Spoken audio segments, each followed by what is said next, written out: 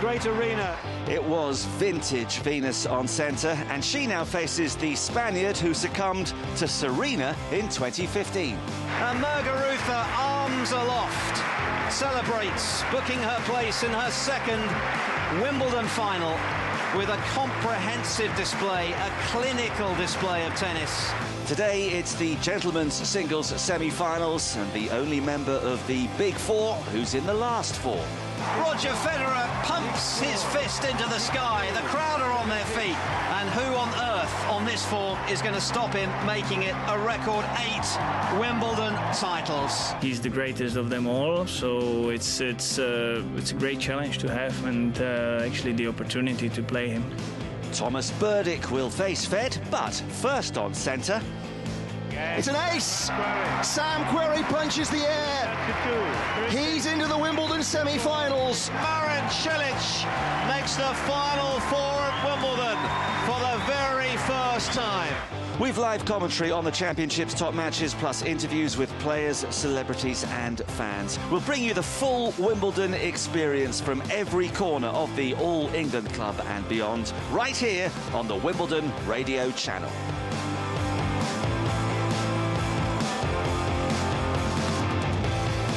A very good morning to you once again. I'm Marcus Buckland, back in our Lavazza tent on the golf course next to the queue. Under overcast skies, it has to be said, which aren't expected to yield much rain today. We have had a few drops, could be the odd shower this morning, but it's expected to be dry thereafter. Day 11 of the Championships, semi-finals day, of course, and over the course of the next 90 minutes, we'll look ahead to those matches and reflect further on yesterday's triumphs for Garbine Muguruza and Venus Williams. I'm joined by Wayne Ferreira, who was spot on with his prediction of how the Williams-Konta match would pan out, and has been consistently bigging up Marin Cilic's chances of glory over the course of this Wimbledon. Claire Curran has provided elegance, wit and sharp observation. Thanks for writing this, Claire, throughout the fortnight. And the wise old owl has fluttered down from his resting place. Barry Milnes makes up our trio of experts, and you can watch us as well as listen to us between now and 10:30 on the Wimbledon channel. To contact us, you can tweet us at Wimbledon CHNL. You can email us radio@aeltc.com. And today's daily social debate is about the changing playing styles at Wimbledon over the years.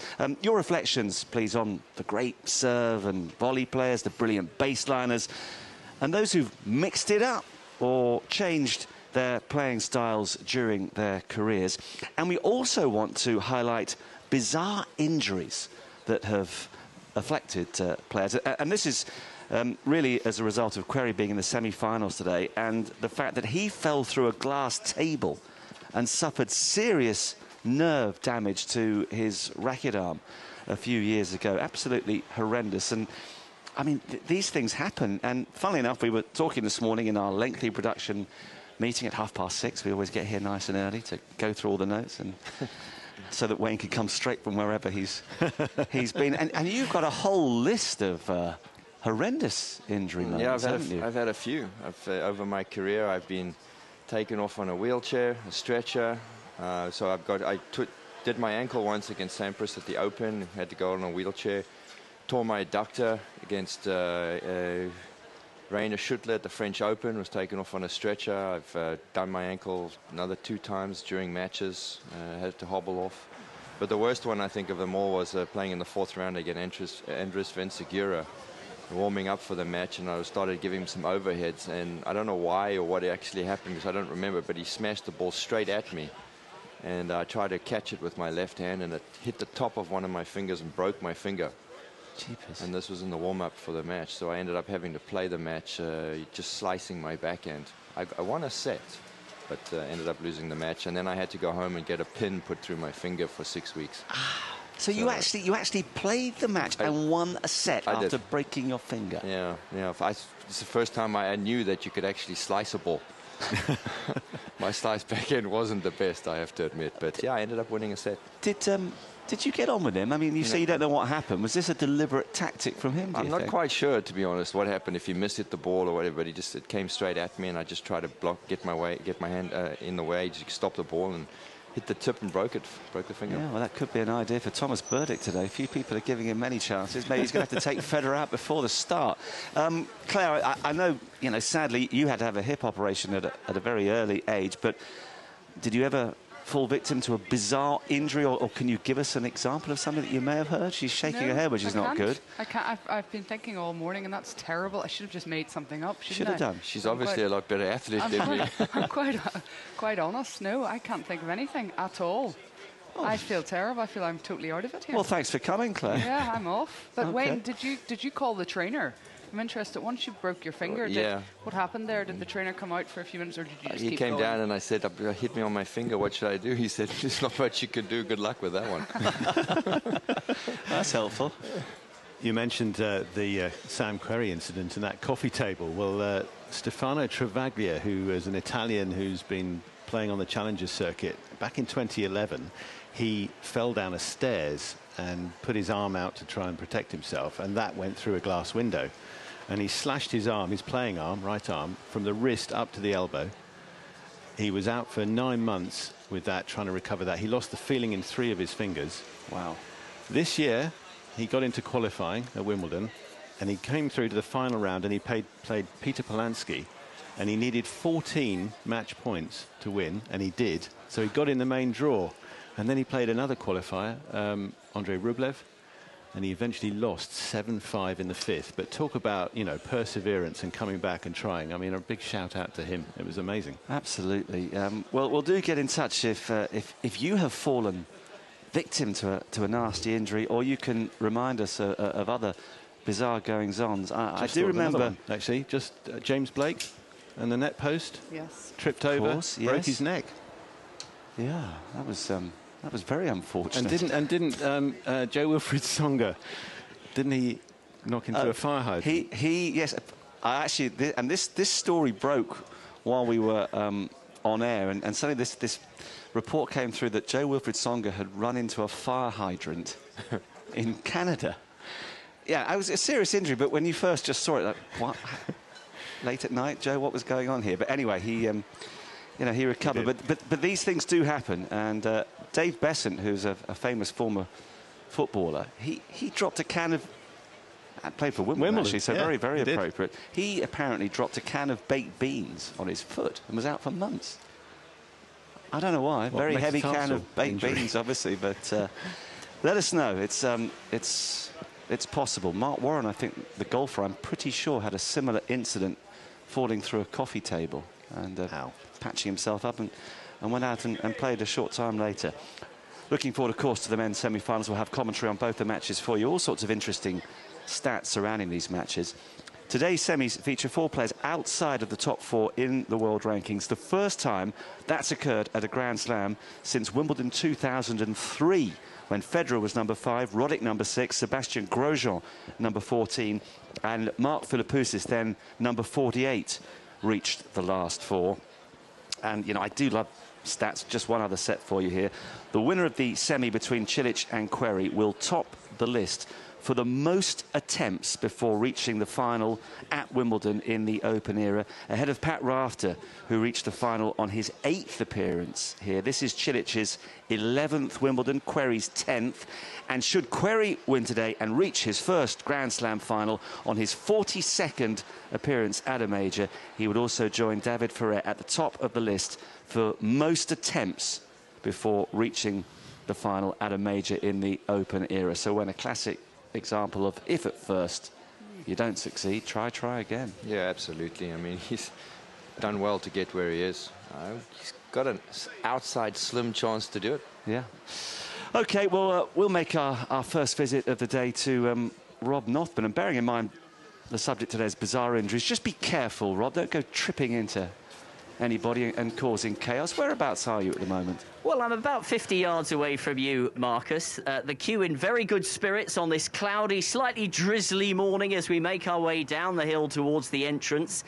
I've got a man here who's come to cheer on Sam Querrey today. John, where are you from? Austin, Texas. Now, that's a good accent. I like one of those. So, what chances for your man? Just move along here. We're just going to get past this speaker just to make sure that we don't have any unnecessary sounds. What do you think his chances are today, Mr. Querry? Hopefully pretty good. That's why I came out to watch him play. So hopefully he wins. First time at Wimbledon, never been here before, so what do you think? Never been. It's beautiful. Oh, it's a great area. It's a great atmosphere, too. I love it. The whole queuing, I think this is the neatest thing in the world. And yet, you have been split up from your friends. What has happened here? You've had a bit of a nightmare this morning, haven't you? Well, I slept in a little too late. Oh, John. I clicked the snooze button a little too much. It's too tempting. Right, so your friends are where? There's somewhere over there. I played a little, that mini court, and they cheered me on.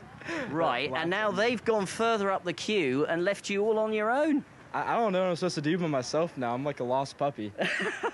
Right, OK. Well, I'm sure you'll catch up with them a little bit later on. As you say, it's been a great atmosphere in the queue. What are you expecting when you get inside the grounds? What do you think what have people told you about what it's going to be like? A lot of PIMs. Really? A lot of... I've heard a lot of PIMs. It's just great. I'm just like sitting down and watching some tennis. That's what I'm looking forward to. And you're hoping for a big American celebration today from Sam Querry. Of course. I was a big Andy Roddick fan after watching him lose in 2009. It hasn't been the same since for American tennis. Right, OK. Well, it could be a big day. Enjoy your day, John, and I hope you make up with your friends. Now, straight behind here, we've got Sam, who's come with her mum. And tell us your story, Sam, because how far away from Wimbledon do you live? Only 15 minutes. And yet... I've never been. You've never been? No. And you live 15 minutes away? Yeah.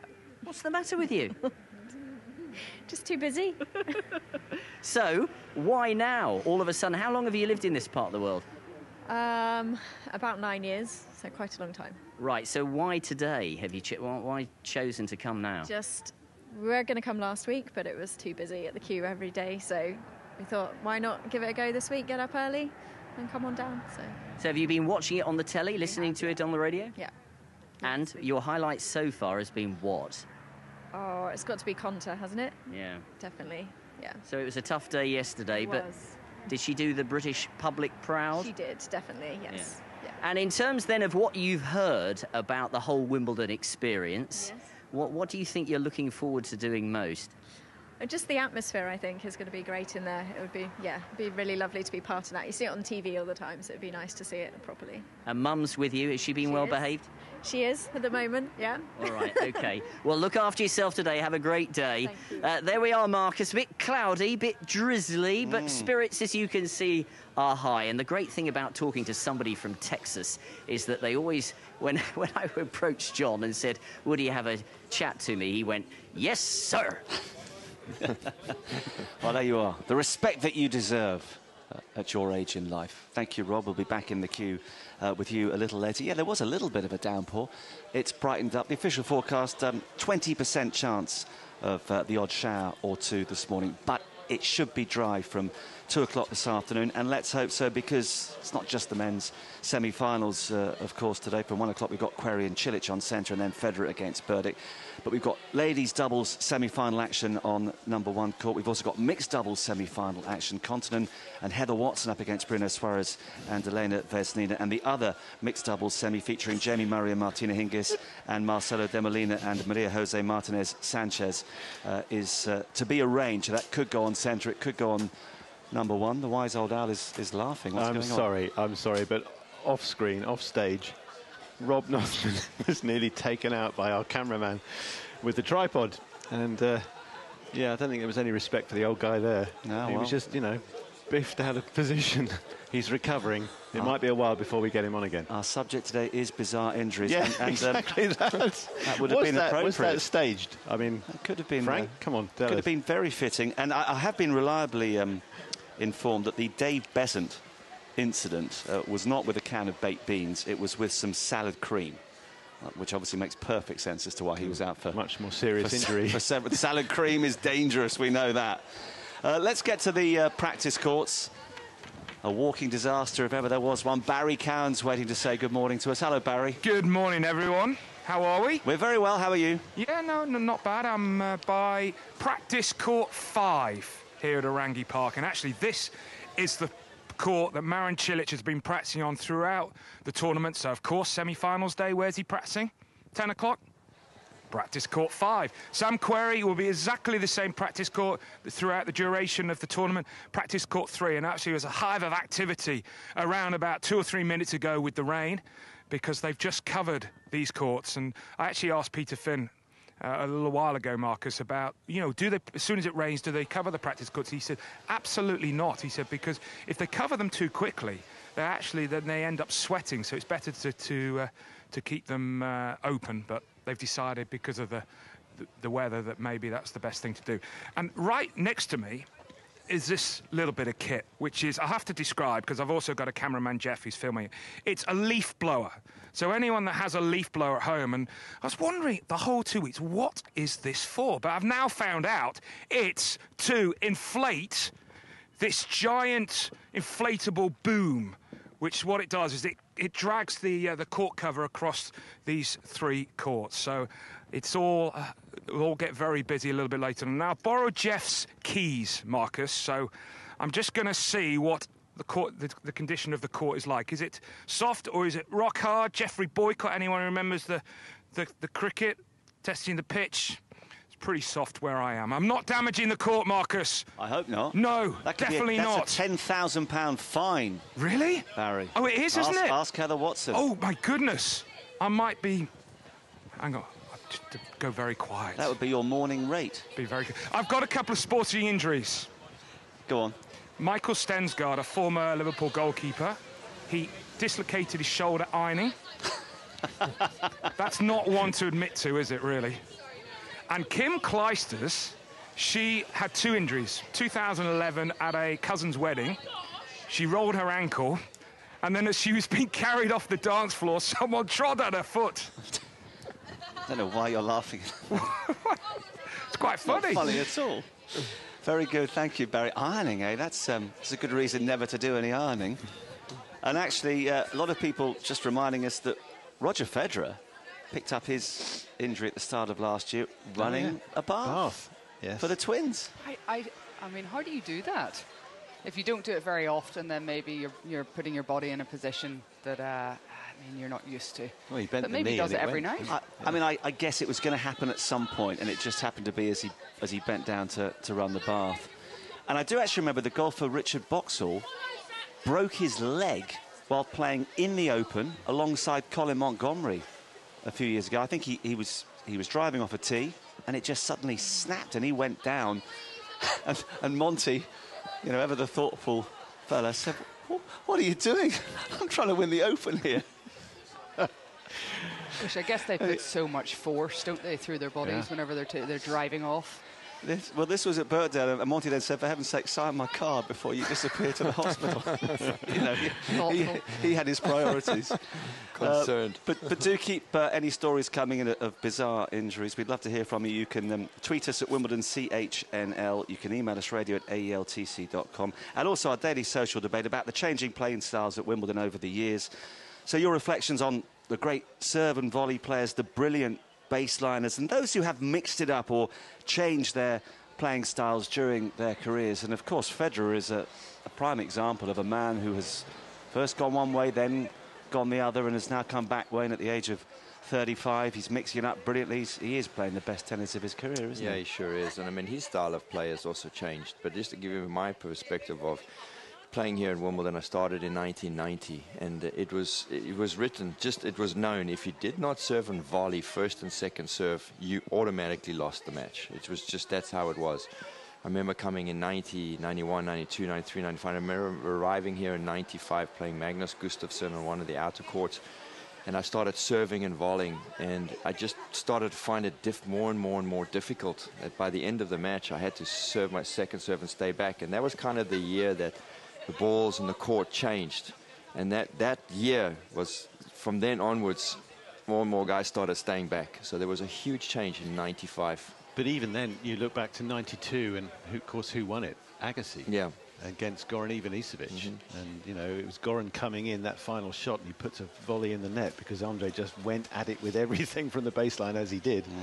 And that was significant. But as you say, by the mid-90s, then it started to really change. Yeah, and so talking about Roger. Roger used to serve and volley every first and second serve. When he started out at the very beginning, he was very aggressive, served and volleyed all the time, always came in, and now he really very rarely comes in. So it's a big change in his game as well. A lot of the players have had to adapt with the court surfaces and the balls and the technology, and he is actually probably one of the biggest changes over the years.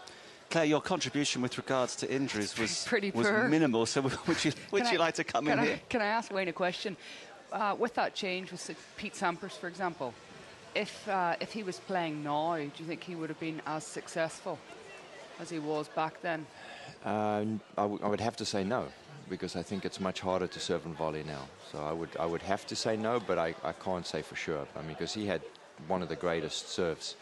But I mean, there's guys that serve like Cilic, and I mean, Muller's an example of a guy who still has an unbelievable serve, who's serving and volleying and doing quite well with it. So it's possible that he would, because he was good at what he did. But guys like me who had a mediocre, like average serve, you know, I mean, we when the court changes and balls changed, had no chance to serve and volley anymore. By the way, if you want to see Wayne in action, he's back on court today. First on number 3, alongside Goran Ivanisevic against Richard Krajicek and Mark Petchey. And this is a must-win match for you guys if you're to have a chance of getting through after that controversial defeat yesterday at the hands of... Have you got over this defeat to Chris Wilkinson and Jeremy Bates? I can't say I have yet. I'm not sure I ever will, to be honest. But yeah, if we do win today, we still have a chance of making the finals. OK, well, number 3 court, actually, if you want to see some legends of the game after that, Lindsay Davenport and Mary Jo Fernandez against Arantxa Sanchez Vicario and Salima Sfar.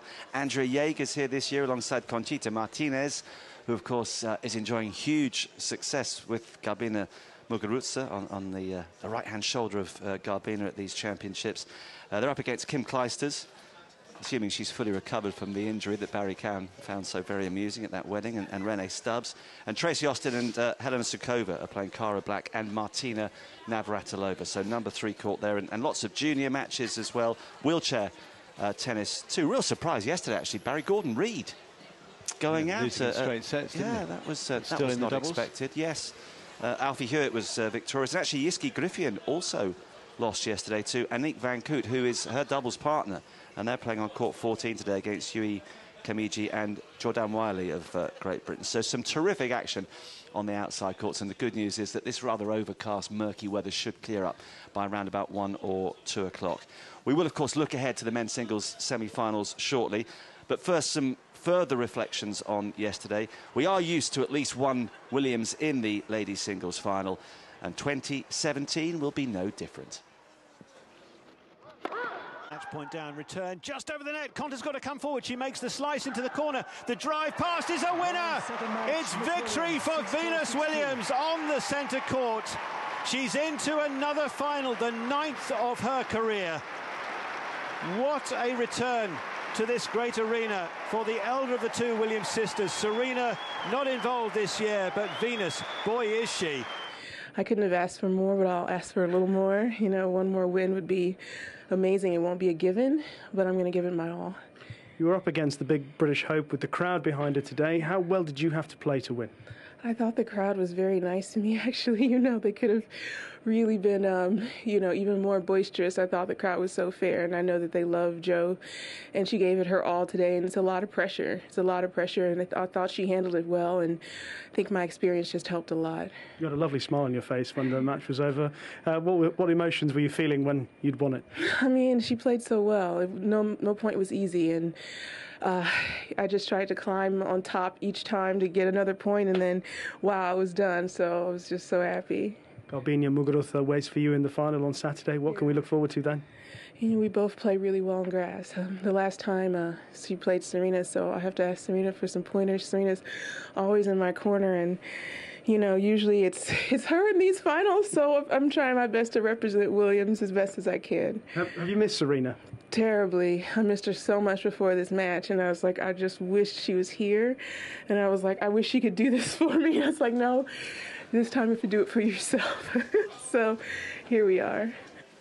Well, of course, she has missed her sister, but equally, and this is taking nothing away from Venus, Claire, it's the fact that Serena is not in the draw, which perhaps has really helped propel her to yet another final at the age of 37. Well, yes, and of course Serena's the only person that's beaten her here in the final, and I think that's for Venus. That is the one person that she really doesn't think, probably deep down, that she can beat. She's got so much respect for her little sister, but she raised her game yesterday. My prediction completely wrong, because I thought Johanna Konta I actually thought she was going to take her in 2 sets. But it was the quality of the second serve. Billie Jean King said it before the match. She said, both ladies, it's going to be about the serve. She questioned whether Venus' second serve was going to be as strong against Johanna Konta's, but the serving of Venus Williams was incredible. And when she was break points down at the end of the first set, we saw that. And that was really the game changer, because from that moment on, she just, rose to it. Her game was top class. It was 106 mile-an-hour second serve, and it almost cut Konta in half, didn't it? And to serve that then at that moment, that's the champion in Venus, isn't it? Knowing that you just go for it, that's the time to do it, and she delivered it. And then there was another one in the second set, which again just came straight at Konta, and she just had to turn away, evasive action, and another one she had to fend off. It was an awesome display of serving. And I think also a big difference between her in the semi-final than in the quarter-final when she played Ostapenko. She had moments in that match that I felt that she just lapsed that kind of focus and concentration, gave Ostapenko a few opportunities to get into the match. But yesterday against Johanna Konta, she gave her nothing. And I think obviously, when we look at the French Open and how Ostapenko came back a couple of times and won, at this stage in the tournament, none of these players are going to give, there isn't that one lapse in them. They know how important that is. And Venus obviously has been there and done it so many times, so experienced in that situation. And when you're far too modest to say I told you so, but right at the start of the match, you thought that was going to be a key area, and it played out exactly as you suggested it would to us. I think where the key was, it was a mental game, and Venus played it the perfect game of chess yesterday. It was important for her to get the psychological advantage over Konta, and the 2 ways that she was going to do it. And the first one, which I thought was the biggest and most important, was to put Konta's serve under pressure. And she did a good job in the first game, and it didn't matter about winning or losing the point, but she wanted to take it as early as possible, hit it back as hard as she can, and tell Konta on the other side, listen, be careful, you don't get your serve in, you're going to be in trouble. And then the second one, obviously, she played that serving exceptionally well, and then when Konta had those couple of chances, hitting that second serve really aggressive and saying, you're not good enough yet to take my serve, and she just blew her away mentally. And she just got the control over the match. She played an absolutely perfect chess game match. Everything was perfect yesterday for her. Yeah, having won that first set, that increased the pressure mentally, didn't it, in the second, because you could see Johanna pressing a bit too much, trying to find a way back, but it just got tighter and tougher for her. Yeah, and the other quick thing that she did, which I think is for other girls to look at as they go on, she punished the forehand. She hit probably 1 out of every 6 balls to the backhand. The rest was straight to the Konta forehand. And as the point got deeper and deeper, she started forcing the errors off the forehand side. She broke the forehand down too. Yeah, and her court position, up on the baseline, whereas Halep obviously was much further back, and Joe had the time there to hit the great ground strokes of the previous match. Yeah, and another interesting thing, Marcus, you would like that, is that she hit every return of serve, first serve and second serve, inside the baseline. That's right, yeah, her returning position was a inside real the baseline statement for the of intent. first serve of Konta, where everyone is struggling against Konta's serve to get it back in play. She's standing inside the baseline. It was a perfect match. Who she had to practice with all her life, but Serena and that big serve, and they would have done that forever. And Claire, she said afterwards to Rishi Persad, I'll now speak to Serena, who of course has beaten Muguruza in a Wimbledon final. So what advice in particular do you think Serena will give to Venus looking ahead to that match? Well, I think the first thing she's probably going to say to her is don't change much about yourself, because what you're doing, you're playing at the top of your game right now. You're doing all the right things in terms of exactly what Wayne and Barry have just spoken about. Are serving excellent. The court position is going to be interesting because both of them take that court position. Muguruza yesterday, she was so determined to stay inside that baseline for everything. And again, it's going to come down to the serving. It's going to come down to the quality of the depth of their ground strokes as well, and who can take, basically who's going to rush the opponent, you know, the quickest. But I mean, I think really Serena, more than anything, I think that what she gives Venus is absolute belief in herself, and that's what the Williams family, you know, we've seen it for years and years, that they just have so much belief in each other and love for each other and all the other things, and that's what Venus really will want. I can guarantee you that Muguruza is not going to be standing inside or on the baseline, because she's playing against a girl that does that just a lot better than her. She's going to push her back. She's going to have to defend more. She just cannot. Venus plays that game all the time. It's just how she plays. She's going to be a lot better at it. If Muguruza wants to do that, she's going to have a tough time. Yeah. Well, we started the fortnight by saying it's been the retro year. Roger's already won a Grand Slam title. Rafa's already won a Grand Slam title. This fits the pattern, doesn't it? I'm not writing off Muguruza's chances, but it almost seems predestined that Venus, after such a long wait, is going to add another title to her remarkable CV, Barry? I think so. I think that now, you know, got into the final, as great as Muguruza has played, as Wayne said, you know, Venus, if anybody, can push her back and exploit that position so well. And yet, I mean, what a fortnight for Muguruza, getting through the round of 16 and then, you know, beating Kerber, didn't she? And then coming on from there to this. And yesterday, what was so impressive was just from the very first against Rybarikova, she had a swagger about her. She had a look, didn't she, that just said, I am on this mission, and she didn't waver. And she barely made a mistake. Well, we'll talk about that semi-final in a moment, and we'll hear from Joe Conter as well. But before that, we're going to head back to the queue, which is very quiet and orderly. We can see, a lot of happy-looking people drinking coffee. No Prosecco or champagne at the moment, but a lady just said we haven't got any, unfortunately. Well, find Rob Nothman. He'll source some for you. Rob, no, back to you. Marcus, we need some insight into today's semi-finalists. So let's talk about Thomas Berdych from the Czech Republic taking on Roger Federer today. And I need to speak to somebody who's watched him play before. So what's your name? Daniel. And how old are you, Daniel? 9. 8? Right, OK. I'll save the tough questions for later. Now, tell me, you were here last year, and who did you see? Thomas Berdych. And what did you think of him as a player? And he was quite good, actually. He had a hard serve. I think he had quite a good forehand as well. Yeah, he certainly did. And can you remember who he was playing? Jerry Vesely. Oh, right. So you remember that. Was that your first time at Wimbledon? Yes. So what was it like? Well, it was exciting, actually. Don't sound surprised, because it really is. So, do you play tennis? Yes. Where? Play at North Dulwich. Right, so you're a local boy. And how long have you been playing tennis? About 2 years or something. Right, OK. And one day, who do you hope to be? Oh, wait. Are you talking about ranks? Well, exactly. What would you like your ranking to be in the world? In the top 100, at least. All right, well, that's exactly... Now, let's speak to Dad. That was excellent. Well done. Is he good? He's not bad. Yeah, he's not bad. He can beat me. So that's not saying much. Right. But he loves his tennis, and you've brought your daughter along as well. Now, she doesn't really want to talk to us. That's Maisie, isn't it? Right, yeah. That's right, it's Maisie, yeah. Right, now, how many times have you been to Wimbledon? I've probably been about 10 or 11 times now. Oh, right. First time was in '92.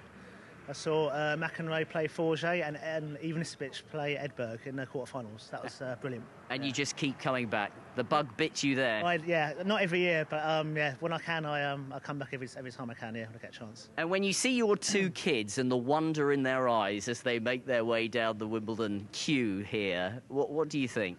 Yeah, I think it's a fantastic event, a fantastic venue. Obviously, we live quite locally, so it seems absolutely crazy not to come down to somewhere that, that's so nearby, such an incredible event. So, yeah, hopefully, I guess it will inspire them one day to become really good sportsmen in general. Not necessarily tennis players, but just inspire them to sort of achieve something. So, yeah. And I tell you what, if Daniel makes it into the top 100, you're going to be quite a wealthy father. I wouldn't be too upset.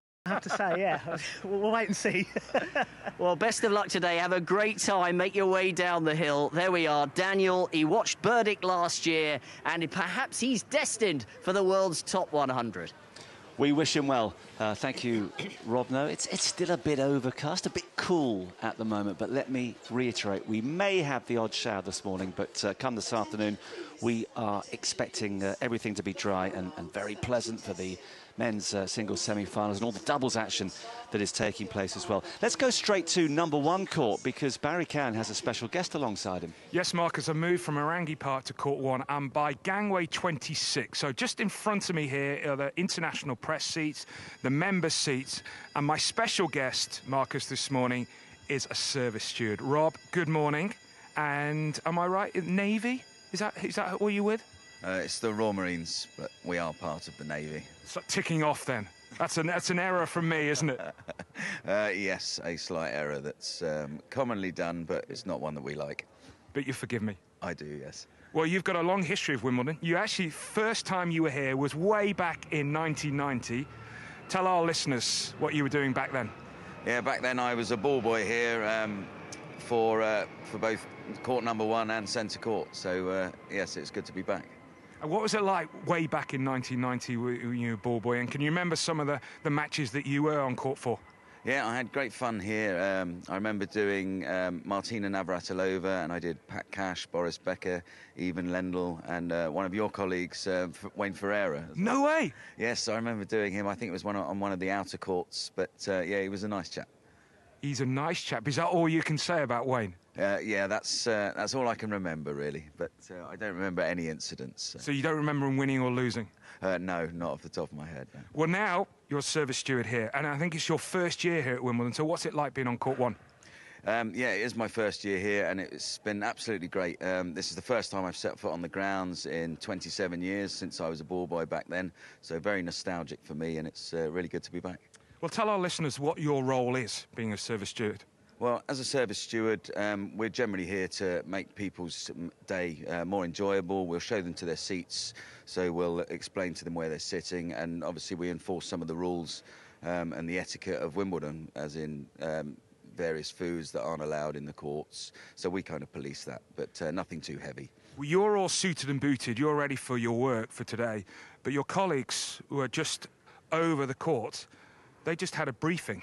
What would that briefing all about? Yeah, so every morning we have a briefing, any incidents that have happened the day before, any sort of well-dones or things that need to be improved on. They're touched upon every day, and then in addition to that, there's general fines that go out as a bit of an internal piece of fun. So fines? So how do you know whether you've done a bad job? Yeah, well, people tell tales on each other, and they basically grass each other up for any misdemeanours or embarrassing moments that might have happened. So have you been fined? I have, yes. Because? Well, I was conveniently late when the Lions were playing last Saturday, so that cost me £1.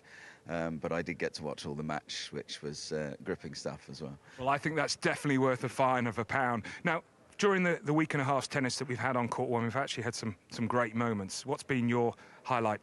Yeah, I think one of my favourite games was the Nadal match. That was a big 5-setter, went to 15-13 in the final. Unfortunately, Nadal's one of my favourite players, and unfortunately he went out.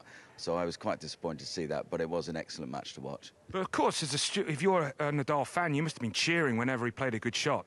Internally, but outside I sort of remained my professional persona and straight-faced, and yeah, kept my composure. So you hope to be back next year? Definitely, I'll definitely put in for it, because my mother still lives locally, so I'm staying with my mum while I'm here, and yeah, and it's really good fun, and I get to watch the tennis, and I'm a big tennis fan. So.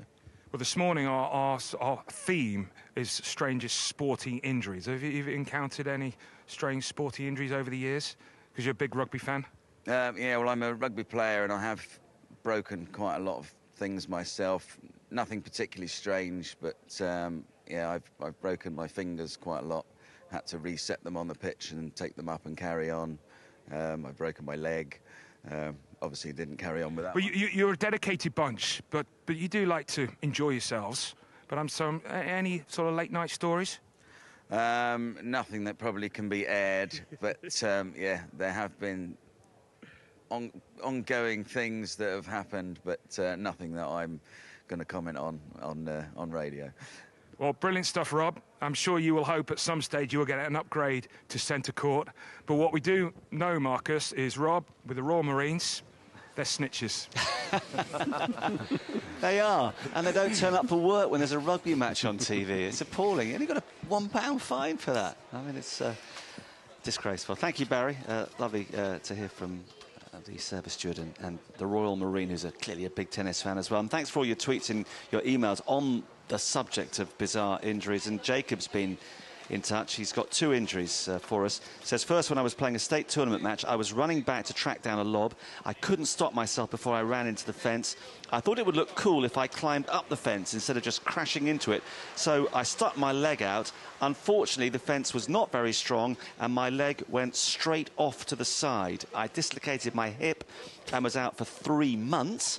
And the other injury was from a Major League Baseball player, Matt Cain of the San Francisco Giants. He was eating a sandwich and dropped the knife he was holding. He decided to try to catch the knife as it fell, but ended up almost cutting his finger off. Ow. Luckily, he only damaged a nerve and was out for 5 months just for eating a sandwich. And a couple of tweets from 2 regular contributors. Good morning to Matt, who says that Yevgeny Kafelnikov broke his hand hitting a punch bag in the gym and had to withdraw from the 1997 Australian Open. And Mark says he remembers last year Anna Konyu tripping over the ball.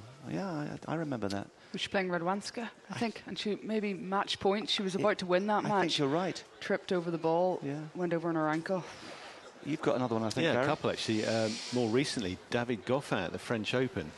In that match, I'm not sure which round it was, but it ruled him out of playing here because he ran back in a big rally and he got his foot caught under the tarpaulin that was dragged at the back of the court, the cover, and couldn't play on, had to retire hurt there.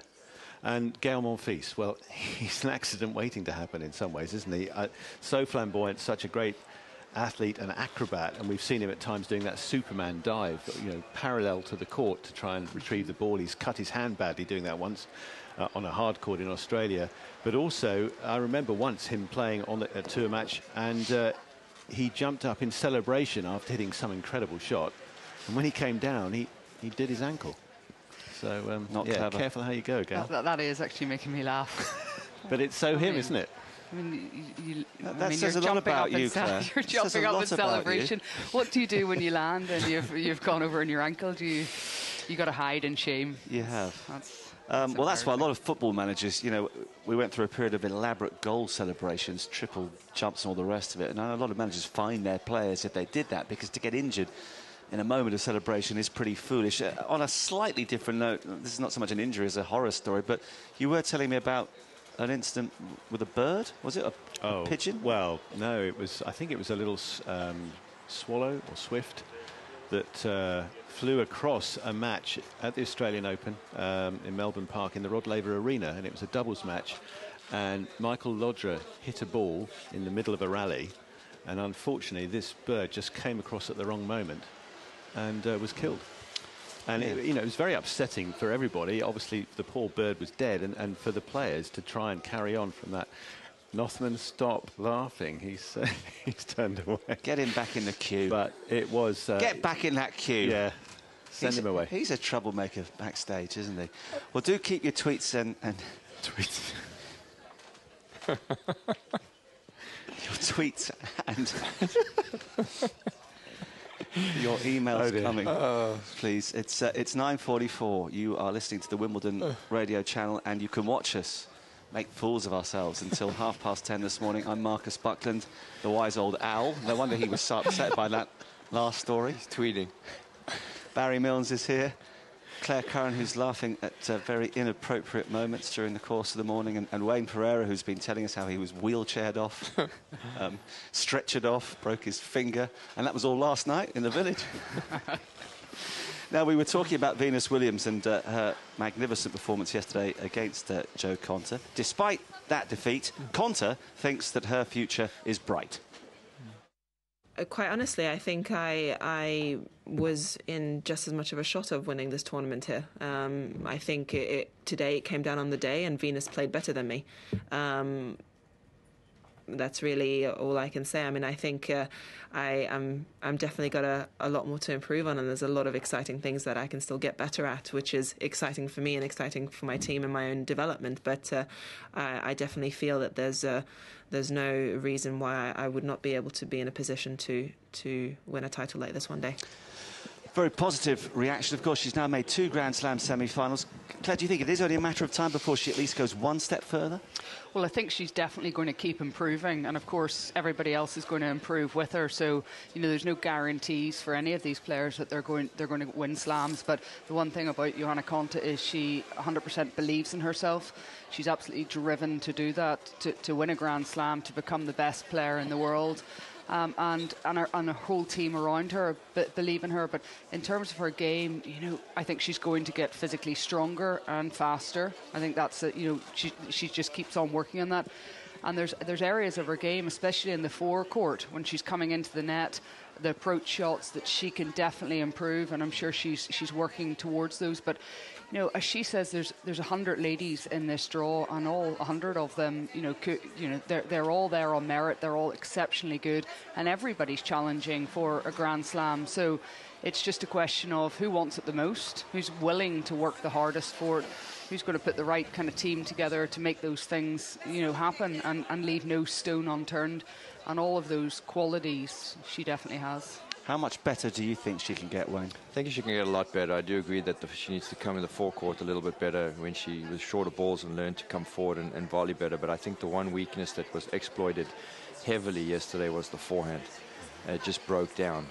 The rest of the game is solid. Serves good, movement, backhand is phenomenal, taking the ball early, but the forehand was a weakness yesterday, and that needs to be addressed, seriously addressed, if she wants to win not just one slam, which I think she can do, if she wants to win a lot and be #1 in the world. Barry, the one thing that was thrown at her before the start of the championships was her mental strength. Did she have the ability to deal with all the pressure, the spotlight that she knew that she would be under? Bearing in mind those tight matches that she won and the fact that basically she was just beaten by the better player on the day yesterday, has she at least answered those questions that mentally she'll be able to deal with the expectation of being a British #1? Yes, I think that what she's gained from Wimbledon, not only the experience of playing these great matches, but the great crowd support now. She's done it finally in front of a big home audience, and that must be priceless to have that, to be recognised, and to know now that she's going to be able to draw on that support whenever she comes back here.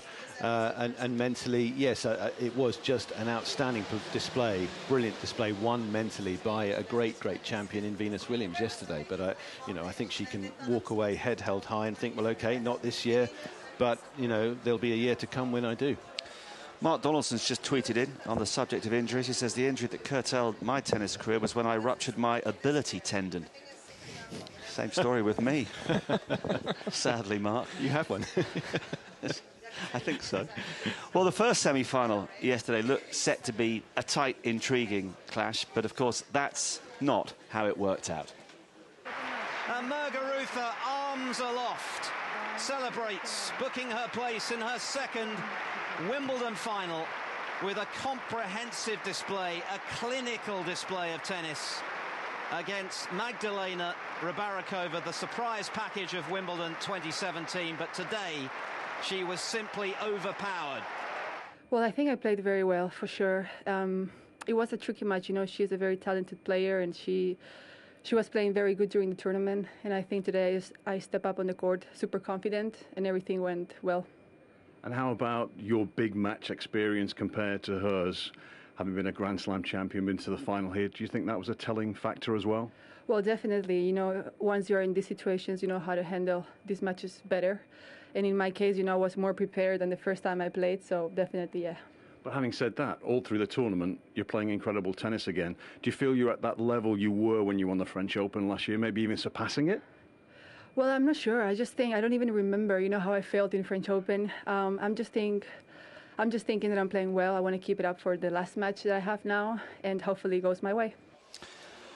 Of course, for those of us who predicted a Venus Williams-Garbina Muguruza final at the start of the championships, her run has come as no surprise at all. But for the rest of you, I mean, it's incredible, Barry, how she has just almost seemed to flick a switch. And clearly, Conchita Martinez at her side has perhaps played a major role in this fantastic return to prominence. That is key. I think the other part of it was that she kind of had to go through the year as a defending Grand Slam champion from Roland Garros of 2016. Had the disappointment that, you know, walked off in a bit of a huff, didn't she? And got a bit of bad press in Paris, but then was able to just say, OK, that is now out of the way. And now I'm going in search of the next one. And great, it's back on grass where I've been to the final before. And she's had a tremendous run. So, to me, she's suddenly got that look again. She's, I think, as somebody said, Muguruza-less again. And it just is great to see that. And yes, crucially, with Conchita, who won here in 1994 and beat the eldest woman to get to the final. Slightly older, wasn't she, than Venus? But again, 37 was Martina Navratilova, and Conchita, found her way to the title. So it's funny how these things sort of link and the history comes back. But yeah, it's going to be great to see. I mean, if you think about Muguruza, this time 2 weeks ago, she was driving back from Eastbourne, taking that 90-minute journey from Eastbourne up to Wimbledon. She had just taken a 6-1, 6-love drumming at Eastbourne by, I think, Strakova beat her that day. I mean, very few people would have predicted that 2 weeks later she would be in this type of form and in the final of Wimbledon based on what we saw there. But it's clear that at that point then Martinez has come in, and when you see them on the practice court and when you see kind of the chemistry between them at the back of the court, it's just they just look like they're having a lot of fun. That's it, isn't it? Fun, I think, is the key, isn't it? That in all this pressure, that is what she's been able to bring her and allow her to be sort of relaxed under that pressure. Remember what Uncle Tony said to us here a few days ago? One of the keys to Rafa's resurgence is that he got him to start smiling again, enjoying the job. Yeah, and obviously Conchita Martinez knows what it's like. She knows exactly what it's like to be in the position that she's in right now, even coming into Wimbledon and all her own expectations. So for her, she's giving her exactly what she probably remembers she needed at that particular time in her own career. But I mean, her tennis yesterday she was faultless. And we've seen the effect of, sorry to say, super coaches in the men's side, and in terms of a Grand Slam champion in your corner, to look up and see somebody who did that. Again, that's what Conchita's now bringing to Muguruza. She didn't put a foot wrong. Yeah, but it just kind of shows you how important the mental side of the game is. She obviously knows she can hit the ball, and she's been terrible over the last few months, and it's all because of the mental side. She doesn't believe in herself, and obviously, so it shows, when people talk about tennis being 80% mental, I think for her it's been about 95. Yeah, well, she was, sorry, Claire, go on. No, I was just saying, like, in terms of the belief, it's almost like she just wanted it so much because she's so intense, on the court, on the practice court. Sometimes if it means that much to you, then it's difficult to just go out there and actually enjoy, and you forget that actually you're playing the game because you really, you love the game. I think she's gone back to that. Well, it's very difficult, in tennis to when you go through these bad patches to find that one thing that turns. And if you actually ask her and say, what was the moment, she won't know. It's so little, and that does so much. And a lot of players have had those when they've had their slumps, trying to get out of it and fighting their way through and not really knowing what it is that actually got them back. But that switch just turns, and when it turns, it actually turns much better than you want it to, because the confidence gets extra good, because you're so happy to be playing well again. Well, she was magnificent. This was the reaction of the lady. She beat the world number 87, Magdalena Rybarikova. Well, yeah, it was a very difficult match for me, and I have to say Garbina was playing amazing match. I mean, I never saw her playing that well, and even I played against her, she never played that good, and it was very difficult for me. Obviously, I was a little bit nervous in the beginning, but then she stood up and she was playing very fast. She had depth so long, and I mean, I could not do almost anything today, and I mean, obviously it was not my best day, but she didn't give me much chance to do something. So, I mean, I have to congratulate her, and I'm wishing all the best in the finals. I felt a bit sorry for her. Yes, that can be a lonely place, Claire, can't it, out on centre court when everything is going wrong, and she'd done so well, surprised everybody to make the semi-finals. It was a shame that her run came to an end in the way that it did. Yes, but I think it's important when you listen to her in that interview, all the praise is on Conchita Martinez, and when she goes away from the championship, she's got to really think about all the great things, and she will clearly think about all the great things that she's doing at the moment on the court and keep building on that to use this as an exceptionally positive experience. But what I found quite interesting about the match tactically was that it was the forehand of Rybarikova that Conchita Martinez, Martinez, she didn't play it, Muguruza really attacked that forehand with depth, and she gave her no time to really hit through the ball.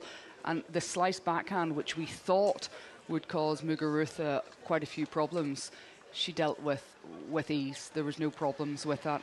She was tactically spot on from the very beginning of the match. They had done their homework, and she was just zoned in, totally focused. She was. She's tall, Muguruza, obviously, but she gets down behind the balls and stays down with it so well at the moment. And it was just, yeah, as you say, difficult to watch for Rybarikova, wasn't it? But she seemed very stressed very early, and she never was able to escape that stress, and it just got tighter and tougher for her. Yeah, she was showing that frustration from early in the first set.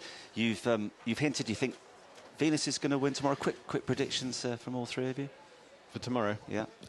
Yes, I'll go with Venus, but I mean, wouldn't we all love to see 3 sets and a winner either way? But yeah, all that experience and the way she played yesterday, the mental side, the mental clash is going to be massive, as well as the clash of ground strokes.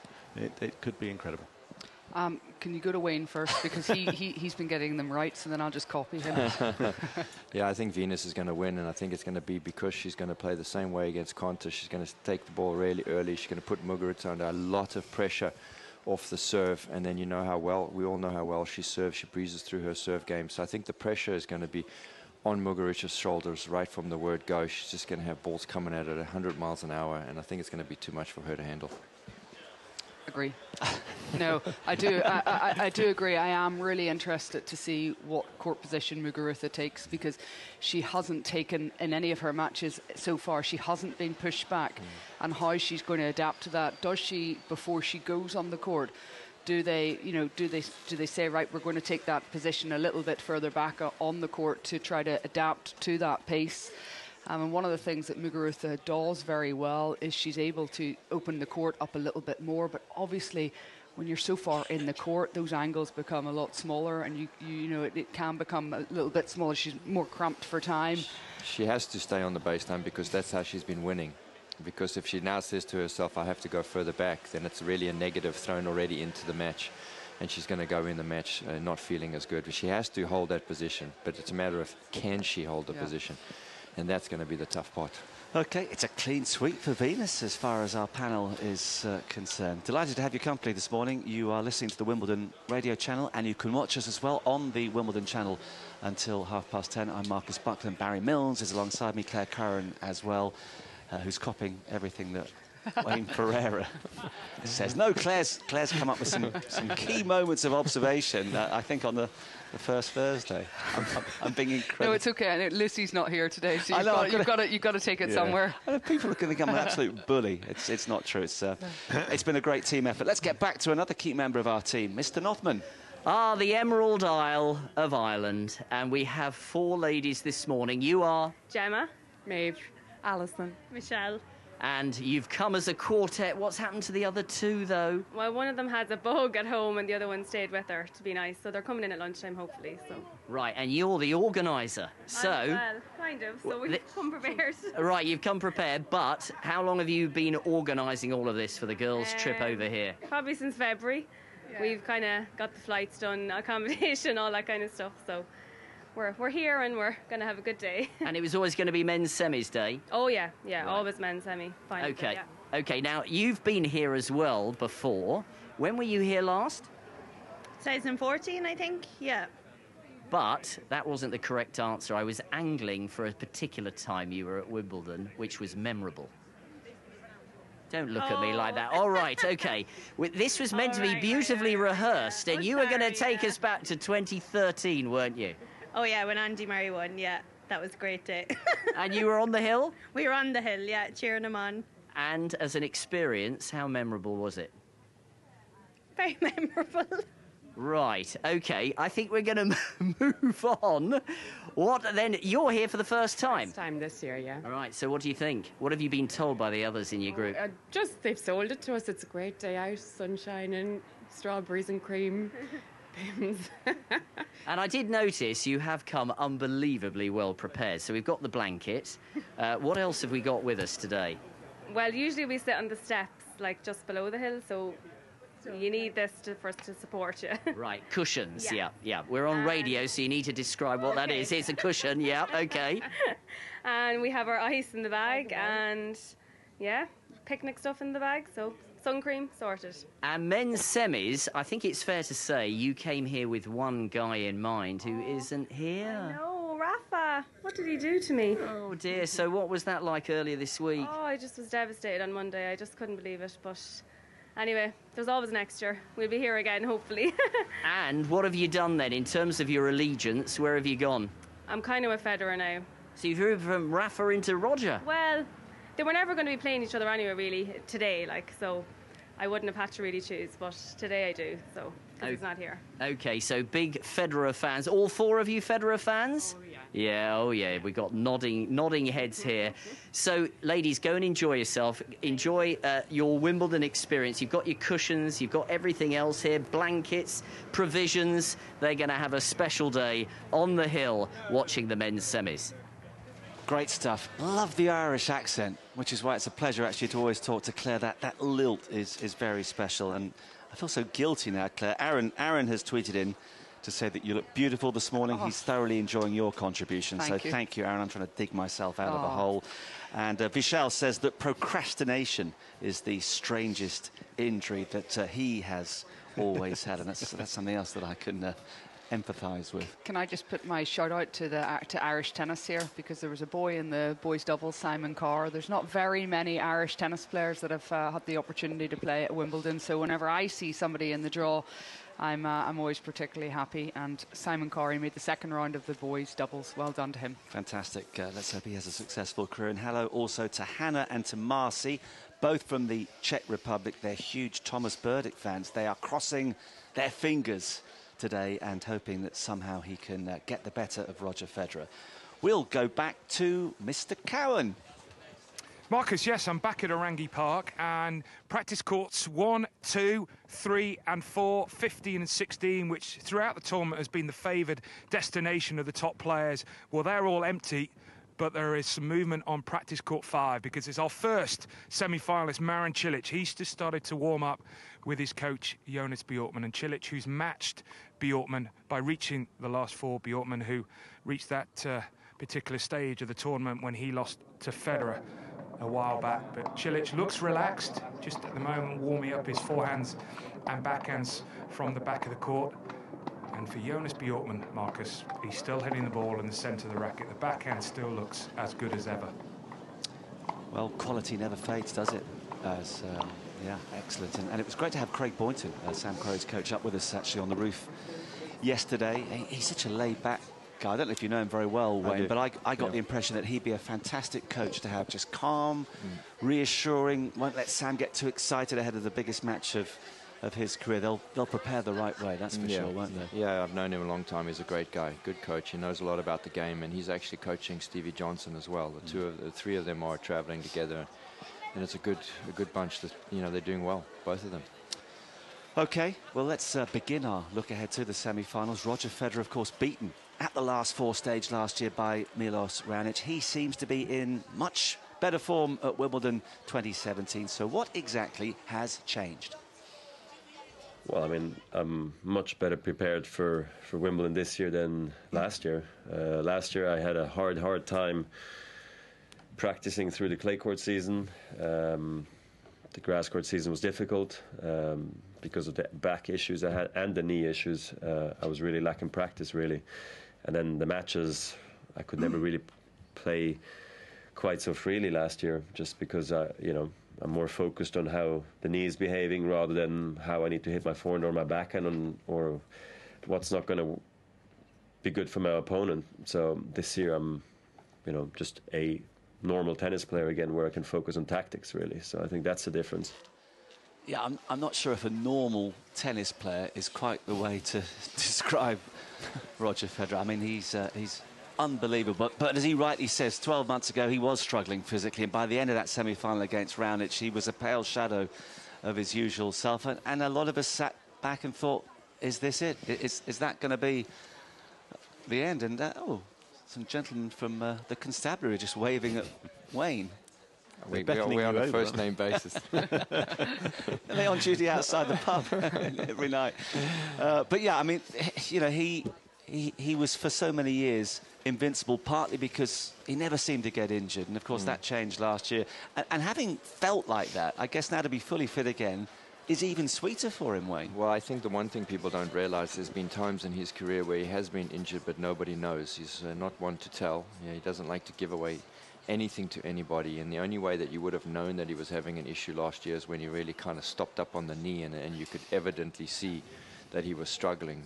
But he is, you know, had some of them, but he's spent a lot of time now and got back into good shape, and for the first time, he actually says in a lot of years, he's actually feeling the best that he's felt. One interesting point, Barry, he did lose to Thomas Burdick here back in 2010, the year that Burdick got through to the final and was beaten by Rafael Nadal. And it was noteworthy in his press conference after that defeat that, you know, rather than bestow too much credit on Burdick, he mentioned then that a back injury was afflicting him. Yes, he did. He said, you know, I've been feeling sore for a while, and it was part of the problem for him, and that he wasn't playing as well. And I was reading a report of that match, and people, you know, the reporters sort of saying, you know, have we seen the last of the best of Roger Federer? No, but hindsight's a wonderful thing, isn't it? But that was 2010, and as you say, Burdick beat him that year, and then went on to beat Novak Djokovic in the semi-finals, and then had to try and beat Rafa in the final. I mean, that was that was Everest for Burdick, wasn't it? He got to the well, you know, got up to about 8,000 feet. He just couldn't, 8,000 metres, I should say. He couldn't do the final push. But yes, there are moments when, you know, Federer does, after a loss, you know, it's come out a bit. And that was a case in point. But he was defending champion. He'd had the amazing win over Roddick the year before, the 16-14 final set. But he was clearly very disappointed at that stage. He's not dropped a set, Claire, en route to the semi-finals. And I don't know if you saw the 5 points he played in the third set tiebreak against Milos Raonic from 3-love down, but it was a further reminder that when push comes to shove, he just has this uncanny knack of finding his very best tennis.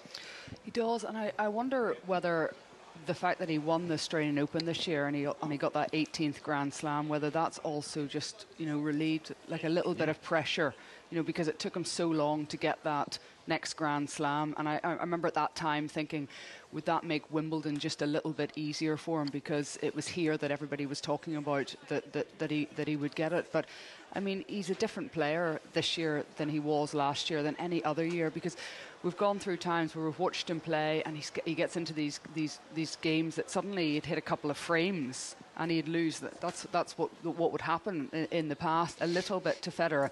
He hit a couple of frames, a couple of free points here and there from nowhere and drop a serve, but he just hasn't done that at all. I haven't seen him do that all year. And the way that he's played the game, he plays it totally on his terms. And that's what I really enjoy about watching him play. He's not that bothered about what's coming at him. He's so confident, and he'll be even more confident now, knowing that Nadal's not in there, Murray and Djokovic aren't in there, that what he has in his game is so good it can just match up. Yeah, anybody. I think he surprised himself. He said that, didn't he? He didn't think he would be playing for the final, you know, for the title in Australia, and nor did he think he'd be playing Rafa, but both of them to do that. And that has inspired him, absolutely inspired him. And you're right, I think it's released him, and it's brought with this great new backhand that he's developed now, this kind of, you know, the best yet from Federer. And it's incredible to think that only 2 people have beaten him this year. You know, Donskoy, yeah. And if I'm going to remember the next one, Stuttgart, Tommy Haas. Tommy Haas? Yeah, Tommy Haas in Stuttgart. I mean, his record to win Miami, to win Indian Wells, the Australian Open, to come here and, you know, possibly... And the Haas match was his first one back after some time, and the Donskoy match was one in which he had so many chances actually to close out victory, so they were slight freaks, weren't they? Pleased to say that just temporarily the sun came out. It was beautifully warm for about 30 seconds. It's gone back behind the clouds again. Still a bit breezy on the cool side, but just to reiterate, we've had one small shower about an hour ago. We may get another one before 1 o'clock, but we are expecting a dry afternoon. And after Novak's withdrawal in their quarter-final, Thomas Berdych is the man who advanced unimpeded into today's match against Federer. No matter if it's Roger, if it's Novak, or if it's a guy in the first round, it's always important. The most important is myself, my game, and you know, believe what I'm doing, and that's it. So I just have to see it like that, and I've done it in the past, so just need to go out there and play my best. Which is easier said than done. Head-to-head record is 18-6 in Roger Federer's favour. And the problem for Berdych, you know, you emphasised it back in 2010, Barry, to win Wimbledon, he was going to have to beat three of the greatest players of all time. And his actual tally when it comes to titles is surprisingly modest for a man of his ability. And he's had a pretty average year up until this point as well. Yes, and, you know, the change in sort of coaching again, that he's moved on in that regard. But suddenly, you know, Wimbledon, he's done really well. I was calling the match he played against Djokovic, and obviously that ended early because of Djokovic's injury. But what Thomas did, you know, a couple of days ago was very impressive. He was playing as he should to his real strengths, the serve, the forehand. He was transferring up, you know, and keeping the pressure on, and didn't look sort of perturbed at all, apart from one moment when, you know, there was a debate about the call with the umpire. But I think he has played him not just here and beaten him here, although Roger won their first encounter. That was here on grass at Wimbledon, was at 2006, after beating him in Halle as well that year. But he beat him at the US Open. You remember that quarter-final that he had with Roger in 2012.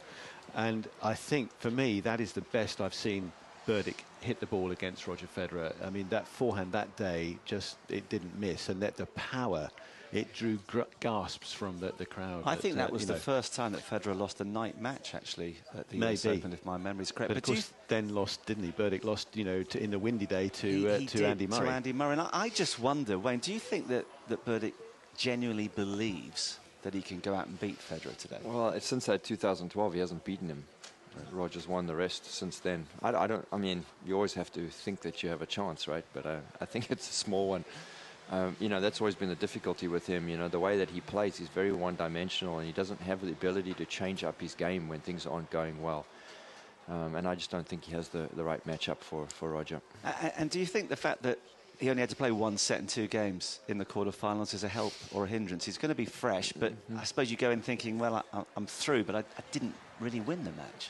Yeah, I don't think that'll matter too much. I mean, he did have a few other rounds where he got, you know, played and everything. I don't think that will matter to him at all. But just, you know, talking about Goran Ivanisevic was coaching Thomas Berdych, and he, at the end of the little sort of break, just basically turned around and said, I don't think there's anything I can help you with. You don't really want to change your game. And that's been the issue with Berdych. He's always played the same straight-up game the whole time.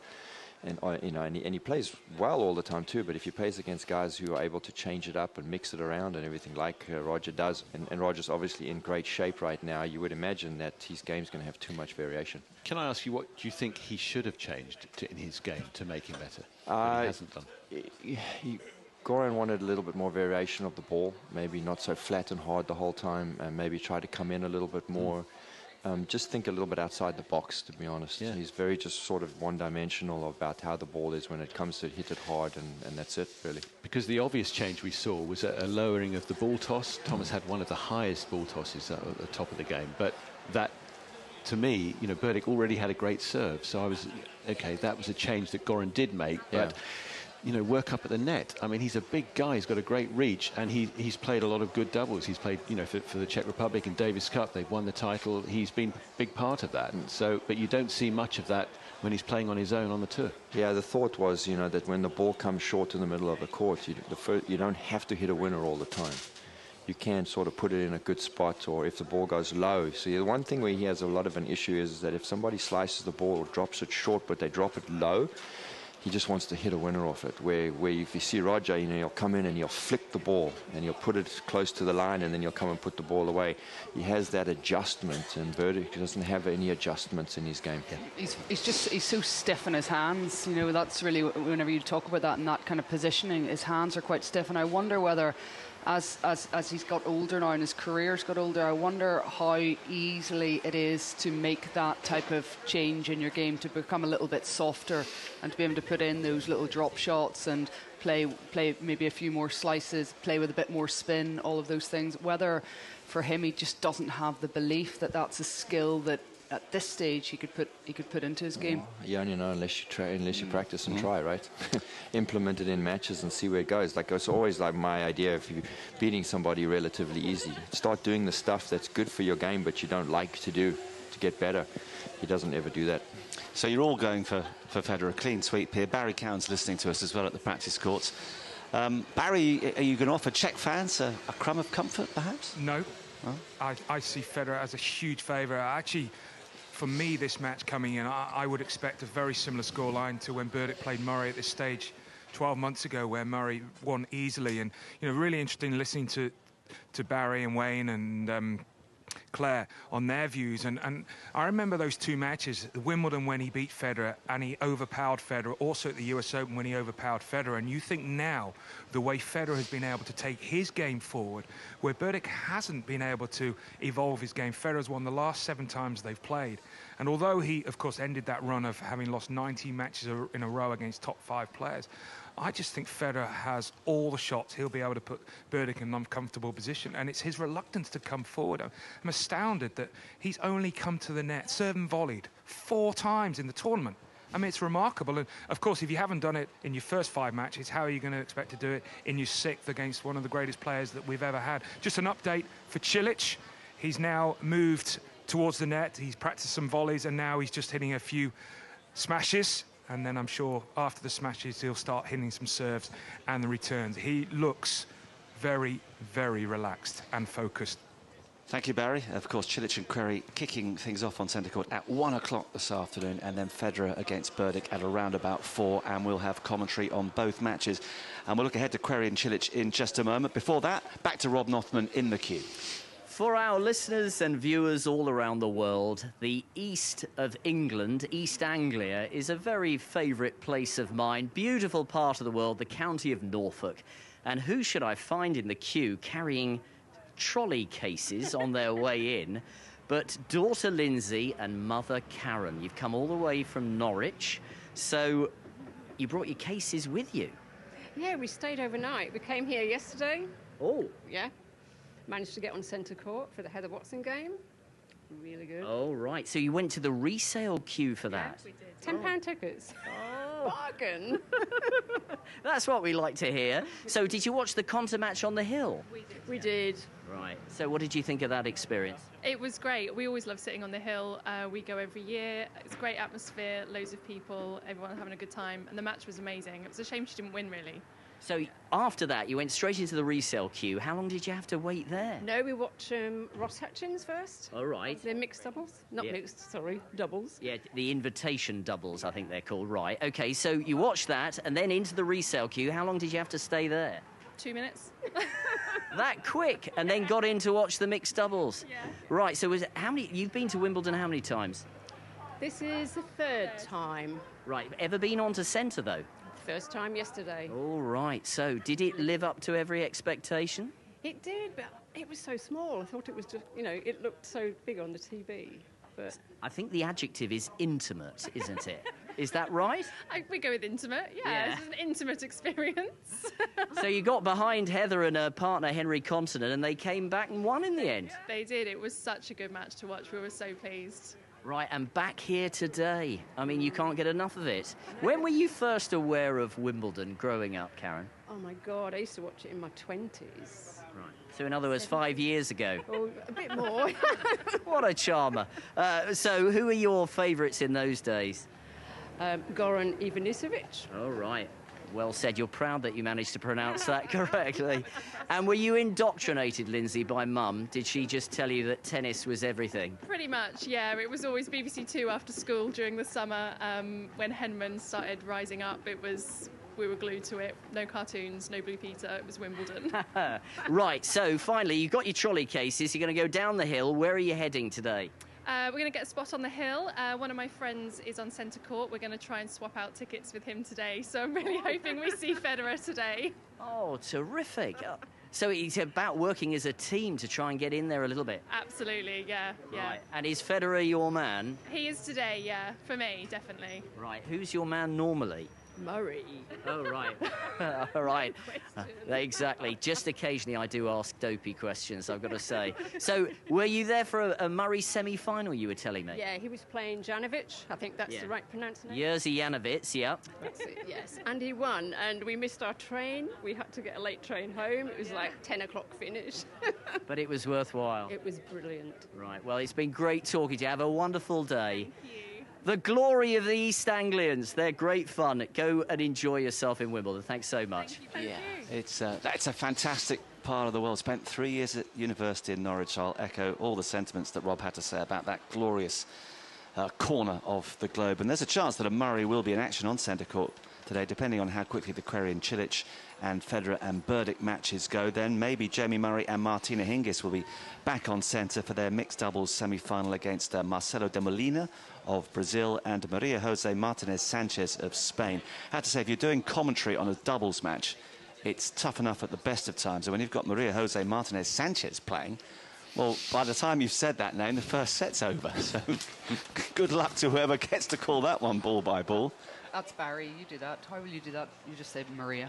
I'll let you do it. No, thanks. You have become our mixed doubles dream team after that fantastic match with Skupski and Ray. It was amazing. A couple of nights ago. It really was. I was impressed not only by obviously watching the great players hitting the ball like that and enjoying it at the same time, but the crowd that stayed, and it was getting a bit cool, and it got very dark, didn't it? But it was worth watching, and we just managed to identify them at the end, didn't we? Because it was really dark. We were struggling at the third set. We were calling them different names. It was gripping. We've had gripping ends to days with doubles matches. I think back to last Saturday, Marcus Willis and Jay Clark, late Saturday night, and then a couple of nights ago.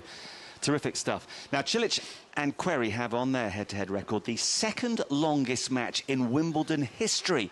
So what can we expect in the semi-final? Here is Marin Cilic.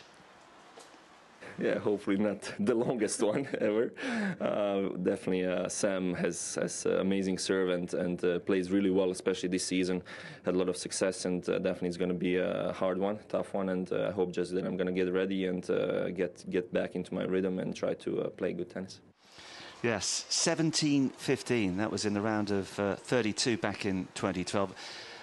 The head-to-head record for Sam Querrey is not good. 4 meetings altogether and 4 wins for Cilic. These are the thoughts of Big Sam.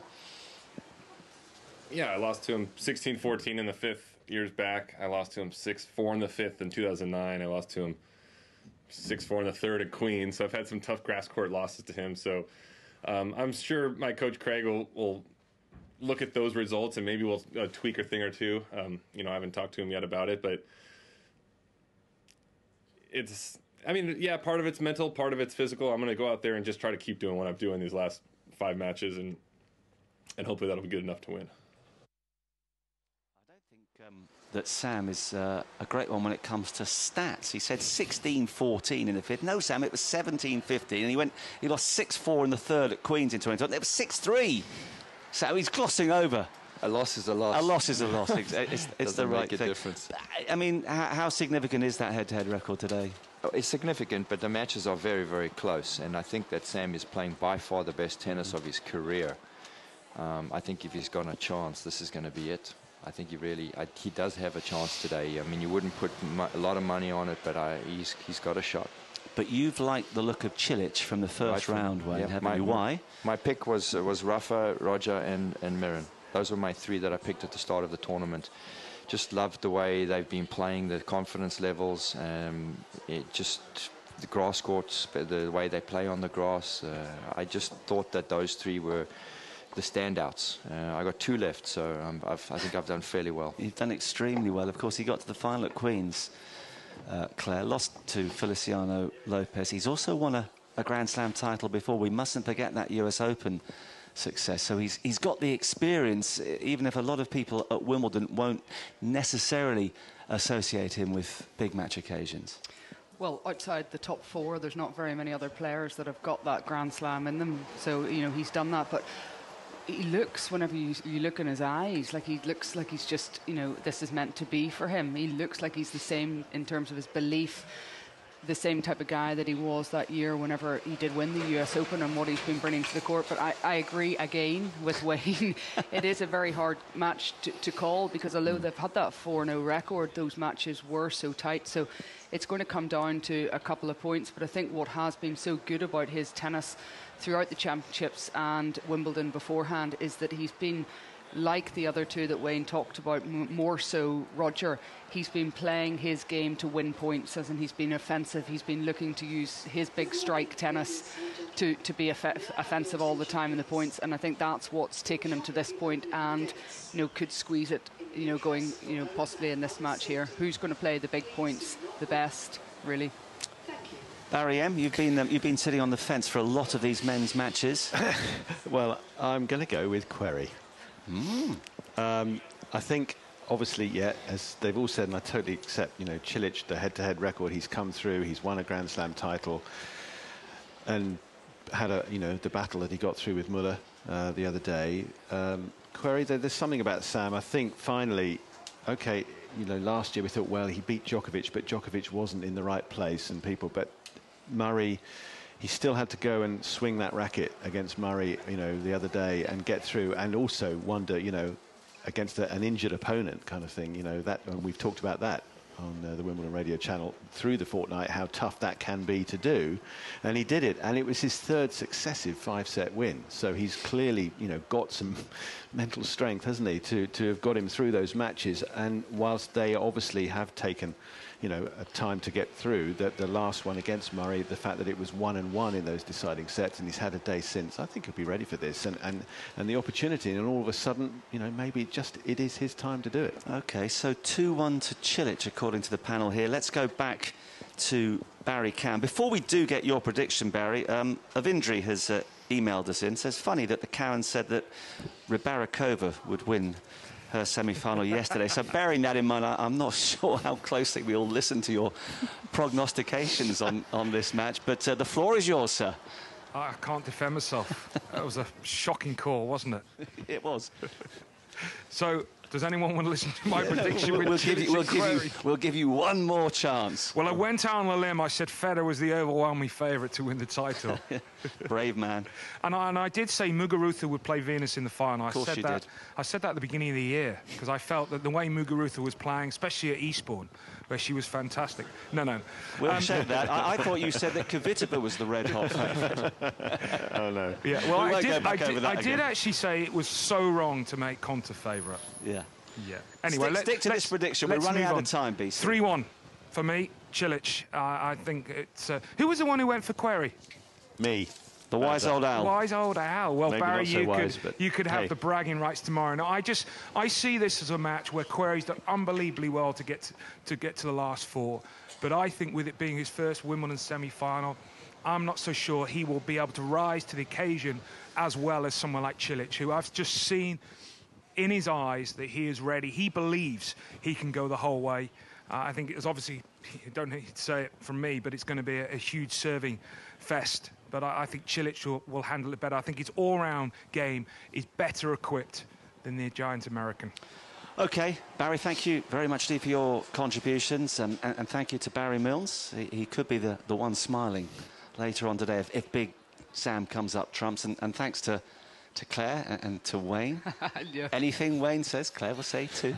He's very wise. He is. He's been getting a lot of things right. Lots of experience, and I wish him very well in his doubles match today. Yes. That's a very important match. That's the most important one of the day. It is. Good to see he's warming up for it. 11:30, number 3 court, Ferreira and Ivanisevic against Krajicek and Petr. Of course, Querrey and Cilic kicking things off on centre court at 1, then Federer and Thomas Berdych. And lots of junior action as well. Let's hope that Yuri Rodionov is wearing the right underpants today. We're going to say goodbye to the Wimbledon channel. 9 o'clock tomorrow, we'll be back.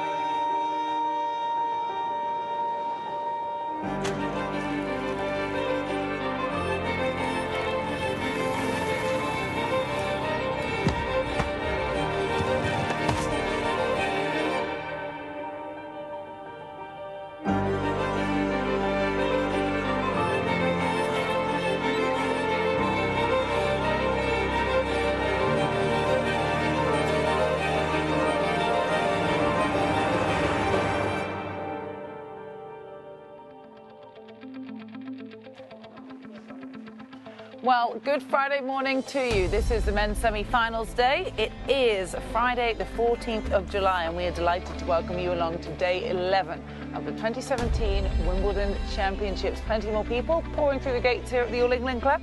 We had just under 30,000 people attend for the ladies' semi-finals yesterday, and today we will get to watch the men. There are, in fact, would you believe it, 4 players outside of the top 4 in the world rankings in today's semi-finals. That is the first time this has happened at a Grand Slam since Wimbledon in 2003. Those players, I'm sure you know it. Number 5, Roger Federer. Number 6, Marin Cilic. World number 15, Thomas Berdych. And world number 28, Sam Querrey. We will know by the end of today who will be playing the Wimbledon final here on Sunday. As you can see, it's dry in the skies. It's not too sunny this morning, but a little bit of cloud cover is making the temperatures a little bit cooler than we did experience in the first week here at SW19, but anything that is dry is a happy sight for us as we welcome you into centre court. The roof is well and truly open, and we are delighted to be sitting courtside once again. I'm Cara Robinson with the 7-time Grand Slam champion in Mats Wilander, and we really are just one day away from finals weekend. That is always a special time at any Grand Slam, Mats, and it's exciting to know who it will be. We'll know our final 4 by the end of today, the 2 men and the 2 ladies. Yeah, no, it's I mean, one of the best days again in men's tennis, of course, when you have 2 semi-finals the same day. At the Australian Open, these days they don't do that. They play one on Thursday night under the lights, and they play one on Friday night. So I actually prefer that you get to see all 4 players in the same day. Yeah, many people would argue this is one of the best days at Wimbledon if you've got a centre court ticket, because traditionally you're going to see the 4 best guys that are playing best this fortnight play back-to-back on centre court. We had some matches that I suppose were quite different yesterday in that, first of all, Garbina Muguruza took only an hour to make her way to the final against Magdalena Rybarakova, and then it was straight sets again for Venus Williams. This is a very different story today. Both Marin Cilic and Sam Querrey are quite used to a 5-setter, aren't they? Federer and Thomas Berdych could be waiting some time to get on court afterwards. Yeah, no, definitely. Sam Querrey has played 3 5-set matches in a row, which is very rare, and to win them. And of course, Cilic and Querrey, they've played 4 times, twice here. Both 5-set matches, and one is, I believe, the longest match in Wimbledon history in terms of time, when Cilic won a couple of years ago, 15-13 in the 5th set. So it's obviously going to be most probably a lot of tiebreakers, because both of them have big serves, and both of them are big guys. Thomas Berdych, 6'5", Marin Cilic 6'6", Sam Querrey 6'6", which I think is actually not right. I think he's a little bit taller than that because when he's on the court, he looks like a giant. Roger Federer, a diminutive 6'1", says that all the other guys are bigger, taller, stronger than me, and that he'll have to use a different skill to get his way through to the final today. We'll get onto that in a minute. You mentioned that match previously between Cilic and Querrey. Excuse me. It was and still is the longest one to be played within one single day. Of course, Isner and Mahut have the record for the longest of all time. It took 3 days at 11 hours and 5 minutes. Let's just remind you, though, of how Sam Querrey has been playing across these championships so far. We'll just remind us of his quarterfinal performance. This was against the world number one, the defending champion, Andy Murray. And amazingly, Sam Querrey came through in 5 sets. He lost the first 3-6, won the second 6-4, despite Andy being a break up early on in that set. Andy then fought back to win the third in a tie-break 6-7, but it was suddenly a case of 6-1, 6-1 in the fourth and fifth sets, and Andy Murray, Mats, just didn't look himself. No, he didn't, actually. And I mean, Andy Murray could have won this match in 3 sets, but it seemed like after that third set, physically, Murray, and you can see that he didn't really go for that drop shot, Andy Murray. So Andy Murray was definitely not at 100% physically. But again, Sam Querrey in those last 2 sets, he played exceptionally well. He actually hit 13 aces in only 7 service games in the last 2 sets. Now that's 2 aces nearly exactly per service game. Now, how do you break that serve? That's impossible. I don't care who you are. No one breaks a serve when he gets 2 free points every game.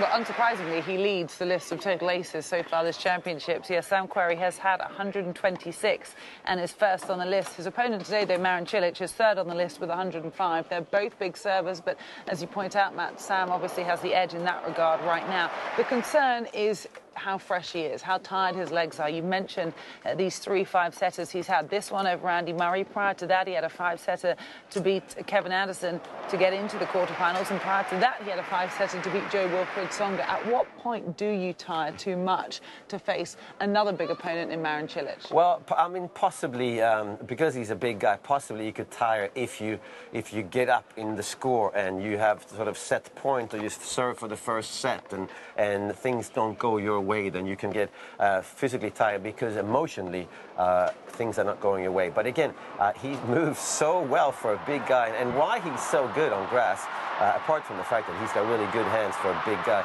his swings are very short, and when you play on grass, it's much easier to, if you have power with short swings, because less can go wrong, and of course the big serve. I mean, big serve is so important on any surface, of course, grass as well. But huge win for him. I mean, it's really hard to know how he will react in the semifinals when you've never been there before. Right. You could play even better in the semifinals because he played better in the quarterfinals than he did before, I think. And he most probably comes out and plays better. The only problem is he's 4-0 in head-to-head against Cilic, and that players will remember. Despite them having 2 5-set epics, Cilic has come out on top, as you mentioned, Mats, the last 2 times, and that 5.5-hour one, came in 2012 with Cilic winning 17-15 in the 5th. Should Sam Querrey win today, he would reach his first Grand Slam final on what is his 42nd appearance at one of the majors. He would also join David Ferrer at the top of the list for the most attempts before reaching the final at a major in the Open era. Well, let's hear what he had to say to the world's media after knocking the defending champion out of Wimbledon 2 days ago. Man, I kind of noticed it a little bit from the beginning, but I just kind of stayed with my game. I tried to play aggressive and keep swinging after the ball, and I didn't want to, alter my game and try to get into those cat and mouse points because that's where he's really good. I just kept my foot down and just kept trying to pound the ball. I knew I could make the second week. I'm comfortable in the grass. I like playing in Wimbledon. And just this is, it's been a dream tournament so far, and hopefully I can just keep it going and go one round further. Sam, the match starts, and obviously it's so early, but you lose the first 7 points. Is there an internal conversation you're having that allows you to sort of reset and take a breath and then regroup? Or is it just so early that you don't? It was early, and, I needed that 1 point because I was aware that I lost 7 points in a row. And I didn't want to lose 8 and then have him serve and probably lose 12. And so that was on my mind. I was a little nervous at first when we got out there. I had a little bit of a shaky game, my first service game. But then, when I broke back in the second, it kind of took a deep breath, settled in a little bit, and then as the match kept going, I just felt more and more confident and more like I belonged.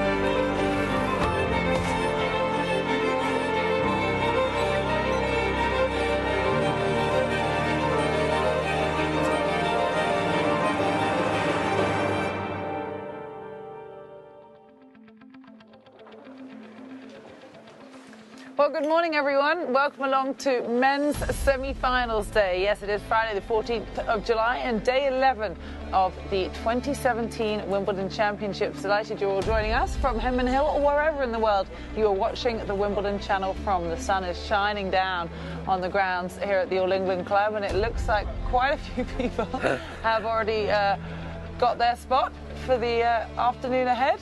Getting a bit of exercise in, a few dance moves. This lady has got it going. I don't know what your name is, but we should get you onto centre court immediately.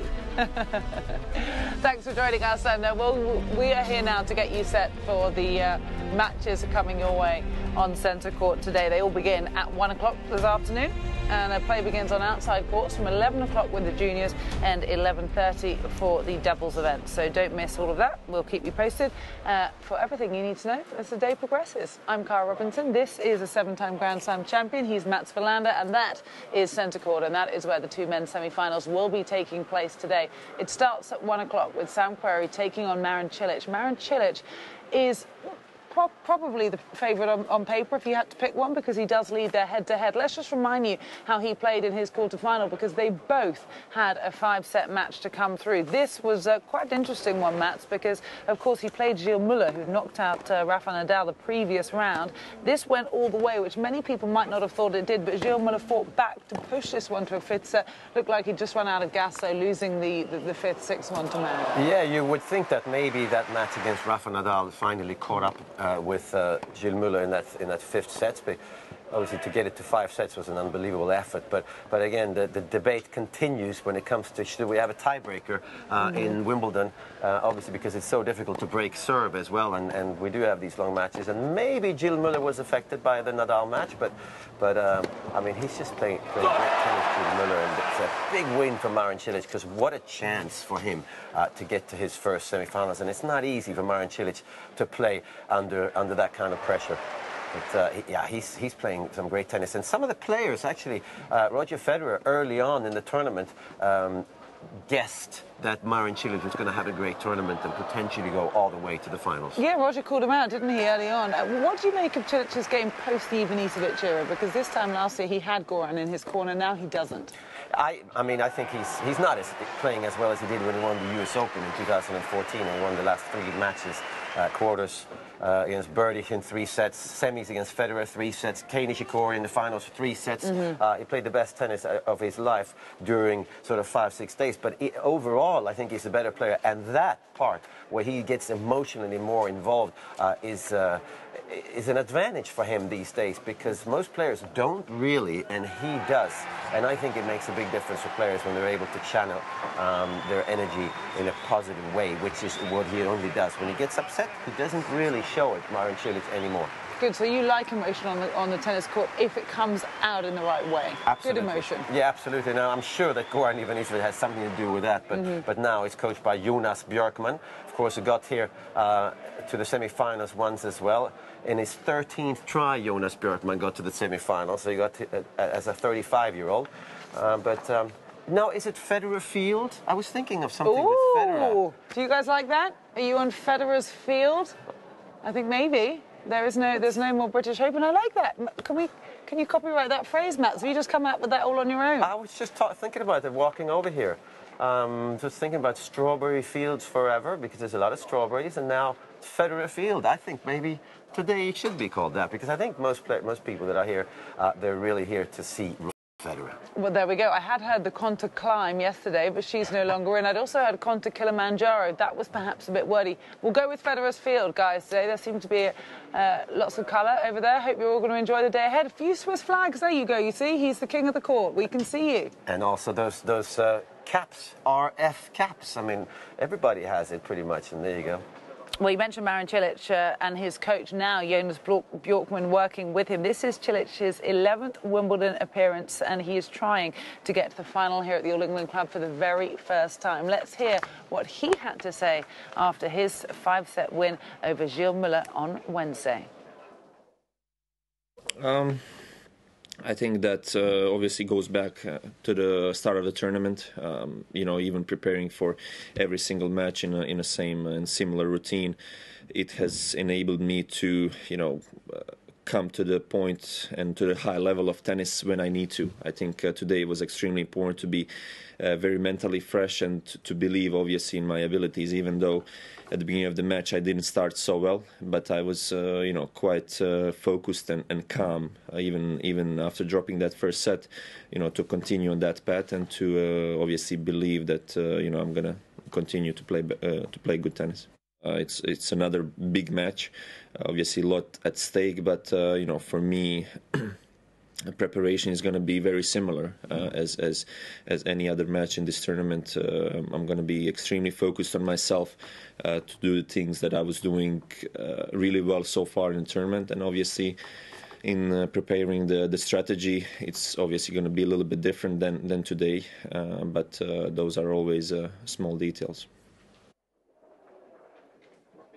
Well, Marin Cilic has lost just 2 matches against American opponents at Grand Slams. Neither of them were Sam Querrey. One was James Blake at the Australian Open back in 2008. The other was Jack Sock at the US Open in 2016. Marin Cilic is a US Open champion. He triumphed in 2014. And these are some of the faces that are going to be watching him perform in the opening semi-final today against Sam Querrey. So hello to everyone on the hill. Federer's Field, Mats Wilander has named it for today. I'm rolling with that one. We will keep you covered here on the Wimbledon channel. Now it is time to welcome in one of our reporters, Anna Whiteley. She has been out at the Orangi area watching Marin Cilic practice. Well, it is men's semi-final day. There are only 4 men left standing, bidding for the 2017 Wimbledon Championship title. One man, the clear favourite, Roger Federer, is looking for that record 8th title. But there are 3 men in search to get their hands on the Wimbledon trophy for the first time. One of them is this man right in front of us here, Marin Cilic, the number 7 seed. He is up against the all-American Sam Querrey this afternoon on centre court. It's set to be quite the match. Now, these two have met 4 times in the past, and every time it's been an absolute epic battle, because both times that they've met at Wimbledon, it's gone to 5 sets. And in fact, back in 2012, their 3rd meeting was the 2nd longest men's single match in Wimbledon history. with a 32-game final set. Absolutely unbelievable. So the match lasted over 5.5 hours. So no wonder Cilic is the first one down here, because he could well have quite a hefty battle on his hands against Sam Querrey this afternoon. Looking at their stats, you probably would say that Cilic is the favourite. He is a former US Open champion, so he does have that Grand Slam under his belt, unlike Querrey, who's searching for that Grand Slam title. But this is a good year for Marin Cilic. It's ending his 3-year quarter-final streak. 2014, 15 and 16, we've seen him fall at the quarter-finals, so it really is great to see him go that one step further into the semi-finals. It's taken 11 times here at Wimbledon for Cilic to reach the semi-finals. It puts him second on the list for the most attempts before reaching the Wimbledon semi-finals. And what do you know? Who's taken the most attempts? His coach, Jonas Bjorkman. He took 13 appearances to reach the Wimbledon semi-finals. So a proud day for the whole Cilic team here. He's also bidding to become the second Croatian player to reach the final here since Goran Ivanisevic in 2001. And Goran, as his former coach, has had a really huge influence on the game of Marin Cilic.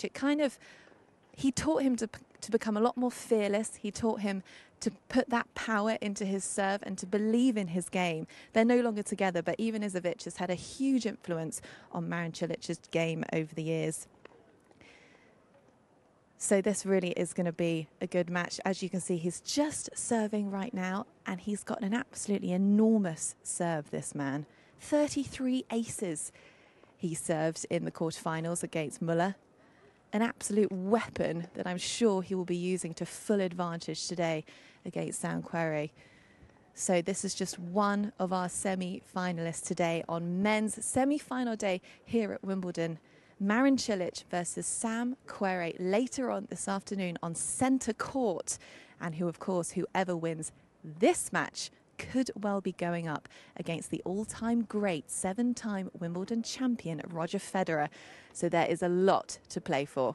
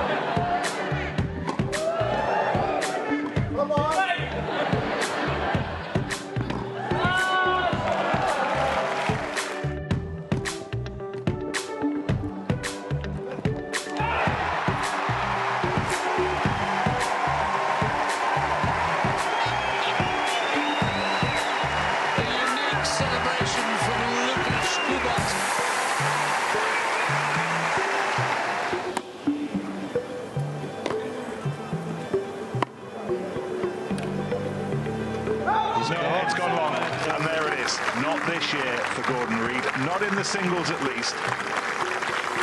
He's still got the doubles.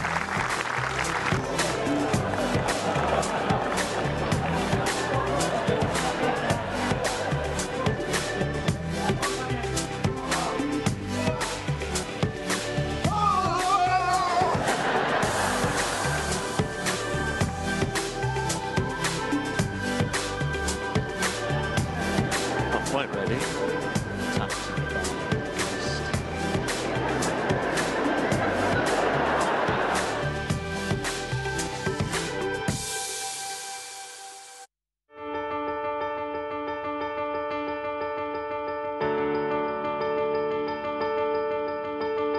All-white clothing has been worn at Wimbledon since the tournament began in 1877.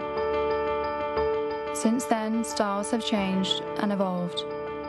But to us, the all-white rule isn't just about fashion, it's about letting the tennis and the players stand out. Everyone who steps on a Wimbledon court, from reigning champion through to qualifier, does so wearing white. That's a great leveller. If a player wants to get noticed, they need to do so through their play.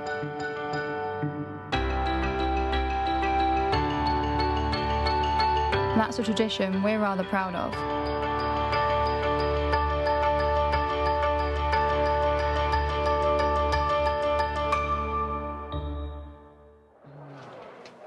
So as you can see, there's plenty of entertainment across the grounds of Wimbledon today, whether you're on centre court, number 1 court, number 2, 3, or even just watching from here. Henman Hill, Federer's Field, whatever you'd like to call it, we are sure you're going to have a blockbuster of a day here on Friday, the 14th of July. It is day 11 of the 2017 Wimbledon Championships, and we're delighted to have you with us. Well, let's take you back over to the Irangi practice area and watch a little bit more of Marin Cilic, who is preparing for his semi-final encounter with Sam Querrey today. He's a big, tall man, as is Sam Querrey. They're both 6'6" in height, so neither one of them has the height advantage over each other, which Mats, they probably are slightly used to with opponents. But we're watching him serve now, and the serve is a part of his game that you really noticed change during the Ivanisevic years. Yes, he used to have a very, very high ball toss, and actually the ball would go up and then come down about 3 or 4 feet before he hit the ball. So he's got a much, and I think we might be missing the top of the ball toss, but you can tell that he's hitting the ball pretty much when it's still in the air. Yeah, at the peak. And he just changed that before he won the US Open in 2014. And we all thought, well, there must be Goran Ivanisevic, because that's how Goran Ivanisevic serve. That's how most players from Croatia serve. Ivo Karlovic does the same thing.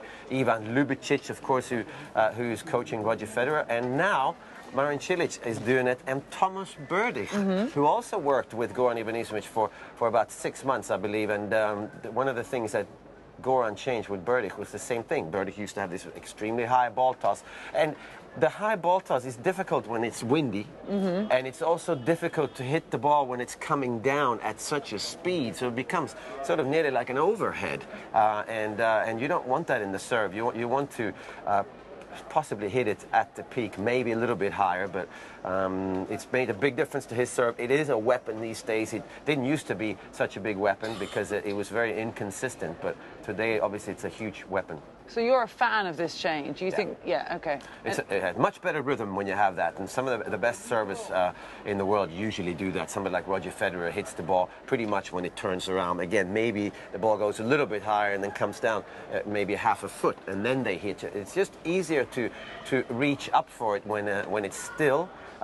It's easier to hit the middle of your racket because, of course, the biggest difference between pros and amateurs who are extremely strong, the power that these guys get is obviously from the technique, but it's also from hitting the middle of the racket every time. And you could just look at golfers in that sense, right? They hit the ball so much further than amateurs because they hit the middle of the golf club, and tennis players, it's exactly the same thing. That is the most important skill for a tennis player, is to find that middle of the racket, because that's where the power lies. What's interesting watching him here is he does a couple of serve where he takes his time as perhaps he would in a match, and then he just fires a few down.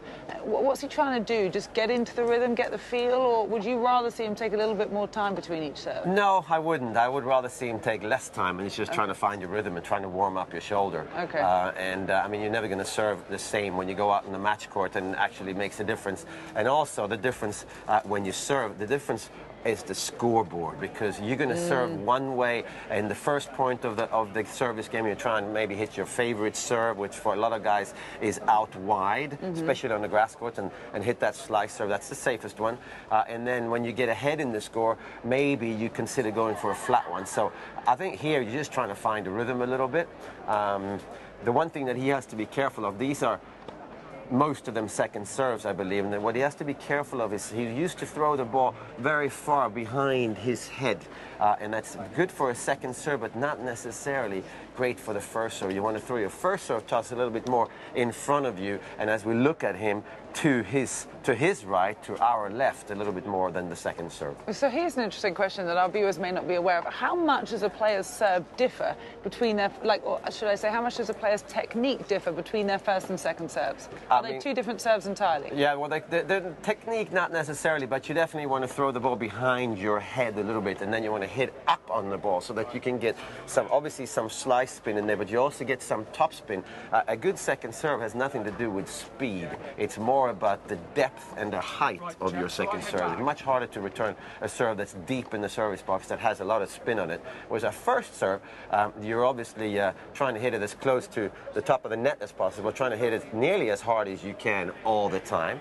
And it's quite different. For pros, it's a different motion for sure. We saw a lot of body serves from Venus Williams yesterday that Jo Konta really struggled to just get out of the way from, let alone return. That seemed to be a very good tactic of hers. Do we see that as much in the men's game? We see Roger Federer do it quite a bit, and that's because he doesn't, I think he relies on such great hands, so he doesn't mind the ball coming back. But some of these big servers, they would actually prefer to hit an ace and the ball not coming back. And Cilic is one of them, Sam Querrey is one of them, Thomas Berdych maybe not so much, but the big servers, they hit a lot of aces. That's what they want. They want 3 points, whereas Federer not so much. One other question I've got for you on Cilic while we take a little look at the hill here again and say hello to everyone who has already got their seats for the day ahead. Is Cilic's grass court form coming into this tournament? Who can forget that final with Feliciano Lopez? That was an epic. He lost to Lopez in a tiebreak in the third set. Of course, that's not a slam, so it was best of 3, and they do play a tiebreak in the third. He also made it to the semi-finals at Hertogenbosch, where he lost to another tall, big serving man in Ivo Karlovic. Again, didn't quite get the title, but proved to himself that he has the weapons on grass this year coming into Wimbledon. Absolutely, and I interviewed Jonas Björkman a few days ago, and he thinks that he is sort of a grass court specialist, and I'm not. Okay. Yeah, he really enjoys playing. Maybe it's Wimbledon too, but obviously does well in the other grass court tournaments. So you could kind of say that maybe grass is his best surface, even though he won the US Open on hard courts. Well, Jonas Björkman also made the semi-finals here. That was back in 2006. He lost to Roger Federer that day, and it was his 13th appearance at Wimbledon that got Björkman into those Wimbledon semi-finals. This is Marin Cilic's 11th appearance at Wimbledon, so he's now just tied second on the list behind the man who is coaching him. And Anna Whiteley has been out to speak to Jonas. I'm here with Cilic's coach, Jonas Björkman. You've just been out there for about half an hour warming up before today's semi-final. How's Cilic feeling? Well, he's feeling good. Obviously very, happy to be in the semi-final, and, he's been playing some good tennis, and hopefully he can keep it up today. His first semi-final, a big moment in his career. Is he feeling calm and cool? He looked very focused. He looked very focused. He is very focused, and he has a lot of experience. He's been in semi-finals before. He's been winning a slam, so he got the experience he needs to go into this match, and hopefully he can even take advantage of that. And to beat Querrey today, what do you think will be his most crucial asset? Well, both of them had some great battles in the past. Haven't played for a while, and both of them serving really good. So I think the key point today is returning, and hopefully Marin can continue to return like he did against Müller, so he can be on top of Sam. Thank you. Best of luck to Team Cilic. Have a good one. Thank you. Thanks a lot.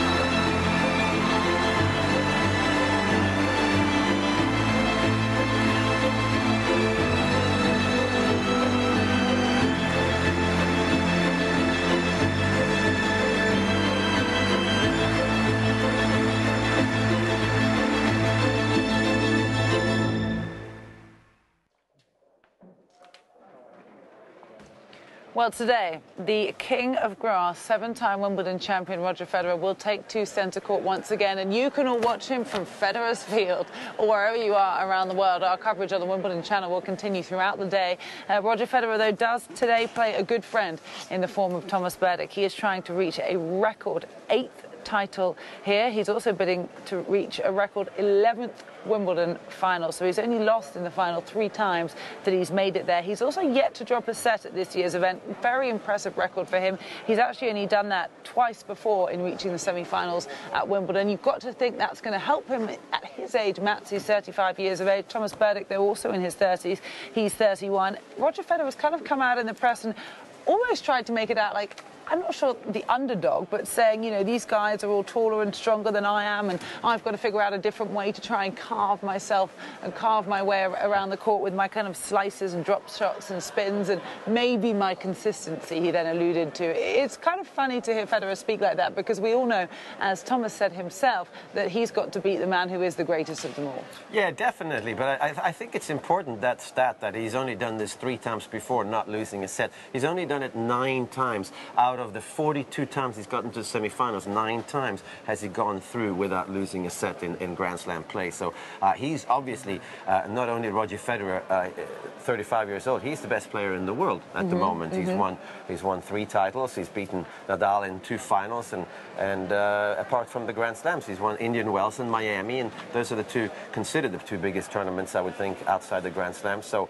he's playing just excellent tennis, but I do understand where he's coming from when he talks about that he's not the underdog, but he's going to carve his way through, because I think if there are players he can still lose to, it's big players that hit the ball hard, they hit the ball flat, and it's not that easy for Federer on the grass court to carve his way around the grass court as he can do on a hard court against the type of players that he's up against, both in the semi-finals today against Thomas Berdych, and should he get to the finals, because both Sam Querrey and Marin Cilic and Thomas Berdych, they hit the ball hard and pretty flat. Berdych more flat for sure than Cilic and Sam Querrey. How much does Roger think about number 8, do you think? Because he would be the only man to have won 8 titles here at Wimbledon.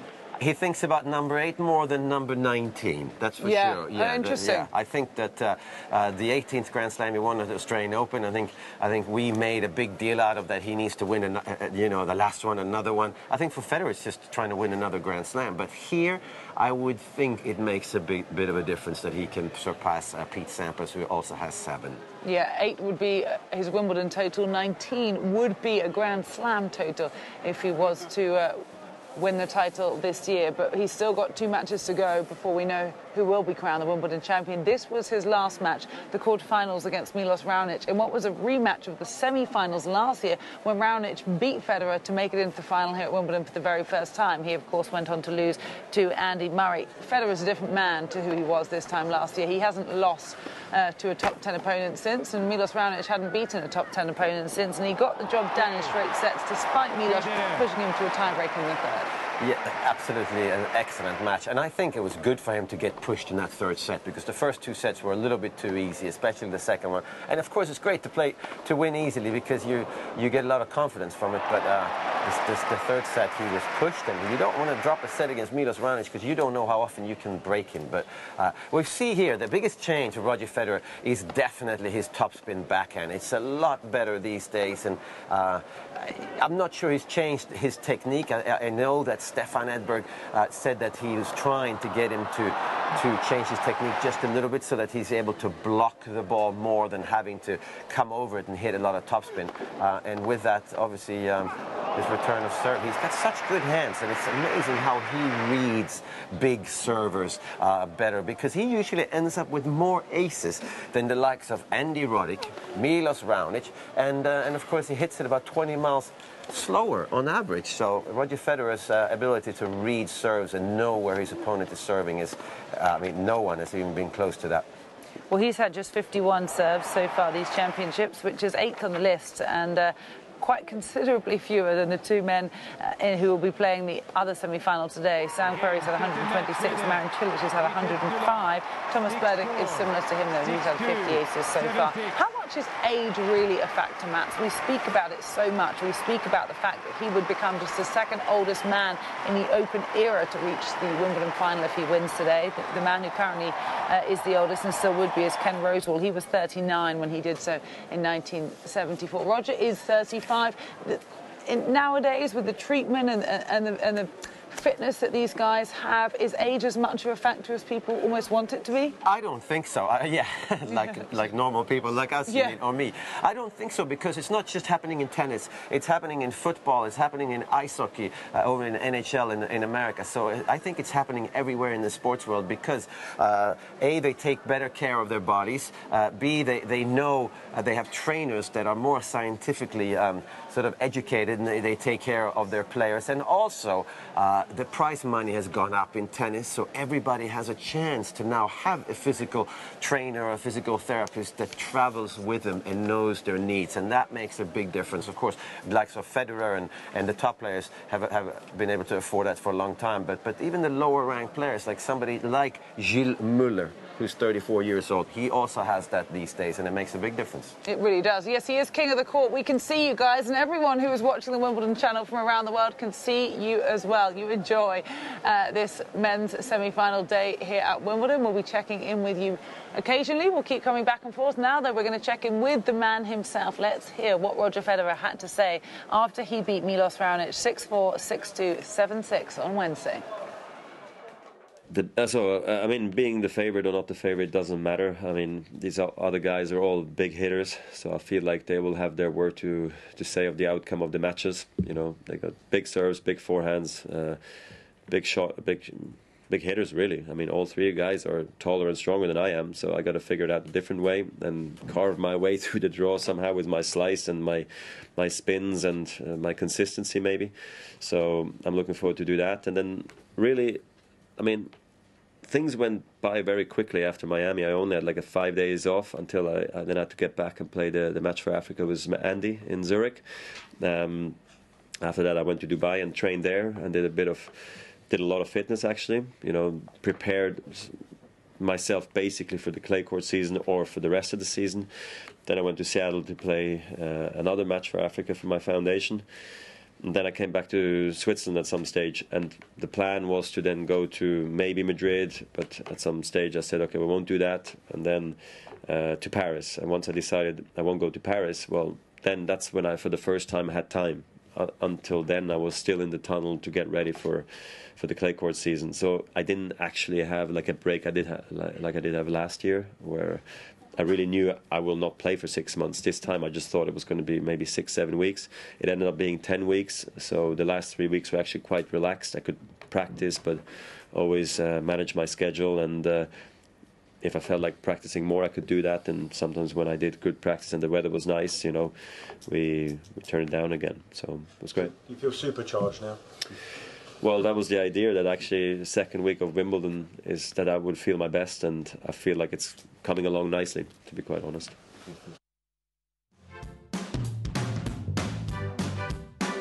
All right, Roger, you've won, of course, 7 Wimbledon titles. Do you remember the years? 2003, 4, 5, 6, 7, 9, 12. There we go. Can you name the people you beat in all of the finals? Filipoussis, Roddick, Rafa. Well, Roddick, one more. Yeah. Rafa. Yeah. Rafa. Yeah. Roddick. Yep. Murray. You're correct. You've equalled, of course, the record of Pete Sampras with those 7 wins. Do you remember about your first and only match with him here at Wimbledon? Yes, in 2001. I played against Pete. I beat him 7-5 in the 5th. You did. I told you, you got a good memory. It was actually your centre court debut. You were only 19 years old at the time. How nervous were you? I had ice cold hands. I remember it like it was yesterday. What did he say to you after the match? Was that maybe a little bit of a turning point for you? Well, I mean, I was making my move up the rankings, and I think I probably needed a win like this that really gave me belief that I could go much further in my life, in my career. Honestly, Pete didn't say much at the net or afterwards in the locker room. I remember him just seeing him sit there and sort of shell-shocked and sort of sad, reflecting on how did he lose that match. And you know, you shared the locker room with him, and it's just like, ugh, it was terrible, because he was my idol and hero, and it didn't feel right, but it was still one of the most special matches I ever played in my life, actually. Of course, you've now won 18 Grand Slam titles. How special is it that your most recent one came in Melbourne against Rafa, who's been one of your greatest rivals? It was very special. It was so cool on so many levels. The comeback, and then Rafa's comeback too, and we faced off in the finals, 5 sets. The crowds were unbelievable. They were really loud and into it, and like, I don't know what to tell you. It was just, it was fairy tale for me. How much does an 8th title here play on your mind? It would be very cool and very special, yes, and 8 is my favorite number, so I'll give it all I have. We'll see what happens, but I'm more just, if I think of number 8, I see more me celebrating winning the title on the grass, probably somehow, and then lifting up a trophy. That's what I see. It's a special moment for the whole tennis world, I'm sure. Roger, thank you. Best of luck again. Okay, thank you very much.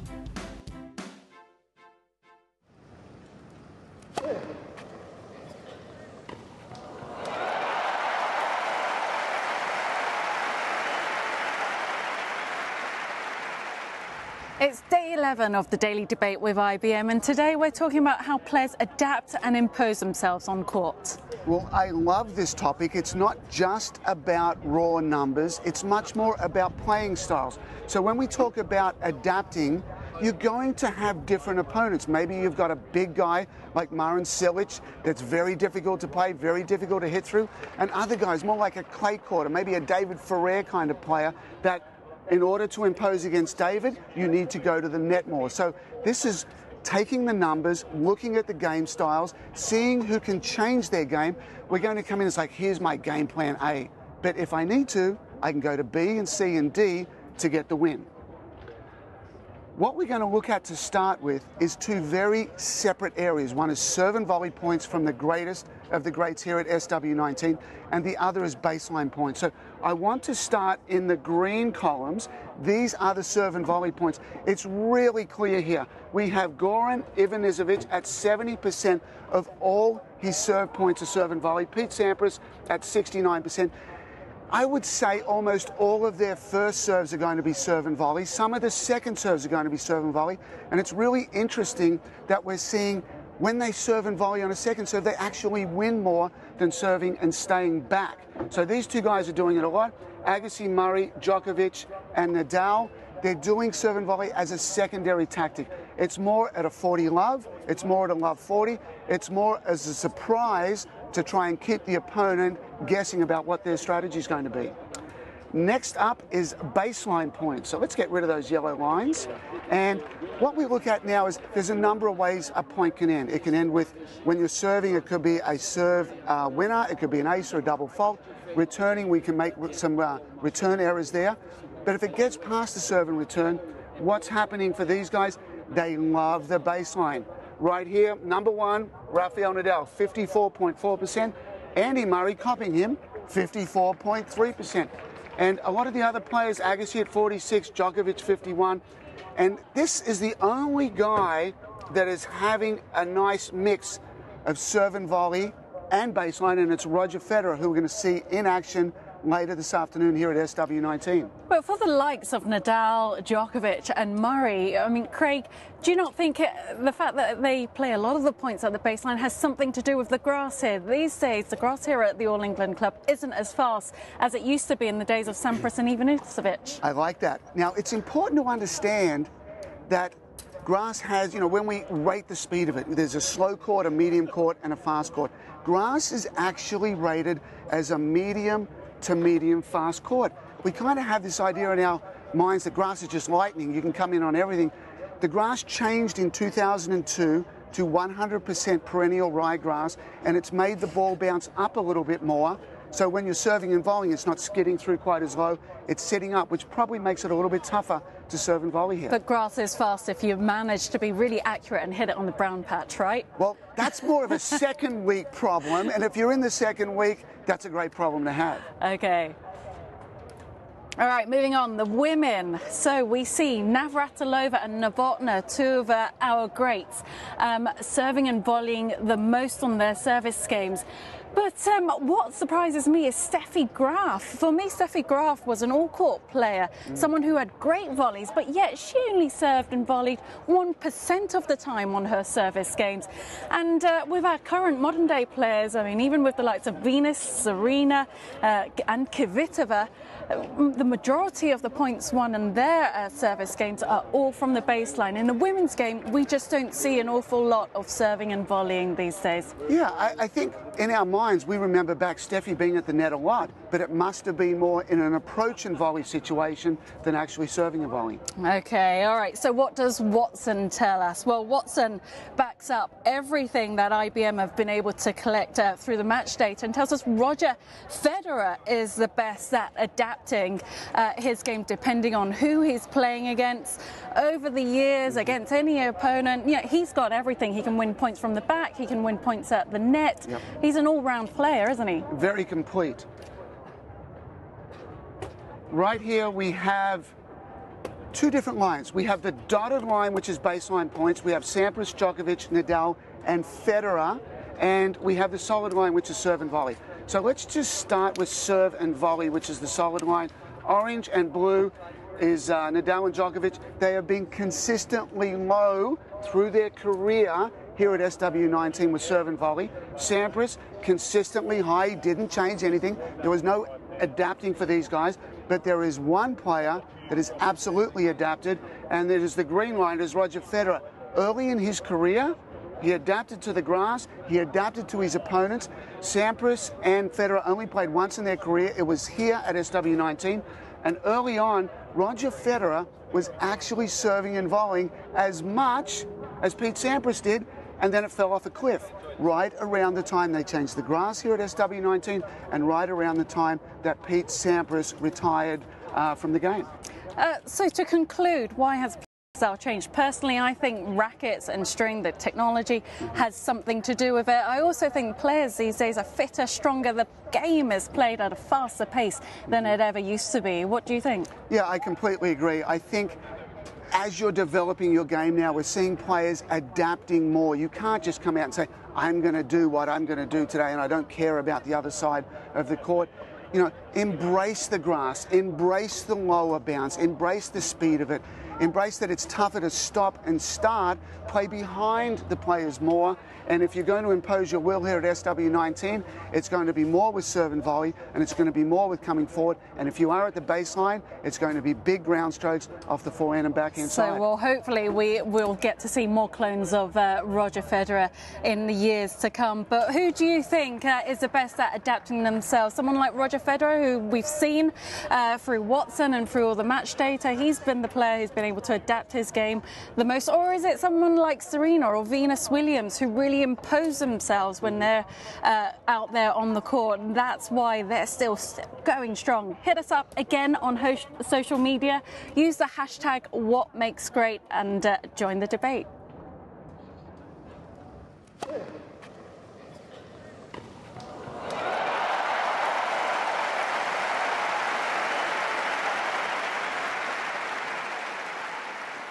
Okay, I'm rolling. I've got Nico Rosberg here, current Formula One world champion, who's just admiring the absolutely stunning view, which is, of course, Wimbledon. Nico, how are you firstly?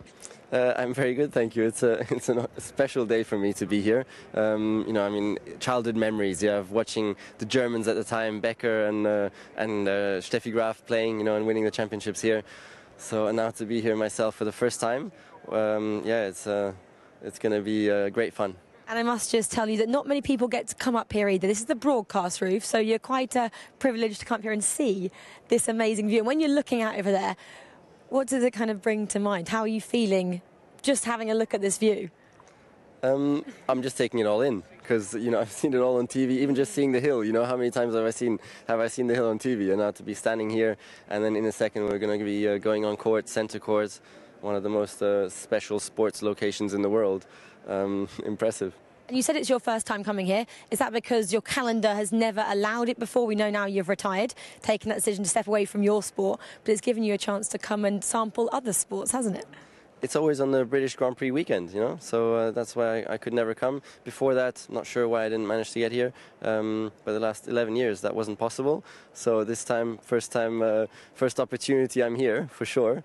And it's been on my bucket list also, to be honest, since like 20 years, yeah, since I've been a kid, to once come to Wimbledon to watch a great match. And of course, with Roger playing today is going to be special. How much of an eye will you have on Silverstone, though? Will you be looking at the results there? Are you still kind of actively looking at what the other chaps are doing? For sure, yeah. I'm a big fan of our sport, and it's been as exciting as ever this year with the battle there at the front with Ferrari and Mercedes. So always keeping an eye on what they're doing. And I'll be there actually on Sunday. I'm going to the race, and I've always watched all the races as well on TV because it's just great fun. I know you were at the Formula One Live as well at Trafalgar Square earlier this week. Just tell me how that was as well, to still be giving back to your sport. Yeah, those are great moments, you know, because it's the first time or in a long time that F1 did put on such a show downtown London. So many people came, the atmosphere was spectacular, great moments. Do you think that kind of maybe got more fans to Formula One? I know it was about getting the fans involved, wasn't it? And, you know, how did they react to that? Well, it's always a good idea to bring the sport to our supporters rather than expecting them to come to us. So that's the idea behind, you know, going into London downtown, and I think everybody enjoyed it, you know, so that's what's important. And I know you mentioned Roger Federer. He's obviously playing today. I know he came to support or watch you, didn't he, at Abu Dhabi last year? How much do you know about him, and like, did you talk about your sports when you saw him over in Abu Dhabi? Yeah, who knows? Maybe he brought me luck since he was there at my last race and I won the championship. So maybe today I can return the favour. And how is it to come back and watch him play at his kind of home here at Wimbledon? Yeah, that is definitely the highlight, you know, to see him play this afternoon in the semi-final will be, yeah, awesome. And tell us about your day. What else you're going to expect from coming here at Wimbledon? You're obviously going in the Royal Box, which is a massive honour. For sure, yes.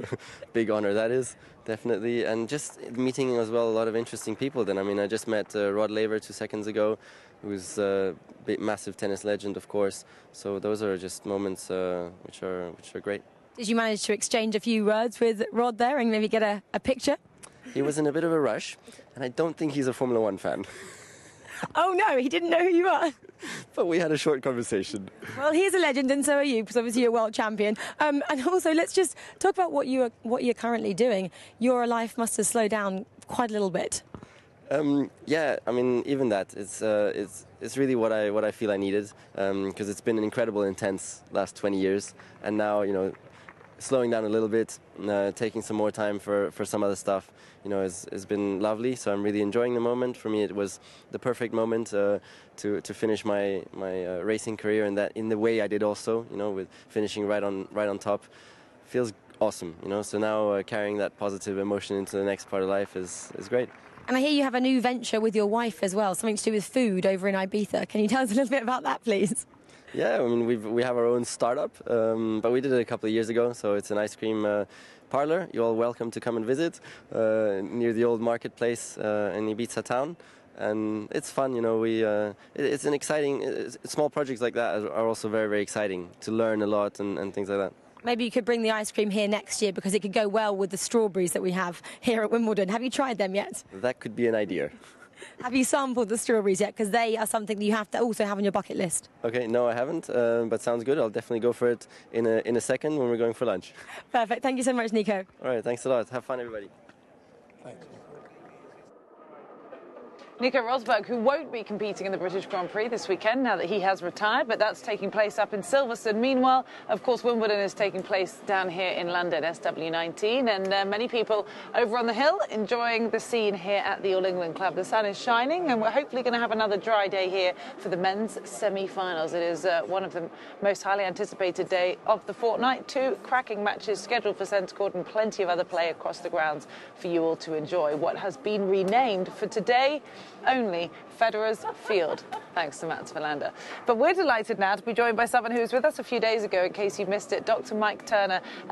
First of all, great personality and a wonderful man to chat to, but also very informed doctor and part of Andy Murray's team. You've obviously had an interesting fortnight, I suppose. He crashed out in the quarterfinals in what was, we were speaking about it a little bit earlier, Mats and I, very nearly could have been another straight sets win if things didn't go that other way in the second set. First of all, what was Andy's reaction to his team, to you, health-wise, after he lost? I think Andy, everybody knows, doesn't do excuses. So he told the press conference, much to their frustration, that he worked very hard through 5 sets. Sam Querrey won the match because he was the better person, and that there is no excuse, or there was no injury that impaired him that stopped the final outcome. So the line is that Sam Querrey is the rightful person to be in the semi-final, and he did very well. Now, if you look at the score line, some may say that the first 3 sets were highly competitive and the last 2 went 6-1, 6-1. Slightly unusual, and Andy will say that's because Sam played so well that he blasted Andy off the court, and he won the match rightfully. And other people might say that there's something happened after the 3rd set that obviously upset the equilibrium in the situation. But Andy is the only person who knows, and he's not telling anybody what happened. But most other players would say, Doc, the first 3 sets were pretty much agony, but the last 2 were absolutely diabolically painful, and it's your fault. So that's sort of what I would expect, but Andy doesn't do that. So I haven't been blamed yet for that. And Andy is not saying how he went, but quite clearly afterwards his hip was sore, and he's now having a bit of a period of rest, and I'm going to go and see him and have a cup of tea and a few Jaffa cakes to cheer him up today. He was right behind, of course, Joanna yesterday, and it was a disappointment that she didn't get over the line. But I know he'd like to thank everybody here and all the people who've sent messages of goodwill and thanks and for a speedy recovery, and say, yep, he's watching on the television. Question: we had 7 retirements on the men's side in the first round. I think we have a total of 10. Is it surface changes? Is that what you think causes most injuries? Or obviously with Novak Djokovic, his bad elbow and had to do with heavy tennis balls playing 2 days in a row. But I mean, it's not normal for any other sports to have that many changes throughout the year. I think the load is more important than the surface nowadays. As you know, the balls have been changed and the surfaces have been adapted. And the most recent research shows that there is no difference in the rate of injury between clay, hard and grass. The difference is in the kind of injuries you get. So some surfaces give you more trouble with your back, some give you more trouble with your knee. The problem is that tennis is virtually unique in the fact that the players are playing week on, week out, week off against best opposition. If you're Usain Bolt, you only have top quality races, a relatively short number of times a year, and a boxer even less. Whereas tennis players, the reason you're 1, 2 and 3 is because you have to beat number 2, 3 and 4 this week, next week to maintain your ranking. So the load is enormous, and the game is getting more and more physical. Youngsters are always trying to push you further, and that leads to injuries. As a doctor, and obviously his personal doctor, you've worked with Andy for most of his life. How tough is it to watch, even though he might not admit it yet to the press and everything else, a player evidently physically decline during a match like he did in that 5-setter with Sam Querrey? I think it's bad for everybody, and a lot of the sort of sympathy comes from people who know him and are with him, every stroke of the way. And of course you want your player to be 100% all the time, and if they're quite clearly, not quite up to what you would expect to be 100%, it's painful for you, and you always think, could you have done more? Is there anything else that might have saved the situation or made it more comfortable for your player to be able to perform? Where would you rank tennis players these days? Because when I was playing, we sort of, tennis players, they can run for a long time, but they're not necessarily very strong. But to me these days, what Novak Djokovic has done to his body and what Andy Murray is doing, I mean, where would you rank them in terms of the complete athlete when it comes to strength, agility, stamina and speed?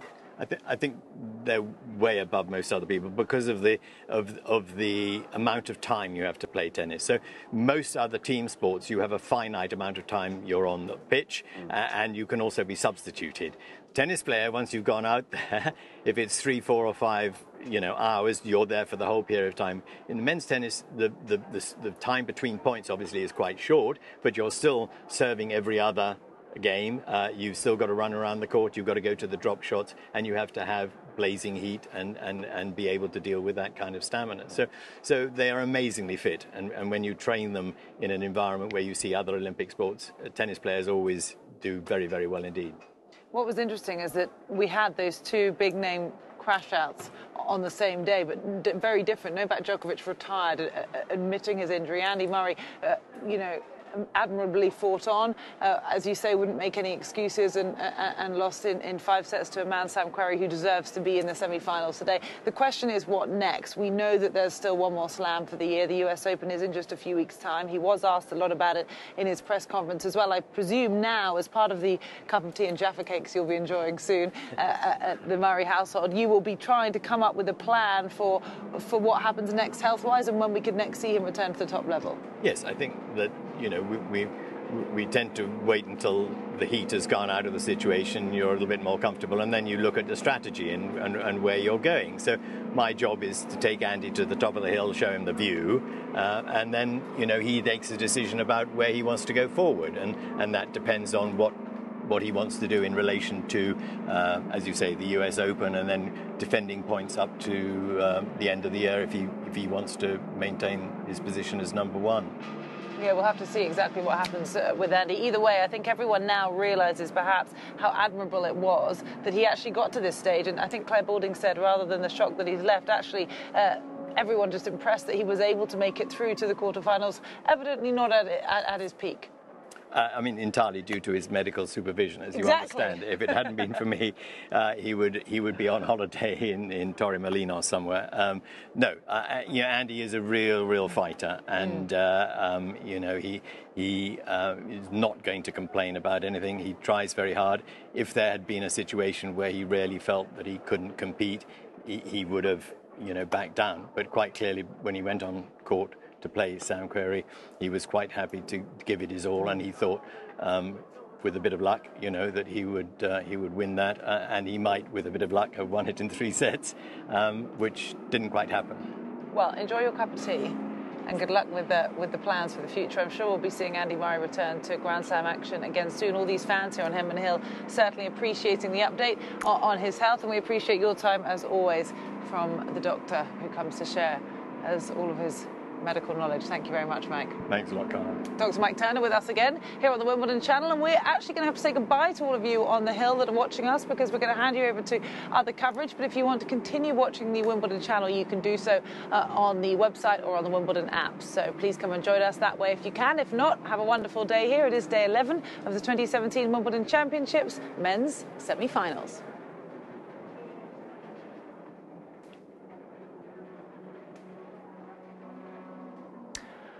All right, well, the sun is shining and we are set for another dry and sunny day here at the All England Club. Bright skies could lead to bright futures for two men who will today book themselves into the Wimbledon final. But what is involved if you have a tea time, you might like to call it, on centre court? It's known as the Walkers Champions. It's a very special way to arrive on one of the world's most famous tennis courts, and Rachel Stringer has been to find out a little bit more about it with Dan Bloxham.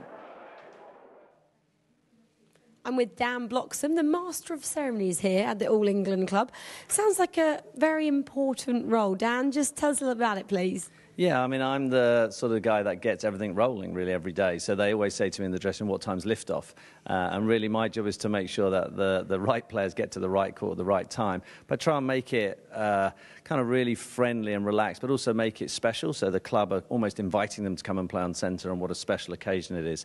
And for us, time is everything. So we're talking about seconds, not minutes.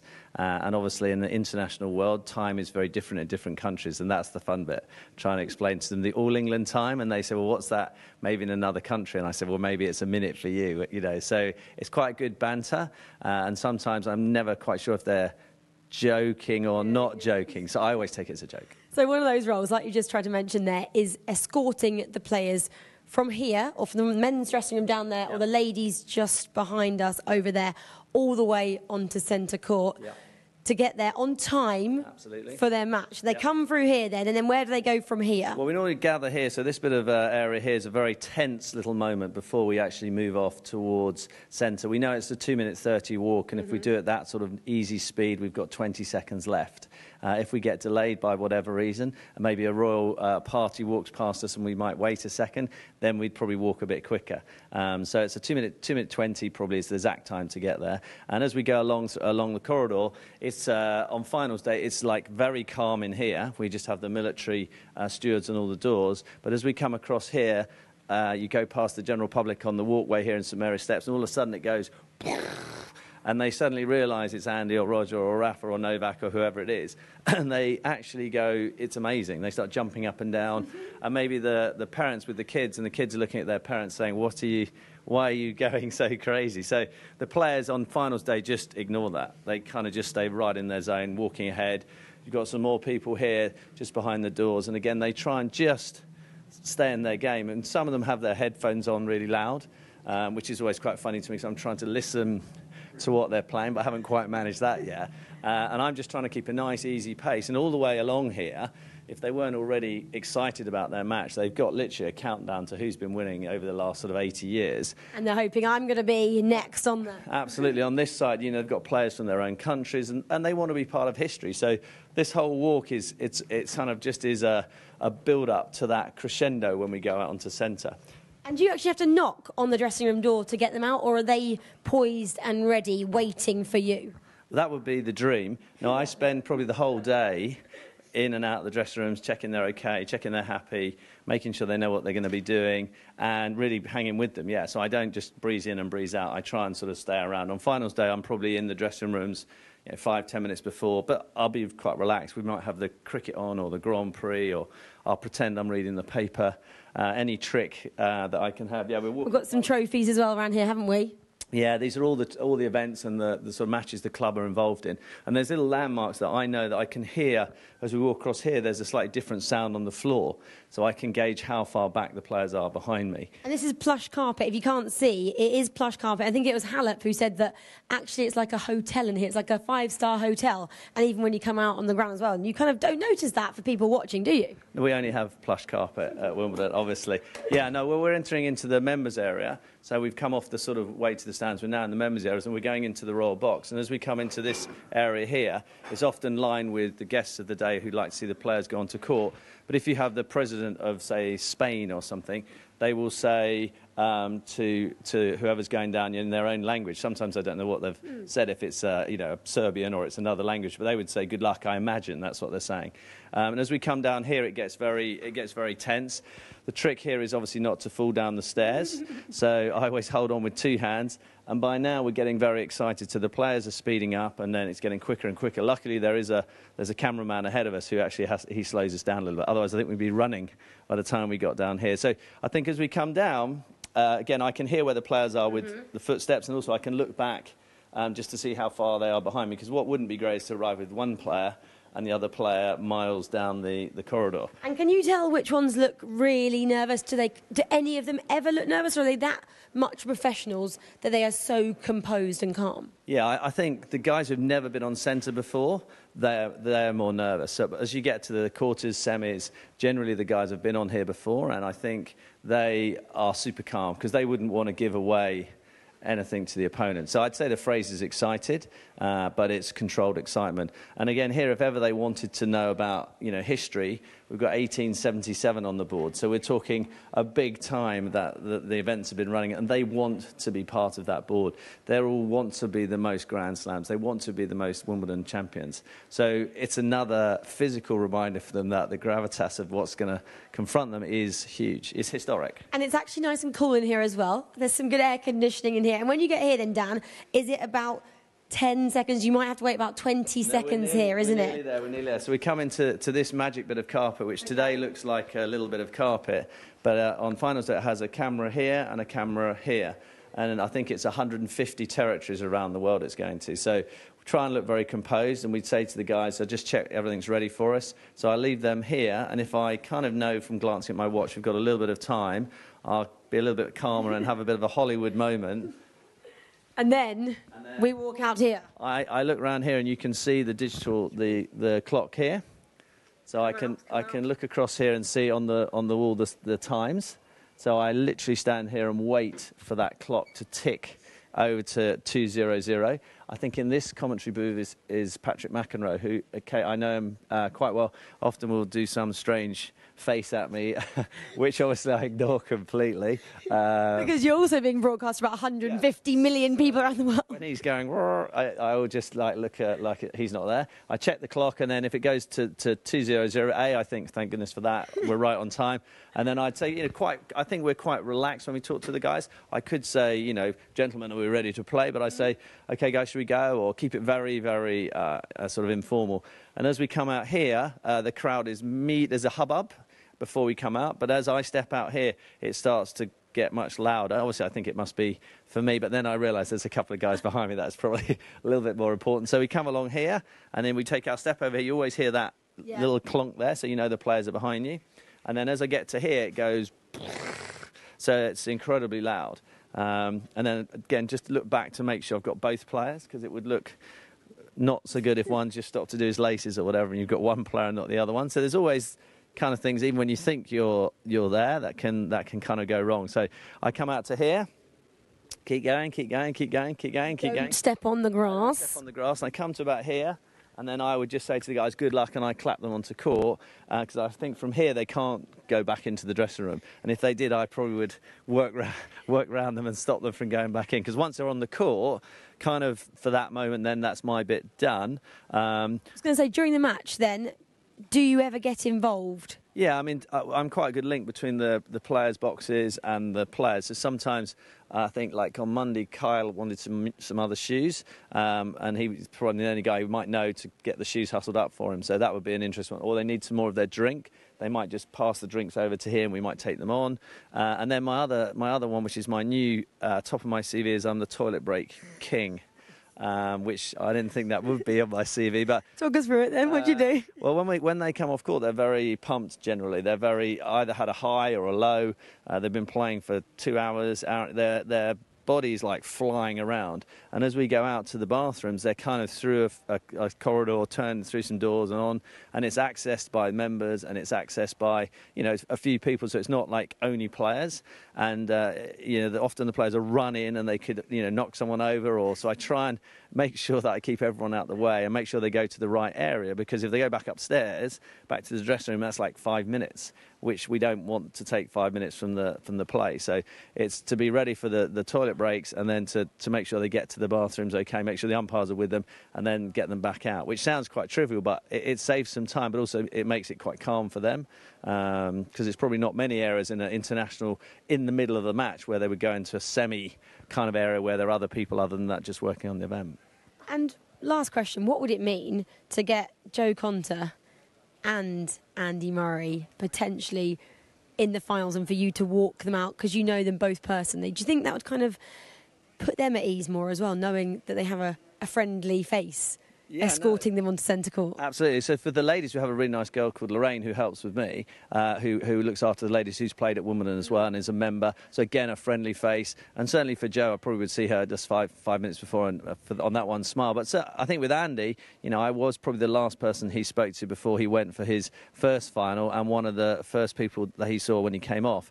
So it must help, because they like familiar. They like to feel a routine. The routines they take to the dressing rooms and back here is the same each time. And when the guys actually win, I think, well, that's okay, I must be doing something right, because actually they've won. But if they lose early on, I think, oh my goodness, did I ask them the wrong way, or did I say it too? You can actually end up, you could worry a lot, to be honest. So if you have a really big player lose first round, you think, was it my preparation that didn't help? And I don't think I've done anything different, but that's what we're trying to do. We're trying to perfect that simple thing to get from there to here, but make it as cool as possible. Well, thank you so much for showing us that champion's walk there out here on centre court. You do have an amazing job, and this guy is probably the most punctual man at Wimbledon. Yeah, no, I've learned well. We get taught early on that on time is on time here. You don't want to mess around with that. Well, I'm not going to keep you any longer, because you might be late for your second job of the day. Quite right. Thank you. Thank you very much. Cheers.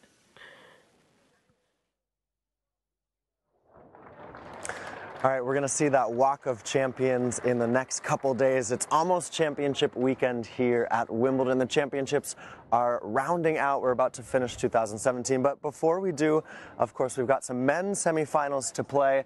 And then we've got our championship weekend. What about these four guys doing battle today at Wimbledon? Roger Federer taking on Thomas Berdych and Marin Cilic and Sam Querrey. A couple names that are surprising semifinals. It's actually the first time since 2003 that we don't have a top three player. Roger Federer, the third seed there, is fourth ranked. We don't have a top three player into the semifinals here at Wimbledon. So interesting stuff there, but always interesting on social media, and it's been unstoppable so far for Roger Federer, keeping his rivals at bay. You can see all of our coverage on Wimbledon.com. Lots of Federer coverage, of course, also on Querrey, Berdych, and Marin Cilic. A lot going on Wimbledon.com, so make sure you visit us there and see, as we head through the semifinals, what's going to happen today. And Sam Querrey, look at this little stat from Wimbledon.com, the 12th American man trying to reach the final, trying to become number 12,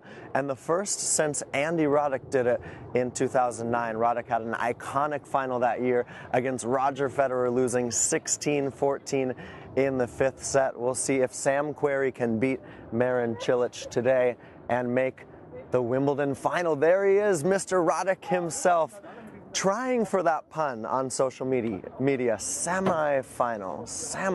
Do we get it? This guy does. Do I get it? Yes, that's your Querrey. A little banter there. And then Andy Roddick answering back, well done. I like that. Sam Querrey into the semifinals. We'll call it a semifinal. Can he make it to the final? That's the Querrey put to Querrey today. And what about Thomas Berdych getting ready for trying to make another Wimbledon final? He was there in 2010.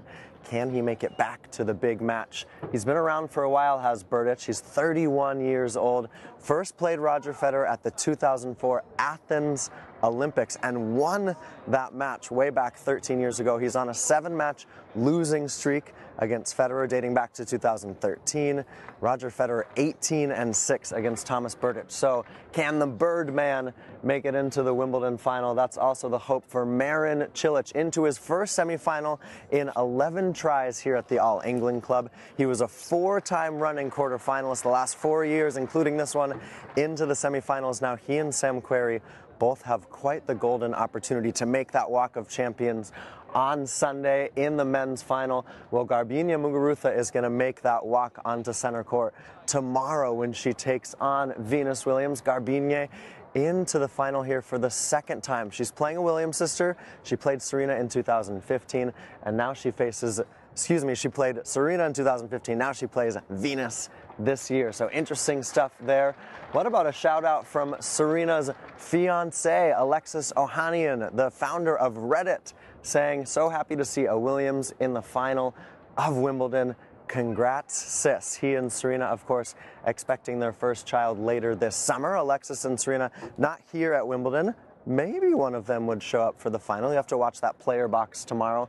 But of course, Alexis happy for older sister Venus to go through into the final. She beat yesterday Johanna Konta, but look at this little interaction. I love this between Van Morrison and Johanna Konta. Van saying, Joe, you did a great job. We're proud of you, and I'd like you to come as my guest to one of my gigs. Signed Van. That's quite the message there. And look at that, Johanna Konta accepting that invitation. So after that hard work here for Joe at Wimbledon, she's going to take in some Van Morrison. Very good. We just saw Rufus the Hawk doing some media around here up on the roof. Rufus finally got a credential. It doesn't really look that official, this credential.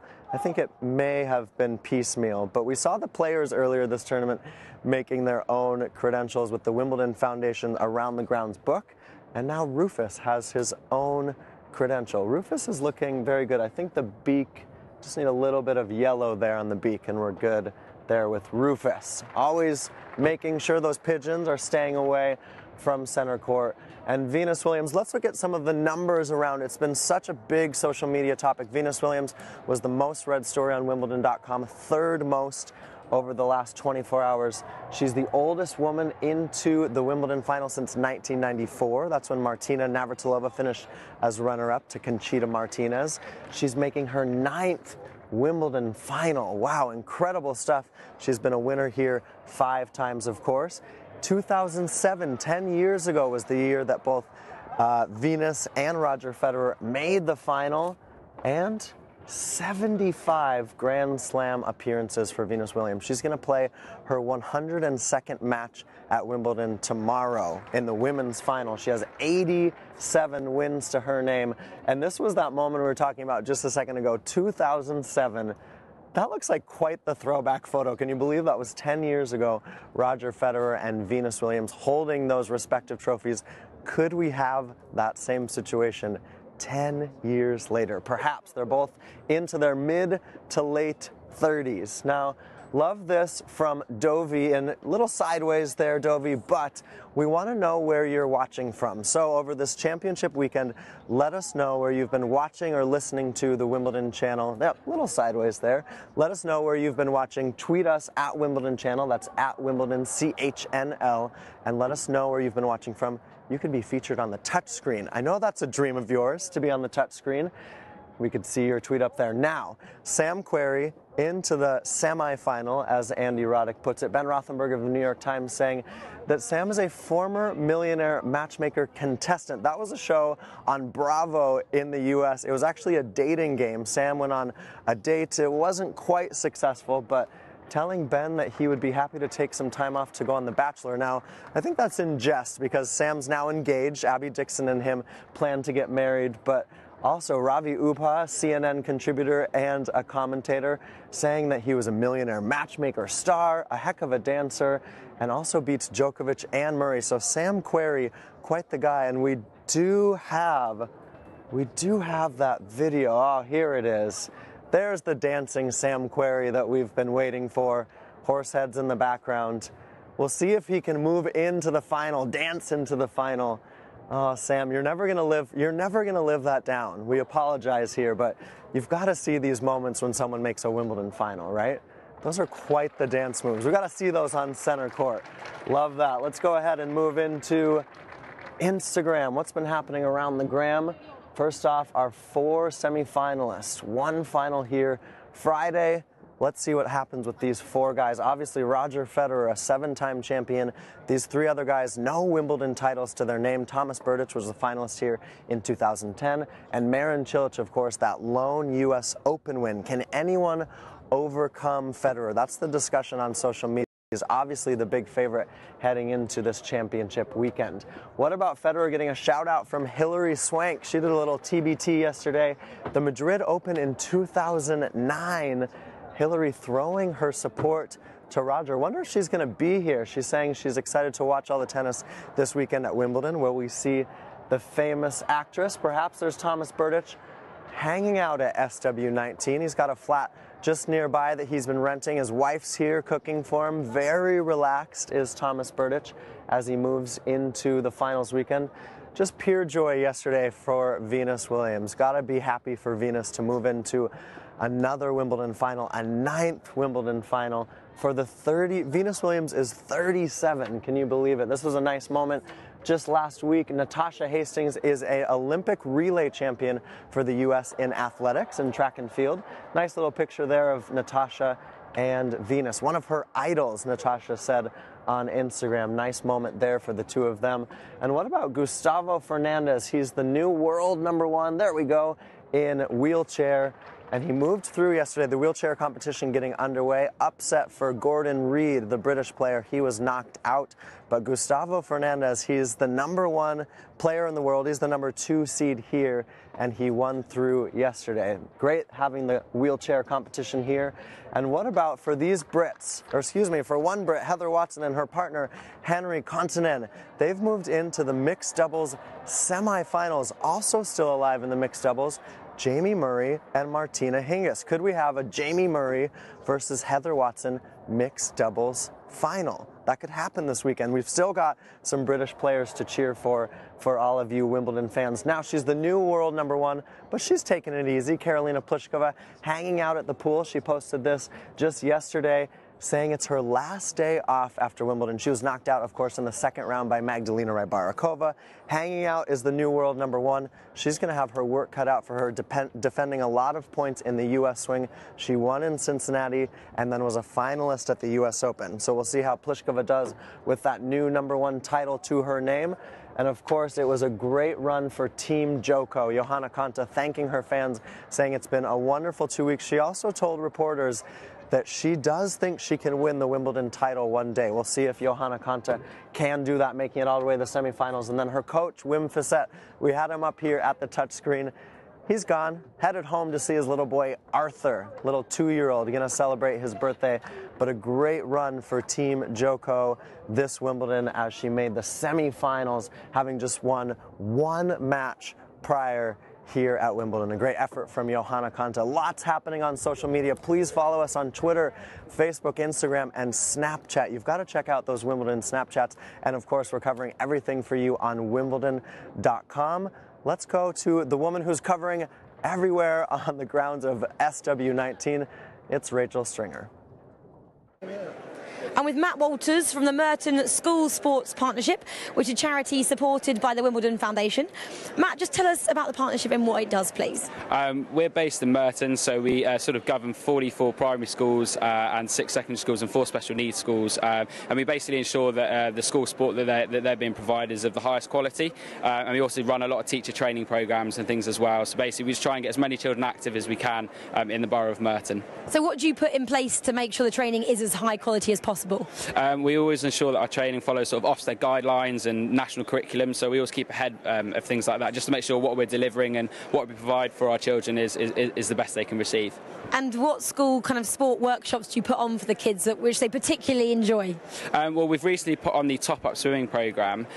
Basically, the whole idea of that was designed to get those children that were not hitting the 25 metres that's required by the national curriculum up to speed, and to make sure they were water confident and water safe. So we went in and found 10 schools that really needed assistance, all located in the borough of Mitcham and Morden.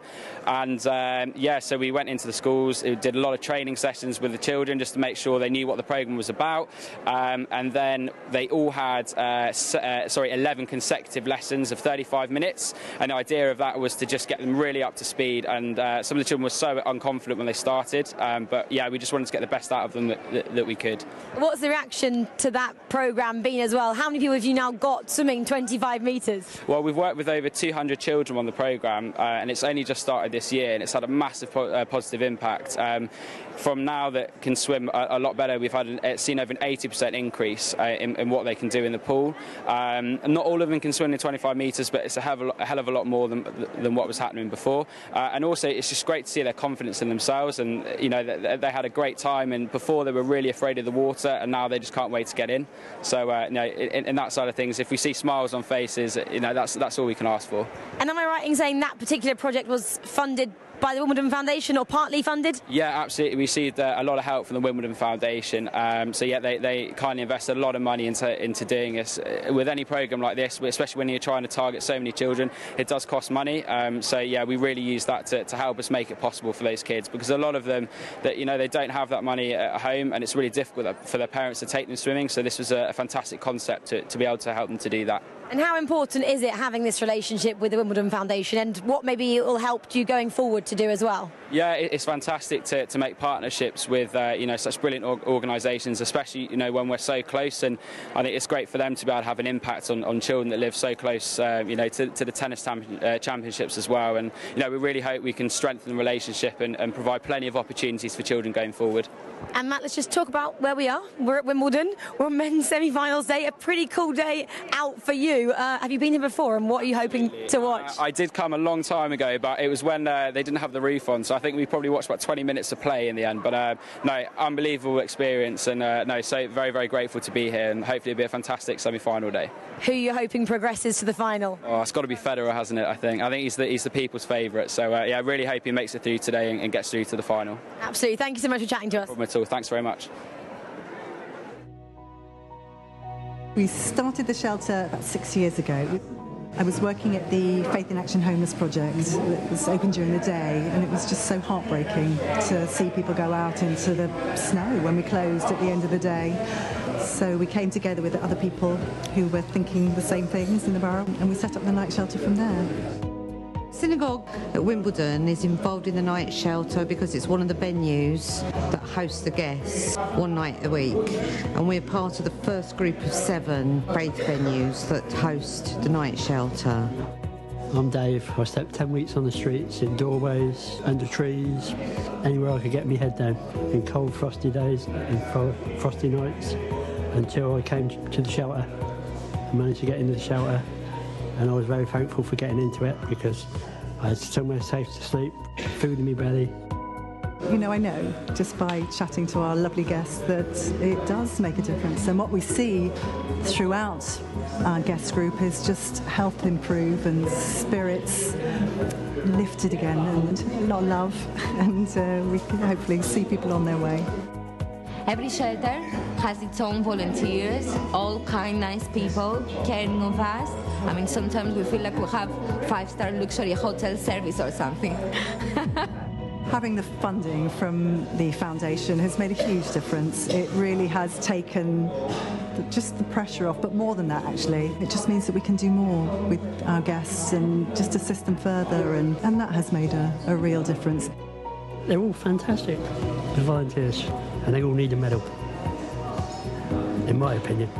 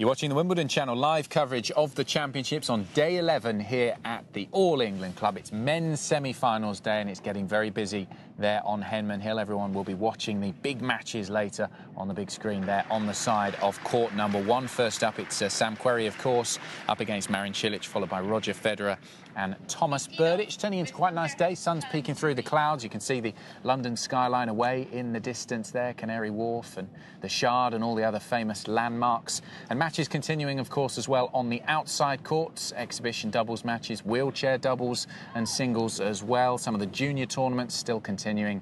And the grounds of SW19 are an absolute picture here on day 11. Delighted to say Anne Keothavong is alongside me here, high above court number 18. We're just enjoying the sunshine, but jacket's still on. It is still a little bit chilly, particularly compared to the first week here at Wimbledon, and so much to look forward to today, Anne. Yes, men's semi-finals day. We've got some great tennis in store for us, and Roger Federer in action as well. So who doesn't enjoy watching the Swiss man play? Yeah, we can't wait. Let's focus on his opponent, though, later today. There'll be the second match on centre court after Querrey versus Cilic. We can have a little look at Thomas Berdych at the moment. And this is his last match, the way he came through to the semi-finals. I suppose disappointing in some way, and the fact that in the end, he only played not even a set and a half against Novak Djokovic because of that retirement. Yeah, it's never the way you want to win a match, but clearly Novak Djokovic was in discomfort. I mean,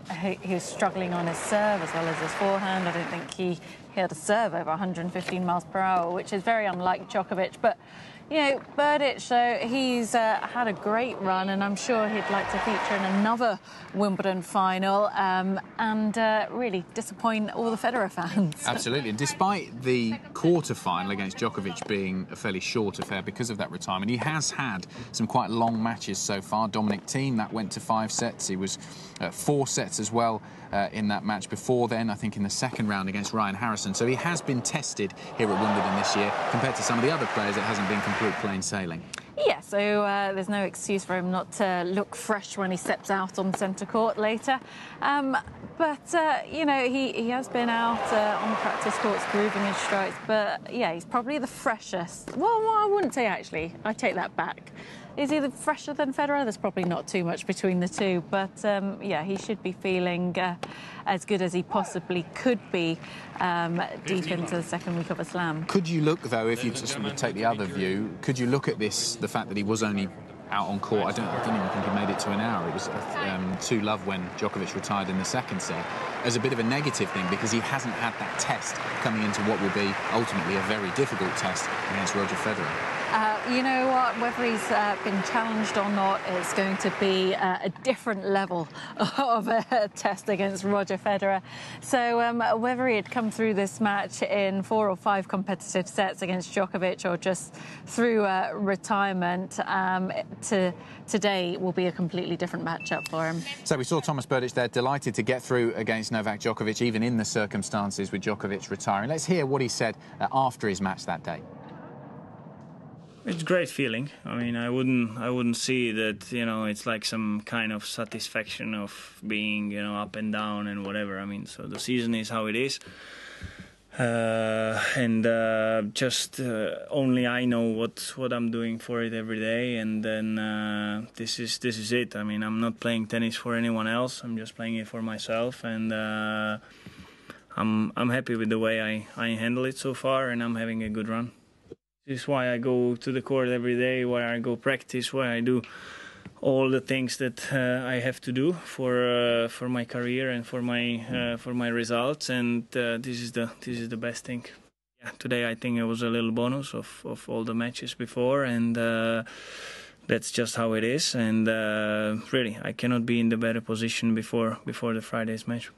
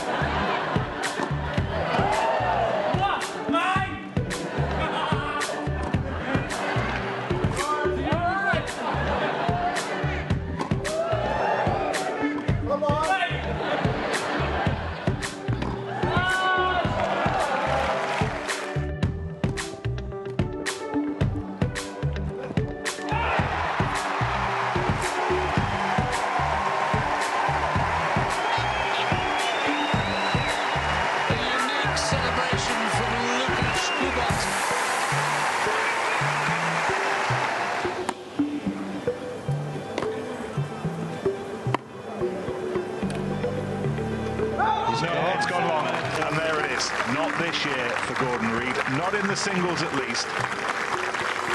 He's still got the doubles.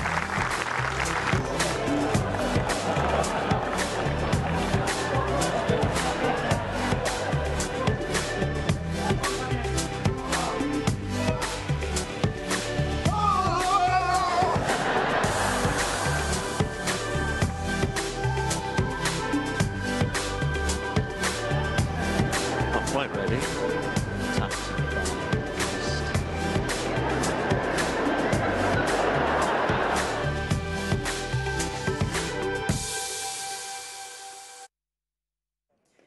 Well, down here on the outdoor championship courts, in the shadow of centre court, is a man who has got an almighty task on his hands this afternoon. Thomas Berdych is taking on 7-time Grand Slam champion Roger Federer in today's men's semi-final day. It is set to be an almighty moment in this man's career. What a moment to have on centre court with Roger Federer in the semi-finals.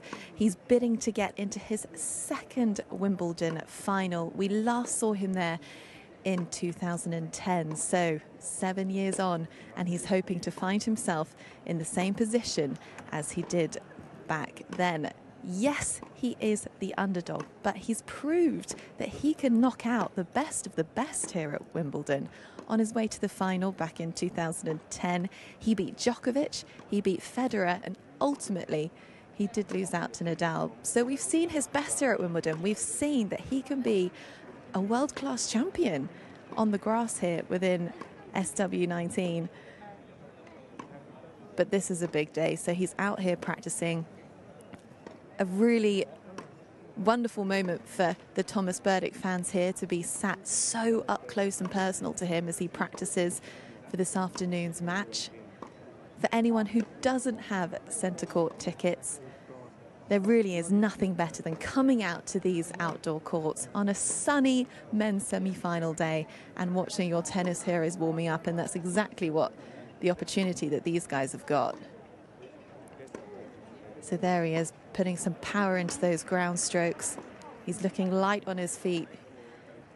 He'll be well rested, which is the main thing about gearing up against Roger Federer. Quarterfinals, we saw him knocking out the great Novak Djokovic. It only lasted just one set and a break. So after that, you'd like to think that he's feeling fresh, he's well rested, he's been having ice baths, he's been doing everything he can to get himself in the right frame of mind for this almighty match against the great Roger later on this afternoon. It hasn't been an easy run though for Thomas. He knocked out the number 8 seed Dominic Thiem in the round of 16 with a quite terrific performance. And of course he faced, as we just mentioned, Djokovic in the quarterfinals. So he's already mentally been preparing himself for taking on some of the best players in the world. And today is no different. He'll be hoping to break that 7-match losing streak that he currently holds with Roger. He last beat Federer in the semi-final back in 2013.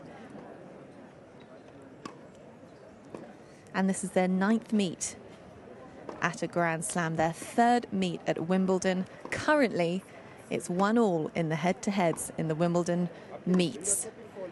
But you can't help but think, with the form that Roger Federer is in at the moment, this is going to be a true battle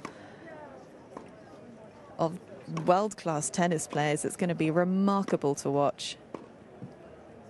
This is his most successful Grand Slam, which will no doubt give him a bit of confidence. Last year, he reached the semis, ultimately losing out to Andy Murray in straight sets, the eventual champion. So he'll be hoping to change the fate and not fall at the same hurdle as he did last year. So will Thomas Berdych be reaching his 2nd Wimbledon final? He's got a big mountain to climb, but he has no doubt got it in him. So he's preparing for his centre court match against 18-time Grand Slam champion Roger Federer later on this afternoon. Centre court just behind you in the distance.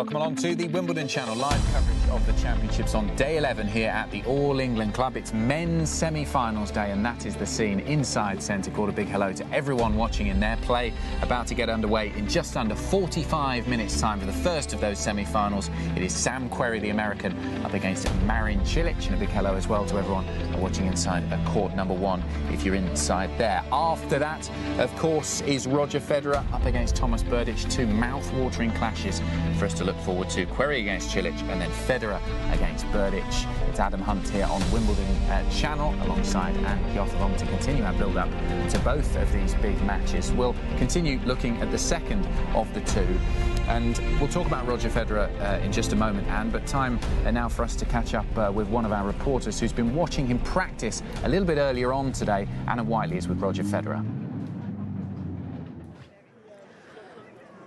Well, here he comes, the man who has captured the hearts of the tennis world for so many years now. Just listen to that round of applause as Mr. Roger Federer comes on to these outdoor practice courts, court number 7, to warm up for his 11th semi-final here at Wimbledon. What an absolute champion this man is. To be this close to him, for all the fans who won't get the chance to see him on centre court this afternoon because they don't have that golden ticket, this is the best possible opportunity to see him up close as he prepares for his match this afternoon. In fact, even if you did have centre court tickets this afternoon, you wouldn't even get close to becoming this matter of distance away from Roger. The guys on the sidelines here are 8-10 metres away from the great champion. It's such a huge opportunity to see how an absolute champion like this warms up, gets into his routine, gets into the zone before his semi-final match. Now, just the way that this man has stepped up and come back from his time away from the game and come back to Wimbledon and perform the way that he has is just so admirable. He's got better and better as the championship has gone on, and right now it hasn't looked like any of his competitors has stood a chance. We saw him in the quarter-finals just a few days ago in his 100th Wimbledon match, a record 100th Wimbledon match with a very convincing victory over Milos Raonic. A nice little bit of revenge, shall we say, from when Raonic knocked out Federer in the semis last year. So I'm sure that was a very nice feeling for Roger Federer. So he's one step closer now to closing in on a record-breaking 8th Wimbledon title. An achievement that is quite unimaginable for any of the current tennis players and anyone that we may ever see again in this game. It's just a remarkable, remarkable achievement. So who has got the honour of facing this man this afternoon? Well, we know, of course, it's Thomas Berdych. They've faced each other this will be the 25th meet in their career. Without a surprise, Federer's won 18 of those meetings. So you can only imagine what is going through the mind of Thomas Berdych as he prepares for this absolute epic match against Roger Federer this afternoon. You can't even believe that this man is 35 years old. He looks like a spring chicken out there on the tennis court, but he is the second oldest man to hopefully reach a Wimbledon semi-final in the Open era, which is just a remarkable achievement. The big four, they're all in their 30s now, and Federer has come up trumps because without Andy Murray now, without Novak Djokovic, without Rafa Nadal, it's difficult to see that any one of these players can rival Roger in the hopes of getting that 8th title. So here he is, looking as comfortable as ever inside the gates of the All England Club. And for a man who only spends 2 to 3 weeks here every year, it really does look like his home. Wimbledon has taken him on as one of their own. They see him as a home champion. There are so many Federer fans here. Anytime you're up on the hill, everyone's rooting for Federer. There are fans in the resale queue who have been camping for 2 nights, 3 nights to see this man, hoping to get centre court tickets this afternoon. because this really is the hot ticket to have.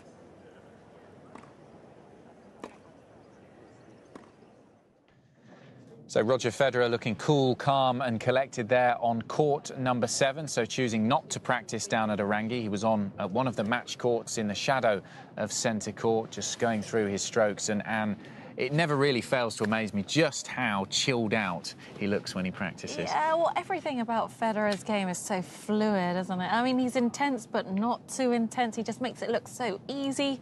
You know, you watch him play, and then you try and go out onto the tennis court and replicate it, and it's just not the same, is it? It always tires me out. I always feel exhausted. I feel I should look like Roger Federer. Yeah. I should not have sweated. What's he feeling today on the day of a match, a day of a big match such as this, a semi-final here at Wimbledon? Even though he's done it so many times before, there must be some butterflies, some nerves. Yeah, you've got to. I think for every player, it doesn't matter what you've achieved or where you're ranked. If you're not feeling those butterflies before a match, then something's not quite right. Because I think it's you know, normal human behaviour to feel nervous before a big occasion, and it shows that you care.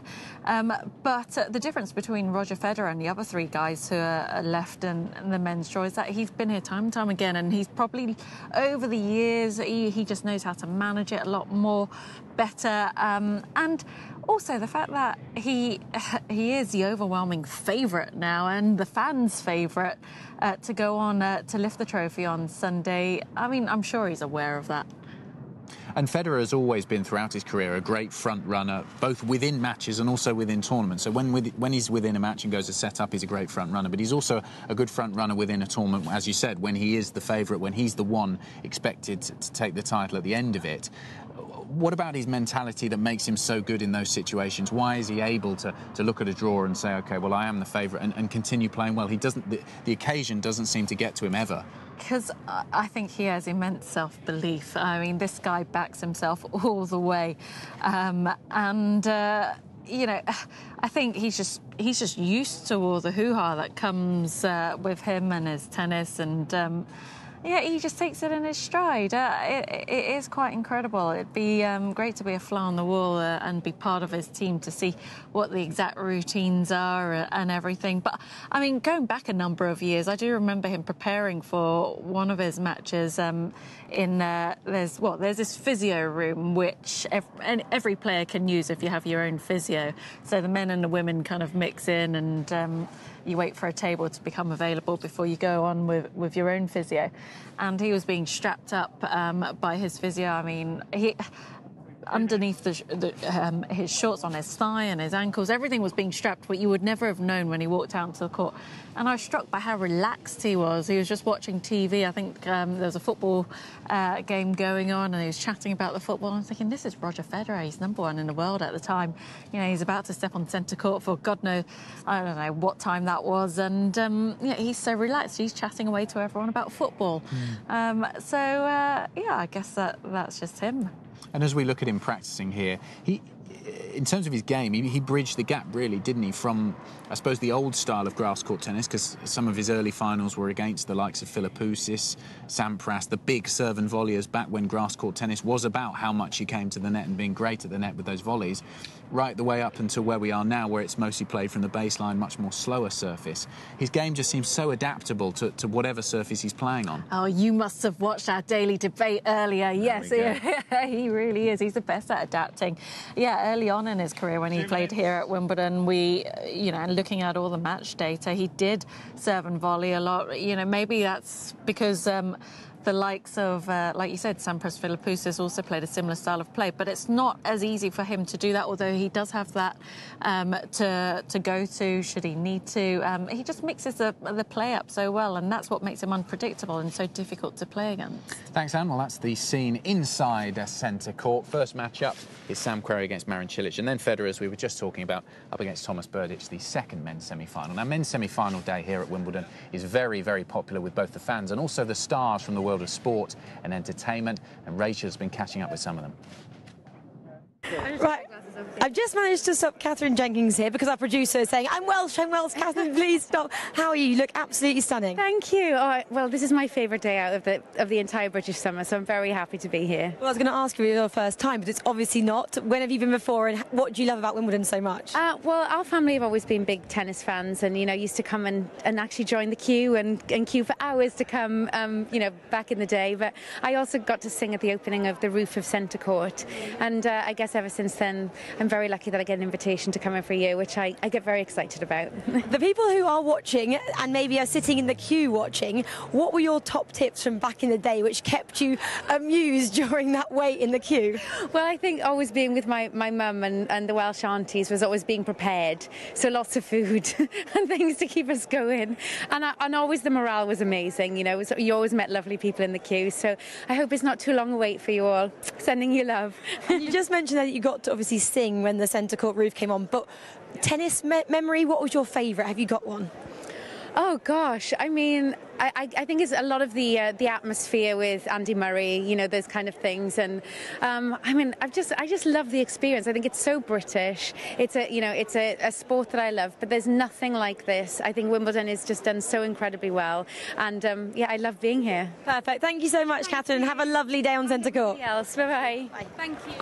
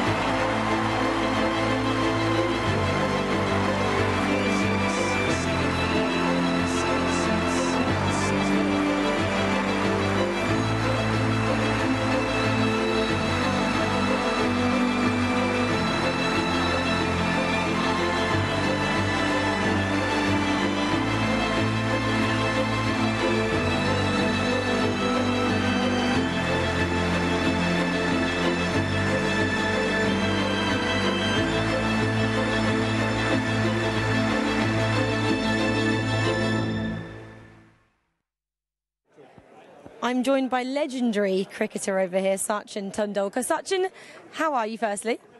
Fantastic. It's always special to be here, and always been a big fan of tennis, so no better than Wimbledon. Who are you most excited to watch in Centre Court today? Been watching Roger for last 10 years, so here I am again to support Roger. How amazing is Roger Federer as a sportsman and tennis player? I think sportsman and a tennis player is someone, you know, the whole world admires. But I know Roger personally, and I admire him more as a person. I think he's such a down-to-earth, humble man. After having achieved so much in life, to be like that, it's always nice to be around him. He absolutely is. Thank you so much for your time, and have a lovely day. Lovely. Thank you so much. Thank you. The feeling of the grass under your feet is almost like the most perfect carpet. The perfect foundation, play great tennis on. It's inevitable that a living surface is going to change because it's alive. That is such a challenge for the players because there's no other surface that will change so dramatically over a tournament. At the beginning of the grass court season, the ball is going to be skidding through a little bit more. It's going to bounce a little bit lower. As the courts dry out, they get harder. The ball's going to bounce higher. I think grass court tennis is more exciting because there are more variables. That's why I think you've seen some of the best matchups that we've ever seen in the game take place at Wimbledon. Wimbledon is the greatest challenge. Grass court tennis is what it's all about.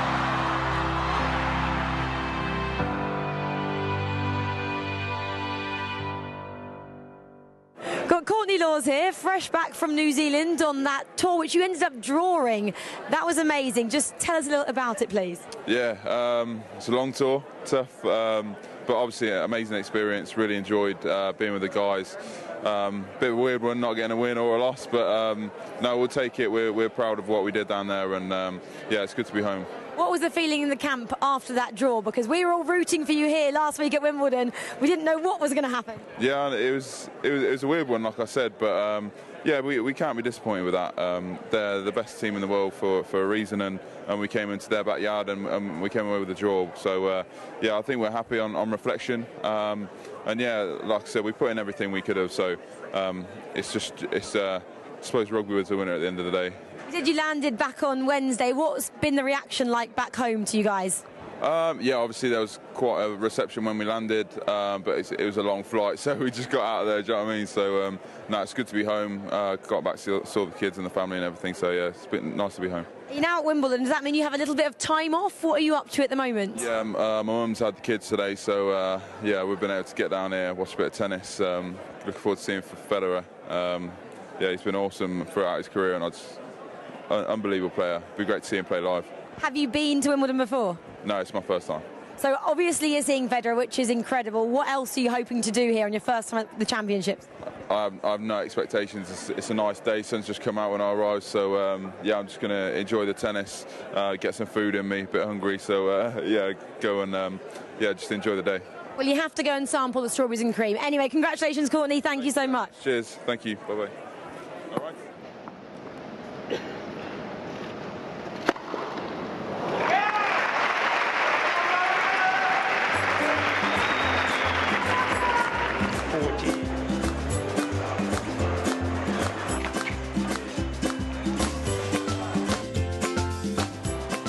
So when I was on court and Federer hit, one of his many aces, I didn't actually know at that time that this ball was the one he had hit his 10,000 ace with.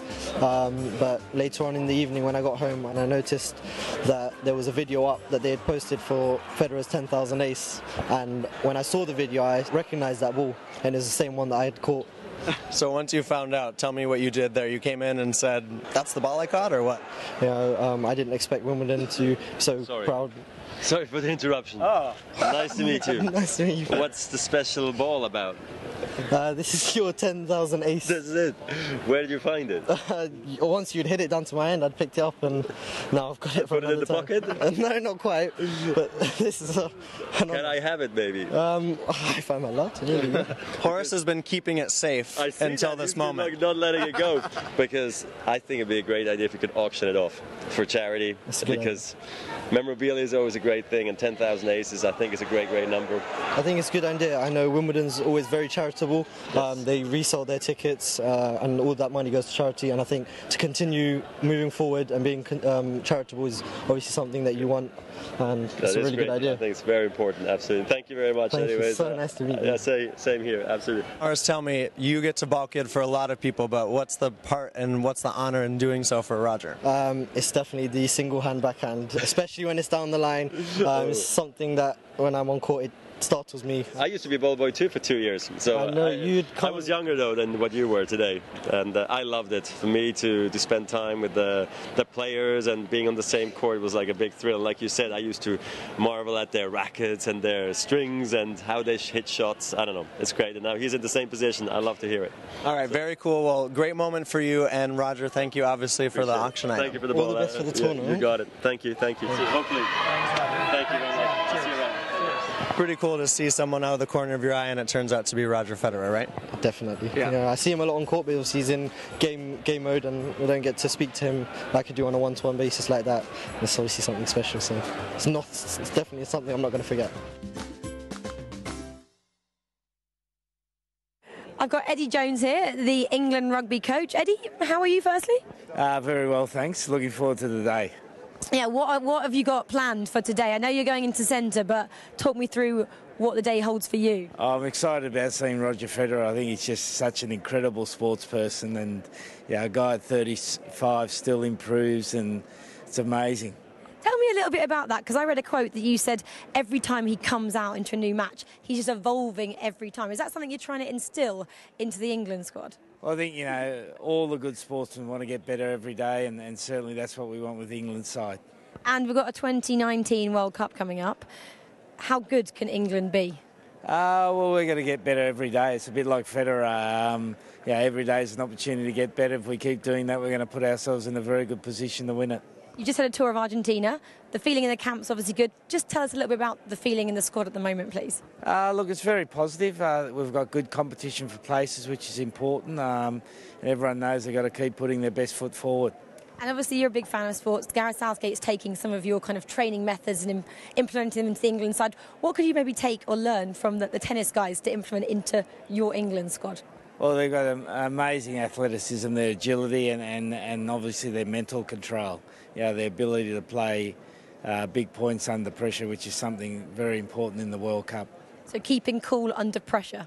Very much so. Absolutely. Eddie, have a lovely day. Thank you so much for chatting to us. Okay, thank you. Cheers. Peace. Cheers. Data is very important to us at Wimbledon.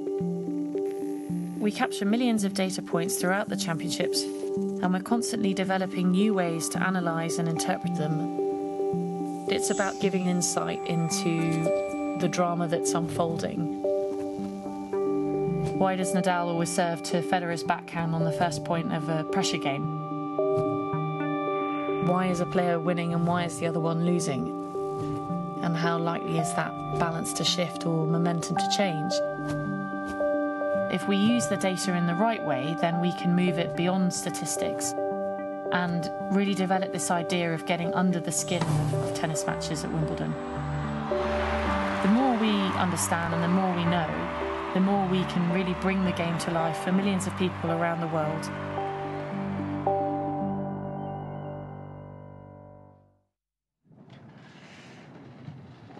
This is the Wimbledon Channel live coverage of the championships on day 11 here at the All England Club. It's men's semi-finals day, turning into a beautiful day. Blue skies overhead, and it's very, very busy there on Henman Hill. Everyone give us a wave who's watching out there. They'll be getting ready for the men's semi-finals matches. First one, Sam Querrey up against Marin Cilic. In about 20 minutes' time, they will be taking to centre court. And then after that one is finished, it's Roger Federer against Thomas Berdych. Two great matches. And it really is not much space left on Henman Hill. So if you are going to head down there, get over there as quickly as you can and join the party. Plenty of Pimm's and strawberries and cream flowing out there on Henman Hill. So let's have a look at the first semi-final. We focused on Roger Federer against Thomas Berdych a lot in the last half an hour or so on the Wimbledon Channel, but let's turn our attention to focus on the first one, which starts at 1 o'clock UK time. Sam Querrey up against Marin Cilic. This was a little bit earlier. Sam Querrey preparing diligently down there at Orangi. So already a bit of a difference we can draw between some players who've chosen to practice on the main match courts, as Thomas Berdych and Roger Federer did, Anne. But Sam Querrey, I suppose, sticking with his routine and down at Orangi. Why might he have gone for that? He might be superstitious. Well, you know, players like to stick to their routines, and I guess there'll be fewer eyes and less attention on Sam Querrey down at Orangi. He can get on with these exercises, which I'm sure you do as well, right? Oh, yes, every morning. I had to put my back out every morning. We actually watched him practice quite a few days in a row now as we've got through the tournament. He does this every single day, I suppose, as you would expect. What's he doing here? Talk us through this routine. Well, he's trying to warm up his hips and his back and his glutes here, which, you know, is a really important part for a tennis player. So these are some glute exercises. He's just firing up all those little muscles as well as the big ones before he steps out onto the court and hit some tennis balls. But this is really a standard routine for most tennis players. What would seem like a workout for the rest of us is just a warm-up for the pros. And when you were playing on the day of a big match, talk us through your practice routine. How long were you there for? What did you do? What's the aim for a late practice session like this? Well, practice is really just to get your body going, get your mind in the right place. You know, players would spend on average about 30 minutes hitting tennis balls before a match, but the warm-up will take 20 to 30 minutes as well before you actually step out there on the tennis court. And you know, you've just got to look after your body as best as possible, and more importantly, get yourself in the right frame of mind. OK, Sam Querrey looking very relaxed there, and we can join one of our reporters, Anna Whiteley, who was watching in practice. Well, without a doubt, today marks the most important day in one man's tennis career. After 42 Grand Slam appearances, Sam Querrey has finally reached his first Grand Slam semi-final. What a day this is for the American. He's down here at Orangi with the team, looking so comfortable. He's been full of the joys of spring. He's been laughing with his coach, and he's obviously looking really positive about the semi-final that lies ahead against Marin Cilic later on centre court. And he has not gone through Wimbledon quietly, knocking out the defending champion, world #1 Andy Murray in the quarterfinals, crushing the British dream in the process. And I don't think he could believe that he actually got the job done. He raced through the final 2 sets against Murray, who was obviously struggling hugely with that hip injury. But all credit to Sam Querrey. His serve was virtually impenetrable, shall we say, during that match. Murray just didn't stand a chance. Yes, it was a shot win, and yes, Querrey started off pretty nervous in that match, as you would playing against Andy Murray in a home crowd on centre court at Wimbledon, but he looked like he absolutely belonged out there. So he's here, he's made it to the semi-finals, and surprisingly, he's looking pretty fresh because he's already gone through 3 5-set matches, which has actually almost never been done before. He went through 5 sets with Tsonga, Kevin Anderson, and then, of course, Andy Murray. He's one of the only 7 men to have gone through 3 consecutive 5-setters. So the fact that the man has even got any energy is remarkable, but he looks like he's in absolute fighting form. This is a big day for American tennis. He's the first male American in 8 years to reach the last 4 in a major since Andy Roddick in 2009, which is quite a surprise. But he is flying the American flag, which is always great to see. Last year he reached the quarterfinal, lost to Milos Raonic, but he doesn't have to worry about this year. He's never beaten Marin Cilic, the man who he is facing today. So it will be really interesting to see how he holds his nerve against a man that he's never beaten. He's just up at the net, practicing a few volleys, light on his feet, because this is a big moment for Querrey. He'll be up later against Marin Cilic on centre court for the men's semi-final, his first ever semi-final. And what a day it is for this man. Querrey looking very relaxed there at Orangi a short while ago. And I'd be interested to get your view on this. Yesterday in one of the semi-finals, we saw Magdalena Rybarikova. That was her first Grand Slam semi-final, and she wilted a little bit, I'm sure you would say, in the spotlight, losing so comfortably to Garbina Muguruza. Is there any danger that Sam Querrey, who's featuring in his first Grand Slam semi-final, does that today? I don't think so. I mean, although he doesn't have a great head-to-head record against Cilic, has never beaten him in 4 previous attempts. Twice they've played here at Wimbledon on the grass, and both times it went to 5 sets. So he knows on his best surface, on any given day, he can challenge the very best, and he'll be full of confidence having got that win over the home favourite, Andy Murray. Yep, all those fans on Henman Hill looking forward to a great match. First up, it's Querrey against Cilic. We focused on Querrey. Let's have a look at Marin Cilic. Now the man from the country, and he obviously has had a great career. He's won the US Open, and he is playing beautifully here at Wimbledon.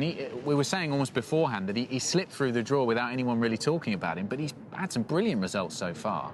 Yeah, he's been rather understated, hasn't he, Marin Cilic? But he's always been a strong performer on the grass. A few weeks ago, he reached the final at Queen's, actually had match points against Feliciano Lopez there, but wasn't able to win. And, you know, he was a dark horse for many people to come through this draw. And, you know, although it is a surprise, it isn't really. And he loves, we can see perfectly here from this angle, just how, a bit like Berdych, really, he hits the ball very flat, hits through the court, and that's what helps him on the faster surfaces like grass. Yes, and he's got a great serve as well to back it up with. And compared to Querrey, I think Cilic is a slightly better mover, which might make the difference today. But you know, he's feeling confident. He's come through some tough matches. So he has every reason to feel good about himself when he steps out. You mentioned that movement, and that was something he said. We interviewed him actually at the French Open, and that was saying one of the reasons he's enjoyed some success on grass perhaps later on in his career is he figured out how to move on the surface, because everyone talks about the movement on clay where you have to slide and it's all about balance, but movement on grass is so important as well. It is, and it changes really. The surface changes on a day-to-day basis. Obviously, the more worn out the grass, the dustier it is, and the more chance of you slipping and sliding away. And funnily enough, I think you see more players slip on grass than you do on a clay court. It's just about feeling balanced when you're pushed into the corners, and I think Marin Cilic is much stronger and better at that these days. Do you think Marin Cilic has got another Grand Slam title in him, or the US Open was a bit of a shot in the dark and that's the only one he's going to win? I don't think you can underestimate him. I mean, any of these four guys who have got this far, I think they all have a chance. Obviously, the overwhelming favourite is Roger Federer to be lifting the trophy on Sunday, but Marin Cilic knows how to win a slam, and he's got to draw on those good memories and see if he can produce that type of tennis again on the grass here at Wimbledon. And as you said, he's got a 4-0 record against Sam Querrey, so he's got every reason to be so confident about this semi-final. I'm sure if you offered him a Grand Slam semi-final against a player he's never lost to in any match, he'd have taken it. Yeah, of course. Yeah, it's a great opportunity, and one I think both guys will go after. So if you have any views on both of these semi-finals, how you think they're going to go, who you'd like to see in the final, you can get in touch with us. We're on social media at Wimbledon Channel. You can tweet us, that's at Wimbledon CHNL. You can tweet the official Wimbledon Channel on social media as well. That's at Wimbledon. You can tweet me as well. That's Adam Hunt Sport. And Anne, you're on Twitter as well. What's your handle? Yes, at Anne Kjotevang. OK, so if you've got any opinions on the match who you'd like to see in the final, or who you think might have the upper hand, send them through to us and we'll try and answer the best ones a little bit later. But it's getting very, very busy there on Henman Hill. A few spare bits of grass to sit on. Perfect time to have a picnic, 12:49 local time. So in about 11 minutes, we'll be watching the first two players from the first semi-final heading out onto court. It's Sam Querrey, the number 28 in the world, the American, in his first Grand Slam semi-final up against the former US Open champion, number 6 in the world from Croatia, Marin Cilic, for that first semi-final. Then after that, the 25th meeting between Roger Federer, world number 5, but what a year he's having so far, the Swiss maestro, up against Thomas Berdych. It's Federer who leads the head-to-head. 18-6, and I think it's fair to say a party atmosphere there on Henman Hill. And it's time for us to say goodbye to everyone there watching inside centre court. T-minus about 10 minutes to the match beginning.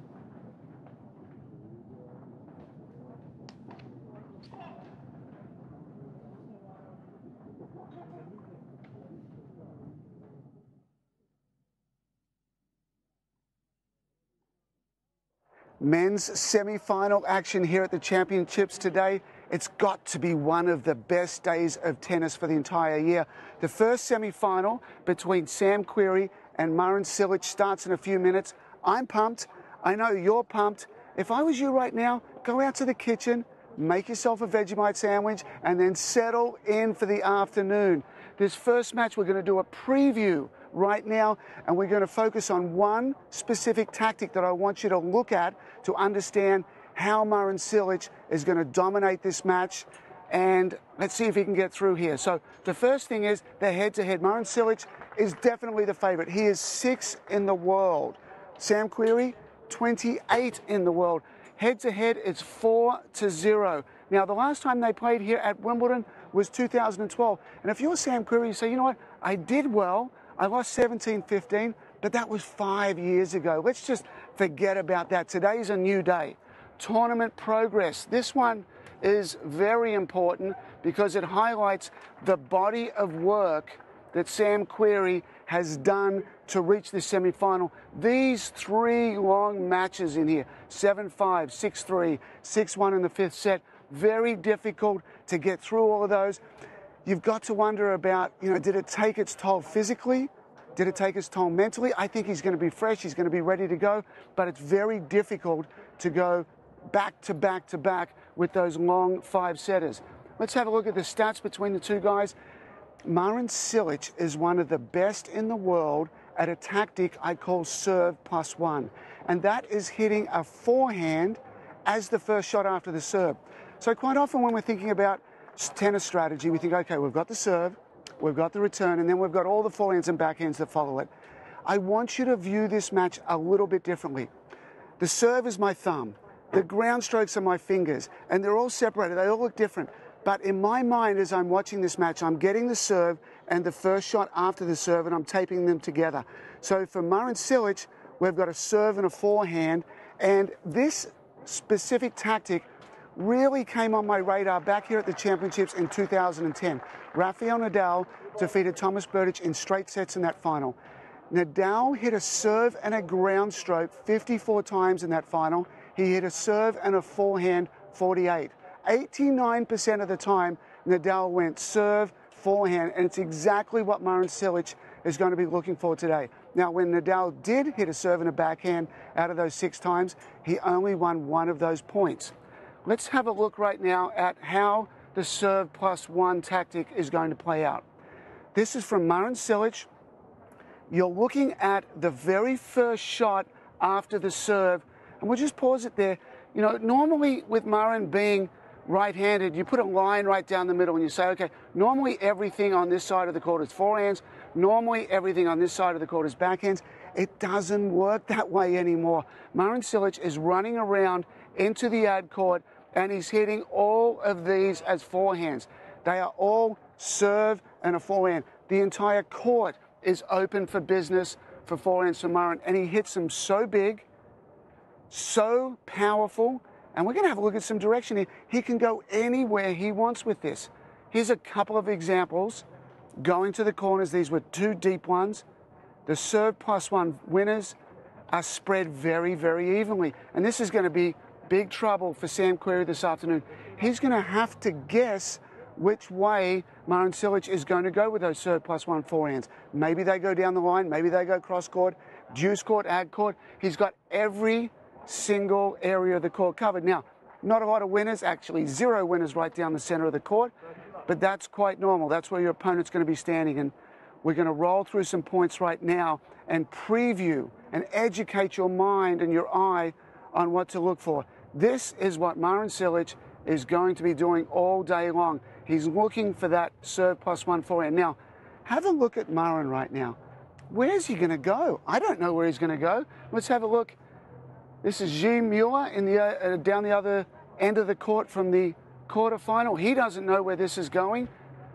Let's have a look where this one ends up. Serve +1 forehand straight down the line. Very dominant strategy. You bang a serve, you step up to the baseline. This could go anywhere. Rolls that one cross court, follows it in. Good positive body language. It's been very, very good in this area all the way through the championships. Once again, we don't know where this is going. He's standing in the ad court. Very nice angle. Let's have a look at Sam Querrey, who's also got a magnificent forehand. Look at that grip. I'm just going to pause that right there. Actually, as I knew I had this back button for a reason. Let's have a look at that grip right there. His hand is fully under the grip, which generates a ton of spin. Now, he's got to be careful in this this semi-final, that he doesn't put too much spin on the ball because it won't get through the court. He won't be able to hit those winners, but it really is helpful on shots like this where he needs the flick, the out wide forehand. He doesn't have a big backswing on that. This is the quarterfinal against Andy Murray, and once again, he enjoys the serve +1 forehand tactic as well. Very nice approach to the backhand. Sam's been so cool, calm, collected the entire way. Once again, serve +1 forehand. Where does he go? Goes behind. I like the idea of playing behind the opponent, and he's not too happy about that one back there. The ball is called in.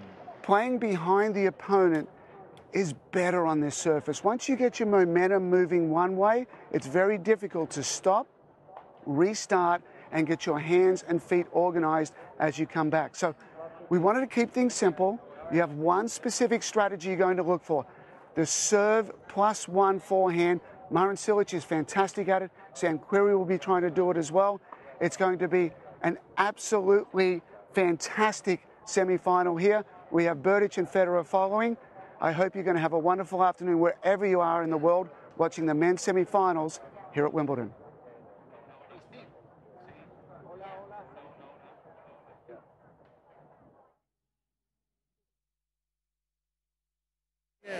Well, I couldn't not talk to this chap with his strawberry suit here. I mean, what a suit. Wow. Tell me where it came from.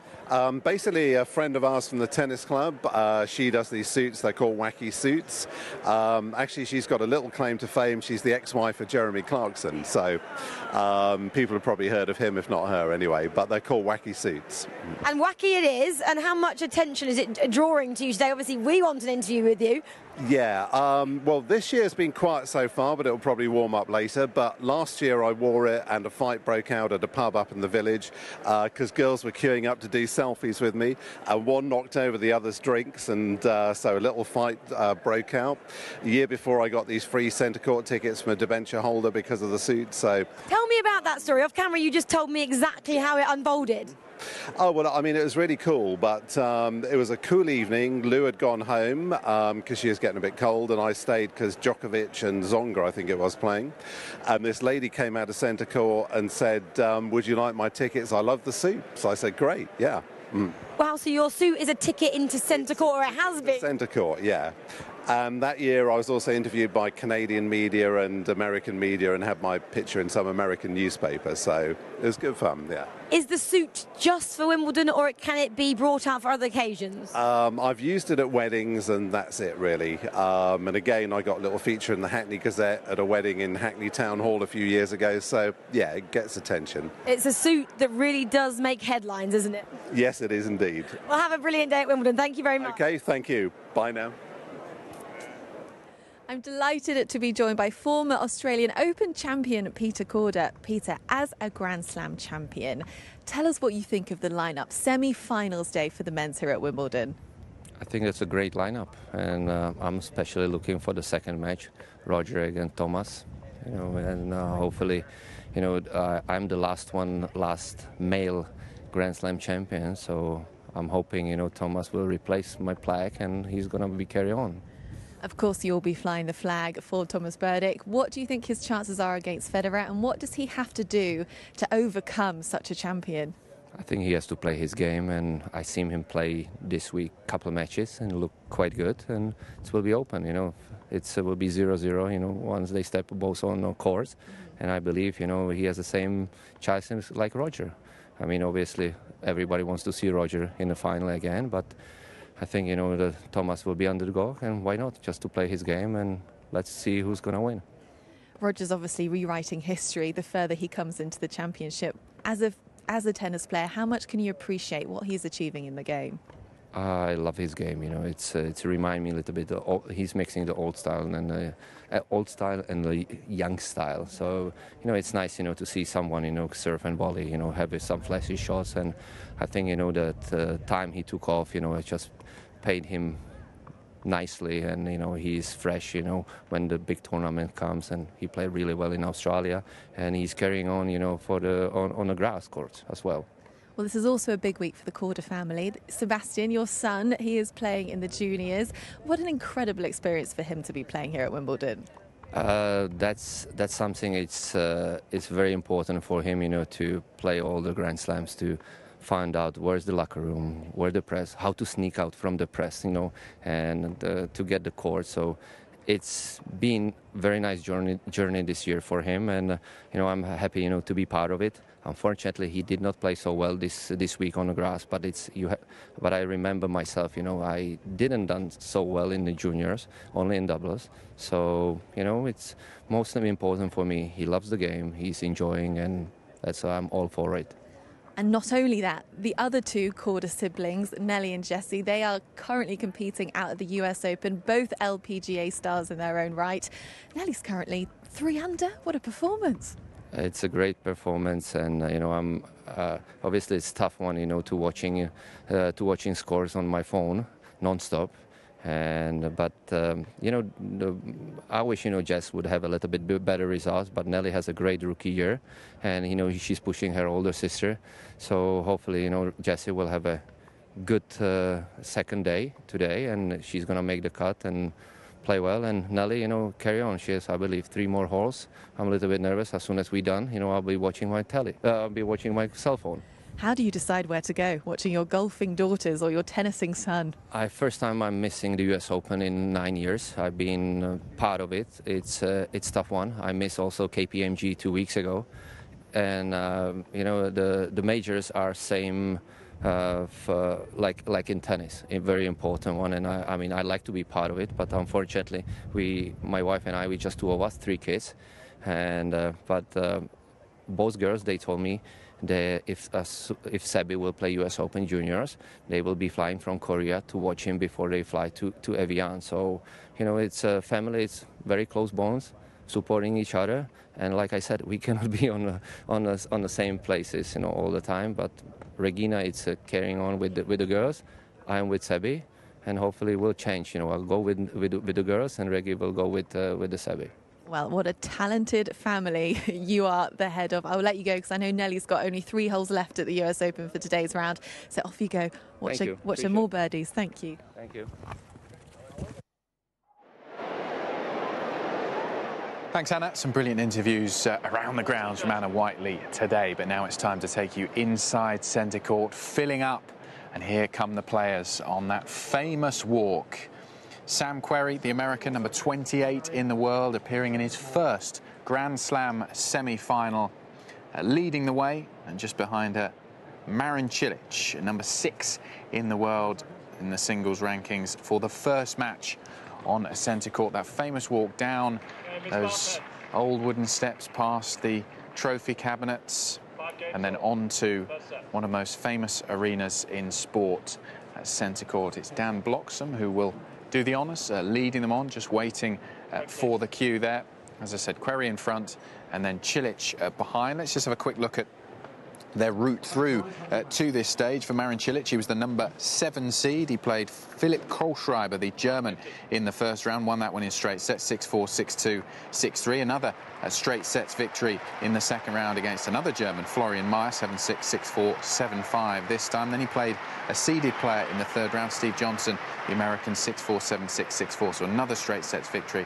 And then he beat Roberto Bautista Agut, the 18 seed, in the fourth round, 6-2, 6-2, 6-2, before beating Gilles Muller to reach this stage, 3-6, 7-6, 7-5, 5-7, 6-1. So that's Cilic and his route through to the semi-finals. As for Querrey, slightly more difficult. He faced Thomas Fabiano, the Italian, in the first round. Straight sets win there, 7-6, 7-5, 6-2. And Nicolas Basilashvili in the second round, 6-4, 4-6, 6-3, 6-3, and then it was Jo-Wilfried Tsonga, the number 12 seed. A great win for Querrey, 6-2, 3-6, 7-6, 1-6, 7-5 in 5 sets there. Then it was the big South African Kevin Anderson, unseeded in the fourth round. Another big, long 4-set match in that one, and then it was Sam Querrey who won against Andy Murray in the semi-finals. It's Anne's brother there, James Kjothavong, taking charge of this match. We can listen in for the coin toss.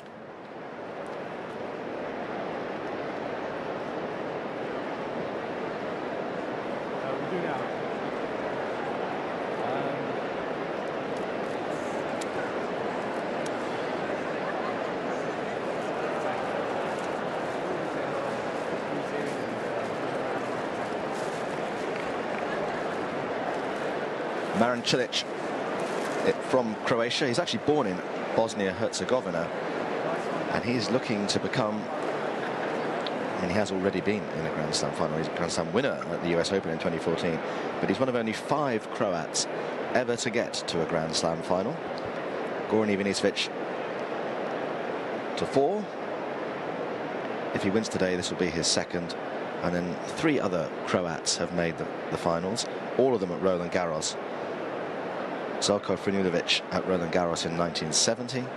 Niki Pilic in 73. Okay, gents, Eva how are you Maioli doing? In 97. Before we start, can we have a photo for the press, please? Both sides, facing here and then this way, please. So we're going through the preliminaries here.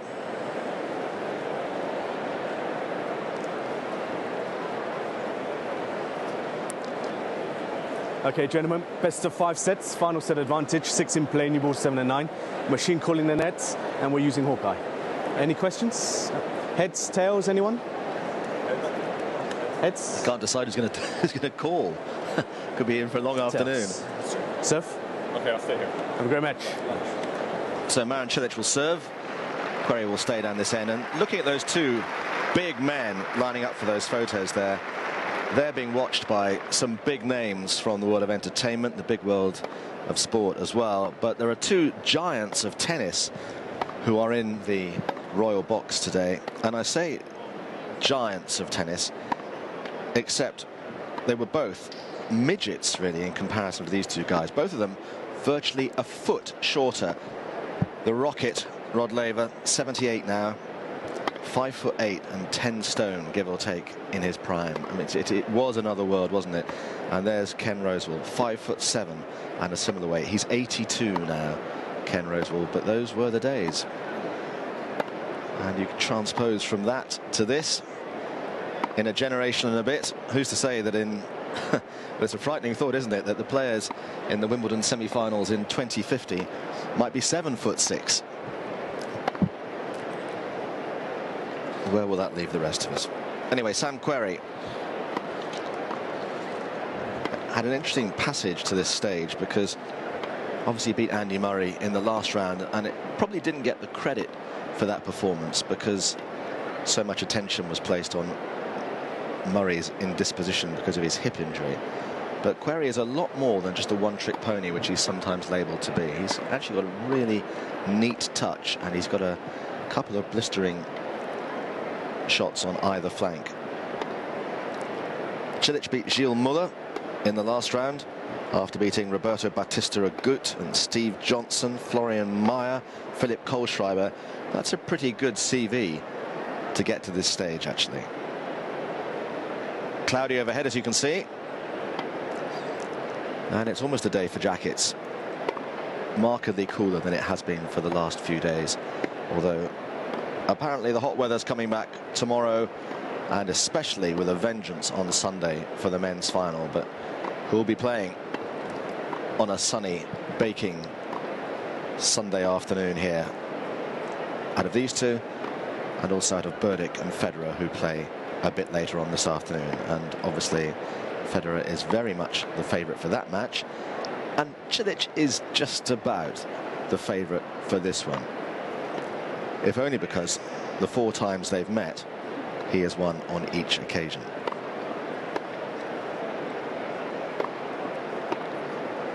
And you can see he is one of these kind of pub quiz questions about who has been a Grand Slam champion in the era of the greats, Federer, Nadal, Djokovic. If you tack Andy Murray and Stan Wawrinka onto that list as well, who is the one other person who's snuck in under the radar to be a Grand Slam champion in this extraordinary great period for men's tennis? And it's that man in your picture there. And there's confirmation of how he's got to this stage. That epic quarter-final against Gilles Muller, who'd seen off Rafael Nadal in the previous round. 6-1 in the final set there. You suspect the Luxembourger was starting to run out of petrol. Sky blue and grey above us. And after 2 weeks of action on this court, the lush green has been replaced by a rather jaded greeny brown. And there's Sam Querrey, 29 years old. But as you can see, he's exactly the same height as Cilic, so they're both going to be sending down huge serves, and in a sort of subplot to what might happen this afternoon. Currently, Querrey leads Cilic 126 to 105 in the number of aces that they've each served.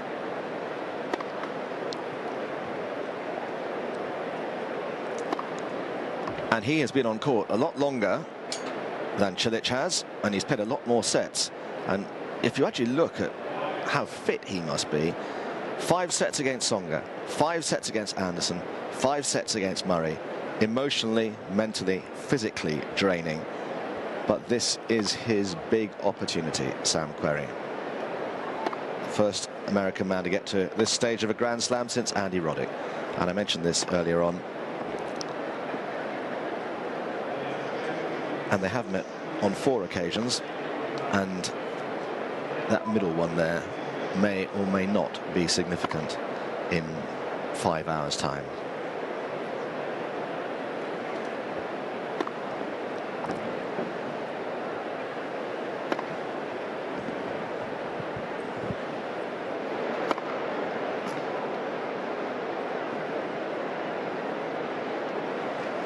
James Keothafong of Great Britain is the chair umpire today. His sister's Federation Cup captain for Great Britain. Marin Cilic to the right of the chair won the toss and chose to serve.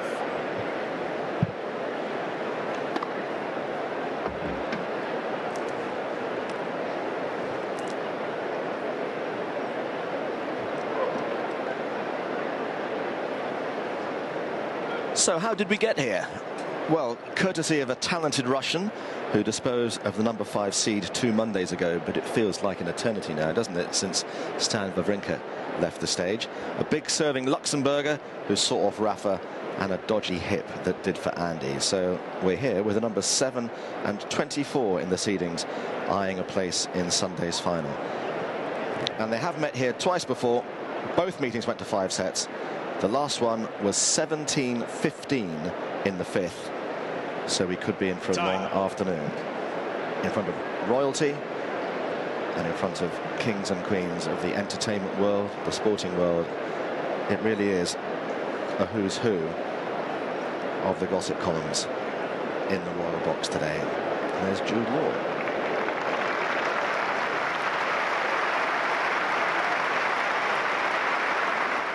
Inside centre court, play about to begin for the first of the men's semi-finals. Sam Querrey against Marin Cilic. You can continue watching that depending on where you are on BBC and ESPN. But time for us now to find out a little bit more about Sam Querrey, who caught up with Nick McCarville. Well, we just heard from Andy Murray a few minutes ago, and I've got his next opponent here, Sam Querrey, into the quarterfinals, 2nd straight year. Just behind us, you had that win earlier today over Kevin Anderson. You lose that 4th set after having, what, 4 match points? How do you reset after losing match points? It was tricky. You know, that was definitely on my mind for the first few games of the 5th set, but I was able to kind of put it behind me and move forward. And fortunately got a break there halfway through the 5th and held it out at the end. You do actually think about it, because we always hear from tennis players, oh, I'm just focusing on that 1 point, but it's got to be running through your mind, right? You tell yourself not to think about it and move on, but it's literally impossible not to think about what just happened. Sam, you had that great win last year over Novak Djokovic. Obviously, a lot of people remember that. You followed it up by getting to the quarterfinals. Do those memories come back when you return here, or is it just kind of like, all right, I've got 2017 in front of me? It's more about 2017. Last year was really fun. It was, you know, a really exciting moment in my career. And, sure.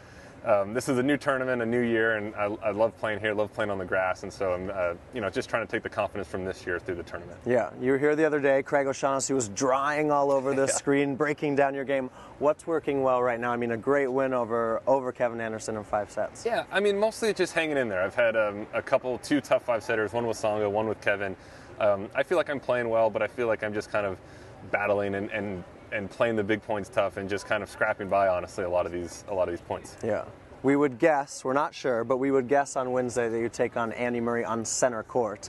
Last time you were there, you played Roger Federer. How was that experience? It was fun. I've also actually played Andy on center court before. Have you? In 2010. Okay. So, you know, hopefully we're out there again. If we're not, I'm totally fine with playing him on court 1. Right. Yeah, so if we look at the draw here, at the men's draw, obviously, you've got Andy. Talk to me a little bit about that matchup for you. It looks like he's got a little bit of the better of you here, 7-1, but you've got that 1 win, which I think players say, you know, you have that confidence from, I know I can beat them because I've done it before. Yeah, it was 1 win. It was in a final, which was kind of exciting too. And you know, all you need is a little bit of confidence, and anything can happen. I'm just going to go out there and try my best and play big, and hopefully can come through with a win. Now, do you guys always stay at the same place when you're here at Wimbledon every year? No, I've basically stayed at a different place for 10 years. Okay, but tell me about home life, because I think a lot of the players like to be relaxed here, maybe have a kitchen and be sort of not in the hotel routine as you are on the tour. Yeah, it makes a big difference because, you know, I've been over here. I've played the Queens tournament before this. Yeah. There was a week in between Queens and here, and so it's been about a month, and it's nice to be in a house with a living room, with a kitchen, you know, with your family and friends with you, and you know, you don't have to go out for breakfast every day. You can cook at home, and it's you know, it beats a hotel any day. What's for breakfast in the Querrey household? It's different every day. My girlfriend Abby's been cooking most of the food. But okay. Eggs, fruit, cereal. We'll switch it up every morning. Yeah. All right. Now I love this little dog that you said travels with you. This is Lou, right? Yep. She's a French bulldog. Okay. Yeah. And how old is Lou? Lou's about a year old. Okay. She travels domestically. She doesn't travel internationally. It's just tough to take the dog internationally. Yeah. But she's been coming with us all for all the tournaments in the U.S. and it's been a ton of fun. And now tell people about what's Lou up to right now. Lou's on week 6 of her doggy training course. Week 6. Week 6. So I'm hoping when I pick her up, she'll be nice and obedient. Yeah. And when you're on the practice court, is she chasing tennis balls around, or is she not allowed on the practice courts? No, I bring her out to the practice court sometimes. Sometimes when I'm home in LA and occasionally at tournaments, she'll come out and hang around. She'll, you know, we got to keep her on a leash, otherwise she will run around and try to grab the balls. Yeah. Now, it looks like you and Abby have quite the fun life. Here's you guys, it looks like in Cabo last year. Yeah, we went there November last year with 15 friends during the off season. 15. We had a blast. Yeah. And for you, what are the interests? Because I know you're a SoCal guy, grew up in California. What are the things you like to do away from the tennis court when you're not hitting a tennis ball, essentially? I live in Santa Monica, so you know, go to the beach. I'll ride my bike around. I'll honestly go on walks, just kind of around town. You know, go to concerts, golf. Nothing too crazy or too exciting, but you know, I like to kind of get out and be pretty active. Right. This is obviously not Lou, but a little... That's a sedated kangaroo from Australia last year. Keyword, sedated. We were at like some kangaroo koala park, and you could just go right up to him and pet him. And where in Australia was this? I think that was in Adelaide at the... Okay.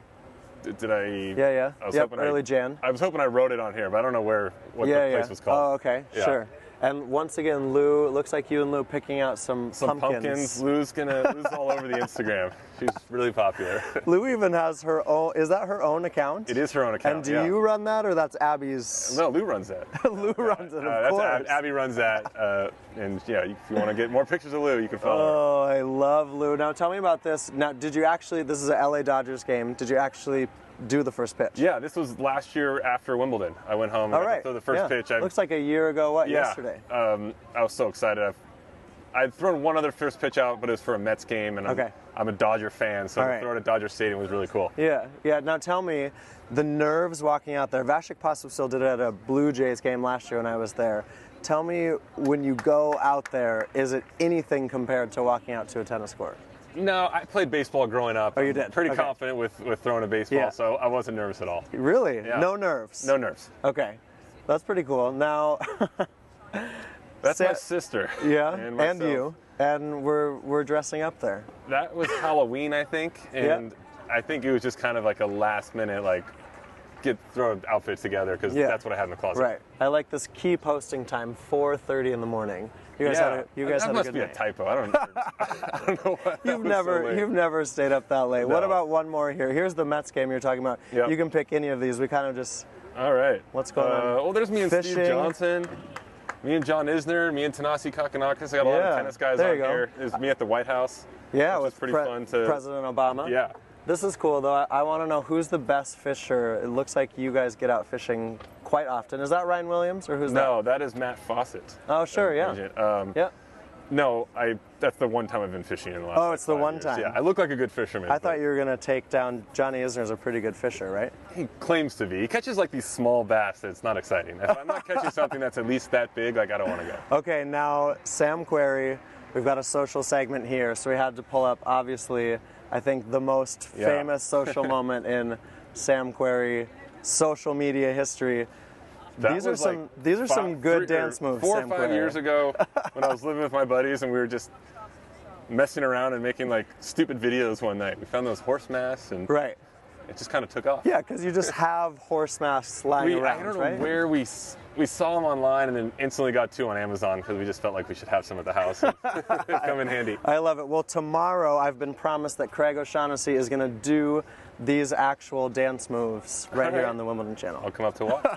All right, Sam. Well, we wish you the best of luck, of course, Wednesday. Yep. Against Annie Murray. And now we've got Rob Walker chatting with Kevin Anderson, who Sam took down earlier today. There are huge expectations. Even though you've done it before, you're thinking anything can happen. Everyone wants to do the best they can.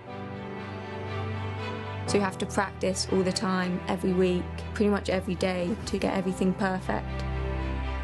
Everything's kind of exaggerated when you're on court.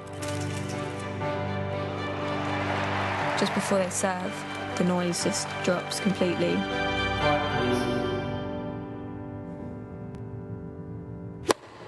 It's really nerve-wracking. You can just feel your heart pounding. There's a huge amount of pressure out there. To maintain your composure in the face of everything that's going on, it's difficult. It's all about presenting yourself in the right way and being the best that you can be. Ball boys and ball girls have been a crucial part of the championship since 1977. Without them, the championships definitely would not run as smoothly. And I'm joined by Annie and Caleb, who are ball boys and ball girls here at this year's championships. But guys, you've been doing it a few years now, haven't you? Just tell us how long you've had this job or providing this service. So this is my 3rd year now. Yeah. And Caleb? I've done it for 3 years as well. 3 years, okay, so you're kind of experts on the ball boy, ball girl front, but how did you get involved 3 years ago, Annie? Well, you start off with your school stages, so our school puts us forward, so I'm at Sutton High, and then so you go on for your initial trial for me it was year 9, and then you work out if you get into the programme or not, and then when it's your first year you start training from about February and then onwards to the championship. And do your school get you involved because you're already a member of a tennis club or you have an interest in tennis? Tell me how it works. I think our school sort of create the opportunity open for everyone, so even if you don't play tennis they still give you a chance to trial, and obviously if you meet the standards then you can go forward and trial at Wimbledon, so it's quite a fair open thing. And tell me about the standards then. I can imagine they're very high. What did you have to do to actually get selected? So at our school we sort of started training in October to prepare for the trial in January, and I think once we sort of learned that, what at Wilson's we do is we sort of teach them things they don't need for the trial, just to give them that little bit of an edge. And I think the trial is just to show speed, confidence, and just to know what you're doing. And I think that's all you need, to be honest. So you had to actually take part in a trial. What did you exactly have to do in that trial? Well, you have to show on-court skills, so you'll do your feeding and rolling, and then also during play, so you will have a match situation. But we also have to do written tests to show our knowledge of the games. So yeah, because we need to know the rules just as well as the players, if not better, because we need the balls at the right end and they want it fast. How nerve-wracking was that trial for you? It was really scary because it's your first time coming to Wimbledon and we do it over in the cover courts and you see Miss Goldson and all the other stuff and you just realise it's real, like it's your chance to become a Wimbledon ball kid. And what is the best thing about being a ball boy here at Wimbledon? I've got to say it's the view, as in you don't get a much better view than on the court itself, and just nothing can trump that. Absolutely. And Annie, I know Annie and Caleb have got different roles. So Annie, you are centre ball girl. Can you go and just run through what you have to do? We'll stand here and watch. So Caleb, just tell us what she's doing at the moment. Yeah, so Annie as a centre normally has to clear the court if the ball hits the net, and once she gets to the other end, she rolls them down to where the bases are, who will be able to feed the players. And very quickly, very proficient there. And then Caleb, you are, then what's she doing there? That's the little stance. Okay, yeah. That stance is once she's rolled the ball, she just waits in position, ready to go again. Always ready, aren't you, for anything? And then Caleb, you are a baseline ball boy. Would you go over there and show us exactly what you do, please? Okay. Annie, and talk us through what he's doing. Sprinting off there. Yeah, so that you sprint on court. So he collects all the balls and he's going to feed the player. And it's very important to have your arms snap up. and then you do the no ball show there, and you go back into stance. Was that perfect? Yeah, pretty good. Got to be perfect to be a ball boy or ball girl here at Wimbledon. Nicely done, Caleb. Thank you very much. Let's stand back over here so I can carry on chatting to you, and you come back over. I just want to talk about best memories. Surely 3 years you've both been ball boy and ball girl here now. What match or what player has been the best highlight for you, Annie? I would say probably my first year. I can't remember the match it was, but it was the first time I got on a show court. It was court 18. And we finished the match and just the atmosphere was amazing, just hearing the crowd. So I think that was probably the best for me. And Caleb, what was yours? Can you remember that far back? Which was your highlight? I think my second year, so I did all of Serena Williams' games up to a final. I didn't do a final, but the best time was definitely doing men's final last year with Andy Murray. Yeah. Living hell, that's quite a highlight, isn't it? And then maybe just tell everyone about a routine day, kind of when you get here in the morning to when you go home. What's your role for each day? So I get a coach to Wimbledon. We get here about 10 o'clock, and then we have a briefing, so just what we're going through for the day, and then about 10:30 the captains will go up to the board and check what court we're on, and then you'll roughly have a shift on and a shift off, so that's about an hour on or hour off. So you don't actually stay on a court for the whole match? No, so we change, like I said, an hour, and you'll be on different courts like all day, so you'd never really know. Absolutely. It changed a little bit this year as well, didn't it, because the weather was so hot. Tell us about that, please. So, of course, we had to wear those trendy, flappy hats, and our shifts went from 1 hour long to 45 minutes, just to sort of give everyone a chance. And I just think there was a bit more emphasis on just keeping cool, so we had bandanas to wear as well and plenty of extra water, so they look after us quite well. And when you're here as well, when you're working at the championships, are you all kind of a family? Do you all live together? Do you all eat together? I guess it's quite like a close-knit family going on. Yeah, well, I remember last year when it ended, I had no clue what to do with myself. I was like, I want to go back to Wimbledon, because we made like really good friends, and I must say like quite a few of my friends are through Wimbledon, and it's really good experience. So if anyone wants to get involved, any aspiring ball boys or ball girls out there, just tell them the best part of the job. The best part of the job? The view you said already, but come on, must be better than that. I guess meeting the players. You know, it's something you can say you've done that no one else can do, and they can't take away from you. What are you going to do when it ends, guys? I hate to say it, but it's going to, isn't it? We've got a long summer ahead to wind away, so I don't really know. Absolutely. Well, thank you very much for chatting to me. Let's end it how we started it, shall we? In the ball boy, ball girl stance. Thank you. Very good. Thanks very much, Rachel. Let's just update you on the first men's semi-final taking place right now inside centre court in the first set between Marin Cilic and Sam Querrey. In the 7th game, it's currently 3-3, no breaks of serve so far. But that is what's taking place today here on the grounds at the All England Club. But tomorrow, of course, is the ladies' singles final. Garbina Muguruza up against Venus Williams. And today, one of the duties of the players in that ladies' singles final is to do a press conference to talk about the match, how they feel ahead of that big encounter. And Garbina Muguruza has just walked in for her press conference. Let's hear from her.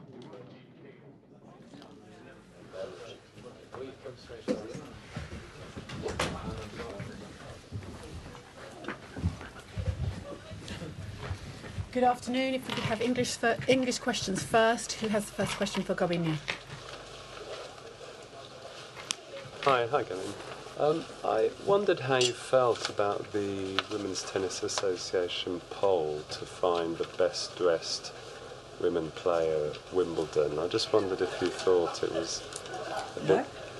the WTA is running a poll, a vote, online vote, to find the best dressed woman player this year at Wimbledon. And I just wondered if you thought it might be something that's a bit demeaning or frivolous after so many attempts to raise the profile of the women's game and get it treated seriously.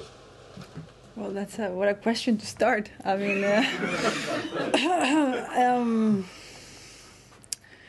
don't even knew that. I didn't read anything. I don't know. It's hard to say who's the best, but I didn't read anything yet. Yeah. I will have to see. And you're included in the poll amongst a number of others, but I just wondered if you thought it was essentially a sexist way of looking at the women's game rather than a serious one. I don't know who is doing this. Doesn't really make it's not very important anyway so far. So. Garbine, I was just wondering if you can describe your feelings the day before a Grand Slam final, and since this is your third time in this situation, maybe how different does it feel this time compared to others? Well, I'm feeling pretty good. I think it's a good moment right now, and it goes very fast. So I'm trying to enjoy the previous times. You're so concentrated that you cannot enjoy as well. So I know tomorrow. I'm looking forward a lot to go on the court and last match here and try to change things after the last 2 years, and that's it. Just trying to enjoy also. Garbine, Venus Williams is the oldest women's singles player to reach the final since Martina Navratilova. She's 37 years old. What are your thoughts about that?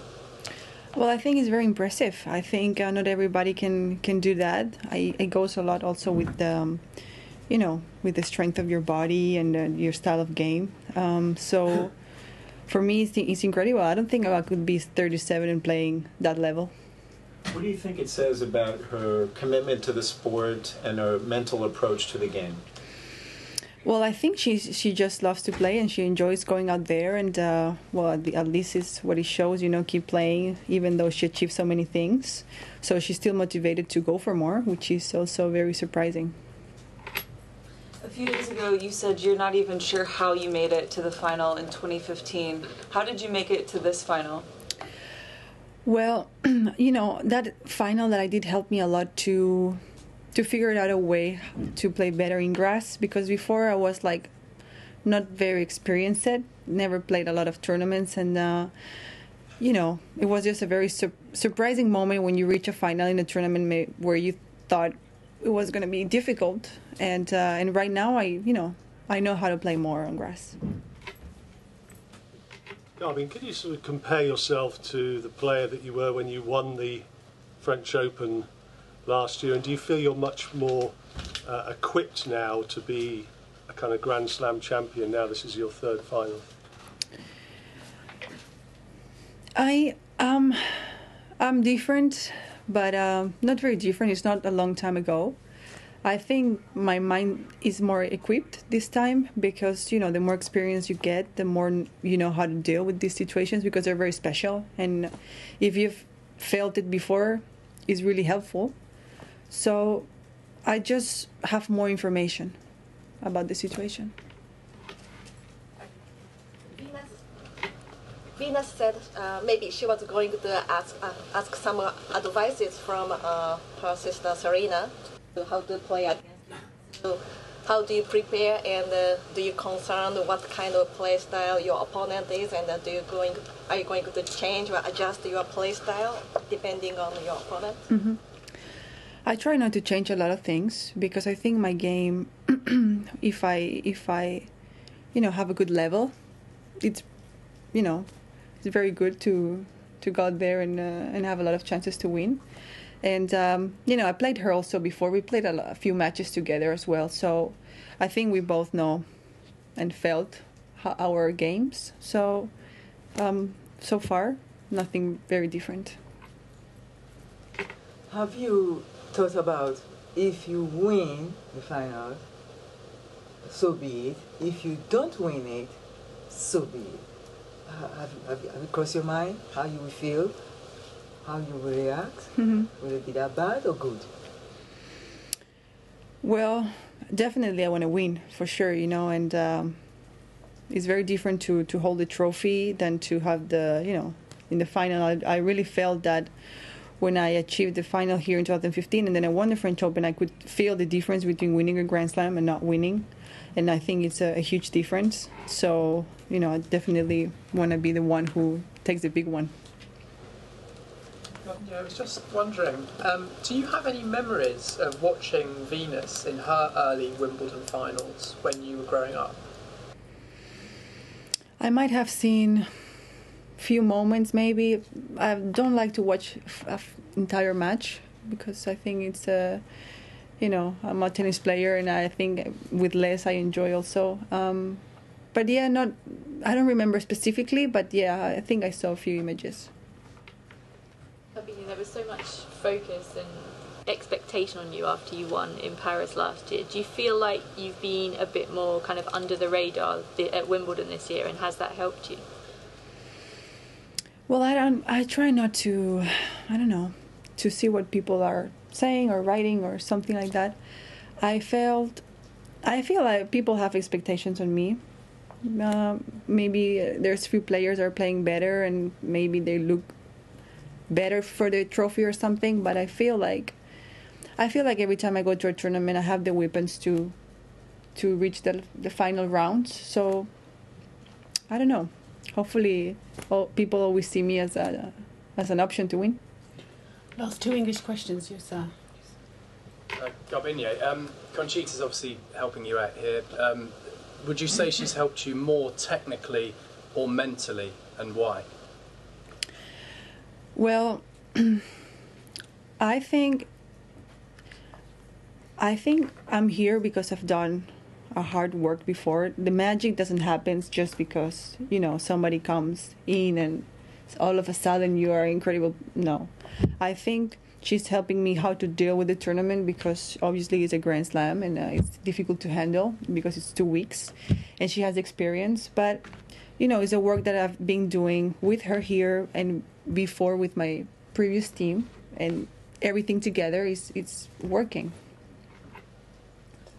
These matches end up being decided with one big key. Somebody serves well, somebody returns well. What for you going into this match is going to be the one thing that you're most focused on?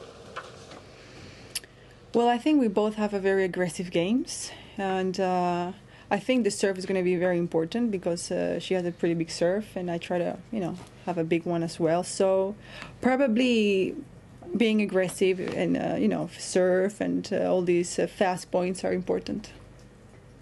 Okay, thank you. Thank you. You're watching the Wimbledon channel here on men's semi-finals day here at the All England Club, but we're focusing on the ladies' final for tomorrow between there, as we heard, Garbiñe Muguruza up against Venus Williams.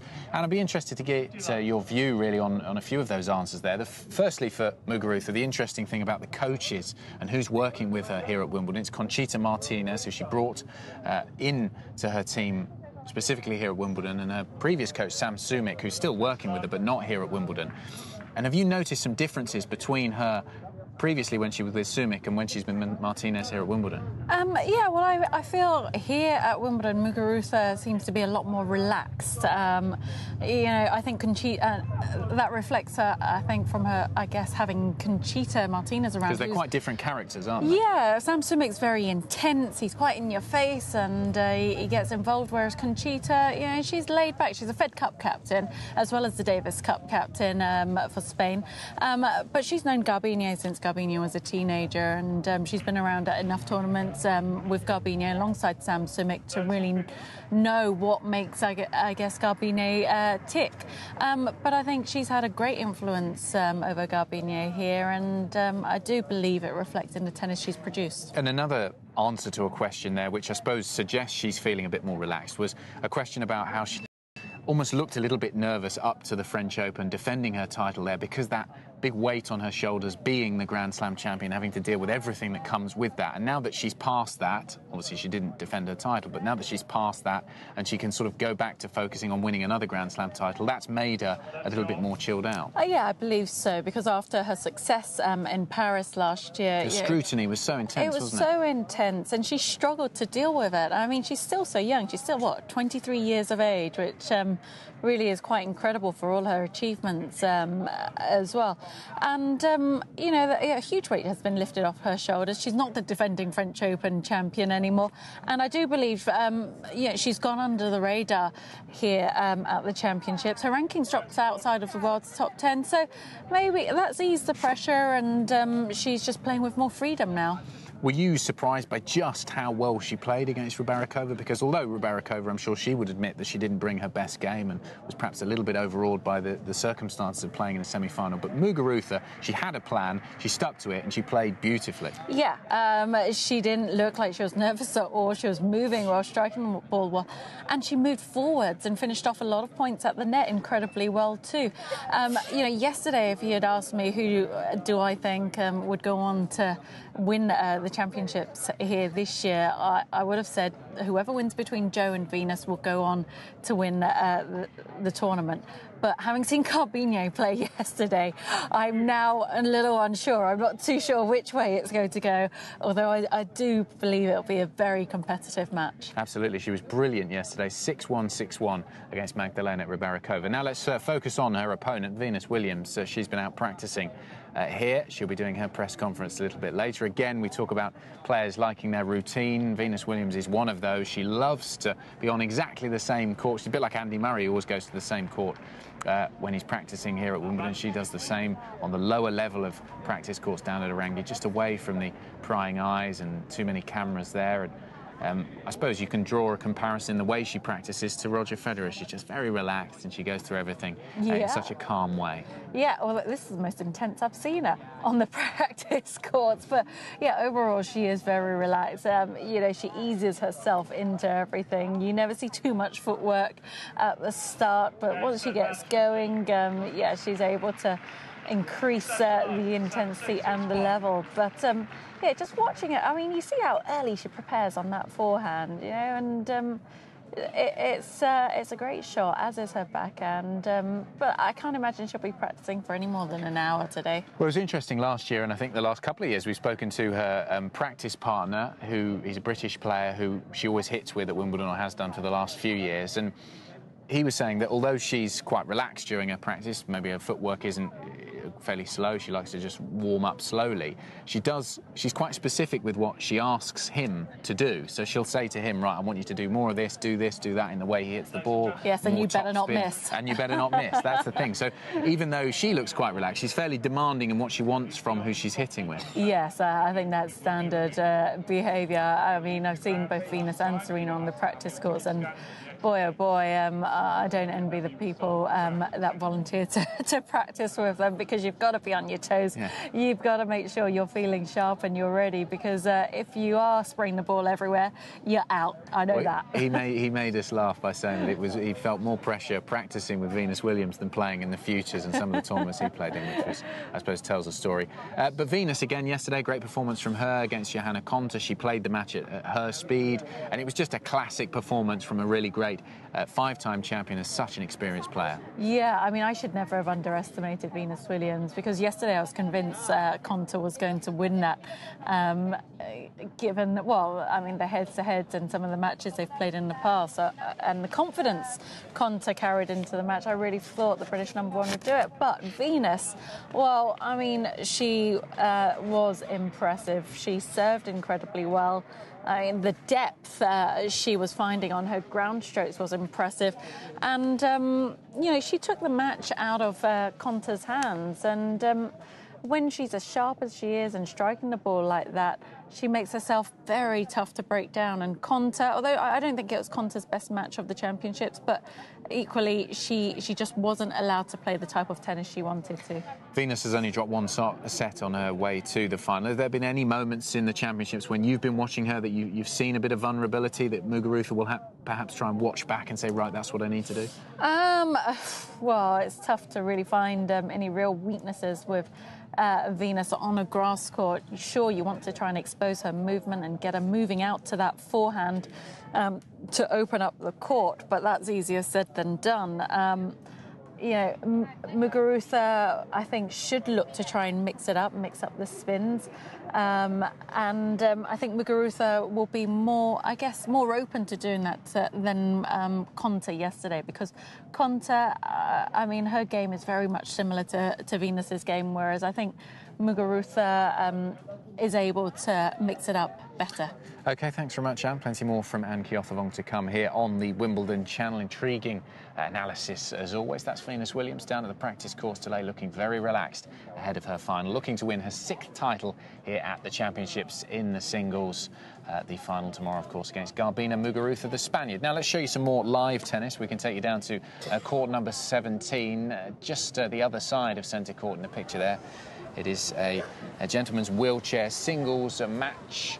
Gustavo Fernandez, the number 2 seed, the Argentinian, up against Alfie Hewitt, the British hope who won the French Open. And he obviously won the doubles here at Wimbledon last year with Gordon Reid, his partner that day. Reid's already out of the singles. He lost yesterday.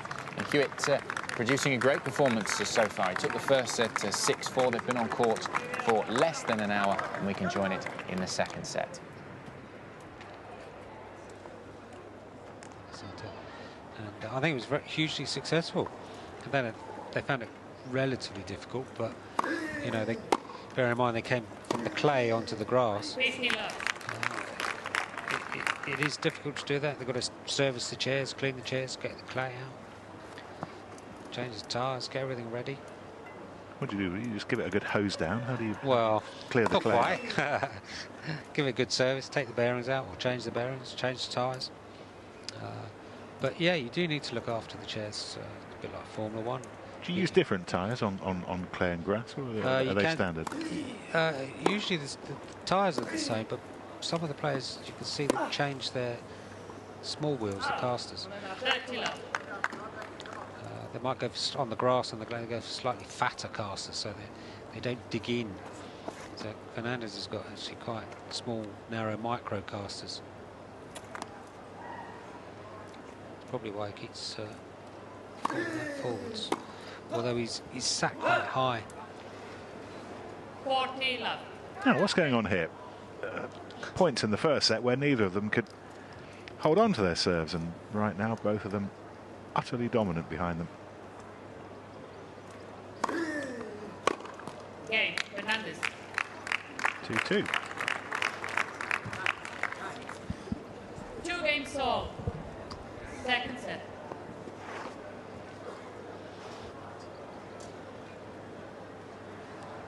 I'm joined by Paddy Smythe, singer-songwriter and wife of John McEnroe, 7 times Grand Slam champion. Firstly, Patty, how are you? I'm fine, thank you. It's always nice to be here at the tennis, and I love London. So I wanted to move here, but I couldn't talk him into it. We're going to talk. Still working on it. Well, please do, because it's a beautiful city. But we're going to talk about the book, but seriously. But first, I want to just talk about what you're currently up to. What are you doing, Patty? Right now, I was touring every summer for a while. I used to have a band back in the 80s and 90s, Scandal. And then I stopped for a while and started writing again and writing a bunch of new songs. So now I'm going back and forth to Nashville, and I think I'm going to make a new record in the fall. So that's what I'm working on. Oh, absolutely. Yeah. Absolutely amazing. But you're obviously here at Wimbledon. You're obviously here with your husband, John, who everybody knows, as we all do. And you're here to promote the new book, But Seriously, which is his second autobiography. I mean, that doesn't usually happen. No. One person getting 2 autobiographies, 15 years apart, I know, but what was the vision behind this new autobiography? I agree with you. It is unusual, and I'm not here to support the book. I'm here to support my husband because I always come, because he does get a bit lonely here, so I'll come for a week always. But I think the reason why the idea that they came up with is it's really hard for most athletes, but now it's changed. All these guys are 33 and 34 and still playing tennis, but back when John was playing tennis, you were an old man at 33, and that's when he stopped playing. So how do you, I don't know, as a man or a woman, how do you keep, just the reason to get up in the morning and to feel like you're accomplishing stuff? So I think the first book kind of covered his career and then ended, I guess, in 2001 and 9/11. I think it began and ended there. I can't really remember. And then basically what's been going on the next 15 years, how does the bad boy who, had this terrible reputation, all of a sudden he turns out to be this sort of elder statesman. He's a cultured art collector. He's a really good father. We've had a pretty successful marriage. I don't want to jinx it, for 20 years. And he's living this life that no one expected him really to live. And he's probably the most forthright, honest, good man that I've ever met. And I think that when people meet him, they really realize that they don't know him at all. Like that guy, you know, that was like a part of his life, but it was this part of his life of him yelling at those umpires who were wrong, I believe, and he was right. Maybe he shouldn't have cursed, but, you know, so I think that was the impetus behind this record. Listen to me, this book. It's always a record. It's always a record. And just to sort of say how he's trying to...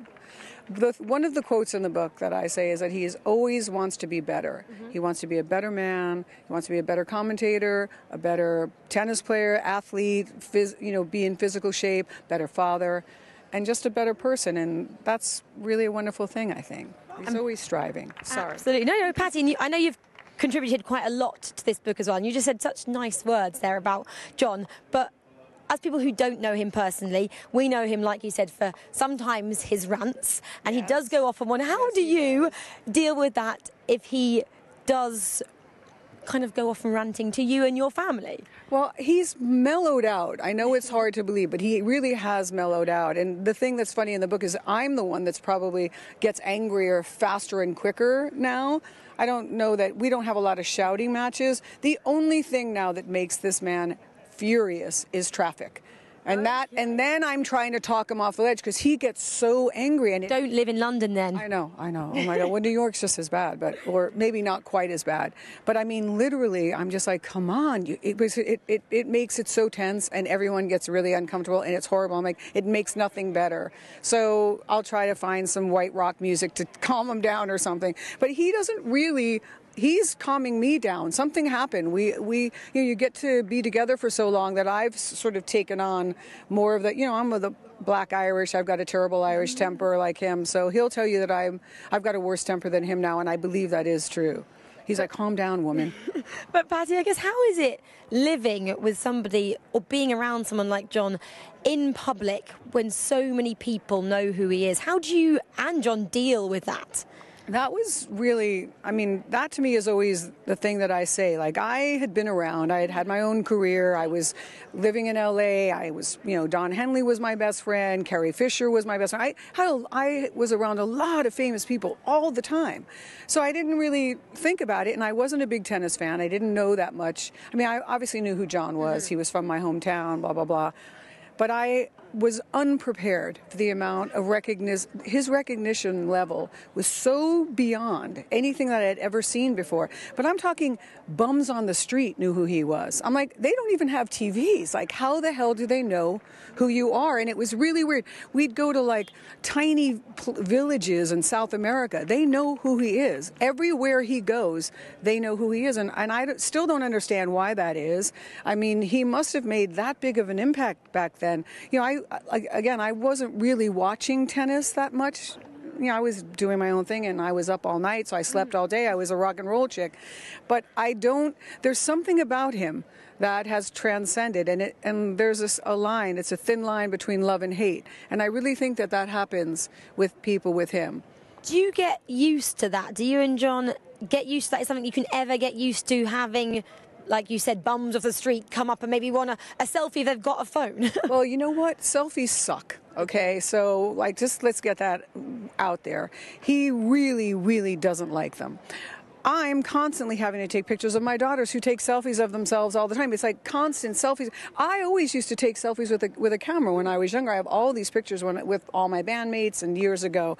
But it's one thing to come up to John and say, I love your work, I'm a big fan, and John is always gracious, always happy to do that. If it's a kid, he'll do a selfie with a kid, or he'll give him an autograph, but he really doesn't like people coming up and asking him for selfies, and I don't like it either, because it's almost like, and you're not allowed to say no. Like, why can't you just have boundaries now and just say, no, I don't want to do that. That's not, not right now, especially when we're having a romantic dinner or something. But it's always nice to hear, hey, you're great, I love you. And everybody, of course, is happy to hear that. But, hey, can I take a picture while you're in the middle of, whatever? We're swimming in the ocean and someone comes out with a thing on a stick. It's like, come on. No way. But you're back here where obviously you must get recognised every single day. But just how is it? He does, not me. No one knows who the hell I am. You are if you're walking with him. Yeah, if I'm walking with him, yes. But do you have any memories from here together from back in the day? I know he did retire when you first met. But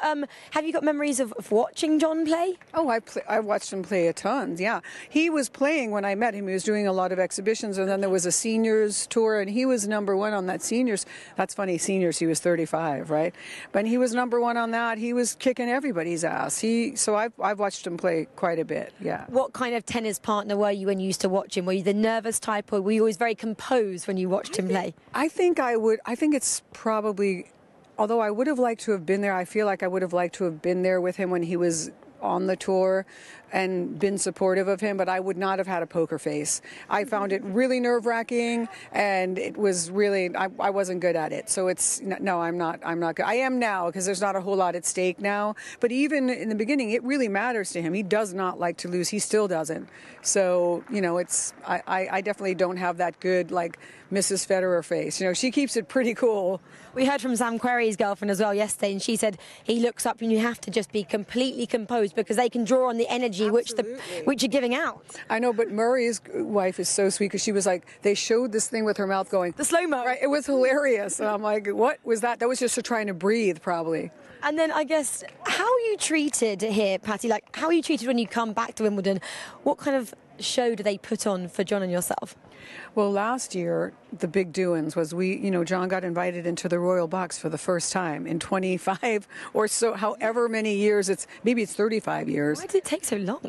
We should ask them why it took so long. I don't really know, but it was wonderful. It was really, really fun, and John was really happy to do it too. And so I just find everybody here lovely. I think the Brits love John. They really do. And I think they probably appreciate him sometimes, I feel like, even a little bit more than they do in the States, because he really kind of found himself here in a way. Absolutely. And how does Wimbledon, you must have been all around the world to different tennis locations, how does Wimbledon compare as somewhere for these world-class athletes to come? And the spectators, we're looking over there at Henman Hill, and it's a beautiful location, isn't it?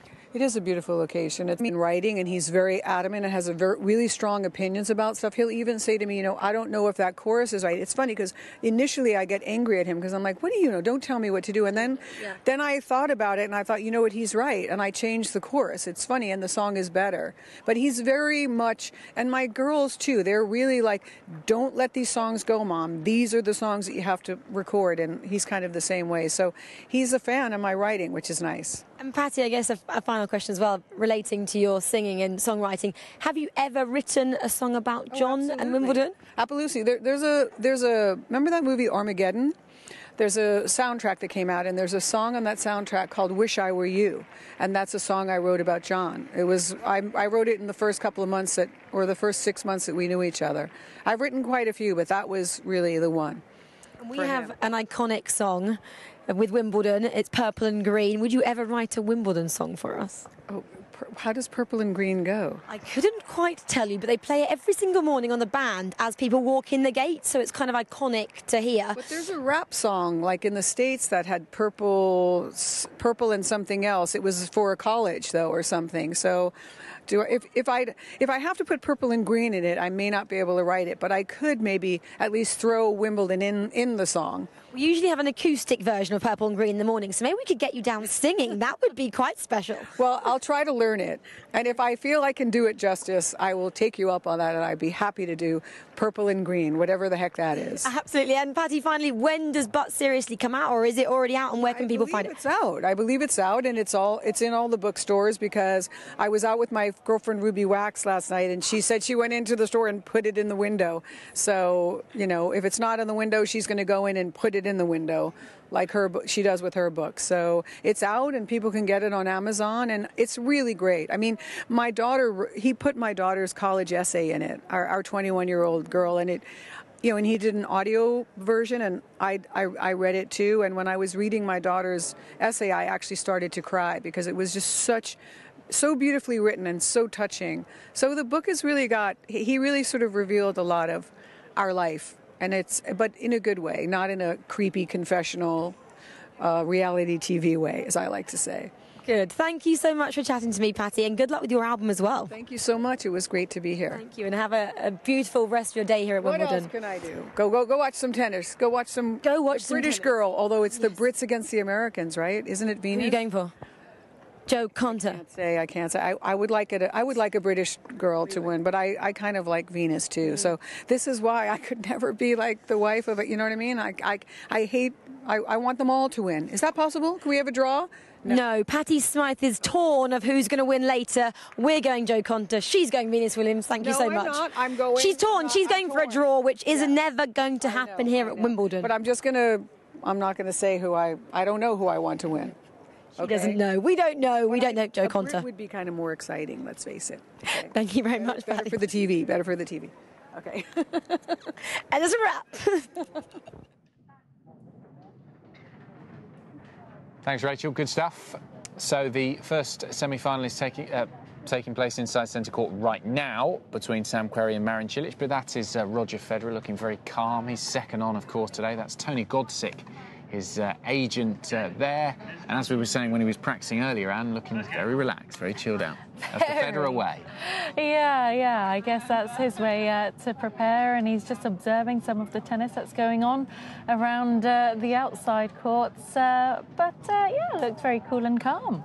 I suppose when it's the second match of the day, how easy is it to kind of plan things? I mean, we've seen he's done his practice session, when he's going to eat, when he's going to do his massages and things like that. How's that plan put together?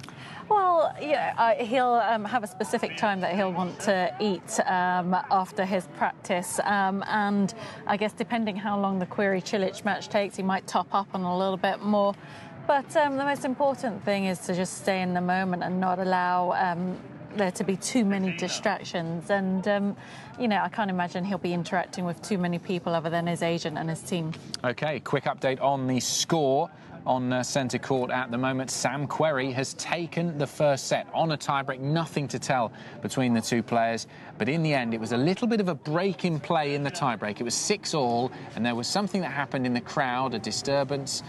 We think someone fell ill and in the end had to be taken out of the stadium. And that was a long, long break for the players to deal with. It was 2 or 3 minutes between those points being played.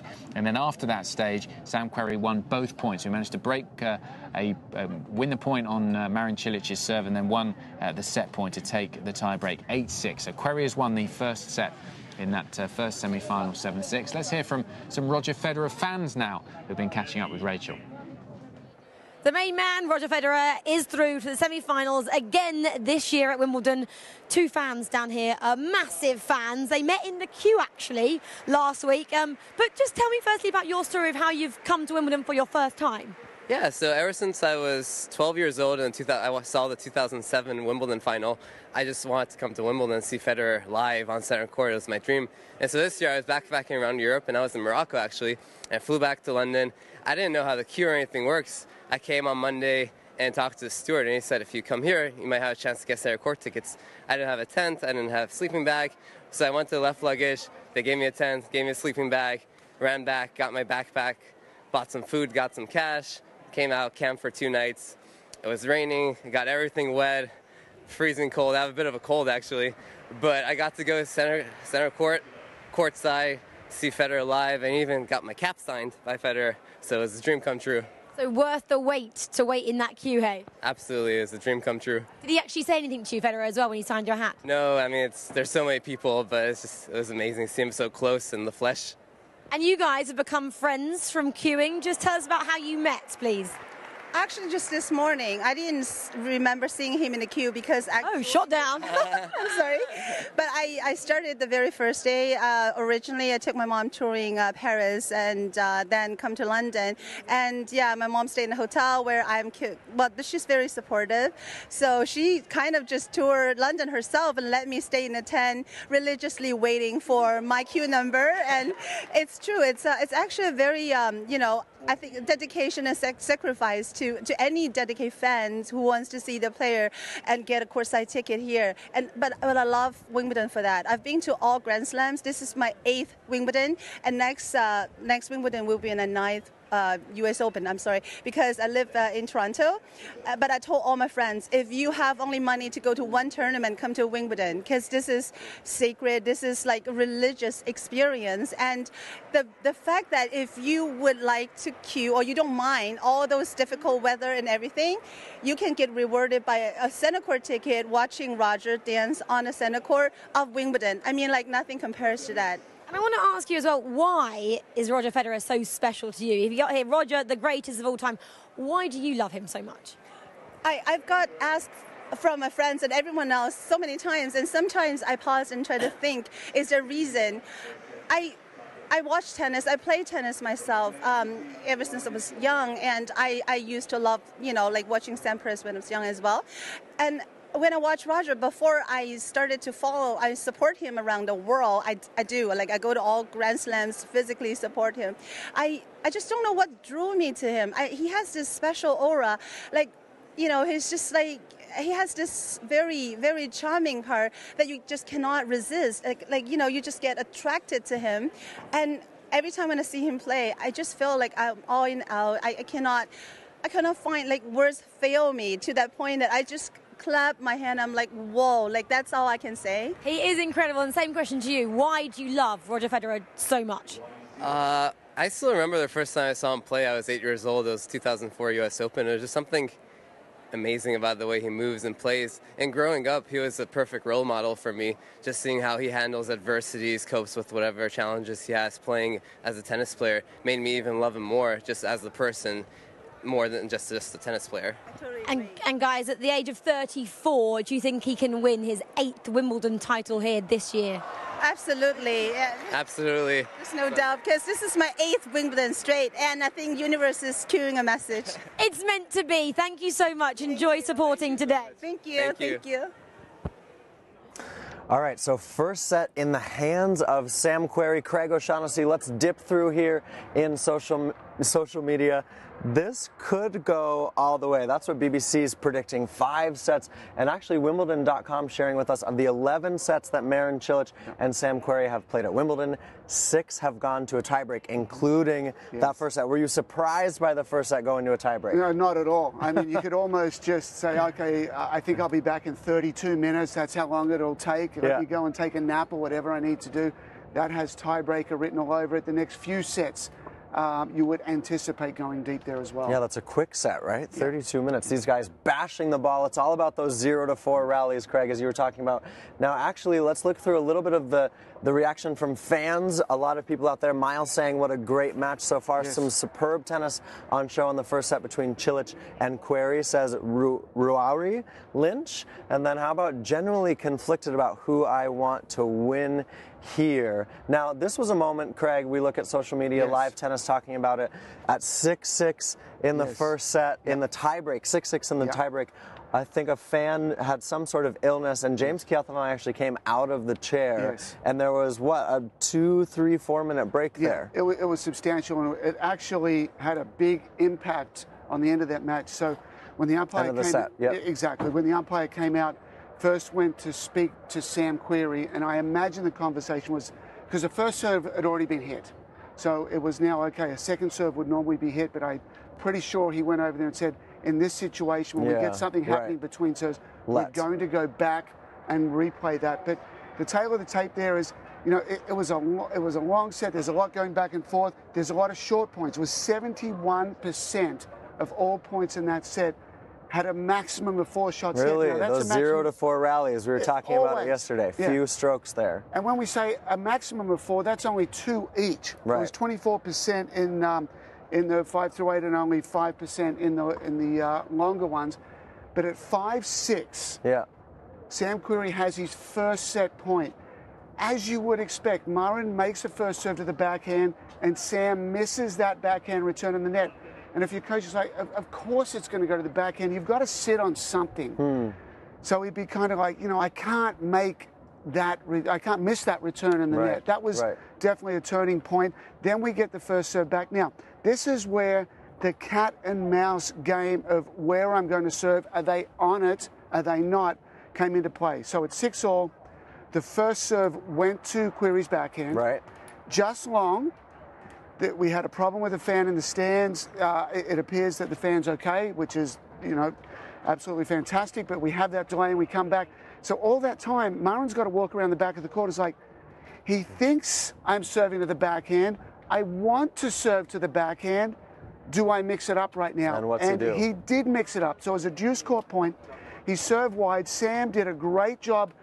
He's done all tournament. We've seen highlight reels of him taking that forehand return and taking it down the line. And all of a sudden, Murren gets that serve +1 backhand, which he doesn't necessarily like. Yeah. He wants the serve +1 forehand. And Sam has done an outstanding job in the opening set. Murren only hit 30% serve +1 forehands. Did he? So keeping that ball to Cilic's backhand side. Exactly, exactly. Staying away from the bigger weapon. Murren immediately missed that backhand. Yeah. So that was, you know, problem number one. And then to lose the set, it was another backhand error. So, you know, taking time and being a little nervous came out in the backhand. Two backhand errors there, and all of a sudden, Sam Querrey has taken the first set of this match. Well, and that's what here Jake Davies talking about. Looks like Cilic was very tight, and then also just distracted there. Cilic actually led this tiebreak 4-1, Craig, and as a few fans are talking about on social media, Cilic got tight there. As you're saying, the backhand didn't hold up for him on social media. Now, before we dive more into the stats, I want to look at the last time these guys met at Wimbledon was 2012, and it went 17-15 in the fifth set. Let's actually play the match point from that match. This is from 2012. Murren looks like he's about 17. Yeah, he does look young. Here, he was 23 years old. This one lasting 5.5 hours. And look at Marin Cilic, happy to get through that match. 5.5 hour win over Sam Querrey. Marin Cilic actually, let's go ahead and dip into their head-to-head. These two guys, 4-0 if you look at Marin Cilic against Sam Querrey. But look at these scores, Craig. 7-6, 7-6 in 2015. There's that score, 17-15 in the fifth set back at Wimbledon 2012, and also at Queens, a three-setter. So there's very little between them. As we saw in the first set, Craig, 7-6. Cilic leads the breaker 4-1, gets a little bit tight, 6-all. There's a problem with the fan. You'd almost say that Sam Querrey is the one who was a little more mentally strong in that first set. Yeah, I mean, Sam's general demeanor out on the court, you know, very relaxed. Watch it between very points. SoCal. Very SoCal. It's like, shall we play tennis? Shall we play at Wimbledon? Should we surf? Well, yeah, should we body surf out here? You know, at San Clemente, where it's a lovely, lovely little break right by the Now, pier you were there. talking about, Craig was talking about rallies, 0-4 strokes, and also the great job that Sam Querrey did to keep the ball on Marin Cilic's backhand side. But what else? Now, these are live numbers, so these guys are in the second set. But tell us what you see in these numbers so far. Yeah, you know what? You look at the overall body of work, and for it to get to a tiebreaker, and to be so close and then lead and be up a break in the tiebreaker, you think Murren's just got to continue what he's doing. But it was unusual. And the unusual things, the tightness, you know, the problem with the fan, isn't going to come out and play in these numbers. So we see good things here from Murren. We see the 24 total winners versus 17. You're like, okay, well, Murren, he's got an advantage there. Unforced errors are pretty low as well, too, good. right? But this is a match at certainly the first set that you've got to actually eyeball and understand. At this moment in time, with the set in the balance, a little weirdness from the stands, and then you don't want to overthink. And having that extra time when serving, it certainly appered like it happened to Marin Cilic. Well, and I think it was more important for Sam Querrey to win that first set. He had won three, as you were talking about earlier, 3 5-setters, one of just 7 men to come through 3 consecutive 5-setters in a Grand Slam to get to the semifinals. He needed that first set to have that lead. And looky here, this just happened a couple minutes ago, but neither of these guys faced a break point in that first set, Craig. It's all about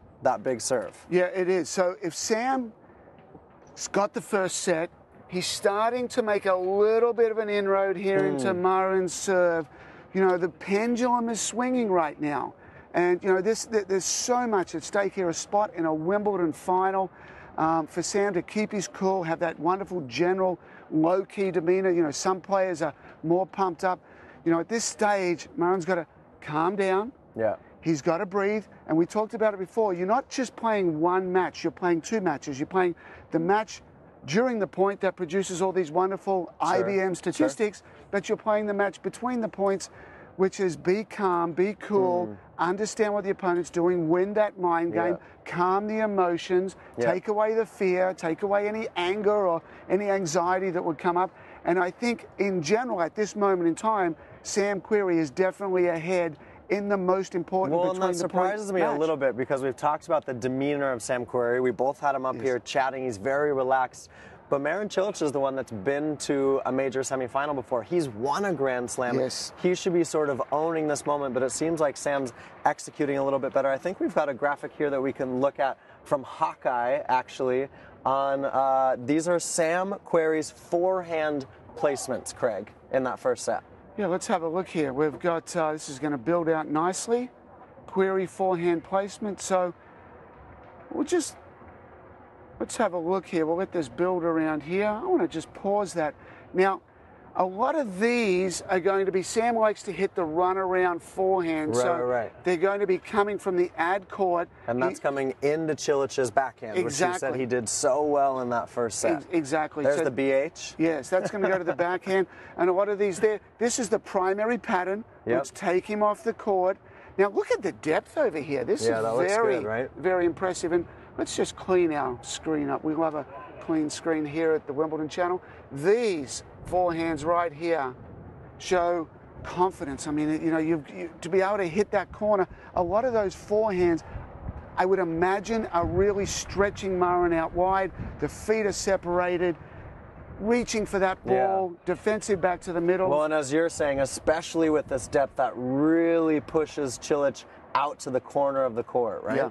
Now, for a lot of you at home, you're going to look at this and say, you know what? Oh, I get pro tennis. I understand what it's like to win at Wimbledon. You just don't hit the ball in the middle of the court. Well, that's what it's happening in this specific match. But all throughout the championships, we have highlighted the deep return down the middle of the court. So I think this would be, this is obviously has nothing to do with serves, nothing to do with returns. This is once the rally evolves past the return of serve. Yeah, interesting stuff from these two guys so far in this match. Let's go ahead and take a look.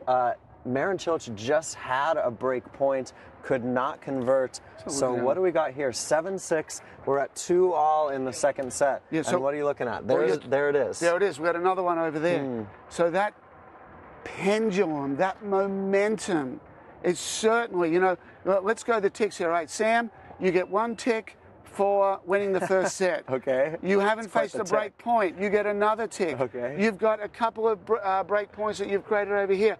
There's 3 ticks over there. You know, at this moment, you would say, what was it, 4-1 in that first set tiebreaker? I believe 4-1 or 4-2? 4-1, yeah. Yeah, it's certainly around there. You would say Marin Cilic had the momentum. He's got the match where he wants it. He's avoiding the difficult moments. And all of a sudden, you know, since that point in the tiebreaker, it's been all Sam Querrey. So very, very interesting. For Sam to get through this would be monumental for him. It'd be great for also American tennis that hasn't had hasn't had a player come along in a while. I mean, you know, they had some very good players. John Isner's a fantastic player. Jack Sock, Steve Johnson, Donald Young's doing well. And, you know, Sam, it's been a little bit up and down, but, you know, this is a big moment not only for Sam, but for American tennis. Well, Querrey there saves a break point. Does Marin Cilic start to make inroads on the serve? He has yet. Either of these guys have broken today. So 3-2 there on serve in the second set. Are we going to have a 5-setter, Craig O'Shaughnessy? Yes, we are. Buckle up. Roger Federer fans, maybe take a nap, hang out with us on the Wimbledon channel. Yes. We're going to be here all afternoon talking through this match, right? That'd be wonderful. All right, we're going to hang out now and see what Anna Whiteley is up to. Yes, we are down here in Orangi, and I'm delighted to be joined by one of the most established tennis journalists in the game, Joel Drucker. You're here with the Tennis Channel this week, but I know you have been following these chaps in the semi-finals for years now, haven't you? I have, and it's tremendous to see these great matchups. We got the American Sam Querrey having the Wimbledon of his life. First American man in a slam semi since Andy Roddick in 2009. So that's a pretty good effort for Sam. Well, if we start with Federer, because he is absolutely making history this year at Wimbledon, what have you made of his just untouchable performance so far here? Roger Federer is bigger than the Beatles. Roger Federer is so amazing what he's doing now, the way he's playing, the way he's moving, the way he's striking the ball, everything from the bigger racket to taking time off last year to taking off the clay season. He is really a master of the universe right now. I mean, obviously, we don't know what's going to happen. I think about 99% of the people around this event are hoping he wins, and he has all this sentiment and favor, and he's playing great tennis. He's just playing wonderful tennis. He's moving well. He's seeing the ball well. He's obviously incredibly comfortable here. Everything is happening his way. His three big rivals have all lost, so he's in quite a place right now. It is all looking very good for Federer. And when he decided to take a bit of time off after last year's Wimbledon, could you ever have expected him to come back so fast and so furious? Well, we never know what happens with these folks when they take time off and they return. I don't like making predictions, but I think everyone knew he did lose in the semis last year, and he's a great player, and he had the knee injury, and he needed to take time off after Wimbledon last year, and the Australian Open was an incredible return. That, I think, was more amazing than what he's been doing at Wimbledon. And what he could achieve here with the 8th Grand Slam Wimbledon title, it's difficult to kind of fathom what a huge achievement that is, but how big is that in tennis? Well, to play Wimbledon is amazing. To win Wimbledon once is amazing. And then it's almost exponential. It's not 1 + 1 = 2. It's almost like 2 is 4 and 4 is 16. So it's just this incredible exponential ascent. I mean, to win this tournament 8 times, to break the tie with Pete Sampras and Willie Renshaw, that's amazing. That'd be an incredible feat. And also to have won 2 majors in the same year at the age of 35, that itself is incredible. And not only is he such an incredible player, but he is such a fan favourite. Everyone here seems to love Federer. What is it that makes him such an all-round, likeable champion? I think what everybody likes about Roger Federer is that they wish life could be so. They wish life could be so smooth and so downhill. No one ever sees Roger Federer swimming upstream. He's always moving downstream. The way he walks around these grounds, the way he walks at the players' lounge, the way he walks on the court, everything is relaxed. He comes from a country that doesn't even go to war. So there's a lot of attributes. He speaks a million languages. He's gracious. He's kind. And I think everybody in a tennis player sees maybe things that they'd like to have in themselves.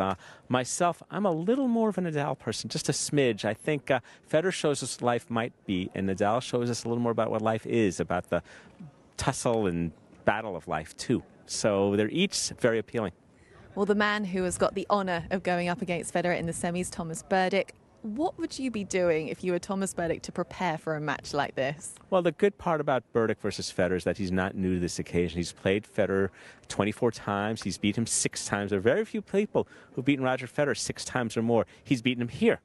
That's an even smaller group. And I think with Berdych, you just take it calmly and just see what you do. Don't try to do something necessarily more than you have, and have faith that maybe your tools can work and not get kind of woven into the plot line. I mean, Berdych knows that 99% of the people here are not rooting for him. But that doesn't mean they're against him. They're just all pro-Roger. So he has to just tune that out and play the ball and play a guy he's played many, many times, who he had match point on the last time they played, and just have faith in his tool set. However, there's the intangible factor. It's Wimbledon. It's Roger Federer. It's this occasion. If he gets swept up in that, then he might not do so well. But otherwise, he's got to just think, okay, day at the office. Well, we've got another great match to look forward to as well. Sam Querrey versus Cilic.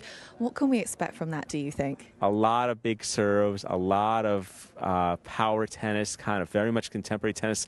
All the other semifinalists are much taller and bigger and even more powerful than Roger Federer, which also adds to the Federer appeal. It's interesting when you keep coming back always to Federer. He's like the gravitational pull that drags us in. Cilic Querrey, they played here once before. It was 17-15 in the 5th for Cilic. So we're going to see a lot of firepower, and then we're going to see who blinks on some of those break points. I bet you less than 10 points will decide the entire match at key stages. These 4-alls, these 5-alls, maybe these 12-alls.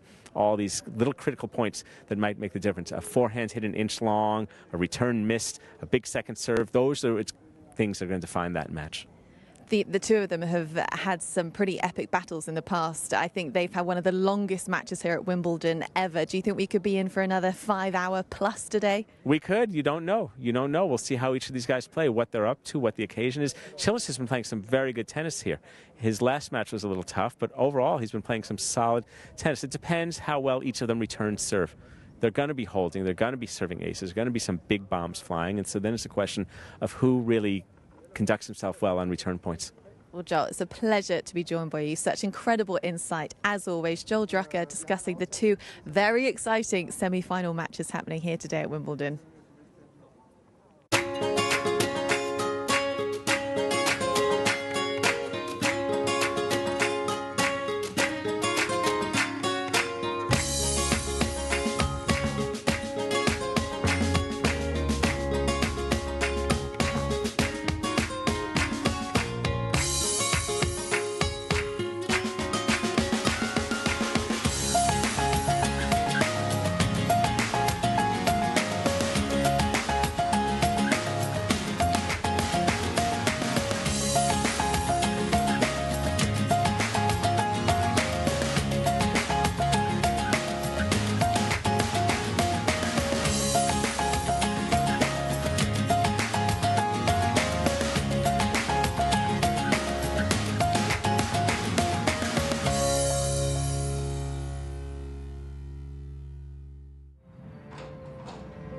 When we're picking for Wimbledon, we start at first light.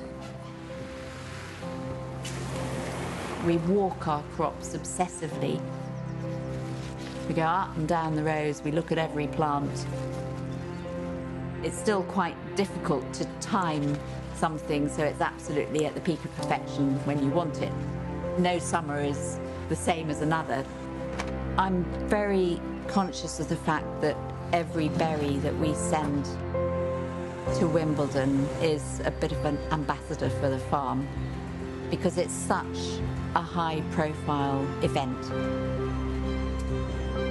Really exciting thing is if you can get a strawberry from the plant to the person who's going to enjoy it within a day. It matters a lot to me. It's something that I take very seriously.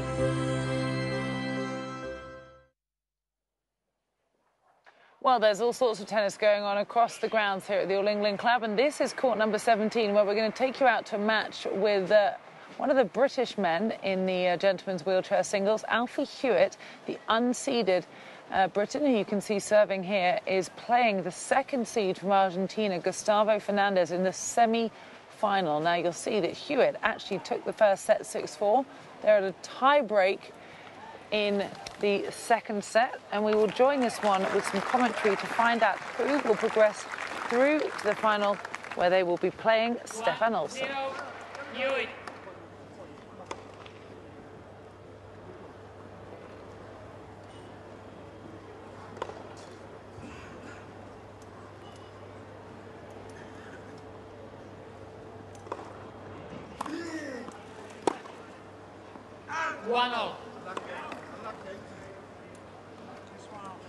Tie-break rules are the same though.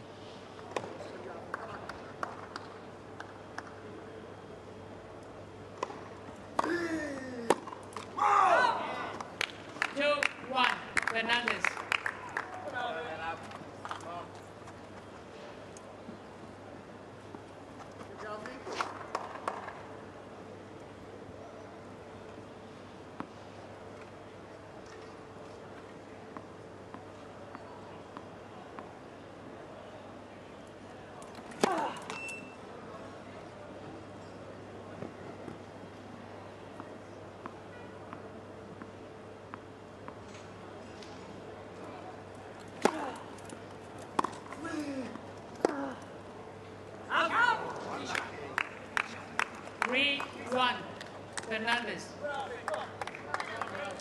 Fernandez has done that a few times now. It's return of serve, backhand cross court, out wide past Stewart as a winner. A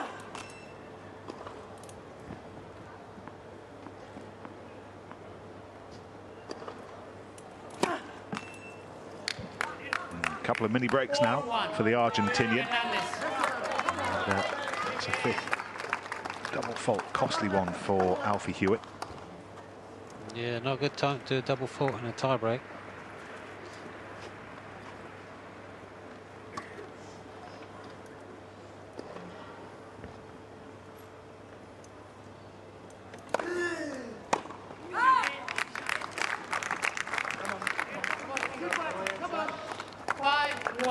Change ends at 6 points, change ends. He served well in this tiebreak, Fernandez. He has.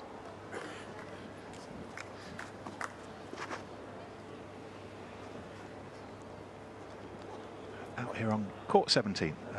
If you know your Wimbledon, we're on that little strip of courts in between centre and number 1. The finals at the weekend will be played on court 3. It has the benefit of Hawkeye, which we don't have on this court. 6-1,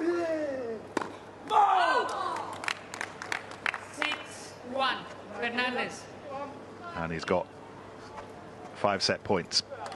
The world number 1, the new world number 1, Gustavo Fernandez.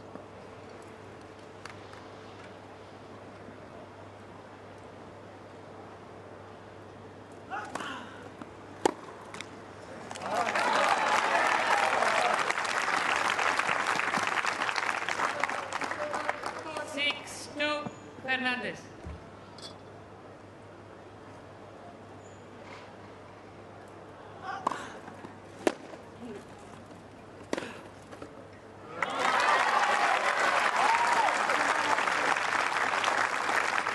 It's cool, isn't it?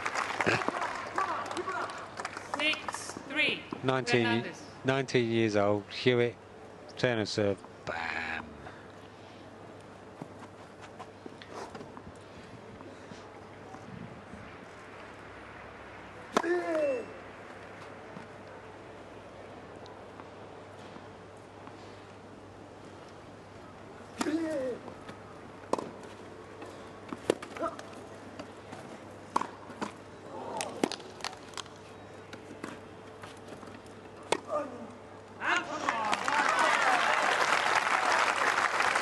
Again, Fernandez having worked so hard to stay in the sports chair. Yeah, you're absolutely right. I think he didn't lean far enough forward to get the curve or bring the ball back in because he was scared of falling out. Well, he's not scared of falling out, but the chair was tipping. His lead slowly being eroded away.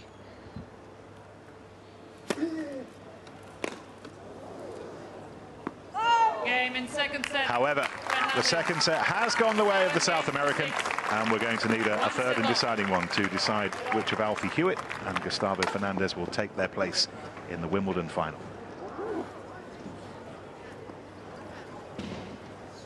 So the number 2 seed, Gustavo Fernandez, manages to take the second set in a tie-break over Great Britain's Alfie Hewitt, and we will be going into a decider in the third set to find out which of these two gentlemen, the Brit or the Argentinian, will make their way into the final, where they will play Stefan Olsson, the unseeded Swede who beat the number 1 seed, Britain's own Gordon Reid, in the first round yesterday. We'll keep you posted what happens there out on court 17. Just part of the flavour that is being enjoyed at the All England Club today. This is the view on the hill, which I have to say, Mats Wilander rather aptly named this morning Federer's Field.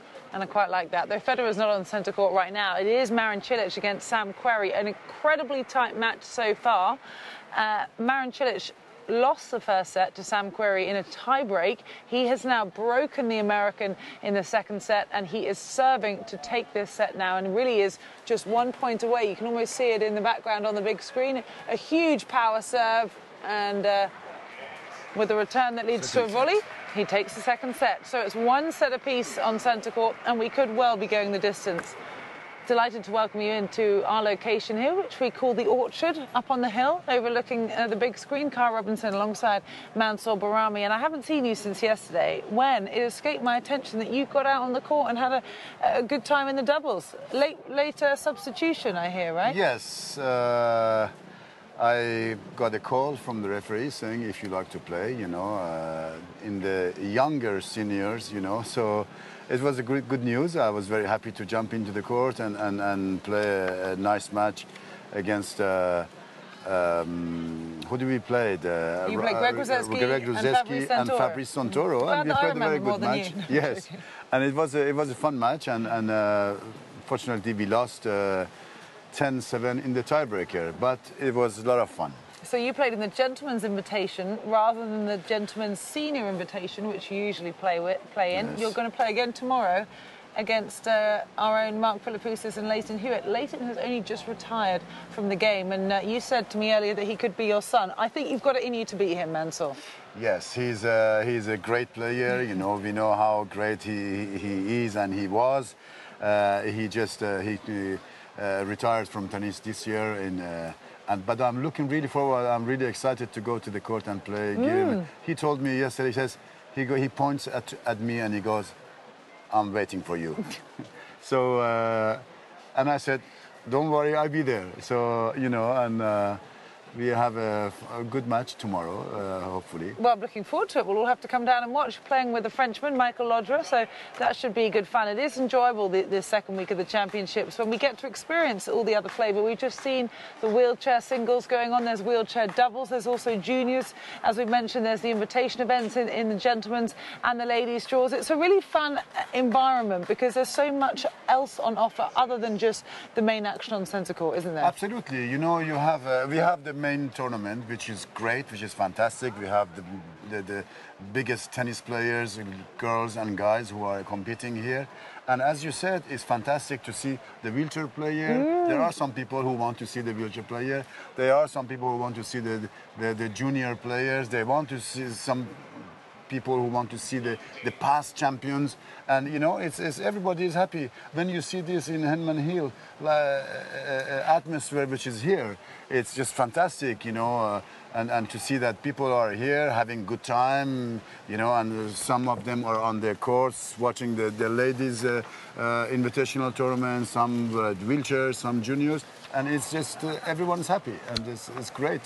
Well, I mentioned that today we're going to call it Federer's Field because he's playing in what will be the second semi-final today, whenever this match against Sam Querrey and Marin Cilic finish. But they both have played five-setters in their last two matches. Marin Cilic or Cilic, there's an argument about that, isn't there? Which is which? Yeah, we can call him Cilic, we can call him... Some countries, they call him Cilic.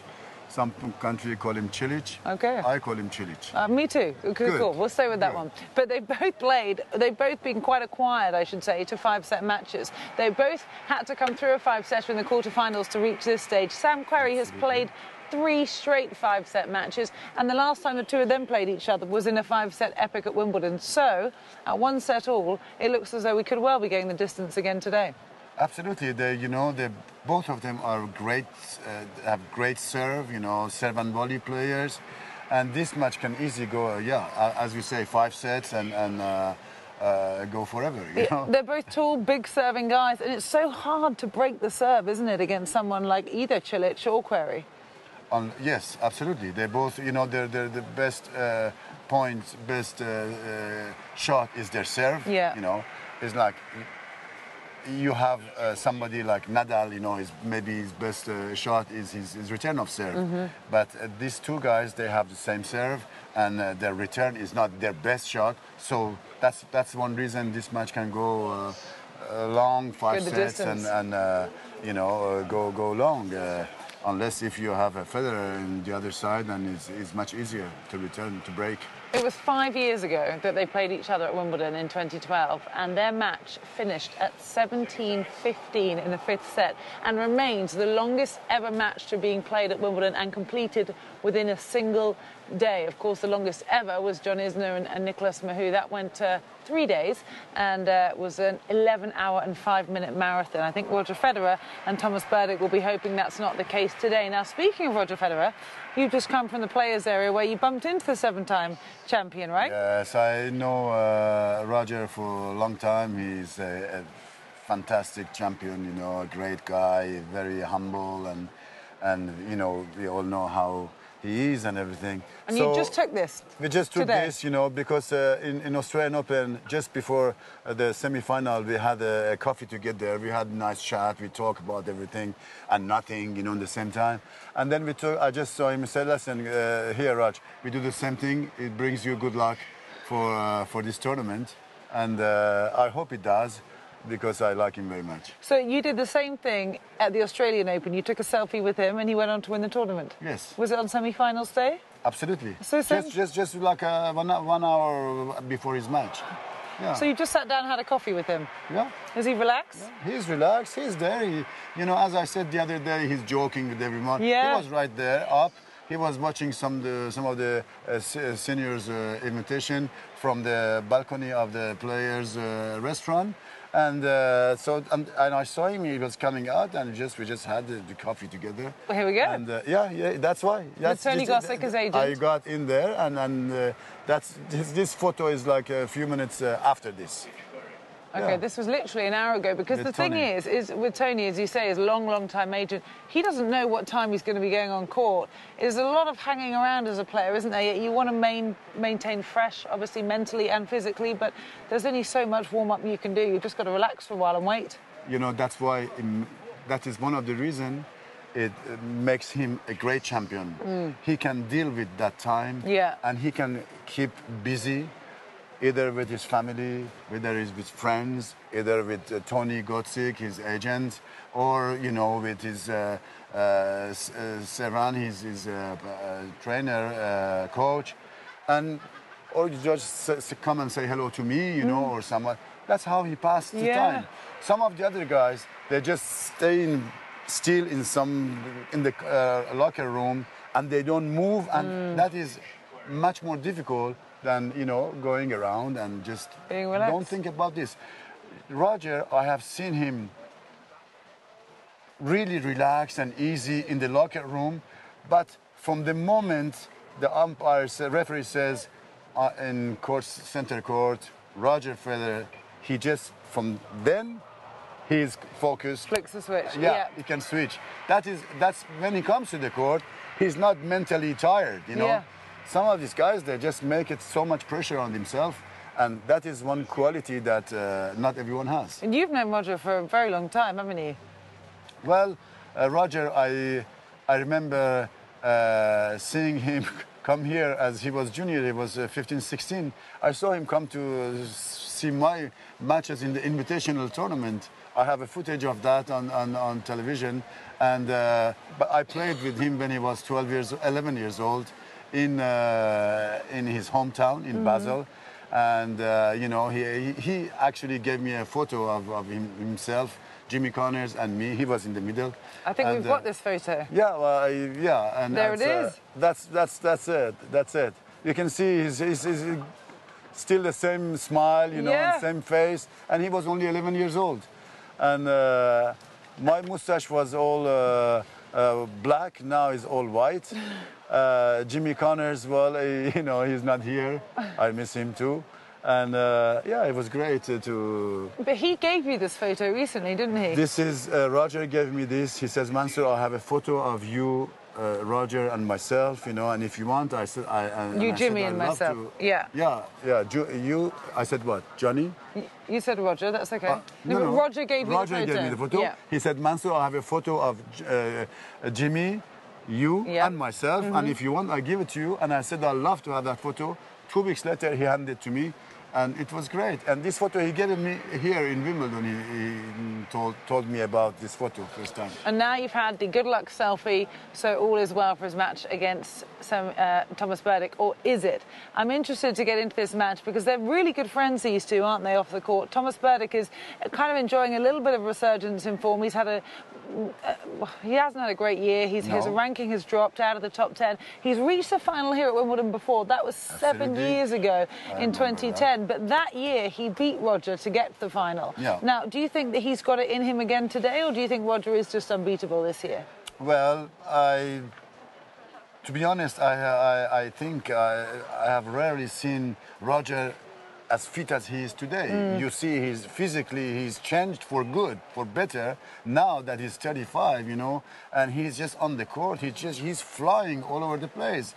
Everything he does is just so light, fluid, you know, and easy, and you say how he does it.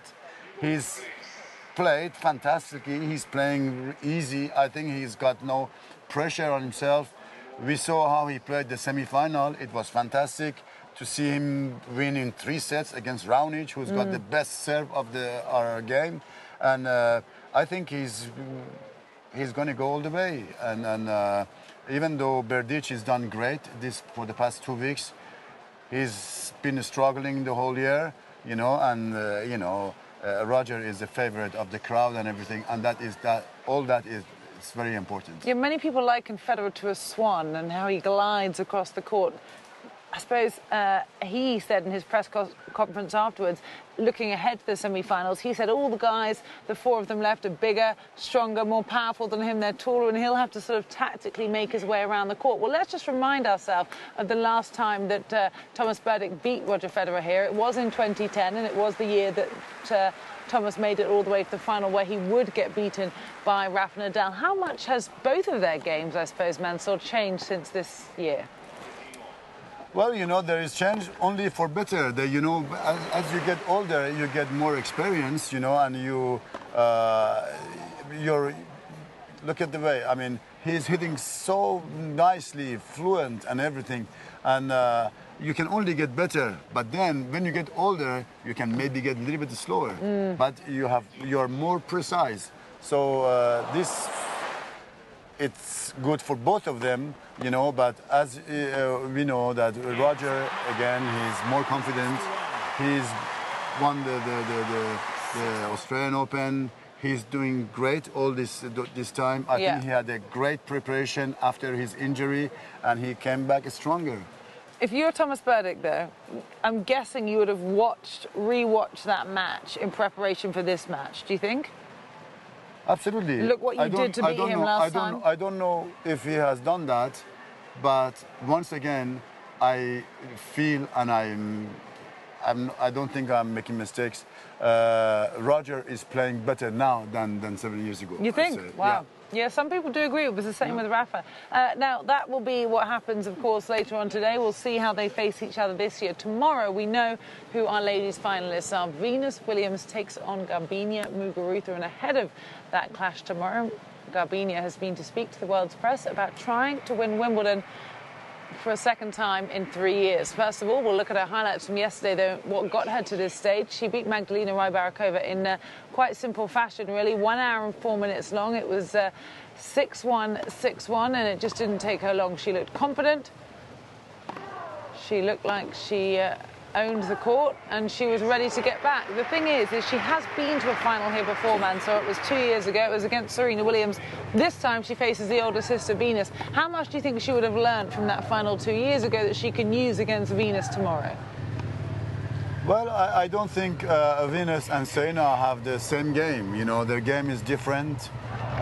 For sure, she's going to go to the court. She's confident. Muguruza she's been playing very well these 2 weeks, and she looked great in this match. You know, winning this match in just over 1 hour. The thing is, I think she's going to have a hard time against Venus, because Venus has been here. She has won this tournament 5 times, you know, and she's here this time to show the people that she's still alive, and she's been doing great. And to be there at 37 years of age, to be in the final of ladies singles here, it's a great achievement. And I think the fact that her sister is not here, she wants to keep the Williams alive, and she's going to do everything that she has. She's going to give everything to win this match, and I think she would be the favorite for the crowd. And that's a good advantage. The Venus will be the favourite with the crowd, yeah.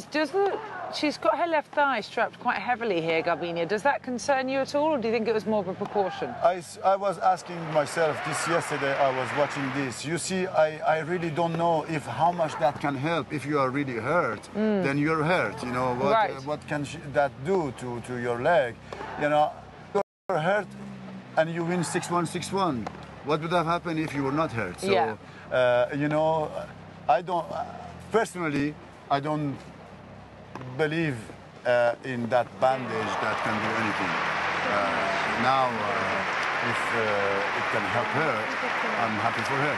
Well, that's the face of Conchita Martinez, the 1994 Wimbledon champion. She has been working with Garbiñe Muguruza across these championships to try and get the best out of her. And I think it's probably fair to say it's been a sure success. Well, she faces Venus Williams tomorrow. Venus Williams is 37 years of age. Garbiñe Muguruza is 23 years of age. We will see who comes out on top. But let's hear what Garbiñe has to say ahead of the final tomorrow.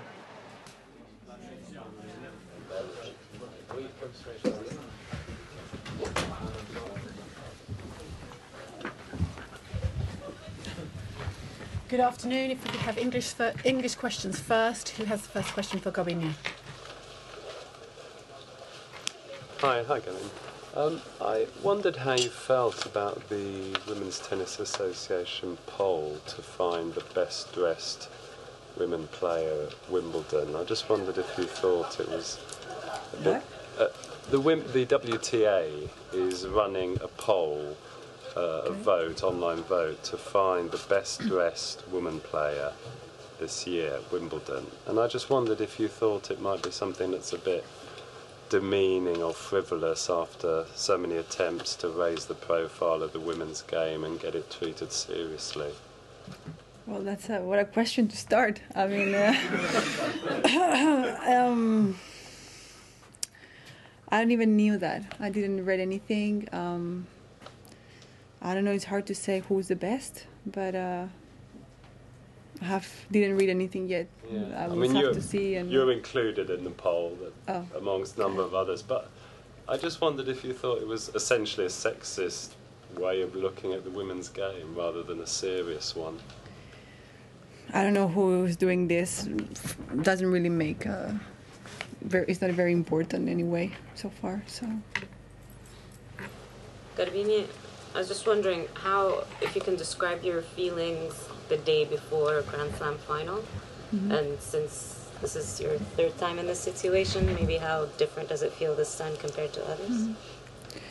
Well, I'm feeling pretty good. I think it's a good moment right now, and it goes very fast. So I'm trying to enjoy the previous times. You're so concentrated that you cannot enjoy as well. So I know tomorrow. I'm looking forward a lot to go on the court and last match here and try to change things after the last 2 years, and that's it. Just trying to enjoy also. Garbini, Venus Williams is the oldest women's singles player to reach the final since Martina Navratilova. She's 37 years old. What are your thoughts about that?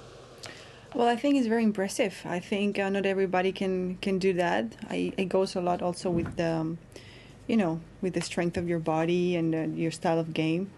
So for me, it's incredible. I don't think I could be 37 and playing that level.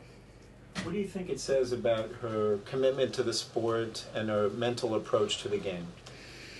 Well, I think she just loves to play and she enjoys going out there. And, at least it's what it shows, keep playing, even though she achieved so many things. So she's still motivated to go for more, which is also very surprising. A few days ago, you said you're not even sure how you made it to the final in 2015. How did you make it to this final?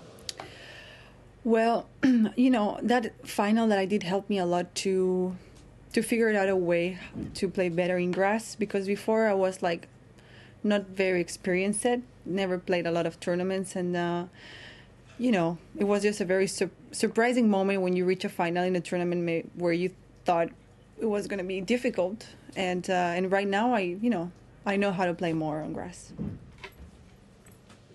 Garbin, could you sort of compare yourself to the player that you were when you won the French Open last year, and do you feel you're much more equipped now to be a kind of Grand Slam champion now this is your third final? I'm different, but not very different. It's not a long time ago. I think my mind is more equipped this time because, the more experience you get, the more you know how to deal with these situations, because they're very special. And if you've felt it before, it's really helpful. So I just have more information about the situation. Venus said maybe she was going to ask some advices from her sister Serena. How to play against you.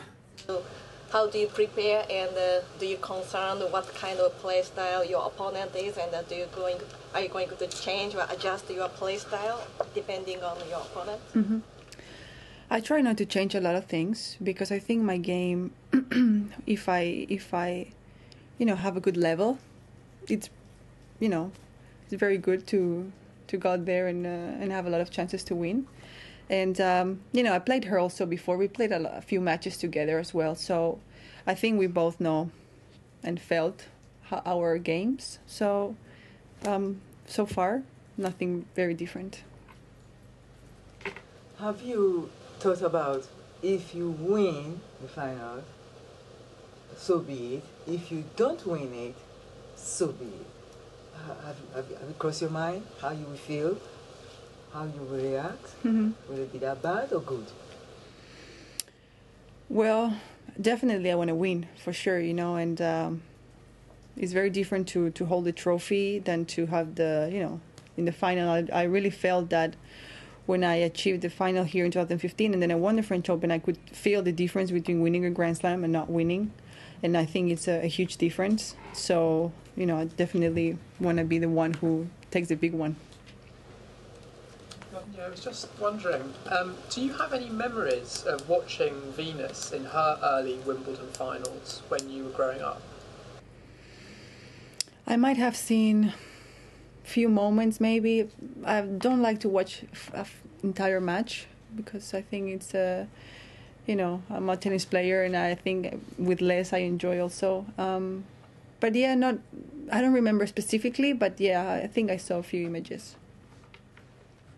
There was so much focus and expectation on you after you won in Paris last year. Do you feel like you've been a bit more kind of under the radar at Wimbledon this year, and has that helped you?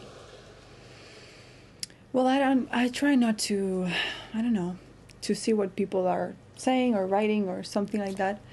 I feel like people have expectations on me. Maybe there's few players that are playing better and maybe they look better for the trophy or something, but I feel like every time I go to a tournament I have the weapons to reach the final rounds. So I don't know. Hopefully people always see me as an option to win. Last two English questions, yes, sir. Garbinier, Conchita's obviously helping you out here. Would you say she's helped you more technically or mentally, and why? Well, I think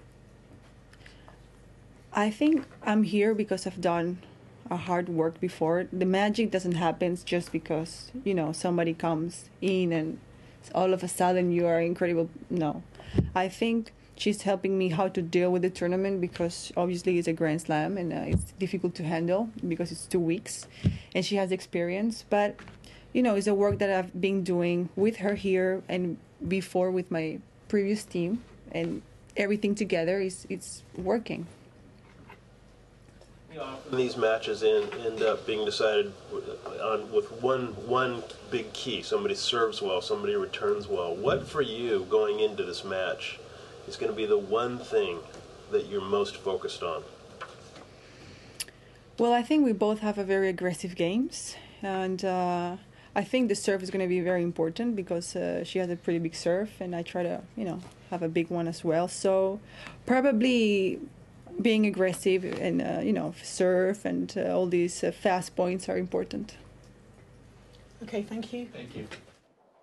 So Garbine Muguruza saying she's learnt the difference between being in a Grand Slam final and winning and losing. She hopes to use those winning feelings tomorrow to get across the line against Venus Williams. It would be her second Grand Slam title, but her very first at Wimbledon. Meanwhile, let's take you out to court number 3, where we can find some of the ladies' invitation doubles going on. This is the pairing of Kim Clijsters and Renee Stubbs. Good fun, the two of them, good friends. I spent a bit of time with Renee in the broadcast centre just moments ago. She said her and Kim just like to have fun, entertain the crowds and not take it too seriously, just enjoy being back on the courts here at the All England Club. Now they are playing against the lady who has been coaching Garbine Muguruza across this fortnight. She is the Davis Cup and Fed Cup captain for Spain. Conchita Martinez is playing with Andrea Jaeger from America. They are serving at 2-1 in the opening set. We'll add some commentary and see how these ladies get on in front of the crowd.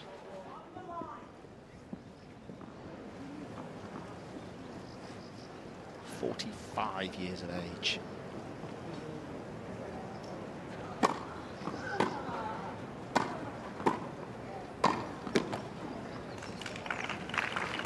And she's still the only Spanish player to win the women's singles here at Wimbledon.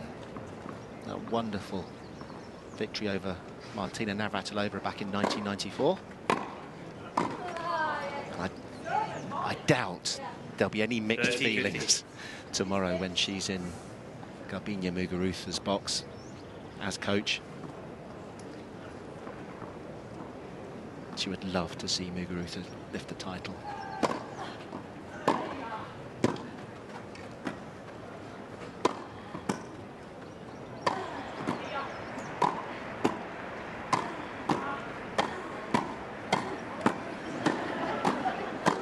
Give one to Andrea.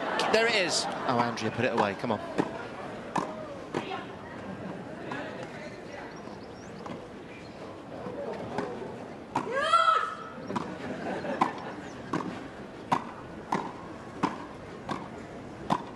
It's a clinic.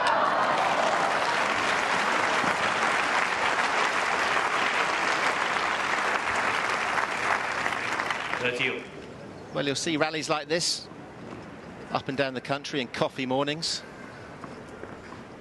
Maybe not such crisp volleying. It's a good drill.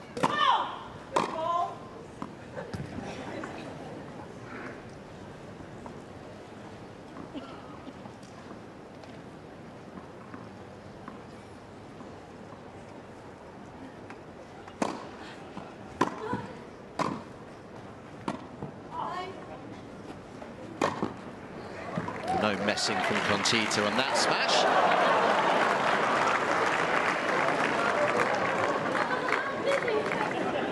40-30. Not sure what Kim did there.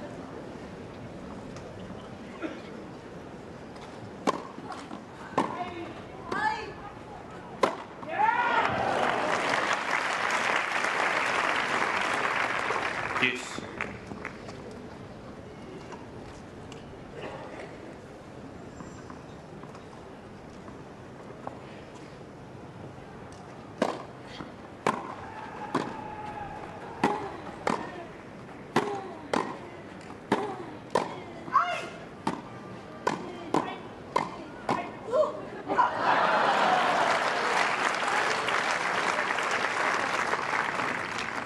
Advantage, Miss Stubbs.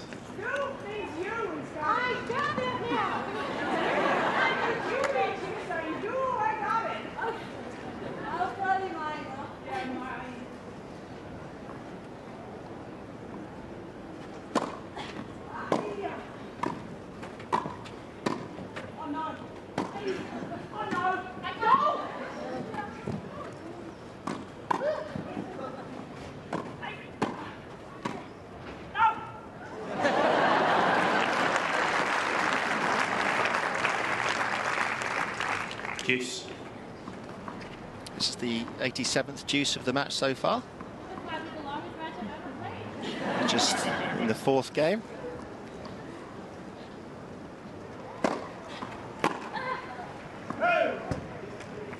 Concentrate. Advantage, Miss Martinez. Come on, Conchi, hit an ace. Oh, far off.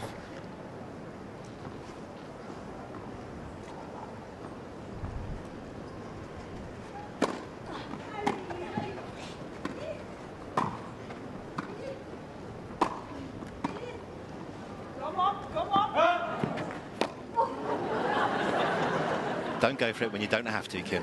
Deuce.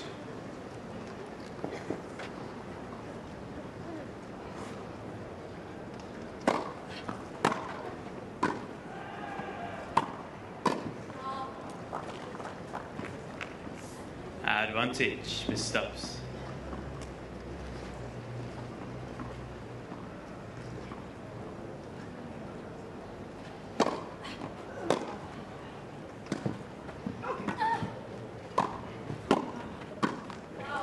Oh, a couple of poor volleys, there has to be said, from Conchita Martinez, and she drops her serve, so Fleischter's Stubbs. Lead 3-1. I was just about to say that.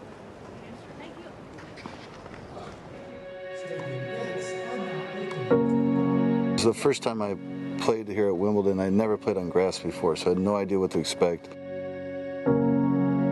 This tournament is tough on players in the sense that it requires a lot of organization around all the rules and all the logistics, you know, and then once you get out in the center court, it's different than most stadiums.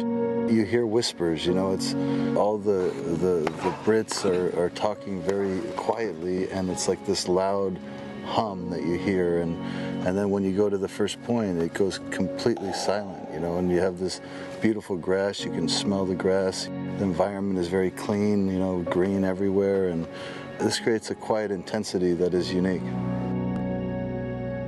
As a tournament goes on and you know you get to the end and there's only a few people left, it becomes a little bit more intense. There's a feeling of connection in a locker room. The locker room typically is a place where you're sort of in the waiting area with all those who are about to also go out there and do what you do. If a tennis player could only win one Grand Slam, I would say, you know, 95% of them would probably choose Wimbledon just because of its, you know, its history, its tradition. It's what we call the masters of our sport. It's this is the one you'd want to win if you could only win one. Well, we were just hearing from Andre Agassi. Of course, he won that iconic Wimbledon in 1992, Craig. Yep. And Sam Querrey's out there on center court trying to become the 12th American man yes, to reach the Wimbledon final, and trying to become the first American man to do so since Andy Roddick. Yes. In 2009. How's Mr. Querrey doing? Let's go ahead and take a look on center court. Won that first set, of course, in the tiebreak when we last talked to you. 7-6, won the breaker 8-6 after being down 4-1. But then Marin Cilic comes back, 6-4 in the second. Craig, Marin Cilic had a break in that third set, but they're back on serve 4-all. Yeah, the serve plus one forehand combination is not, it's not going so well for Marin, mainly because he's not doing enough. So in the first set, you know, we talked about Marin liking to serve and then look for a forehand. Right. He was only able to do it 30% of his service points. In the first set. In the first set. So it's a real strategy of Sam to try and find the backhand immediately. Of the 30% when he did hit a serve and a forehand, he won 100% of those points. So Sam's doing a very good job there. One of the things that is playing out very well here for Marin is just extending the point a little bit. So in the first two sets, when the rally length was in the 0 through 4 region, only strokes, only two shots for each player, Sam was actually winning that 50-46. But once a third shot was hit in the rally in the first two sets, Sam won 10 of those points and Marin won 23 of those points. So that's something that over time Sam's got to figure out a way to stay in those longer points and turn that around. Well, it's interesting because we talk about, for these guys, first strike tennis is so important. But Sam Querrey, as we've mentioned, he's played 3 straight 5-set matches. So for him to come in, he wanted to win that first set. He did. We just see he's held here for 5-4 in the third set. But Craig, Marin Cilic is going to want to run around and hit that forehand, but as you're noting, he's going to want to extend the rallies so that he's able to wear out Sam Querrey, because 3 5-setters, that's going to start to be a struggle for Sam Querrey. I mean, it's really simple for Marin at this stage. If he's serving, make a first serve and hit a forehand. So simple. And he's going to win so many of those points, and if the ball keeps coming in, he'll follow it to the net and finish at the net. When he's returning, a lot of serves will go to his backhand. Let's block it deep. Let's try and find Sam's backhand. The rally will naturally kick through the ad court where both guys will try and attack the other guy's backhand. So we're not going and facing somebody's forehand and then try and find his own forehand to end the point. Now, the baseline points won for Sam in the first set. He won 15 of 33. Not bad, 45%. He can win the match with that. In the second set, that dropped to 32%. He only won 8 of 25. So there's concerns there. Yeah, he's tiring out a little bit, well, he certainly could be. And then net points, he won 7 of 9 in the first set. He only won 4 of 9 in the second set. Lastly, second serve points won. He only won 2 of 9 on second serve points in that second set. So these are the key metrics that if Sam Querrey is to get through this match, he's going to have to find a couple of points here and there on the Cilic serve. Maybe it's a double fault. Maybe he hits a good second serve return to the backhand. You know, he's certainly, I don't know whether you could say he stole the first set. You know, he was down in that breaker. Murren got a little bit tight, made a couple of backhand errors at the end of that first set in the tiebreaker, but you know, anything's possible. To me, as I hear you talking about that, I'm trying to digest it as a tennis fan as well. Hearing that he's not being able to hang in those long rallies, he's got those serve numbers have to go up for him, right, in his service games, to feel like he can hang with Murren at this point. Yeah. So here's, I mean, this stands out when you look at match statistics. One of the first things that you don't go to winners. You know, quite often the player that hits the most amount of winners loses the match. Yeah. And it's really simple math. Winners is a pool of points that's about 30%. Sure. There's a much bigger pool of points that's 70%, and that's errors.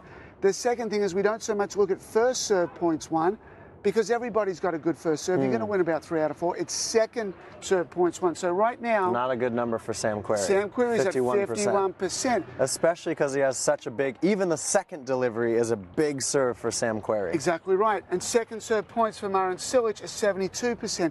So even though our score is a set all and looks even on serve in the third set, these are little momentum keys, little nuggets that say at the moment Murren's getting more looks at break points. He's making more, he's winning more of his second serve points.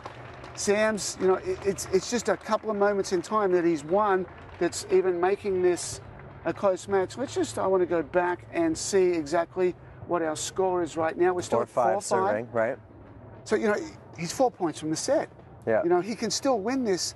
But the body of work so far, the pendulum is leaning towards Murren Cilic. From the numbers, and it's 30-15 now, Murren Cilic serving at 4-5. So 3 points away from the set is Sam Querrey. But do you think, because we talked about this with Andy Murray the other day, the story of 2 matches, and with Gilles Muller, do you think that this third set is a must win for Sam Querrey? When we looked at both of those matches in those quarterfinals, we noted that the most important point in time was the end of those second sets. We have not yet reached the most important moment in this match. The first set tiebreaker, you know, the 2 backhand errors, significant. Yeah. The most significant big, so far. right? But we have not yet reached a moment in time that says, okay, one guy has wrestled control, he's grabbed the momentum, and this thing is starting to slide away. We are yet to get to there. And so what we're talking about is who's looking better? Where is the momentum going? And that's what we're talking about, is that Murren at the moment is owning those momentum points. Okay, well, so far they're deadlocked. 5-all in the third set, 2 hours and 3 minutes on court. And I think, Craig, it's only going to hurt Sam Querrey to go longer. I think that he needs to win this third set. Yeah, listen, I agree with you. And how does he win it? I would say a couple of missed first serves for Murren. Second serve will go back in. Step in and take a little bit of a gamble. You know, we talk about percentages in tennis. If you are ever to say, I'm doing something risky, I'm going to gamble in this specific area, you do it on second serve returns. Step, split, attack it with your feet first, attack Murren's backhand. Maybe you even sneak in behind it. But certainly we can see here, the longer the point is extended, the less likely Sam is to win it. I really do wish that our center court feed was live and that we could get Craig O'Shaughnessy talking to these players in the middle of the match. Yeah, we'll see if the chairman's okay with that. Let's run through social here. Again, 11 sets of Cilic and Querrey that they've played here at Wimbledon. They've gone to tiebreaks. Will we go to a tiebreak in the third set? Someone saying here, Chris on Twitter, I fear for Querrey at the moment seems to have gone off the boil. Perhaps, we'll see. Look who's... Yeah, so we'll see what happens there. Querrey and Cilic, they played the second longest, I didn't know that was the second longest match, that 5 hour, 31 minutes. No, behind John Isner and Nicolas Mahut. Yeah. That's from BBC 5 Live, so I would guess that they're right. And Cilic looking mighty impressive, says Brian. But I agree, no one can stop the go. Okay, so can anyone stop Roger Federer? Now, here's a question. If these guys go long, right? Yeah. If they go 5 sets today, do they worry about their bodies come Sunday? Especially for Sam Querrey. Especially for Sam Querrey. And, you know, I don't know. Let's say this does go 5 sets. I can't remember. I've never seen a stat of a player winning a slam that would make 4 5-setters to reach the final. I don't think that has ever happened in our sport. We're going to actually go to IBM and ask them that and see whether they've They found that. I heard something a few years ago at the Australian Open that nobody had won it playing 3 5-setters to the final. And here's Shelby on Twitter agreeing with you, saying 3 5-set matches in a row takes a toll. Would so love to see him play Roger Federer. So a lot of American fans out there saying that they'd like to see Sam Querrey take on anyone in the final, just get to the final. 6-5 now. Sam Querrey has just held, so could they be going to a tiebreak? This was Marin Cilic just after that second set, which was a very important set for him to win against Sam Querrey. Yeah, and again, look at the body language of these two guys. When we had that break in play at 6-all in the first set tiebreaker, both players didn't really know what to do. We had a fan that went down in the stands, everything was fine, but we had to wait for Did it surprise you that Marin Cilic didn't take advantage of that moment more? Well, it did to me a little bit. Yeah. He's the more experienced player. He's a top 10 player. Yes. He's been to the latter stages of Grand Slams. This is Sam Querrey's first semifinal. Yes, good I point. was surprised that Marin sort of pulled back a little bit. Now, they're into a third set. Could he win that third and go up? Yes, but I thought he would have taken that first set. Yeah, I think the most compelling element of that was that Marin was serving, and he just hit the first serve. It was a little bit long. It was a challenge, and yes, it's long, so now it's a second serve. And then he's got to go back, and he's thinking, okay, I've got to hit a second serve, and something happens in the stands, and he's running back and forth. And Sam Querrey was kind of just standing in the same spot, chilling out, and looking at what's happening with the fan. And I think, from the body language, that Marin just overthought the situation, and certainly by serving out wide, he's going through, where does he think I'm serving? Where do I want the ball to come back? If I go down the tee, maybe it's going to come more back to my backhand. And I think he just spent those moments overthinking it. And I think you could see him on the baseline trying to stay loose. I'm sure getting a little bit nervous. If he was returning there, I think it would have helped him a little bit better.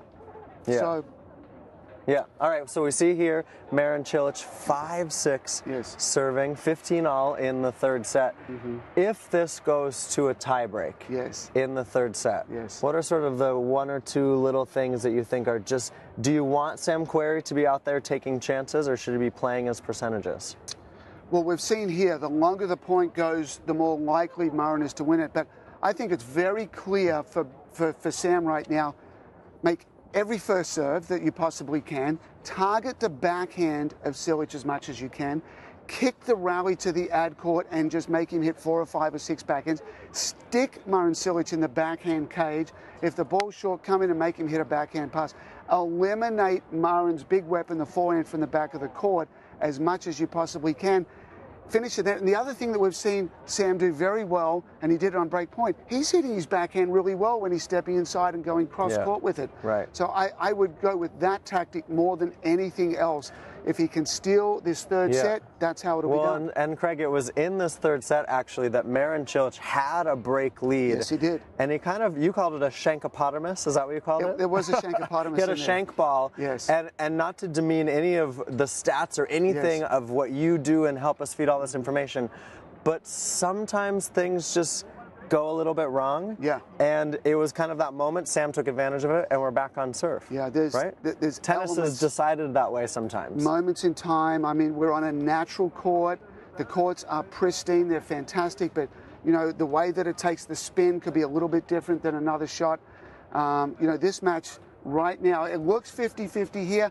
I'd say it's maybe a little bit more like a 55-45 Cilic because of all those momentum metrics, but you know what, this could go any way. Well, we see this match just now clicking over into a tiebreak in the third set. And let's not forget yesterday, Craig O'Shaughnessy and I did our picks, and when I clicked here, Sam Querrey threw, but who did you pick yesterday? I had this guy. All right. I had the number 7 seed. And they're proving so far that it's quite the battle out there. Third set tiebreak for these guys. The last time they played at Wimbledon, 17-15 in the fifth set. Are we in for that today, Craig? I think 18-16. I think they'll go one better. Yeah. All right, let's check in now with Cara Robinson. Thank you, boys. I'm actually going to take you straight out to one of the outside courts, number 17. We were there a moment ago watching the British Alfie Hewitt against the second-seeded Argentinian Gustavo Fernandez. Alfie Hewitt had won the first set 6-4. Fernandez took the second set in a tiebreak 7-6, and now Fernandez is serving to try and win the match. He's currently 5-3 up in the third and play the final of the men's wheelchair singles at Wimbledon tomorrow alongside Stefan Olsson. Let's head commentary and see if he can get it done.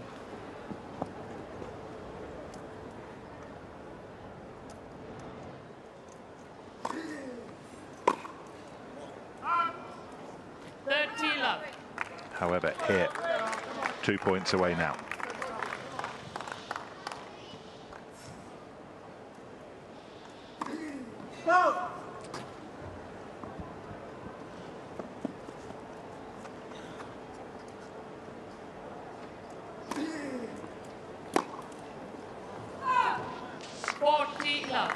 And now he's got 3 match points for a place in the final.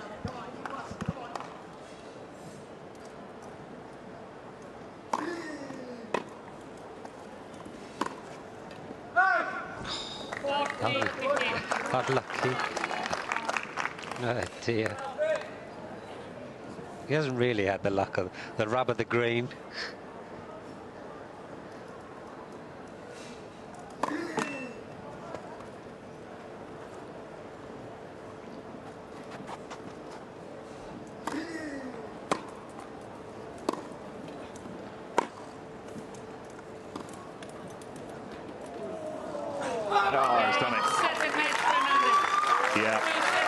To his ticker, and he's got lots of it. There'll be no single success for Alfie Hewitt at this year's championships. He might yet do it again in the doubles, but this is all about Gustavo Fernandez. In the week that he became the world #1, it's turning into an extraordinary week because he's now a Wimbledon finalist.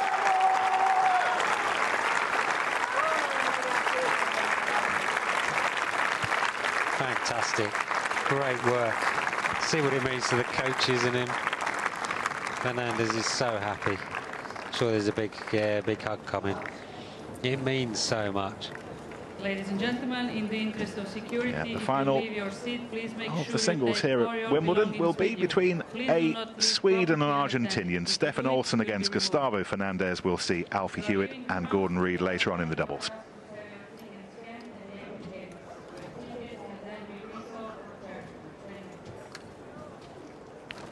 Wonderful scenes as Gustavo Fernandez celebrates with his family. He has made his way into the final of the gentlemen's wheelchair singles here at the 2017 Wimbledon Championships. This is the newly crowned world #1.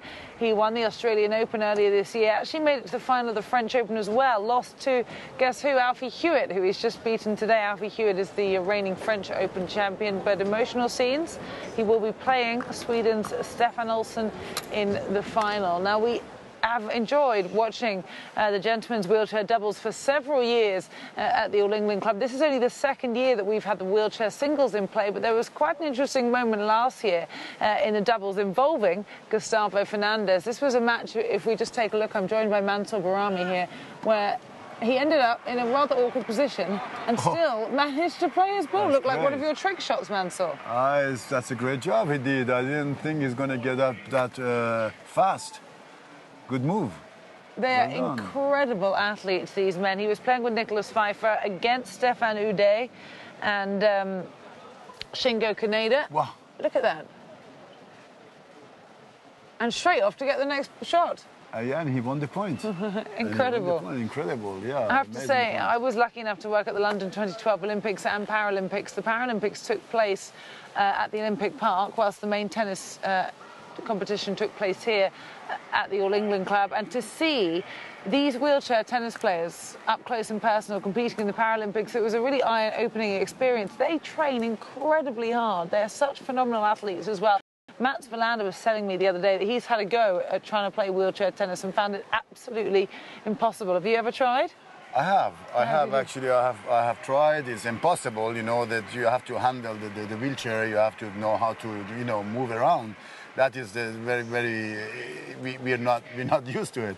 But I have had a chance to play a couple of exhibitions with Stefan Ude. Yeah. And sometimes he asks me to practice with him. I have hit with him, and he hits a ball, very solid balls, very good balls. Yeah.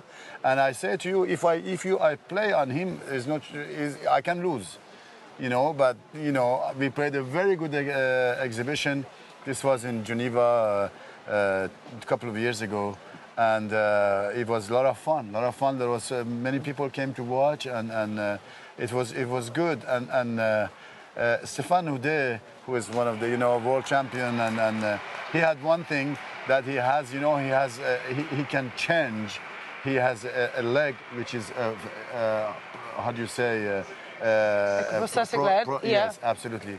And when I serve with new balls, I showed the 6 balls and I serve with new balls, and he had to change his leg, and he said new legs. New leg. So it was very funny. Oh my goodness. Yeah, he's got very good humor, yeah. When you play against him, does he, because the only real difference in wheelchair tennis to the traditional tennis we're used to watching is they're allowed 2 bounces if they need it. Absolutely. When you're playing against him, does he tend to take the 2 bounces or not? Yes. He does, yeah. He does, and I, as I said, if I play with him, if I play every ball to him, I could lose a match against him. Yeah. I could lose match against him. So, and I was playing at the beginning, I was playing at him, and he was hitting the ball right, left, and I said, okay, if I'm going to play like this, being gentle to give him the ball every time, he's going to beat me. So I start giving drop shot and lob, and that was actually very funny, and really we both had very good time. And then we played doubles match, which was with a German number 2, 3 in the world. Lady, she was on the wheelchair too, and it was actually turned out a very good exhibition. Oh, good to know. Stéphane Houdet is an incredibly talented Frenchman and is part of, or I should say was part of, the gentlemen's wheelchair singles. He lost to Gustavo Fernandez in the first round. Gustavo Fernandez, after that win over Alfie Hewitt, is now into the final tomorrow, where he will play Stefan Olsson. Well, this is an absolutely beautiful view. The sun is drenching Henman Hill or Federer's Field or whatever you would like to call it, and we can actually reveal the result that's on centre court, not the result, excuse me, the current score, because we had a little bit of a roar behind us, and Marin Cilic has won the 3rd set in a tie-break, so that is currently 2-1, the Croatian over the American, and I have to say this looks like it could be going the distance. Unbelievably, these guys don't really do short and sharp matches. Their 2 previous contests here were 5-setters, and their most recent one, which was 5 years ago in 2012, was an epic. It lasted 5.5 hours, and Cilic eventually won 17-15 in the 5th set. Many people, Mansour, still believe that there should be a tie-break in the 5th set at Grand Slams. What's your view? Well, I think finish a match on a tie-break and the 5th set, it's a little bit, it's a shame, to come and in the match point you hit the lead and that's it, there's no... I think it is okay to play the 5th set with no tie-break, like we had 3 years ago, longest match of the history with Mahu and Isner. I think we just leave it like that. They want to. So you're happy with the potential of having these matches going on and on? Yes, okay. It's okay. If you want to change, I hear sometimes they say we have to change the serve, one serve only, or to make the service line shorter. I think the tennis is very good as it is. We don't have to change anything. OK, well, let's see what happens in this match today. I mentioned their previous form. They've played each other 4 times, have Marin Cilic and Sam Querrey. Marin Cilic has won every single one of those occasions.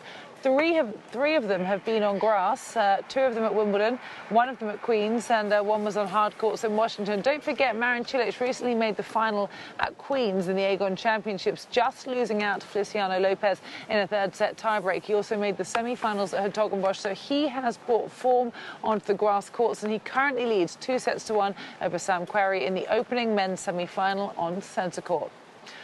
Well, tomorrow it will be the turn of the ladies, and either Garbine Muguruza or Venus Williams will lift the Venus Rosewater dish on centre court. What is the dish? What does it look like? And what is its history? Rachel Stringer is in the museum to find out. I'm in the Wimbledon Museum with Anna Renton, the Wimbledon Museum curator here at the All England Club, standing next to the Ladies Singles Trophy, which will be handed out on Saturday after that Ladies Singles final between Garbine Muguruza and Venus Williams. Anna, thanks for joining us, and I just want to know a little bit more about the trophy, please. When was it first given out? Let's start with that. So it was first awarded in 1886, which was actually 2 years after the ladies' singles competition had begun here at Wimbledon. But the champions from 1884, 1885, Maud Watson, she's been engraved onto the dish. So all of the names up until last year are on the dish, both the front and the back. And it's known as the Venus Rosewater dish. And then on the plinth below, we've got last year's champion, Serena Williams, and the names will carry on down there. And you've obviously got this plinth now because the trophy, the Venus Rosewater dish, got too full. It's got so many names on it, hasn't it? Yes, absolutely. So each champion is on there, and so yes, it became time to have to get a plinth. But that's great because now that's got us loads of extra space into the future. And just tell us a little bit about the dish as well. What's it made out of, please? So it's made of silver, but it's silver gilt, so you can see that it's got a lovely gold colour in some places. And what's the design? Do you know a little bit about the design and what's actually on the dish amongst the names there? Yeah, absolutely. So it's a copy of a dish that's in the Louvre. And it's a rosewater dish, so it's a kind of Renaissance piece where rosewater was added to it and people would wash their hands in it after a meal. And it shows, in the middle, the goddess in the middle is Temperance. And then around the outside there are gods and goddesses to represent the 4 elements, so earth, air, fire and water, and one of those is Venus. And then around the edge, the face is Minerva, and then the little panels are the 7 liberal arts. Oh, so Venus is actually on there. So Venus could win this on Saturday. We'll have to wait and see. But they don't take this dish home, do they, after they win it? No, so they're presented on court with the Venus Rosewater dish, but then they're given a 3/4 size replica which is engraved with their name to take home. And who actually presents the trophy? Is it a different person each time, or is it always the same person presenting it? Well, in recent years it's usually been the Duke of Kent who's presented the trophy on centre court. Presenting trophies on centre court is relatively recent. It's only sort of happened regularly since about the 1960s, and prior to that it would happen in the Royal Box. And obviously it has got to get engraved. How quickly does it take from the winner being announced to it being engraved? So the engravers work absolutely as quickly as possible. So they would probably be able to do it in about 30 minutes, I think. And over the course of Saturday, Sunday and into Monday, they will engrave up to 59 trophies. 59? That seems like a lot of trophies. Why is there so many to be engraved? Well, there's all the different events, and then so there are the original trophies, then there are the replicas that the players will get to take away with them, plus the runners-up salvers. So it's a lot. Absolutely. I think if you just have a look over Anna's shoulder, you can see the 2 replica trophies just up there, like the ones that the ladies will take home and the men's will take home this coming weekend when they've been crowned champions. Thank you so much, Anna. Thank you.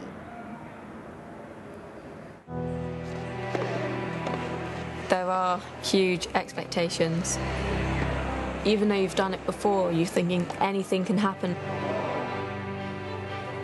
Everyone wants to do the best they can. So you have to practice all the time, every week, pretty much every day, to get everything perfect. Everything's kind of exaggerated when you're on court. Just before they serve, the noise just drops completely.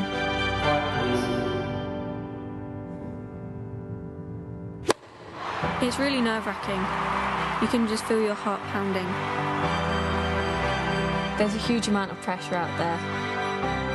To maintain your composure in the face of everything that's going on, it's difficult. It's all about presenting yourself in the right way and being the best that you can be.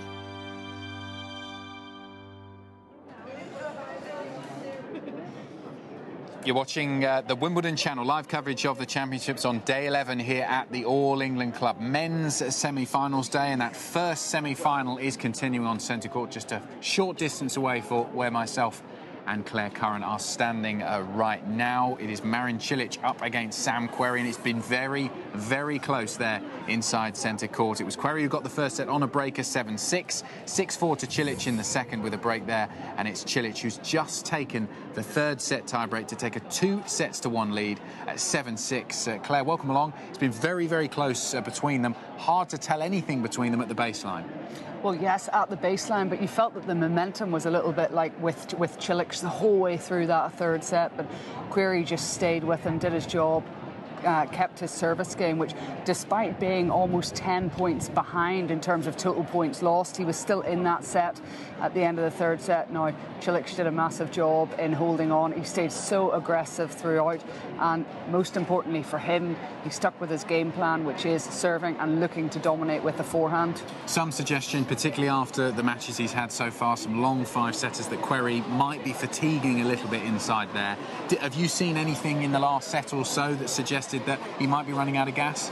No, I actually haven't. And the way that he plays the game, he doesn't play big, long point serves, looking for his forehand, short enough points. But obviously, he's played 3 5-setters already. If he's going to win now today, he's going to have to do it again in 5 sets. How much of an advantage do you think it is for Cilic, the fact that he has made a Grand Slam final before, that he's been through this stage, dealt with all of the pressure that comes with playing in a semi-final of a Grand Slam and then getting through to the next round, the final, but Querrey hasn't done that before. How much of an advantage is that for Cilic? Well, I think for him, knowing obviously that he's also won the Grand Slam, which in this era of tennis players, not very many people, apart from the 5 players of Wawrinka, Federer, Agassi, Nadal, the normal suspects, have won those Grand Slams. It must be a massive confidence boost for him that he's actually done that. He looks so focused, and he has throughout the tournament. And I think he's very, very comfortable with his game at the moment, serving and looking for that forehand. He's not backing off at all. He's very, very clear in his game plan, and he looks very confident. Slightly different circumstances, I suppose, with the Murray hip injury, but similar in some ways to that match against Murray, because he was down 2-1, so he's just got to try and find the resolves of energy to just get through and perhaps win this in 5. Well, he does, and again, he is a confidence player, and if he starts to go on a roll, Querrey has the weapons that can really cause most of the players, if not all of them, enough problems. Obviously, he's beaten Murray this year. He beat Djokovic last year. So he's not going to panic at this stage. He's going to try to keep on holding his serve, look at the positives, and maybe think about a couple of opportunities in that third set that he missed, just being really aggressive in the big moments, I think, towards the end of the third set. But, you know, he's very loose in the arm, and once he gets into that type of mindset, he's tricky to beat. Also impressive mentally from Marin Cilic. I suppose it was a little while ago, but in that first set, as we saw in the tiebreak, it was at 6-all, and then there was that disturbance in the crowd that caused a bit of a break. They stayed at 6-all, and then they waited for a couple of minutes before they were able to continue, and Cilic lost those next 2 points, one on serve and then the set point. But he was able to put that quickly to the back of his mind and win the next 2 sets. That could be, when they look back at the match as a whole, as a crucial point for Cilic, that he didn't lose it mentally there. No, well, obviously he knows that it's the semi-finals of a Grand Slam. He's willing to stay out there for 5 sets. He's going to compete for every single point, regardless of whether he's a set-up, 2 sets to love down and a break. He's going to stay there till the very end. So it didn't surprise me that he really refocused himself after losing that first set, and that he's played the last 2 sets the way he has. And also the way that Cilic is playing, in terms of the way you look at him on all the different surfaces. Grass was, throughout his career, been where his worst results had come in terms of the 4 Grand Slams. But at the moment, and over the last few weeks, he got to the final in Queens as well, he really has figured out how to play on a grass court. It took a little while, but he now has that game plan down to a T. Yeah, well, like his coach, Jonas Bjorkman, it took him a little while before he was really able to figure out grass, and obviously towards the end of his career, he got to the semi-finals here of Wimbledon as well. I think Cilic actually has a great game for the grass, because he's got the serve, he's got the forehand, but he's also added in a little bit more, and I think Bjorkman has brought that to his game. He started to get him to come forward a little bit more, but also when he's been in defensive situations, he's been able to neutralise that situation, defensively being much better. OK, thanks, Claire. Plenty more analysis from Claire Curran to come here at the Wimbledon channel, but now let's send it up to the touchscreen for some more analysis with Craig and Nick. OK. All right, a lot going on today. Men's semifinals day. Sam Querrey and Marin Cilic on court right now, Craig. We've been breaking this match down as it goes. Let's go ahead and look and see into it here. Sam Querrey is up a break. Yes. But he's facing a break point here at 2-1 in the fourth set. Yeah. So let's go through some baseline numbers, because that break point was a baseline point, and it's what we've talked about all match long. We previewed this, is that it's got to be all about the backhands, and we see it here. It is all about the backhands. This was... So this is, to set the scene, this is fourth set, just a game ago. We saw a cross-court ball. Here's the ball that Marin Cilic is actually, he misses this ball into the net. Exactly. Break to Querrey. Yeah, and when we look in and we zoom in here on Marin, it's just about depth. You want to pressure with depth. You want to pressure here with direction. We see that as well. And the ball gets a little bit back, and we're going to zoom out, and I'm going to put a circle where this ball ended up, right there in the net. So overall, it was so good for Sam to kind of turn the tide here. In the second set, he only won 8 of 25 baseline points. In the third set, he only won 13 of 40 baseline points. That was 33%. Here's the big problem for Sam, and again, this was so good that he could do this on such a big point, because he's only winning 37% of points when he finishes at the baseline. Marin Cilic is at 55%. The key was to isolate and pressure the backhand. Yeah, and look at all of that weight there on the back foot, too, for Marin Cilic, falling away from that ball. Sam Querrey holds 3-1 in the fourth set, so he's got that lead here, Craig. Does he need to continue to pressure to get into the net or get close to the net, because he wants to keep those rallies short, first of all, and you're saying that he's not doing well. He wins this baseline point, but so far the baseline points have not gone well for Sam Querrey in the latter part of this match. Exactly right. At the net, first set he won 7 of 9, second set he won 4 of 9, third set he won 5 of 7. I mean, 16 to 25, those are good numbers. Way better than what we're seeing from the back of the court. And in rally length, through the first 3 sets, there's been 11 rallies that have gone 9+ shots, really long rallies. And who's winning those? The longest rally of the match so far. Have a guess. You don't know this. Have a guess what the longest rally of the match is. Longest rally, Cilic Querrey, I'm going to go 14 strokes.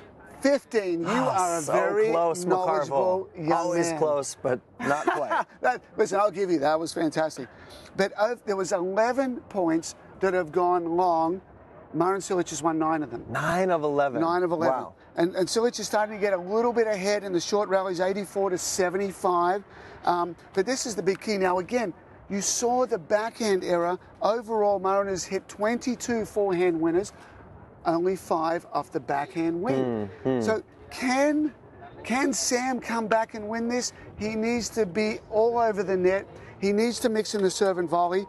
In the second set, he served and volleyed 4 times. He won 4 of them. Really? Didn't do it in the first set, didn't do it in the third set. Sprinkle it in. Again, we wish that they could listen to Craig O'Shaughnessy out there on center court. But this is what I'm looking at here, these 5th sets for Sam Querrey. He's only the 7th man in the Open era to play 3 consecutive 5-set matches into a semifinal at a major. And that means for Sam Querrey, he doesn't want this match to go the distance, but today he's going to have to. He's down 2-1. Exactly. And at some stage, now, he's a big guy that plays short points. The average rally length when he's playing is 3 shots and some change. So that's the serve goes in, the return comes back in, Sam's shot goes in, and that's about the average. So it's not that there's been a lot of long, taxing, side-to-side lactic acid building points. It's just I've been on court for so long. Hours and hours. Yeah, hours and hours, and that builds up. So, you know, at some stage, really there's only one way to battle that, and that's adrenaline. Getting into a 5th set in a Wimbledon semi-final. The crowd will be jazzed to see more tennis. The crowd will definitely be behind Sam at this moment in time. Well, you know who's going to be cheering for this match to keep going and going is Thomas Berdych and Roger Federer, who are going to play next. Yes. They're going to like that. They don't care if this goes into next Wednesday. And as we've noted for these guys, 17-15 in the 5th set here in 2012. But these guys, every time they've met, Craig, these have been long matches, 7-6, 7-6 on the hard courts in D.C. a couple years ago. Queen's Club, a 3-setter in 2012. So these are guys that we could be here a while. That roof might have to close tonight. We might have to turn the lights on tonight for Roger Federer and Thomas Berdych to close things up. Don't we want long 5-setters, Wimbledon 75? Of course we do. We want it long. We want a 5th set right now. But yeah, again, it's the momentum points that Marin's generally winning. But if Sam can win a moment in time here and there, and what I like about Sam in this match, and we talked a little bit about it at the start, is his demeanor. Cool, calm, collected. He's not going to get rattled. He's not going to be wasting energy by getting so excited, and we don't see disappointment when he's losing. The racket's not getting thrown or anything like that. There's no wasted energy there. So he's absolutely a chance, but he's still, at this moment in time, is not the favorite to win this match. No. He's a very relaxed guy, too, Sam Querrey. We had him up here. Craig was doing analysis. I did some social media with him, and he's a guy that really does have that SoCal, Southern California vibe. He's very relaxed, does some dancing. He's been on a reality show in the U.S., so he's got that vibe about him, which I think helps him on court a lot, but I also think it can hurt him, too. Yeah, well, I think at this moment in time, it's going to help. I think as you get into a pressure situation at the end of a Wimbledon semi-final, I think the more chill you are, the better. And he's already proven for the last 3 matches in a row, he can win 5-setters on the big stage here at SW19. Well, and Marin Cilic is a guy a couple years ago, Craig, who proved at the U.S. Open that he can win deep in a major. Yes. He's a set away from his first major final since that 2014 U.S. Open run where he went through, gosh, he played so well against Roger Federer in the semifinals and then came through against Kei Nishikori. He's shown that he can play that top-level tennis deep in a major, and that's, again, what he's trying to do to get back to that stage today. I have rarely seen anybody kind of close their eyes and roll their eyes into the back of the head and go into beast mode like he did there. When Marin Cilic is playing at the top of his game, I believe that level is unstoppable by anyone in the world that's on the other side of the court. And this discussion's interesting because you look at someone like Cilic, he's a Grand Slam champion, he's been around for a while, top 10 player, this is his 4th straight quarterfinal at Wimbledon. But he's playing in an era of the big four, of Federer, Nadal, of Andy Murray, of Novak Djokovic. He's a guy that's just been that step below. So he's had those frustrations at a major. But here's a chance, an opportunity at a major where those other 3 guys are out. And he's got the opportunity to perhaps get into another final. And who knows, once you get into a major final, of course Roger Federer, should he win today, would be the favorite on Sunday. But Marin Cilic has got a shot. That's what he did at the U.S. Open a few years ago when he just whacked Roger Federer off the court. I think it was 3-3-3 in that semifinal in 2014. And it didn't feel that close. No, it didn't. I was at that match, and it was Roger was doing everything he could just to win points. It was one-way traffic right there. Yeah, lots of nice images of Marin Cilic, and you know Marin Cilic well. We're talking about Sam Querrey being very relaxed. Marin Cilic is a hard-working, affable guy too. Yeah, he is, and I've done a little bit of work with him back in the past, you know, talking some strategy and helping him with some matches. And a lot of the times when he's got such a big game, it's just controlling things and staying calm, and you know, it's more the mental, emotional side where things historically have gone south for Marin. The game has always kind of been there. The forehand can get loose, and he's got a kind of, you know, I've coached against him as well, and as part of the game plans, very rarely will I say as in a game plan, hit the ball straight down the middle of the court to his forehand. And he used to be a kind of player that would make a ton of errors in the middle of the court from the forehand, and that's not very typical. He has got better at that. And I think under Jonas Bjorkman, the net is improved. The volley technique is improved. Little areas all over the court. I think Jonas has done very well with him, and we're seeing the results of that here. Yeah, Jonas Bjorkman, I think, has been an important add to his team. He's hit 30 baseline winners today. He just holds there for 4-3. As you were saying, the baseline game probably tips to the side to Marin Cilic. And when we look at their career 5-set record, if they go into a 5th set, Marin Cilic 26-12, Sam Querrey 7-10. So again, you go a little bit to the side of Marin Cilic there. If they get into this 5th set, Sam Querrey's got to hold 2 more times. Yeah, you know, the more we talk about this, there's 2 elements here. Marin's the favorite. all the little momentum points are pointed towards Marin. But the more we keep talking about that, if I'm Sam Querrey, I'm like, talk about that all day long. I don't care about that. I'm going to hang around. Right. I'm not going to beat myself. I'm going to be emotionally stable, and I am going to control just a couple of moments in time, get the break that I need. I need 4 points. I need 4 points. And I remember back to when it was in 2009, I was coaching Amir Delic at the Australian Open against Novak Djokovic. And I remember we warmed up on centre court in the morning on Rod Laver Arena, and I brought Amir back to where the umpire sits, right on the centre line. And I sat him down here and I said, Amir, look around. Yeah. You're on the big stage. This is centre court at the Australian Open. You're playing a magnificent opponent. And I said, when in each set, Novak's going to serve 6 times. I don't care, and in fact, I want Novak to hold 5. Yeah. And I want him to hold easy, and I don't want any momentum. Your goal against Novak is not to break him 6 times out of 6. 1 time. Your goal is 1 time. And Amir, we talked after the match. It was close. It was a tiebreaker in the 4th set. Almost went to 5. But Amir said that really helped me to stay chill and understand I don't have to be in every service game. Yeah, and that's exactly the same for Sam Querrey. Marin Cilic can win 4 service games to love, and in fact that will probably help Sam because Marin's not getting the rhythm and the baseline points that he's thriving on in this match. So Sam is definitely in it. Control a couple of moments in time, and he's in the final. I love that Amir Delic story. Once again, I need life lessons from Craig O'Shaughnessy every day. We need a supercut from the Wimbledon channel. That's our challenge to the guys downstairs. Let's look at this. If we click in here, of course, Roger Federer and Thomas Berdych to come following this match. But if we look at it here, 4-3 now. Sam Querrey serving, again, just points away from taking this to a 5th set. It's Marin Cilic, now 30-15 for Sam Querrey. Marin Cilic is 26-12 in 5-set matches in his career. Sam Querrey, 7-10.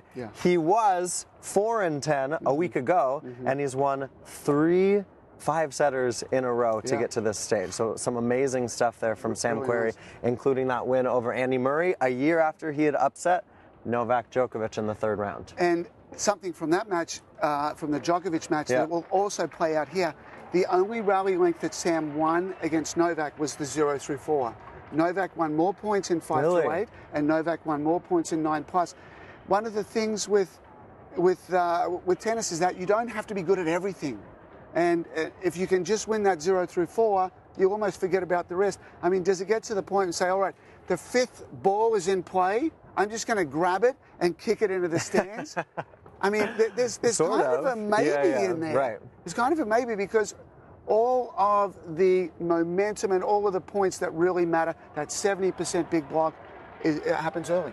Well, as you talk us through there, Marin Cilic breaks, so we have got quite the 4th set here. Marin Cilic is, even though he's got the upper hand, I think, as far as the favorite, he's the one that's a little more fresh in this tournament. He'd want to close this out in 4 sets. Well, the advantage for Marin right now is that he's serving at 4. He's serving first. So if he wins this service game and goes 5-4, Sam's got to go out there and he'll go, if I lose the service game, I'm out of the tournament. So it's always better. You know, I kind of understand why players say, you know, we toss and it's like, oh, I want to return first. Maybe you can break a little bit more in that first game. You know, I don't know. I've never seen stats on that. Maybe IBM. Maybe we can look at that and do a little segment. But being ahead is always, we play a sport of being ahead.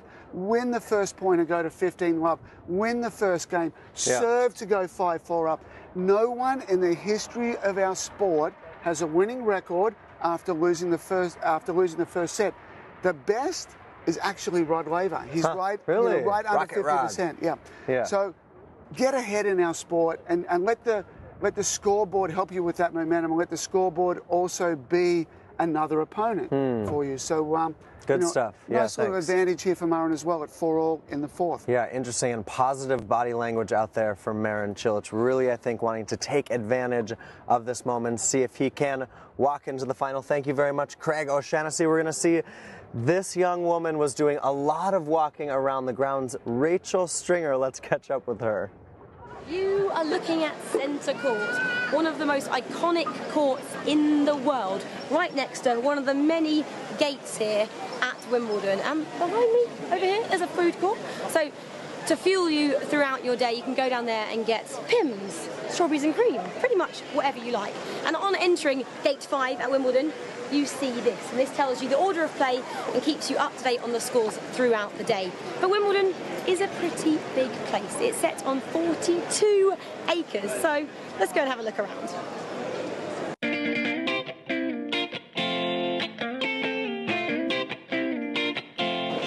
This is centre court, just a different angle, and obviously that is the royal balcony. This is where the winners will stand on the Saturday and Sunday and hold those trophies high above their heads and just wave at all their supporters down here, because this, during those 2 days, is absolutely packed. And behind me here, we have lots of outside courts. We have courts 2 and 3, they're show courts, and then we have courts up to court 12 here. Did you know there is no court 13? Some might say due to a superstition, who knows? And did you know all the courts, they face north to south, and that is due to fairness. So everyone super fair and gets the sun obviously in different directions. And that is what happens over here at Wimbledon. Let's keep going.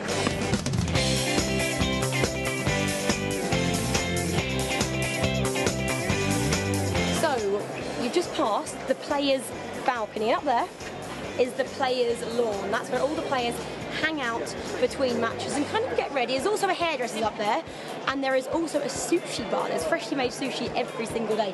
And if you're obviously wandering around, you can see all these beautiful flowers, and there are over 50,000 plants supplied each year at Wimbledon. Just gonna have a look who's around. Anyone of note? No, so let's carry on.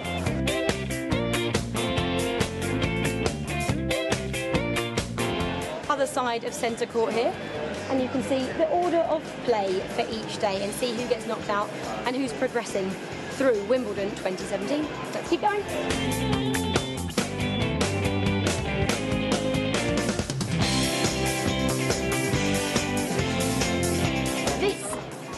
This is court 18, and this is where a bit of history was made. So the longest match ever happened here, as you can see, in 2010 between John Isner and Nicholas Mahou. It lasted for 11 hours and 5 minutes over 3 days. That's a pretty long time. Right, next stop.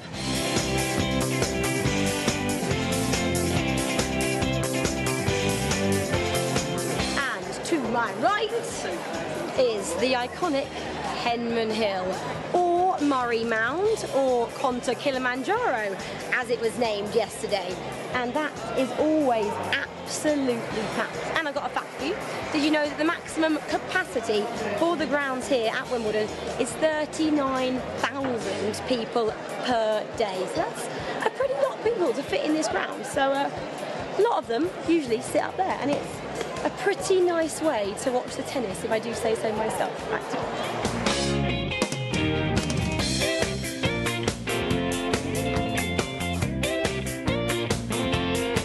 And this is a viewing platform which is new for 2017, and it's down at a place called Orangi, where all the players practice before heading out to do their matches just over there.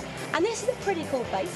There's 22 practice courts down here, 18 main courts, which totals 40 courts. And if you come down here, you want to get a glimpse of maybe one of the world-class tennis players in Oxford, you probably will actually see one, so it's a good place to come. But that is a little snapshot of Wimbledon. It's a pretty big place, and it's a pretty cool place.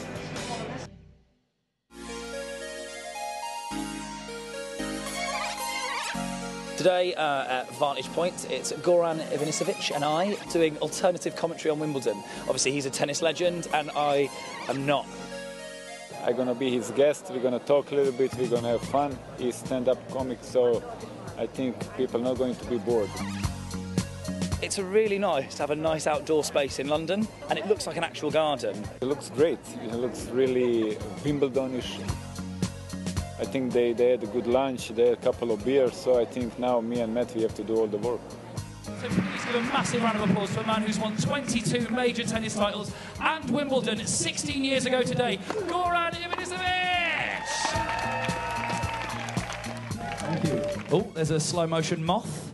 See, for All the stuff like this is my favourite thing about Wimbledon. Like the fact that ants ruin it every year. The flying ants, was that a thing when you played? No, never happened. It's never happened. They've come recently. A lot of strange things is happening. What is the weirdest thing that's happened during one of your tennis matches? I can't remember. You can't remember? Wonderful, Goran. I'm really looking forward to the autobiography. I can't remember. Just 300 blank pages. In the middle, I won Wimbledon. Who cares? So obviously Andy Murray, who is doing very well at the moment, so we consider him British. When he starts to lose, he's Scottish. Someone drinking a Stella because they're a legend. That concentration tongue is beautiful there. I know you've won one, obviously, but apart from the winning match, what was your best match you've ever played during Wimbledon? My best match was probably against Boris Becker, semi-finals in 1994. And did you win? I won. You beat Boris Becker? Yes. Well done, you. I think that's pretty incredible. You didn't know that? No, I mean, come on. I'm going to leave now. Goran, I don't want to keep going on about it, but in 1994, I was 3 years old. They didn't come in and go, wake up, wake up. Goran won. What's your first word? Goran. So I've got the same body as that. Yeah. Yes, I do, Goran. Yes, I do. Goran, I think we're all interested. Where's the highest you've ever ranked in the world of tennis? Number 2. Number 2. Look at that. Some polite British applause. Number 2 is pretty amazing. Yeah, that was, It's better. It's better than number 3. Yeah. Is he really short or is the other guy really tall? Depends how you put it. He's short and he is tall. Okay, fair enough. You know what I like about you, Goran? Every answer you give makes me feel stupid. He's tall and he's short. Why are you asking? I think it's nice that they've brought a Wimbledon feel to not the Wimbledon tournament, so people that can't afford tickets or can't get tickets can come and still experience it in an amazing way. Yeah, play continuing here at the Championships on day 11, men's semi-finals day. Packed on the hill, watching the first to semi-final. It's 5-all in the 4th set between Sam Querrey and Marin Cilic. We'll keep you right up to date with everything as it goes on there. But let's, Claire, look ahead to the ladies' singles final tomorrow. Venus Williams up against Garbina Muguruza. What did you see from their semi-finals yesterday? We're looking at some shots here of Venus Williams practicing a little bit earlier on down at Orangi. She was so impressive against Johanna Konta because I think a lot of people were picking Konta to win that match. Yes, from both players, from Muguruza and from Venus Williams, it was a real step up in performance. And obviously, semi-finals of a Grand Slam, they've both experienced that. They both know that this is whenever you have to really bring your A+ game to the table, and they both delivered that. I was massively impressed with Venus Williams. There was question marks for me over how would her second serve hold up against Johanna Konta, but she increased the tempo in that serve. She served so well throughout the match, and she was absolutely relentless with her strike, as you would expect. But as for Muguruza, well, in that match that she played yesterday, I thought Rybakova could cause her some problems. But in terms of her execution of a game plan, she played that to perfection. What's interesting about the two is that in terms of their court positioning, they both stay inside or on the baseline. They try to stay up there for as much of a match as they possibly can. And it will be interesting to see which one of them deviates back a little bit more, which one's forced back off the baseline because of the strike of the other. Yeah, we're sure to see some pretty fearsome baseline rallies, I think, tomorrow. Given what happened to Venus Williams, it was well publicised coming into the tournament, things she was having to deal with sort of off the court. Are you surprised at how well she's been able to cope with that and how focused she seems when she's playing? Well, I mean, at the very beginning of the championships on the Monday and the Tuesday, I think people were really writing her off because they thought emotionally she seems to be going through an awful lot. But Venus Williams has gone through an awful lot in her lifetime, and she is a fighter and she's a great champion, and I think she has displayed that again. She looks so focused when she's on the tennis court, and maybe this is her little getaway from all the things that have been going on off the court. Obviously, Garbina Muguruza will have drawn great confidence from her performance against Rybakova. She picked the tactics, stuck to them, and it worked perfectly, 6-1, 6-1. But how much confidence will Venus have drawn from being able to beat Jo Konta in front of her home crowd on centre court? Because that was some achievement too. Well, I mean, I think Venus expects to win. I think she expects to win every single match. Possibly the one match that she doesn't really believe in herself is when she plays against her sister Serena. But of course, going into a final of a Grand Slam, it's nice to know that you have been playing exceptionally well. She'll be very confident about the way she's striking the ball, and as I say, she'll be very, very pleased, especially with the way that she's serving. We were talking about the fact there's going to be some brilliant baseline rallies. They're both power hitters from the baseline. Who wins that battle? If it comes to a head-to-head battle of who's the best from the baseline in terms of the ground strokes, who do you pick? Well, it's an interesting one because for Venus likes to hit the ball deep and through the baseline, but Muguruza has a little bit more ability to take opponents off the baseline and use the width of the court, which of course could hurt Venus a little bit. It's all going to depend on the first strike. So who gets the best return of serve in deep and who can take that position up the court. So which semi-final do you think was I suppose, better practice for playing the other player? Do you think Venus has practiced well by the fact that she had to play Konta and Muguruza against Rybarikova? Which was more of a help for her? Well, I think the match for Venus Williams against Johanna Konta was as close to the strike that she's going to get up against Muguruza. For Muguruza, she didn't really get a lot of pace from Rybarikova, so playing Venus is going to be a completely different ball. Okay, it'll be interesting to see how that match goes tomorrow. Very difficult to pick between the two of them, as we said, Venus Williams and Garbina Muguruza. We've focused on Venus much of the time so far. Let's hear from Garbina Muguruza. She was on the grounds here at SW19 a little bit earlier to speak to the press ahead of the final.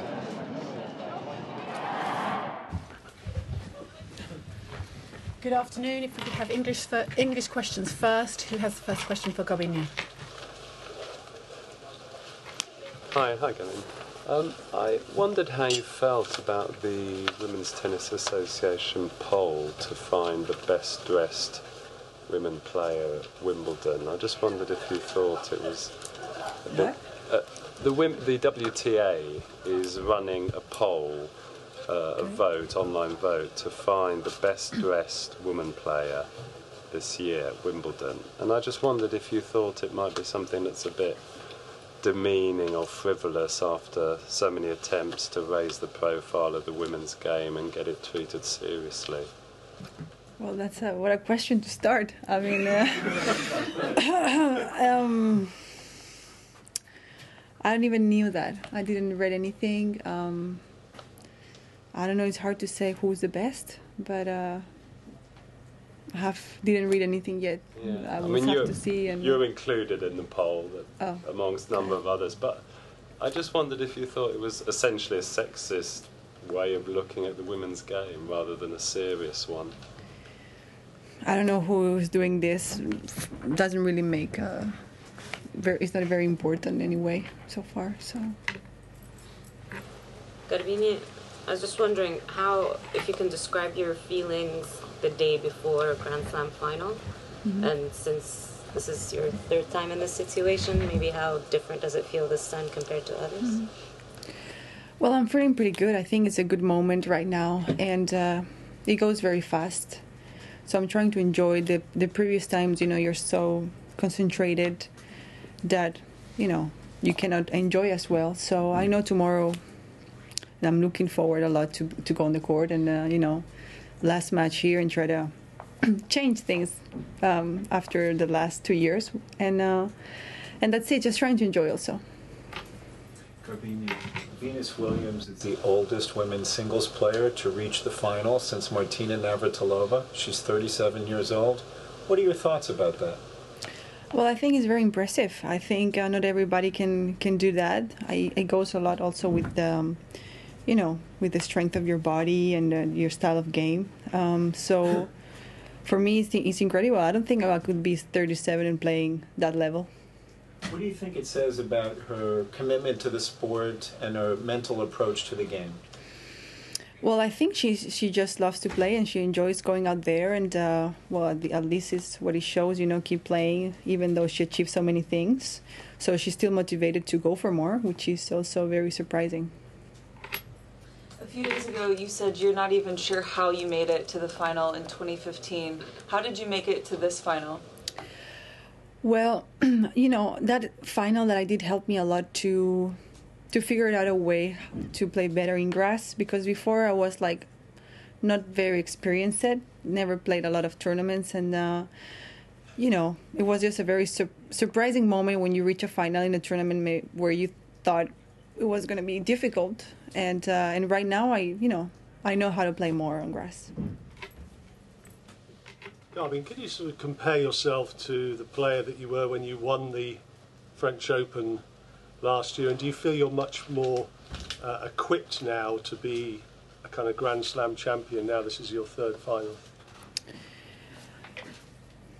I'm different, but not very different. It's not a long time ago.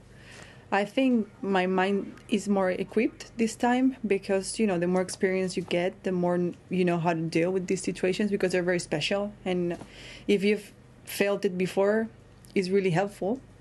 So I just have more information about the situation.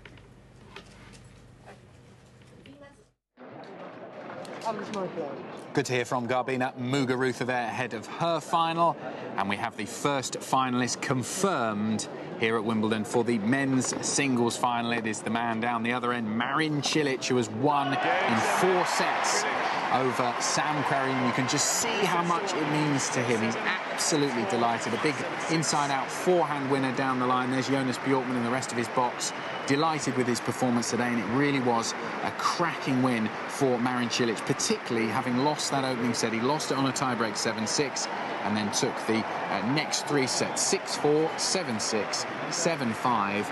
And Claire, we can see how much it means to him. He's into the Wimbledon final, and perhaps a couple of years ago when his results on grass hadn't been quite so good, he wouldn't have believed you if you told him that. No, he wouldn't, but he persevered and he took Jonas Bjorkman on as a coach, and he's continued to evolve his game, and he's going to know more than anybody really that how to win a Grand Slam now and how to play his best in the biggest matches. He's very, very capable of that.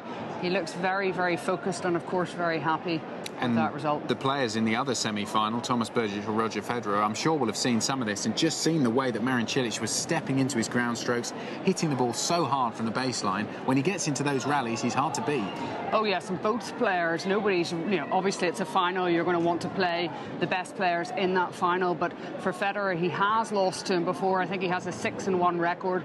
Berdych hit 6-6, so they've had some really good ties, but most of all for Marin Cilic, he believes in himself, and I think he believes that no matter who he's playing against, he can win. And I suppose importantly for him in his camp, the fact that he hasn't been out there for too long. I mean, the match in the end lasted 2 hours 56 minutes, so I'm sure if you'd offered him a win that took less than 3 hours, he would have taken that. Well, that's ideal preparation for him. He's got a nice day's rest now. He'll be nice and relaxing and sit down and watch the ladies' final tomorrow, have a little bit of practice and get ready. And also, of course, he can get to watch the next semi-final out here. So he'll be feeling relaxed. He'll be feeling good about that match on Sunday, and he'll enjoy the next 36 hours in preparation. Yes, a great performance from Marin Cilic, just signing some autographs there, making a few of the kids alongside on centre court. Very, very happy. So just to recap, 2 hours 56 minutes they were out there, and in the end it was Cilic, the number 7 seed, who beat Querrey, the number 24 seed. It was Querrey, as we saw, took the first set 7-6. It was a very, very close tiebreak. Nothing to tell really between the two players in the first set. Neither could break each other. In the end, Querrey was able to snatch it in the breaker 7-6, but then Cilic steadied himself, made himself confident, and he was able to continue with those devastating ground strokes that Claire was just talking about to take the second set 6-4 with a nice early break there. He then went to a tiebreak in the third set as well, 7-6. He won it 7-3 in that breaker, and then an early break in the fourth set saw him on his way 7-5, and we can hear from the winner today, Cilic. Just now he's walked in for his interview. Marin, after 11 attempts, you are now a Wimbledon finalist. How does that sound? Unbelievable, absolutely unbelievable, especially the way this tournament unfolded from the first round. I was playing really great tennis, and today was a really hard-fought battle. Sam, I think, played really high-level tennis, especially that first set. He was serving big, hitting really big from back of the court. I had my chances. I was 4-1 up in the tiebreak.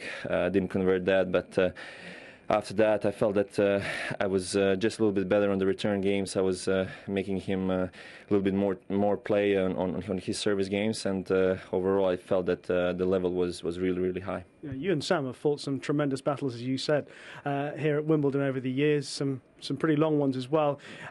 Apart from how well you played, did you have a psychological advantage over him today to help you give you the edge?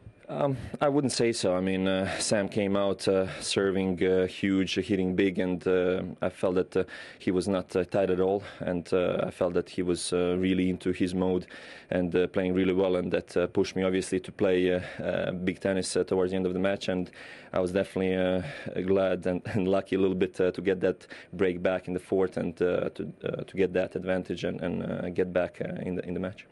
Jonas Björkman, your coach, has said that you're a nice guy off court. You need to be a bit meaner on court. Do you feel you're doing that, and do you feel it's helping you? Well, I'm feeling that I'm very positive on the court. That's extremely important. I think the way I'm playing, that emotions are helping me definitely a little bit, and obviously with my team supporting me all the time, and obviously we worked a lot on that, and of course it's paying big time. Roger Federer spoke before this tournament about the fact that he thought you could go very deep at Wimbledon this year. There's a potential you could face him in the final. Obviously, at this stage, does it really matter to you who you meet on Sunday? Well, I mean, it's definitely going to be a huge match between Roger and Thomas.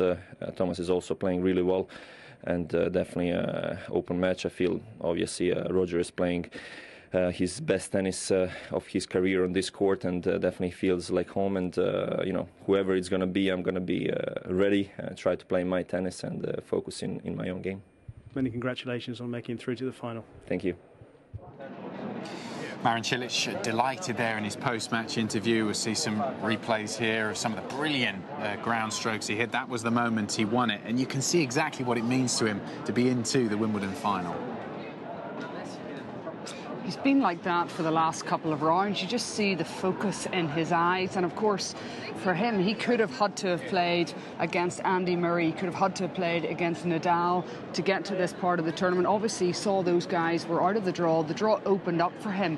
And he's looked like the man for the last couple of rounds that would be there on Sunday's final. Well, that was the thing. Even though the draw opened up, he didn't let it slip, did he? Because we've seen that happen so many times where, as the media and as the press, we talk about the fact that a defeat for a big name player or something opens the draw up for someone else, but then they go on and lose or produce a performance that it doesn't quite reach the heights. But Cilic was able to stay focused. He knew he had an opportunity, and he kept up the performances. Yeah, he's kept his feet well and truly in the ground, and I think, of course, that helps that he's got Thomas Berdych in his corner, because he's been there, he's done that. He has the experience of knowing how his man should really deal with this situation, and with the pressure that will start to go with him looking to be the favourite to make the final. He's dealt with that exceptionally well. I suppose a difficult question to answer, really, but in terms of Thomas Berdych and Roger Federer, would they have been more happy to face Marin Cilic or Sam Querrey? Will they have been looking at that result and thinking, OK, here's my final. If I get through this, I'm playing Marin Cilic, or the other way round? Well, I think the fact that they are going to play against somebody who's been there in a final before and also has won a final before is obviously more of a concern for them than playing against a player that's never been there before. And I'm sure definitely for Roger Federer, he was probably thinking, well, Sam Querrey's in the final. This is going to be a new experience for him. He's done that so often, taken out that type of player before, and I'm sure it would be no different for Thomas Berdych. Absolutely. So the Cilic camp delighted. They're through to the final in 4 sets. They lost the first set 7-6, of course, going to Querrey, but then for Cilic and his fans, delight in the next 3, 6-4, 7-6, 7-5 to take his place in the Wimbledon final, going, of course, for his second Grand Slam title, having won the US Open a few years ago. So that means next up, inside centre court, the famous arena just a few yards away from where Claire and I are standing, is Roger Federer up against Thomas Berdych. And let's find out a little bit more about Roger Federer now.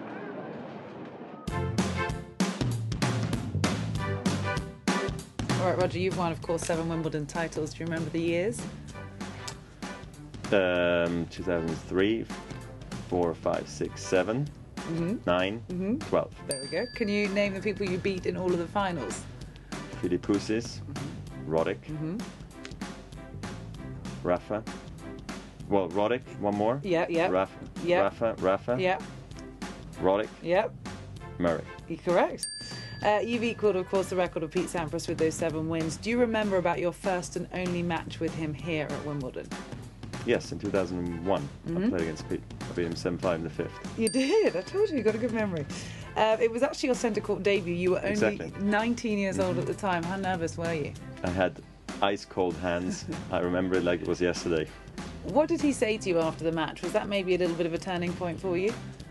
Well, I mean, I was making my move up the rankings, and I think I probably needed a win like this that really gave me belief that I could go much further in my life, in my career. Honestly, Pete didn't say much at the net or afterwards in the locker room. I remember him just seeing him sit there and sort of shell-shocked and sort of sad, reflecting on how did he lose that match. And you know, you shared the locker room with him, and it's just like, ugh, it was terrible because he was my idol and hero, and it didn't feel right, but it was still one of the most special matches I ever played in my life, actually. Of course, you've now won 18 Grand Slam titles. How special is it that your most recent one came in Melbourne against Rafa, who's been one of your greatest rivals? It was very special. It was so cool on so many levels. The comeback, and then Rafa's comeback too, and we faced off in the finals, 5 sets.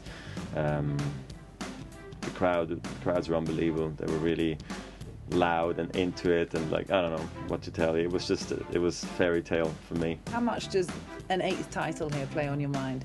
It would be very cool and very special, yes. And 8 is my favorite number, so I'll give it all I have. We'll see what happens, but I'm more just, if I think of number 8, I see more me celebrating winning the title on the grass, probably somehow, and then lifting up a trophy. That's what I see. It's a special moment for the whole tennis world, I'm sure. Roger, thank you. Best of luck again. Okay, thank you very much.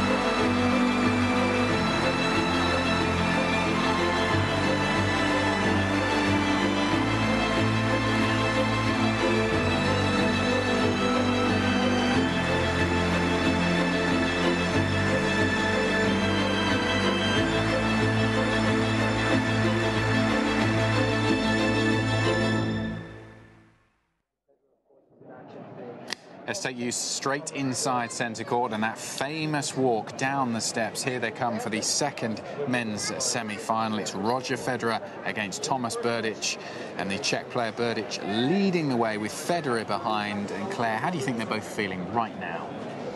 Well, I'm sure they're really excited and looking forward to this match today. Of course, anybody that's playing in the semi-finals of a Grand Slam, you've got to enjoy that. There'll be a little bit of nerves floating around, but for someone like Roger Federer, he's been there so many times. It's, I mean, he looks like he's enjoying every moment of that.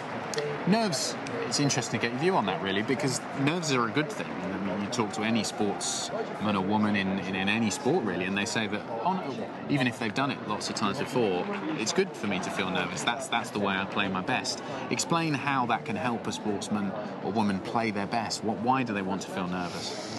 I think you're slightly on edge when you feel the nerves, and if you don't have the nerves, then you're feeling like this doesn't really mean that much to you. And you need to feel that, especially whenever it comes down to these big matches and the big points, especially that you're willing to go that extra mile for any point. Thomas Berdych, he hasn't got a brilliant record against Roger Federer. This is the 24th time they've met. Federer with 18 wins, Berdych with just the 6. But a lot of those 6 wins came in a very short period in his career.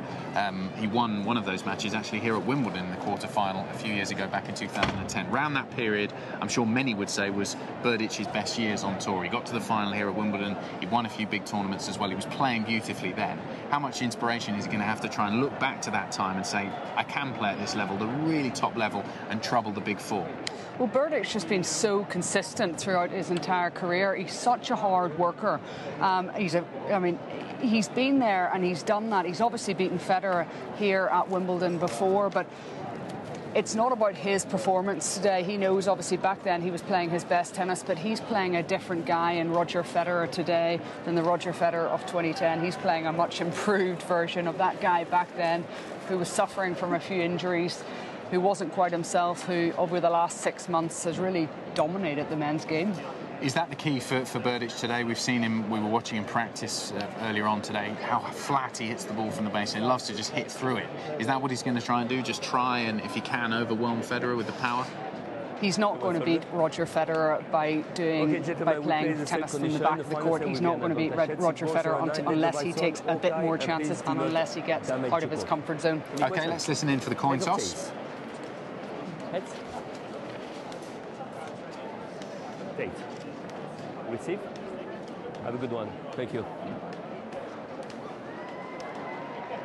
So we'll just get confirmation of who won the toss and decided to serve there, but it's Federer against Berdych inside centre court. Claire, how do you think Federer is feeling about this matchup? Because as we said, he dominates the head-to-head, 18-6. Is he going to just stick with what he's done? Because what he's done so far at Wimbledon this year has worked perfectly. I think Roger Federer is just going to stick with his game, and he's so focused on himself and his own preparation and doing all the right things. He's been used to doing that for so long. I don't think he's massively concerned with what the other person brings to the court. Of course, he's going to know a few things. He's going to know in terms of the direction of where he's serving at big points, where Thomas Berdych doesn't like to hit the ball. But really, he's just going to control himself. Of course, Federer has adapted his game on grass. He's been such a successful grass court player, arguably his favourite surface for the whole of his career, but the way he's played on the surface has changed as the surface has changed. As we know, even when he started, he was playing mostly serve and volleyers. Some of the early finals against Philippoussis and Pete Sampras, when you watch those finals, even he was coming to the net all the time, whereas now he stays back, uses that slice a little bit more. It's so amazing, really, to see how slowly over the course of his career, and as the courts have got slightly slower, he's modified his game.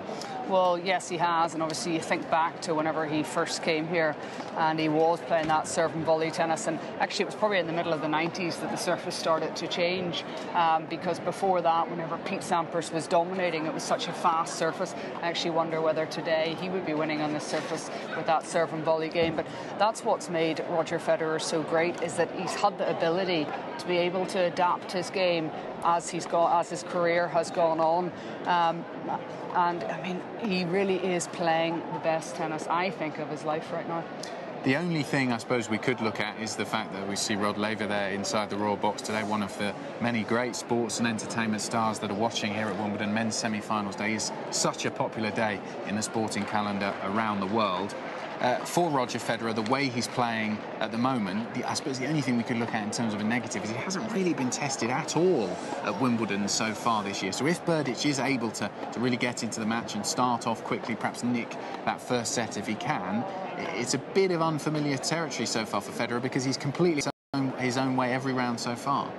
Yes, and of course, if he is under a bit more pressure, he under a little bit more stress, may make a few more unforced errors, because, as I say, whenever you're leading up in the scoreboard like he has been throughout the entire tournament, it's easy to play your best style, but it's how you play also whenever your back is against the wall. And as you say, we haven't seen that, but I think Federer is so used to that. He's so acclimatized to be able to play under so much pressure that, again, it's something that he will deal with. And I think one of the things for Federer, which is an advantage this year, is that he won the Australian Open. And that 18th Grand Slam title for him was so important. And I think it's taken a little bit of pressure off here at Wimbledon, because for so many years people were talking about Roger Federer, will he win another Grand Slam? Well, if he will, he'll do it at Wimbledon. And it came probably as a big surprise to him that he was able to win the Australian Open back at the start of the year. So I think coming into this tournament, he's also been that little bit more relaxed as a result of that. And I suppose his decision to skip Roland Garros and to focus on Wimbledon has been completely vindicated by the way he played so far. He doesn't make a lot of decisions that aren't the right ones. But I mean, I think personally that he didn't play. One of the reasons that he didn't play the French was because he wanted to maintain that aura around him. He didn't want a Nadal or an Agassi. Agassi's not playing anymore. Agassi's player, Djokovic, to get the upper hand on him, because obviously when he won Australian Open and then he won the Indian Wells and Miami, he was looking by far to be the best player in the world. He wanted to keep that. Do you think those tournament wins, winning in Australia and then winning those Masters 1000 events as well, that was the catalyst to make him think, hang on a minute, I'm going to have to skip the French Open here to keep that aura around him? Or do you think he'd made that decision right at the start of the year when he did his schedule? Well, I think after winning those tournaments, he knew that he didn't need to play anymore. You know, it wasn't that he was short of matches, and he could afford to not play on the clay for those amount of weeks because he'd played so many matches at the start of the year. Maybe something which he didn't consider would have been possible back in January. We saw Roger Federer's, when they were putting the stats up there, his record at Wimbledon, 89 wins, just the 11 defeats in his 100 matches that he's played throughout his career at Wimbledon. It's an incredible record, and he's just so good on grass. Do you think, difficult question to answer given how many great grass court players we've seen throughout the years, but is he the best grass court player ever in your mind? Well, obviously, if he wins the eighth Wimbledon, he's got the most titles of all time. It is incredible to think that, you know, not even 2 decades ago when we were watching Pete Sampras, we didn't think that there would be anybody that would come along that would be that dominant in the game, and especially on grass. But clearly Federer has been able to produce that, and I mean, I obviously didn't see the players that were the generation before, but for me, he's definitely the best player on grass. Also in terms of, I suppose, the most completeness of his game, because although Sampras was a fearsome player to play against on grass, he stuck to that one tactic, really, didn't he? It was serve and volley, it was get to the net as quickly as he could and just completely overwhelm and overpower his opponents, whereas Federer, as we were saying, throughout his career, he's modified his tactics. We've seen him use serve and volley really well. Sometimes he stays back, slices as well from the baseline. So in terms of an all-round game that's successful on grass, Federer's got it all. Yeah, he certainly does have it all. And also, you've got to remember that the players that he's played against in the last decade, they've been exceptionally good as well. They've really come at him. So he's had to adapt his game to be able to become better than the likes of Djokovic, the likes of Murray, and of course, to compete with Nadal. Yeah, because at each different stage of his career, because when he was starting, he had the likes of Sampras that was still, albeit towards the end of his career, but Sampras was still a force to be reckoned with when Federer first came out on tour. And then, like you said, the other players that slowly throughout his career, every time he's had someone to see off, and he's always managed to do it on grass and always looking supremely calm, collected as ever. OK, so we'll leave you in the capable hands of the ESPN or the BBC, depending on where you are. And time for another little bit of analysis in terms of this semi-final. Federer up against Thomas Berdych. Nick and Craig are standing by at the touchscreen. OK, Craig, we see there Thomas Berdych and Roger Federer walking on to center court, getting ready for this semifinal. We just had a great semifinal. Marin Cilic awaits in the final. We're going to see how that goes. But obviously, these two guys headed out onto center court. A lot of people excited for this on social media. You can see the king is on court. It's Fedi time. A lot of these Federer fans out there talking about how excited they are for this semifinal. Yes, and right here, this one here. Time for Federer to roll back the years once again. We had a little Wimble wars. Yeah. Is he playing better in 2017 or 2007? Make sure you go to the Wimbledon website and check that out.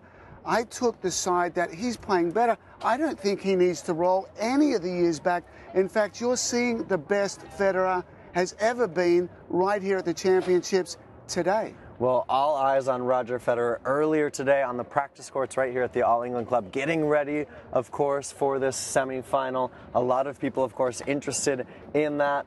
It's live now. You can see Thomas Berdych. He's 6-18 in his career against Roger Federer, but he's lost 7 in a row dating back to Dubai in 2013. Well, it has to be time, doesn't it? Yeah, absolutely. And he's beaten him here before. He's beaten him at Wimbledon. Yes. He's beaten him in the 2012 U.S. Open. So he's got wins over Roger Federer on the biggest stage. But a lot of you out there use hashtag Wimbledon.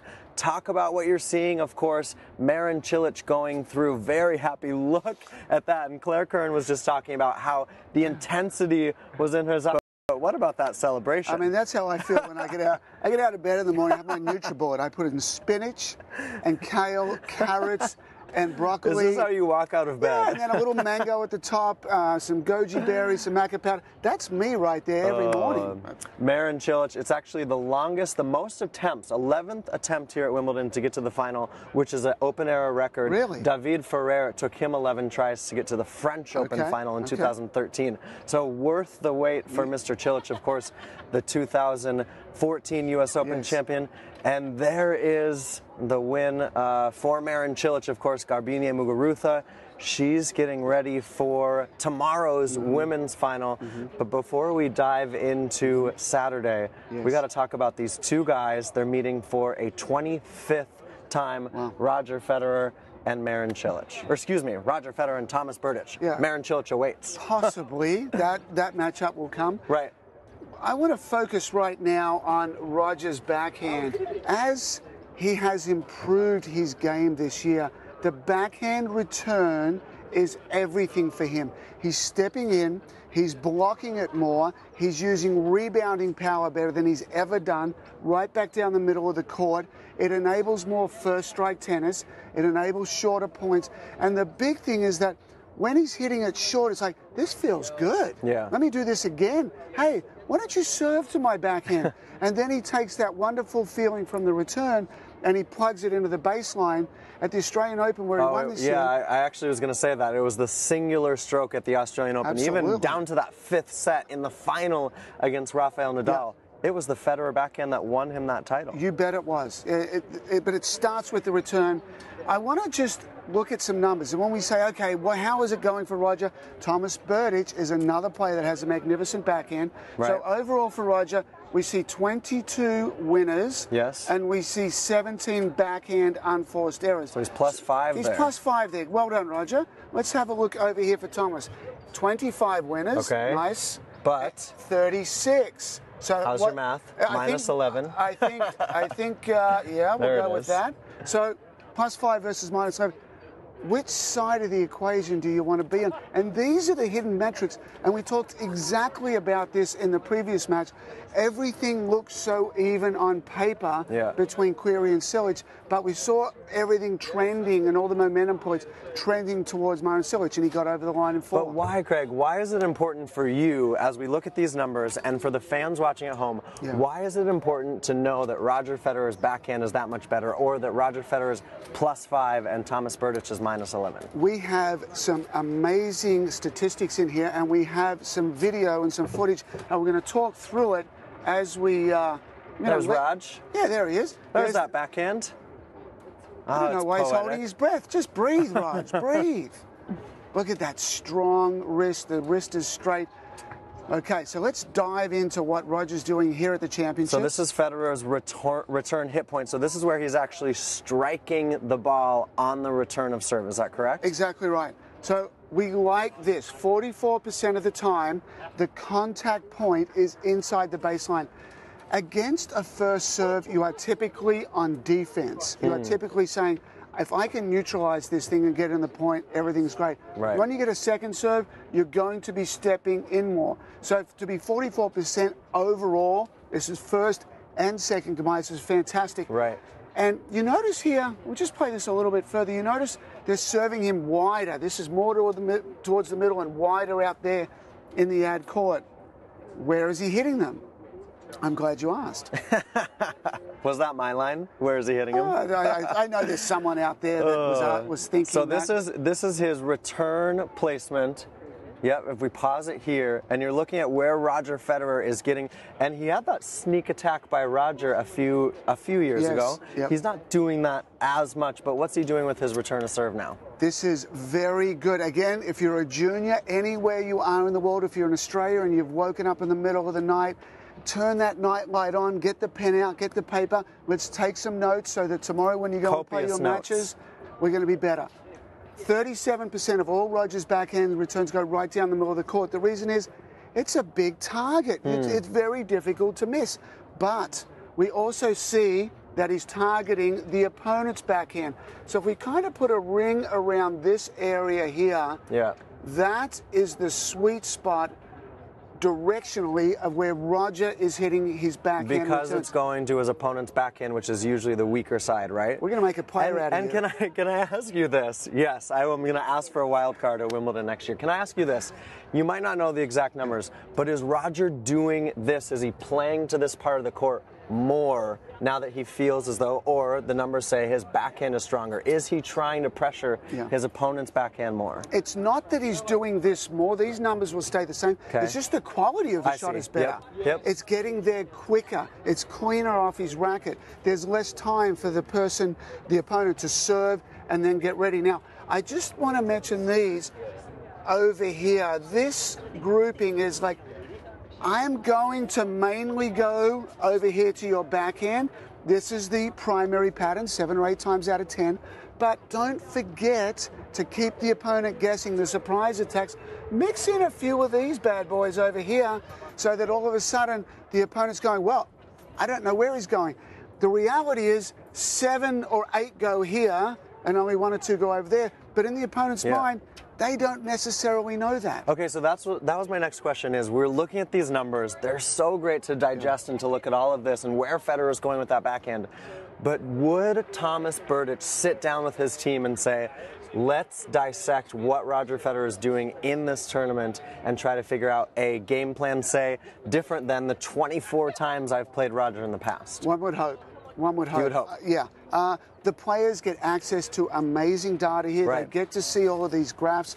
You want to be doing your homework. And traditionally, in tennis, it's a sport that is very late to the scene in looking at metrics. You know, other sports such as soccer and football and baseball and basketball, they just bring it in, give me everything. Tennis is like, oh, I don't need anything. I'm going to go and play my game. I'm going to hit the ball where I want to hit. Those days are gone. They are over. You need to look at the opponent. You need to figure out what they're doing well. You need to come up with a game plan. And yes, it's a little bit about I'm going to hit the ball where I want to hit it, but today's game is much more about I'm going to hit it where he doesn't like it. Can I ask you this, especially because you work year-round on the tour? Is Roger Federer someone who digests and consumes this kind of stuff a lot? 100%. Is he? I know for because a we fact. talk about Federer and the backhand and the serve and the brilliance, but he's a guy that really likes to get into the numbers. Yeah, Severin Luthi, he's longtime coach from Switzerland, the Davis Cup coach, is a good friend.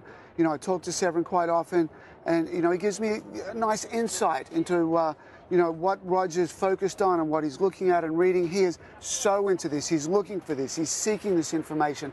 And as more and more comes along, you take more on board. All right, let's go deeper here into what we're looking at, of course, the Roger Federer return placement there, going after the backhand of his opponent. We'll see if he's going to do that today. It's early going, 2-2 on serve in the first set. How about some footage here? Federer taking on Milos Raonic in the quarterfinals. Yeah, and a little bit of technique here. So for all of you guys that have a one-hander out there, I salute you first and foremost. One-handed backhand here. Classic. What do you have? Double-handed. You got the two-handed. Yes, I do. We don't like the two-handed. We like the one. Now, it's a good serve. He's off the ground a little bit. But the key here is I've got to keep the racket out in front. And this is a big part of it, is that if you get a little bit late, if the ball gets back here, you're done, especially against Milos Raonic. So Roger's got it out there. It's a really good skill set that he has to just keep that ball out in front. He's very, very good at that. Targets a little bit, I think he caught that a little bit late. Yep. Nice cross and back behind. Yeah, and that ball at Raonic, such a strong, I mean, that's where the backhand's gotten stronger. He's coming over it more too, right, Craig? Yeah, and he's doing less of this, but On grass with the ball kicking up high, we see the slice, and you know this. You've got to do some of them now. In Australia, there was very little slicing of the return. It just, the surface here dictates that there will be a little bit Some more slicing, of that. right? Move the opponents and keep that ball low on the grass. And there's too, one right? of those wide balls in the primary pattern. Roundage serve here. Nice block back. Right at the body. Body serve's great. Nothing wrong with it. Yep. Raonic looks for a serve +1 forehand, and Roger's just being patient. And Milos, you know, there's no depth on that. It's not hurting Roger. That's a high roller. Right. Now, well, it's shocking to me that Raonic wasn't way more ahead of that point, in that point, off the Federer return that came right into his body. Now, at the Wimbledon channel, we love the runaround forehand, but I don't want to see you guys. I want to see the runaround forehand from this part of the court, up around the baseline. We're not too far off the court. I mean, Milos is almost ready to order a Pims over here. He's so far off the court. It's in the first row. Yeah, once you get out there, it's not much offense. court to work with. Right? Exactly. It's an all or nothing. Now, what happens when the all or nothing goes? The errors, the net is going to collect it. Yep. The sideline is going to collect it. The baseline is going to collect it. You've got a much greater chance of missing. It's just too extreme. And we see here, into the net. Into the net. It would have landed in the doubles alley anyway. Roger Federer again here on the return against Raonic in the second set, quarterfinals. Backhand has looked so good this entire year. Milos has got to wonder, what have I got to do against this guy? I take him wide, he's slicing. Now we have the opponent of Roger out on centre court at the moment, Thomas Berdych. We're going to look at some points with the view of, like, he has been targeting the backhand. Right now he's targeting Novak's backhand. So this is what Roger will be expecting and what Thomas will be trying to enforce on him in their semi-final. Okay, so Novak Djokovic returning there in the near court against Thomas Berdych. Into that Berdych backhand, wallops it. Yeah, Thomas is moving forward there. He's hitting it well. I really like what I'm seeing from Thomas Berdych this tournament. Body language is good. Now we've got this backhand cross. Yeah. And as we stop here, when you say that about Berdych, what is he doing best, or why are you excited about the Berdych game this tournament? Two reasons. One is between the points. He is so relaxed, he is so calm, he's so focused, and Thomas wears everything on his face. Yeah. You know, if things aren't going well, he'll look at his box, he'll have the look like, I really don't know what to do out here. Right. I don't have the answers, I don't have a game plan B today. But the body language is really good. Thomas, you know, what is he, 6'5", 6'6"? He's a big guy, but when he doesn't play well, he plays like he's 5'5", and he's too defensive, and he's pushing, and the rallies along, he's hitting the ball.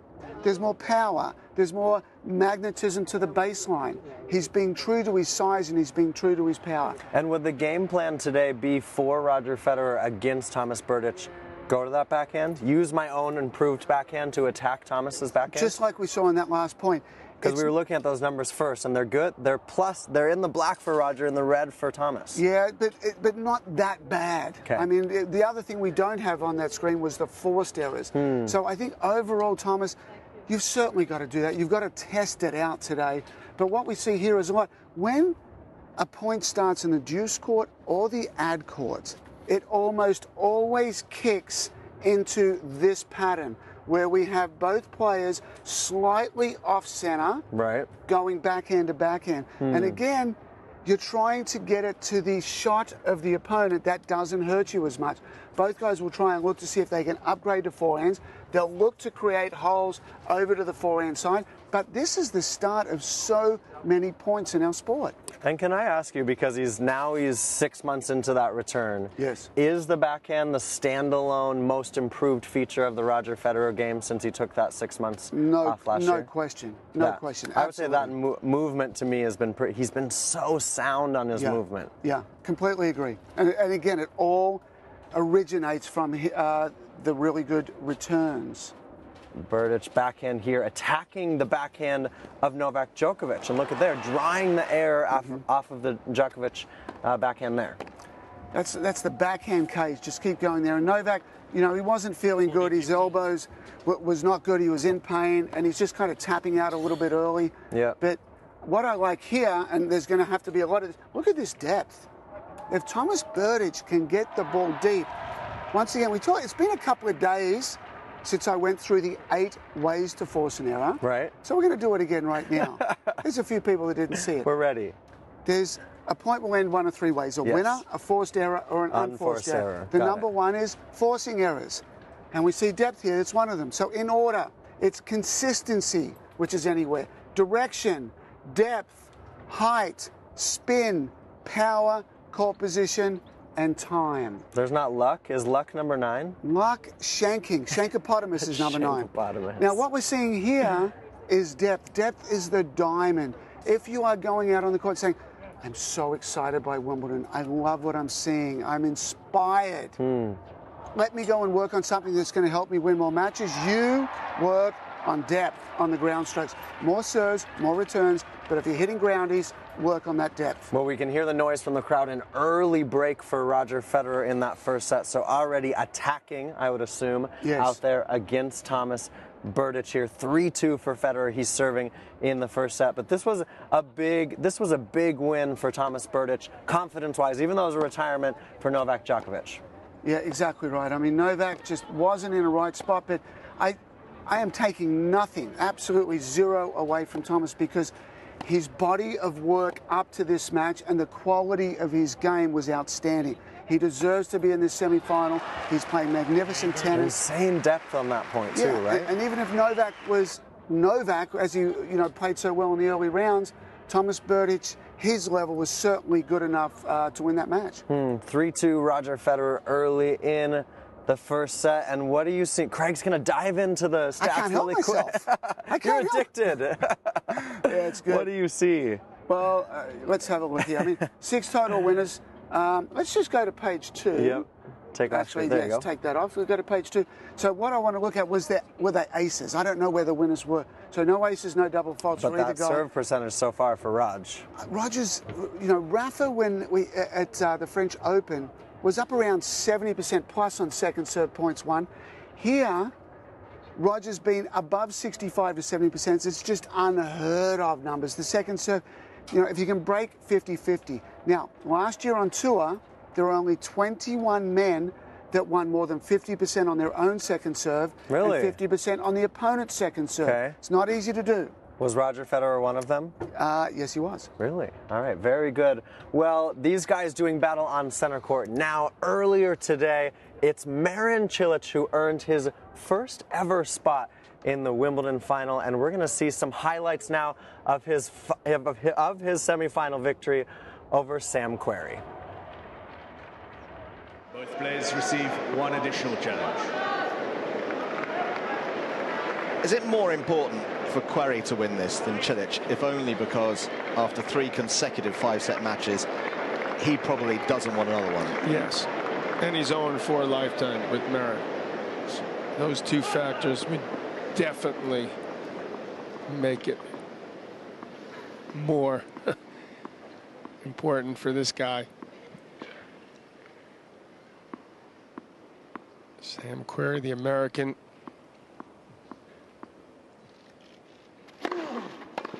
Things got a little bit tighter for both these guys. It's just the nerves play more of a factor, tougher to execute. Every point seems to matter more. Subsequently, the legs start to get a little heavy, the arm. And because the prize at stake is so big.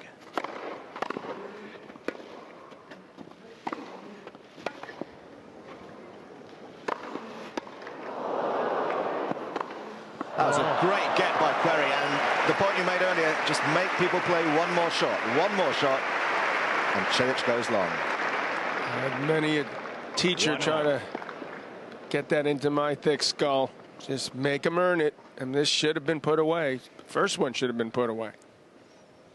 I don't know if that was in. That's a great shot from Cilic. That's unlucky for Querrey. I thought that was wide. He chose to play it. 2-1. Cilic. He's still looking at the line. I don't know if Hawkeye can tell us if that was in or out.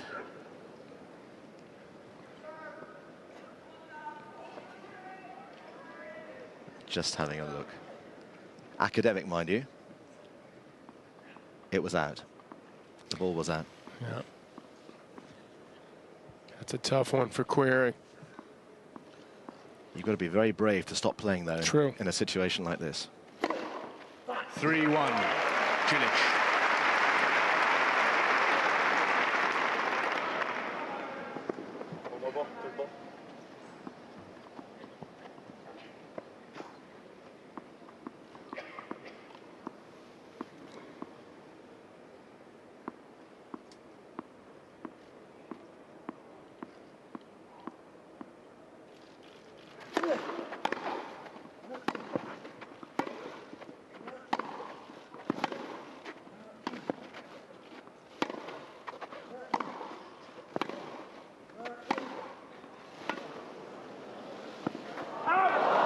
That's well left. Very tempting to take that in the air. Actually fortunate that he would have trouble reaching it, so he chose to run back and let it bounce. Excellent job. Benefited by that call, has given him a big lead, 4-1.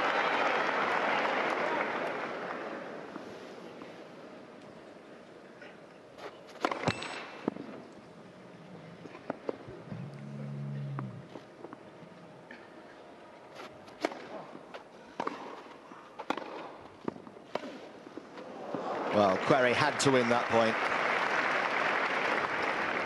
Probably on the back of the line.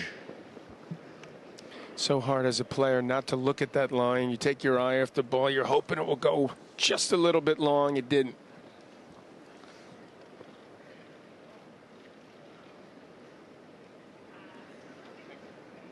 There's Craig Boyton instead of, fine job getting Sam Querrey here. Let's not forget, he's never been in a Grand Slam semi. Very quiet on centre, but I think everybody's just tense.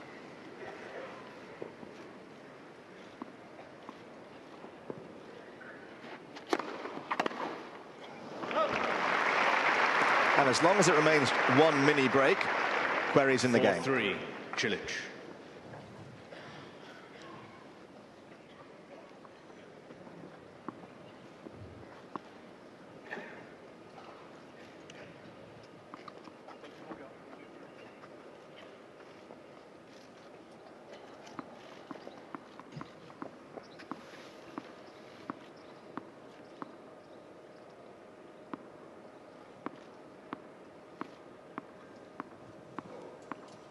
Fourteen bounces there. Brilliantly played by Querrey. Really aggressive challenging of Cilic there. Good court recognition, understanding that Cilic would have to slice this. A miss hit, and he forced the issue. Took away some options from Cilic. Really well done. Nice touch, too. 6-all, 4-all. All to play for.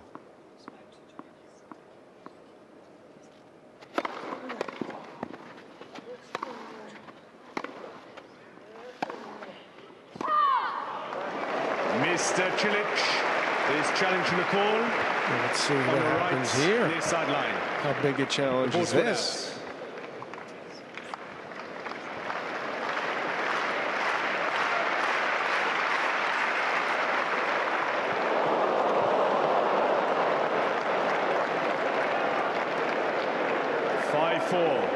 Querrey. The margins in top-level sport. Mr. Cilic has 2 challenges remaining.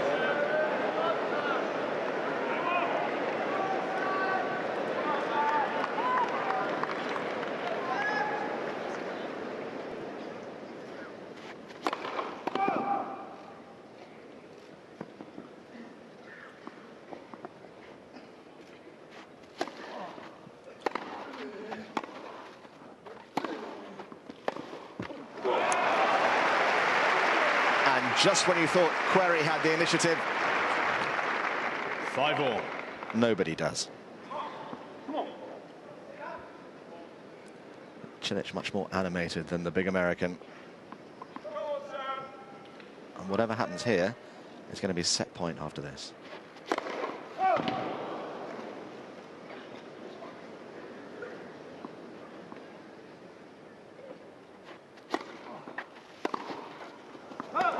It's a tight return right there. Almost too much time to think about that one. That was a second serve from big serving, big hitting Sam Querrey at 88 miles an hour. But it's set point for the American.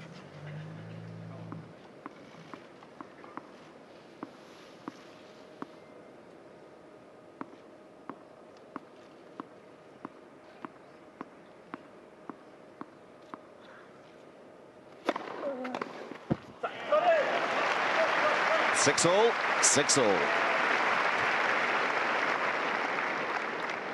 Well, we shouldn't be surprised. The margins have been so thin when they played here. Well, the good thing about this set, though, has been that it hasn't just been about serves. There's been some neat footwork, there's been some nice touches at the net, there's been some good ground strokes, because there have been matches at this championship this year when you've had big guys against big guys that it has been biff, bang, wallop, no rallies. I did a match earlier in the championship, I think, where the longest rally was in the first 3 sets was 4 shots. So this has been engaging, and it may just be on simmer at the moment. Maybe it's going to boil over as the afternoon progresses.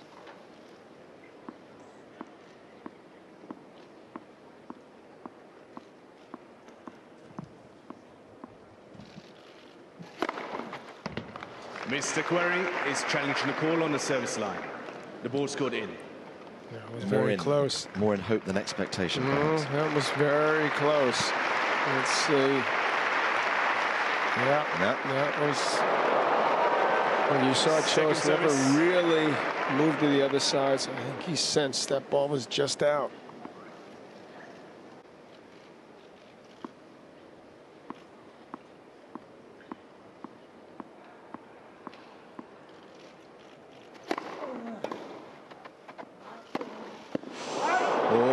Maybe it was the delay. Maybe his mind wasn't quite there. 7-6. That's a bad error from Cilic. And so Sam Querrey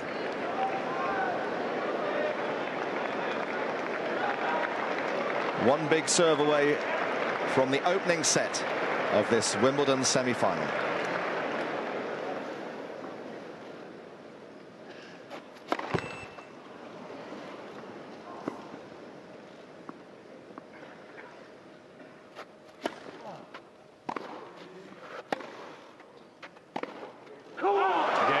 Two errors from Cilic on the backhand side.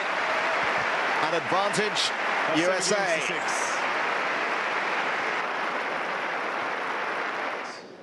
Well, we didn't expect there to be a whole lot between these two tall men, and there isn't. Second longest match ever played here was when they last played at Wimbledon.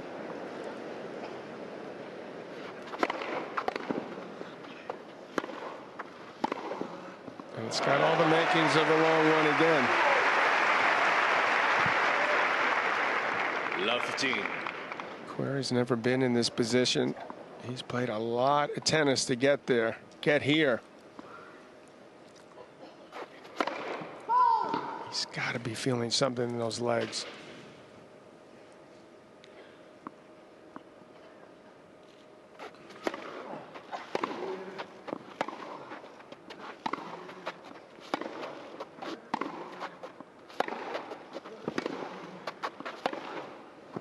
Good. Well, that's a good strike, but it's just long. Love 30.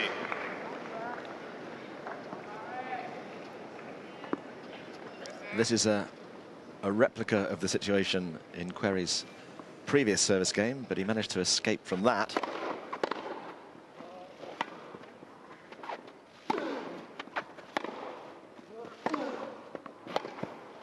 It's the first sign this time, though. Some fatigue, you know, a little bit lethargic out there as Querrey and Cilic Love 40. feel like he's going to finally take advantage of it. There was a mini roar from Cilic as that ball drifted long, and stand by for a really big one if he breaks here.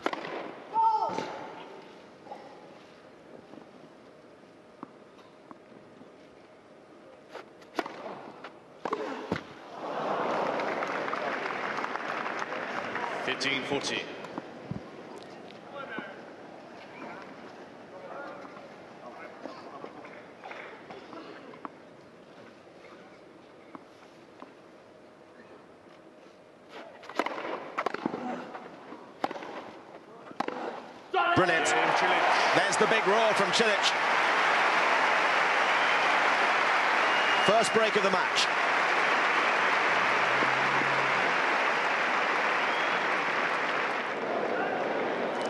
So here's the opportunity for Marin Cilic to square things up at 1 set apiece.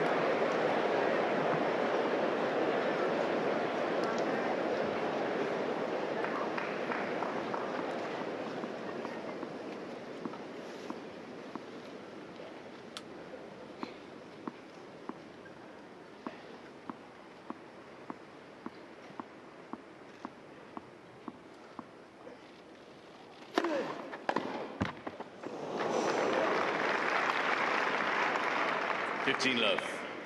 And even the net's against Querrey at the moment.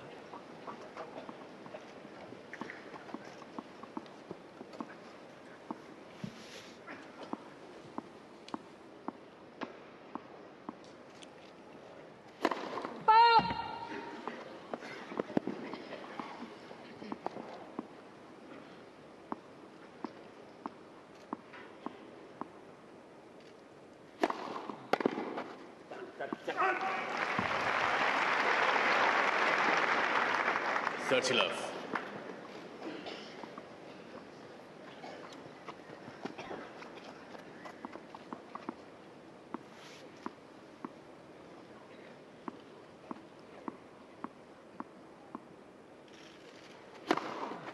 Love.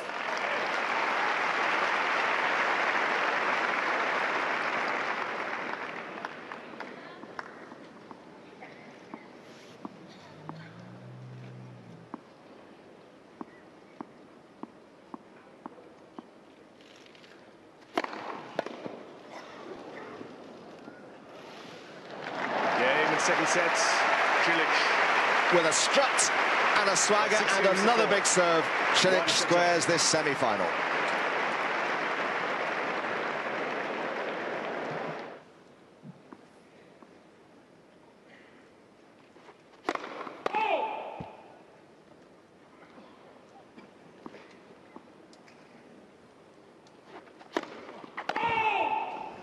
Well, Love 15.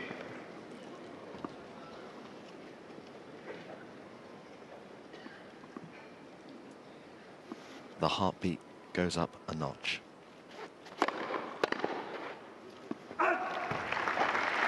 And then back again. 15 all.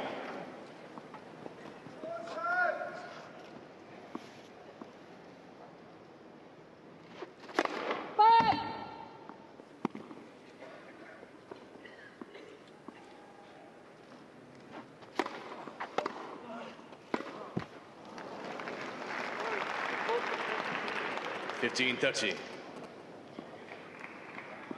He's not moving as well as he was an hour ago, is he? No, and he's taking the air out of the building, as they say, a bit.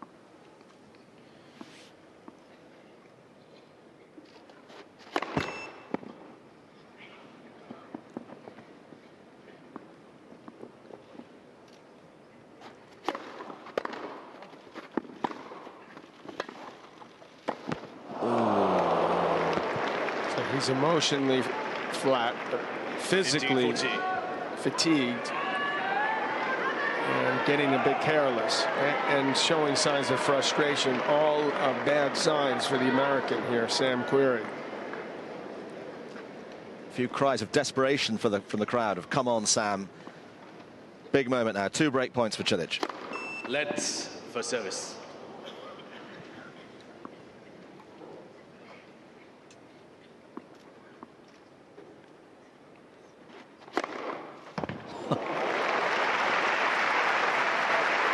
A very tired serve at 133 miles an hour from Querrey there. Looked exhausted. 30-40. But it's still break point.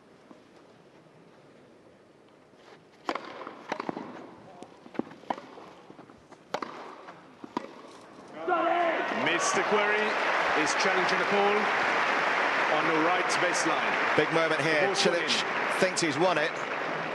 And Querrey only half played the shot there because he thought it was long. But it wasn't. Game Cilic. On the back of the line. And Cilic in front. Cilic leads by 2-1. Third set, 1-set all. 6 games all. Same position that you talked about in the first set. More important for Querrey to pull out this breaker as it was way back when. Implications for him be greater, tougher to overcome. He hasn't been there as often in this situation. He's never beaten Cilic. He's played a lot more tennis. Needed the good start there.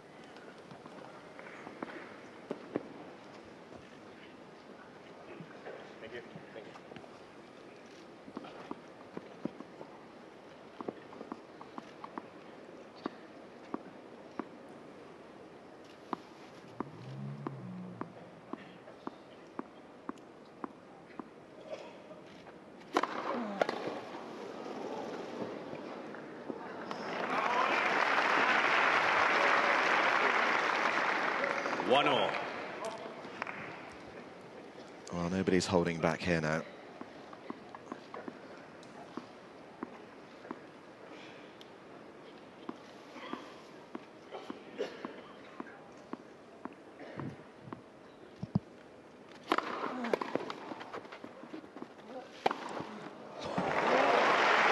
That was a cannonball cross-court forehand there from Cilic. 2-1, Cilic. So he first hits a serve 130, and that forehand in the vicinity of 100 there. Oh.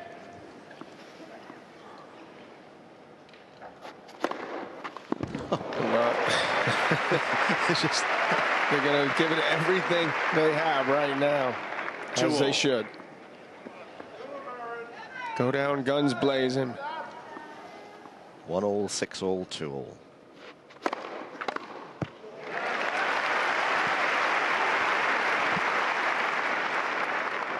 Three-two, Querrey.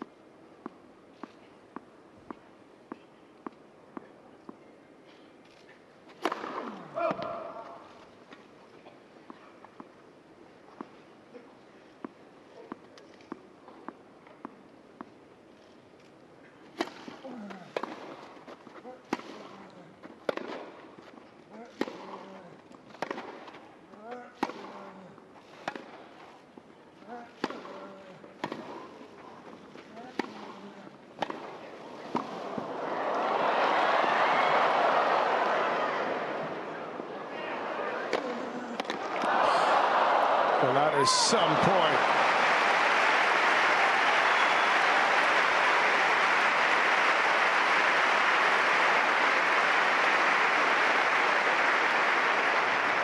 Perfect time, John, for them to switch sides, because, boy, both of them can use a breather after that. Querrey almost got this smash back. Don't know if this angle will show it to you, but we know how you feel, mate. Cilic peppering the backhand all the way through that rally. But even a rally like that only gets you 1 point.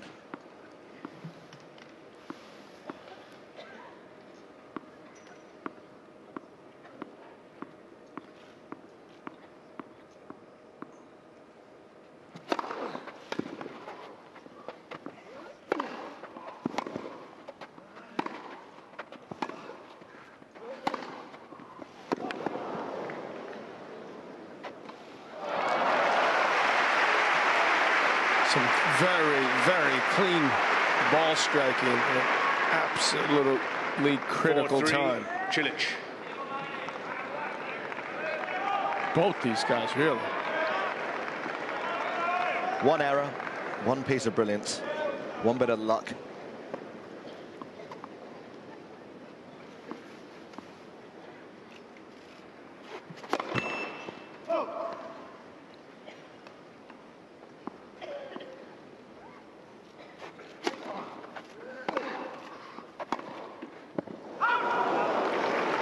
There's the error. 5-3, Cilic. There's the error.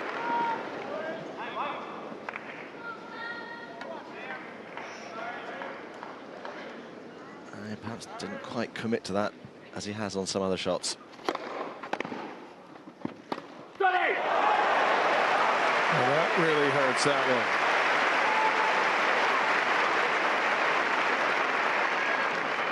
6-3, Cilic.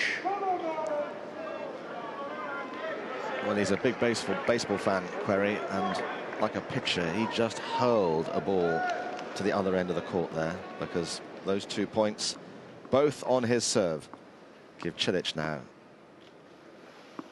3 points for a 2-1 lead.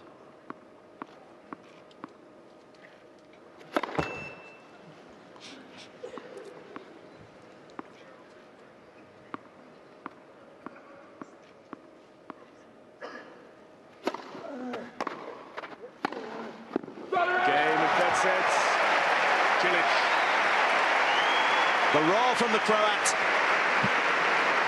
He's 1 set away from a first Wimbledon final. Cilic leads by 2-1. Let's see if Sam can hang tough, take this to a tiebreak.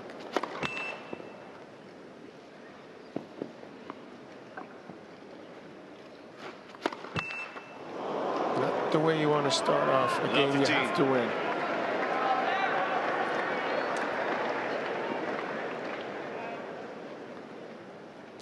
Third double fault of the match. Let's for service.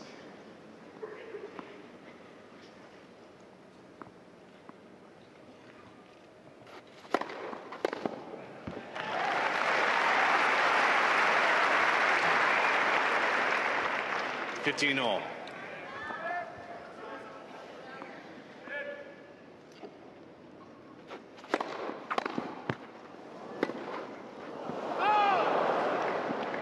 Mr. Querry is challenging a call on the right far sideline. The ball's called out. Well, the line judge called it out and Cilic called it out.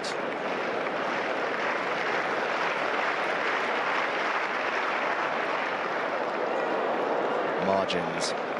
Tiny margins. 15-30. Mr. Querry has one challenge remaining. Marin Cilic can smell the final.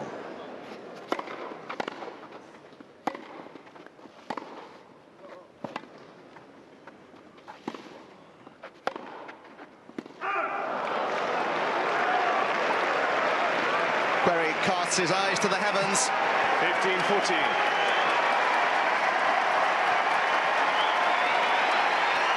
Because after almost 3 hours, 2 match points for Marin Cilic.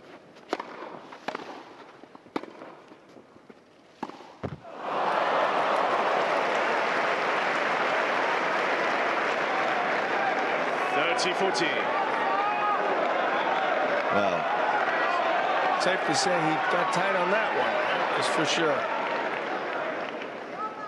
But a second chance.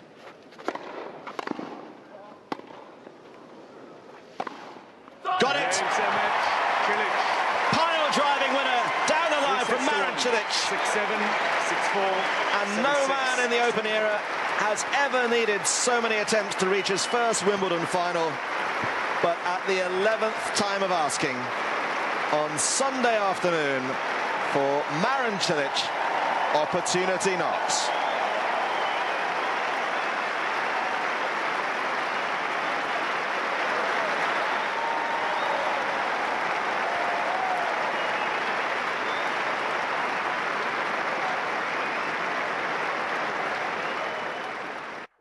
So it was a 4-sets victory for Marin Cilic earlier on today on centre court. He will be in the men's final here on Sunday, but who will he play? That is still a long way from being decided. Roger Federer and Thomas Berdych are in an opening set tiebreak. We'll continue to keep you posted on the score on centre court. That's the view that many people are enjoying from Henman Hill. There is the City of London that Wimbledon overlooks. We are down in the southwest corner of London, SW19 as it is fondly known, and I'm now joined by a two-time Wimbledon champion. Renee Stubbs won the doubles here twice, of course, alongside two different ladies, Cara Black and Lisa Raymond, and you've just come off court playing in the Ladies' Invitation. Yes. With Kim Clijsters this year. Yes, with Kim, and we had a blast. Yeah.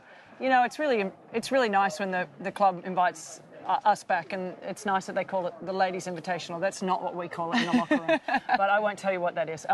But it's really nice to get back on the courts here, and the crowds are fantastic. I mean, you know, we walk down the court, and it's a little bit sometimes nerve-wracking because we don't play that much anymore. You know, we hit from time to time, and so when you walk out there and you see all these people expecting you to play great, you're like, there's a little bit of pressure on you. But having said that, we had a blast today. We even had a gentleman that came out of the crowd, and he put on Kim's skirt. He did? Oh. And my top, because he wasn't in his all whites, Cara. So, okay, you know, he's in green, and we were like, oh, the club might be a little touchy. So we made him get in whites. Well, here you are in action. Yeah, well, with the shades. Oh, boy. Well, I have to wear glasses now because I played in my last couple of years with glasses. Oh, Kimmy with the tweener. Yeah, But oh, she just missed it wide. She missed it. She still could make the round of 16 in singles. I was going to say, because this is the first time we've seen her back at Wimbledon, really, since her retirement. I mean, look at this.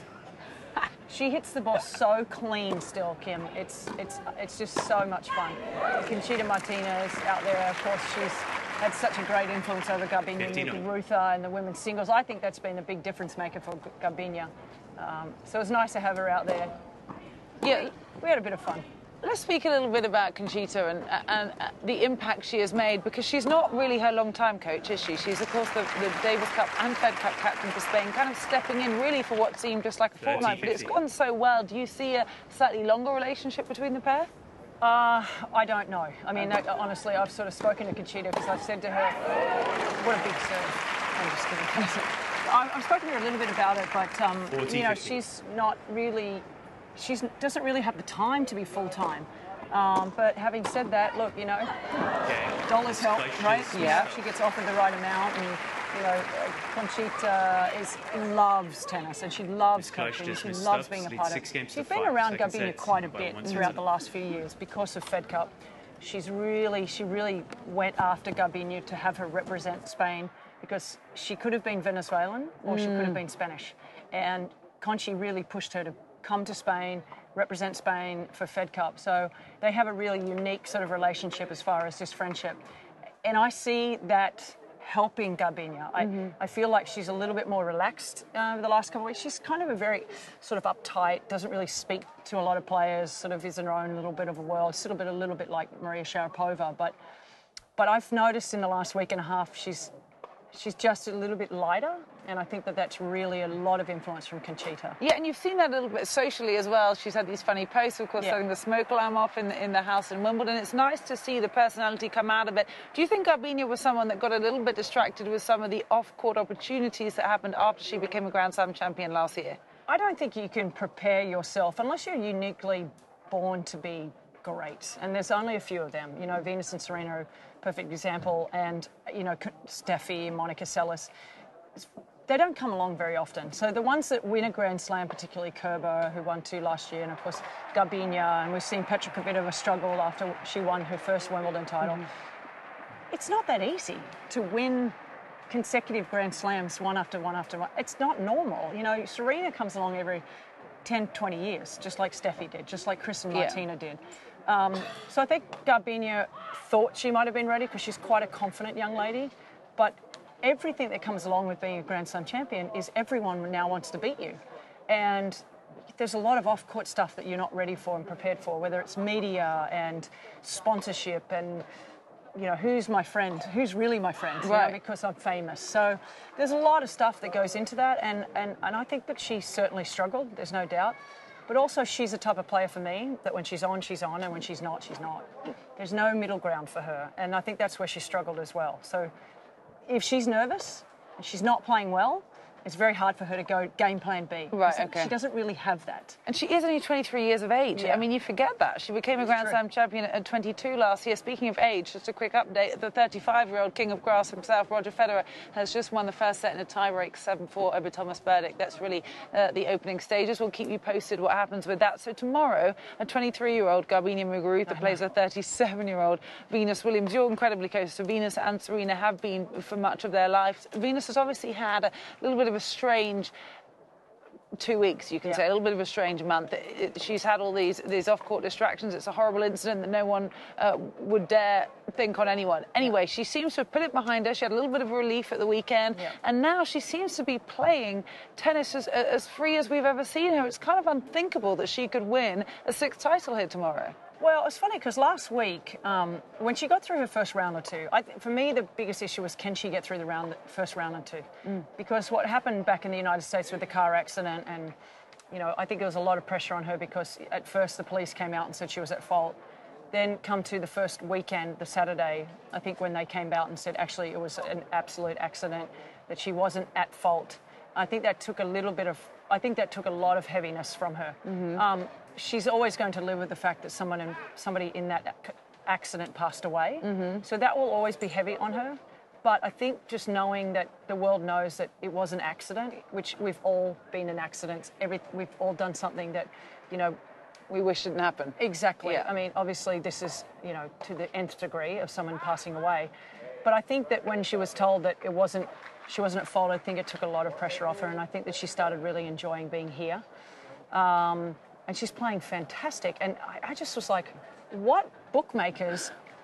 Who's doing the bookmaking? Right. I mean, Venus has won this tournament 5 times. Now, it'd be one thing if she hadn't had the results over the last few years, and, of course, she's won 5 times. But she was in the Australian Open final in January this year, and the only person that stopped her was sister Serena. The year before, she also got stopped by Pliskova, who played a great match against her at the US Open. I mean, the match of the tournament last year. I think it was 7-6 in a third. And then earlier, Kerber beat her in an incredible match here last year in the semi-finals. So she was knocking on the door at these Grand Slams, and the only people that were beating her were players that were absolutely, overwhelmingly in form. And coming in here, who was in form? Nobody was in form. It was the most open we'd had, right? The only person that you could say was in form over her was Serena, and she's not here. How emotional a victory do you think it could be tomorrow if Venus does triumph? With everything we've discussed, with the Serena factor, her not being here, she's waiting to welcome her first baby at the age she is, a 6th title. It'd be huge, wouldn't it? Oh, it would be incredible. I just think it's so incredible. To me, the Williams sisters in general is the greatest story in sports. Yeah. I don't think there's enough emphasis on what that family, those 2 sisters, have achieved in the realms of tennis. I mean, obviously Serena has cemented herself as the greatest player of all time. And I think that Venus, if she were to win tomorrow, you have to put her in a category of just amazing. Obviously she'll be a 6-time champion here at Wimbledon. Only 3 people have won more than her. I mean, and they're greats, Martina Navratilova, of course, Steffi Graf and her sister. So it will be an incredible, incredible moment. Obviously, look, Conchita's a really good friend of mine. She's coaching Muguruza. I'll be really happy if that happens. Yeah. But my overwhelming part of my heart, which is like 99%, I want to see Venus because she's a special person. You mentioned the Williams sisters and what they've been for tennis, but American tennis specifically as well. American tennis, let's be honest, has really struggled on the men's side recently. We've just seen Sam Querrey get to the semi-finals, just lost out today in 4 sets to Marin Cilic. He was the first American in a semi-final at any Grand Slam since Andy Roddick back in 2009. If it wasn't for the Williams sisters, there really wouldn't have been any dominance in American tennis for the past decade, really. No. So they're lucky to have had them. And the women have really held up their side of the bargain. I mean, Coco Vandeweghe was in the semi-finals of the Australian Open. Sloane Stephens was in the Australian Open semi-final a couple of years ago. Madison Keys, has done really well. So the American women have really done very, very well. And there's still a lot of them that are very young. Madison, Sloane, and Coco, I think, still has a lot more ahead of her. But they have absolutely carried the baton for American tennis now for 2 decades. I mean, what they've been able to do, and not only that, but young African-American kids in the United States who tennis is a very white sport. It's a very wealthy sport. And I think what Venus and Serena have done is bring a sport to a group and a society, particularly in the United States and around the world as well. You know, black kids around the world, if, wherever they are, look at Venus and Serena and see themselves. Right. So you also can't quantify how much of a difference they have made in the black community.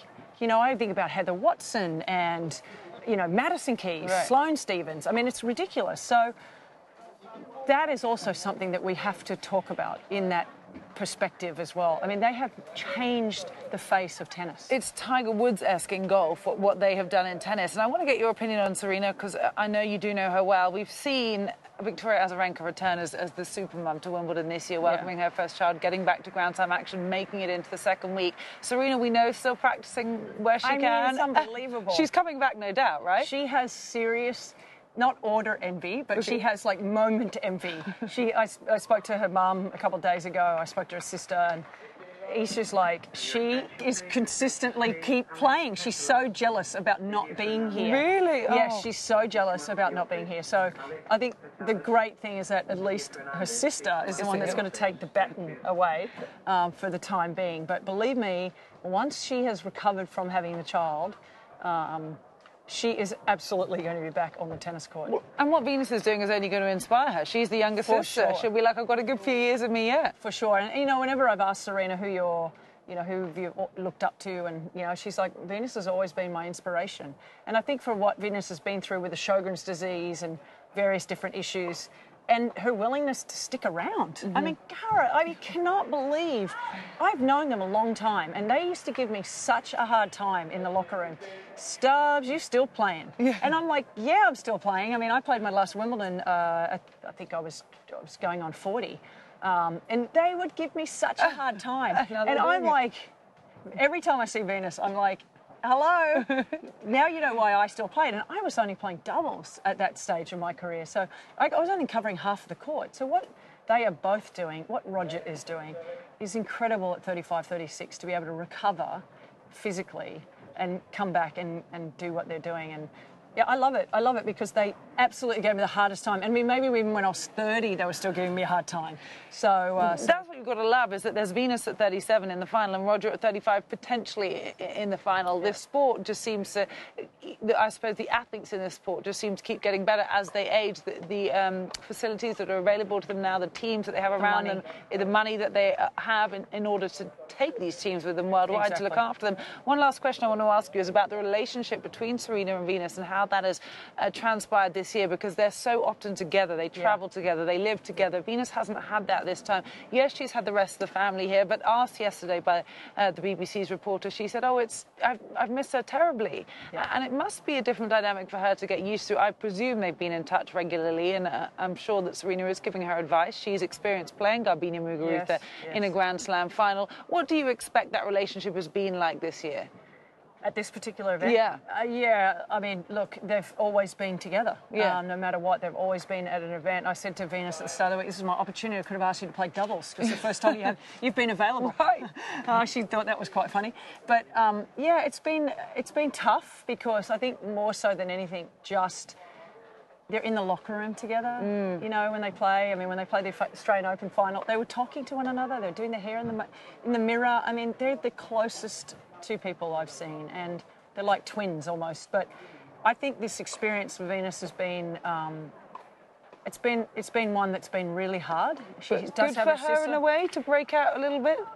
I don't know if you could qualify it as good, but I think if anything, it's given her an opportunity to shine on the tennis court without her sister, who's so dominant and so good.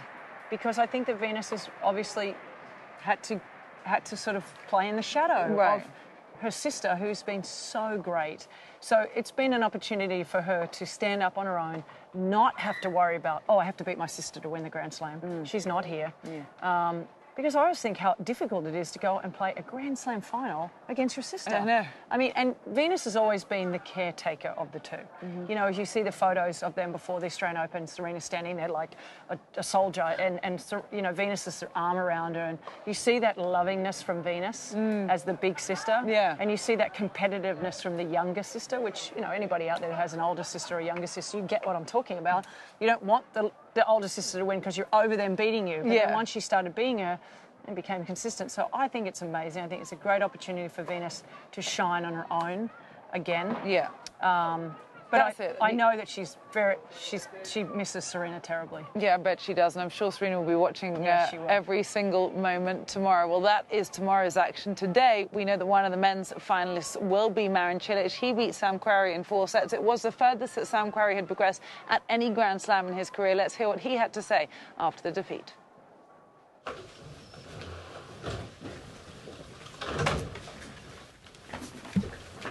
Good afternoon all. Who would like to ask the first question today?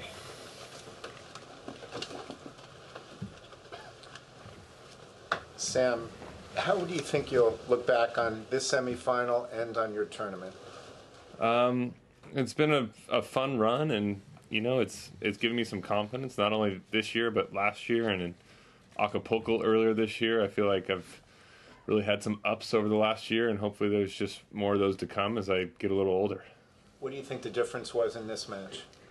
You know, Marin's just really good. I mean, he's tough on both sides, and you know, I kind of felt like he pushed me around a little bit today, and I had that break in the fourth, and when he broke me back, he just played a great game, and you know, it kind of deflated me a little bit, but he just does everything really well.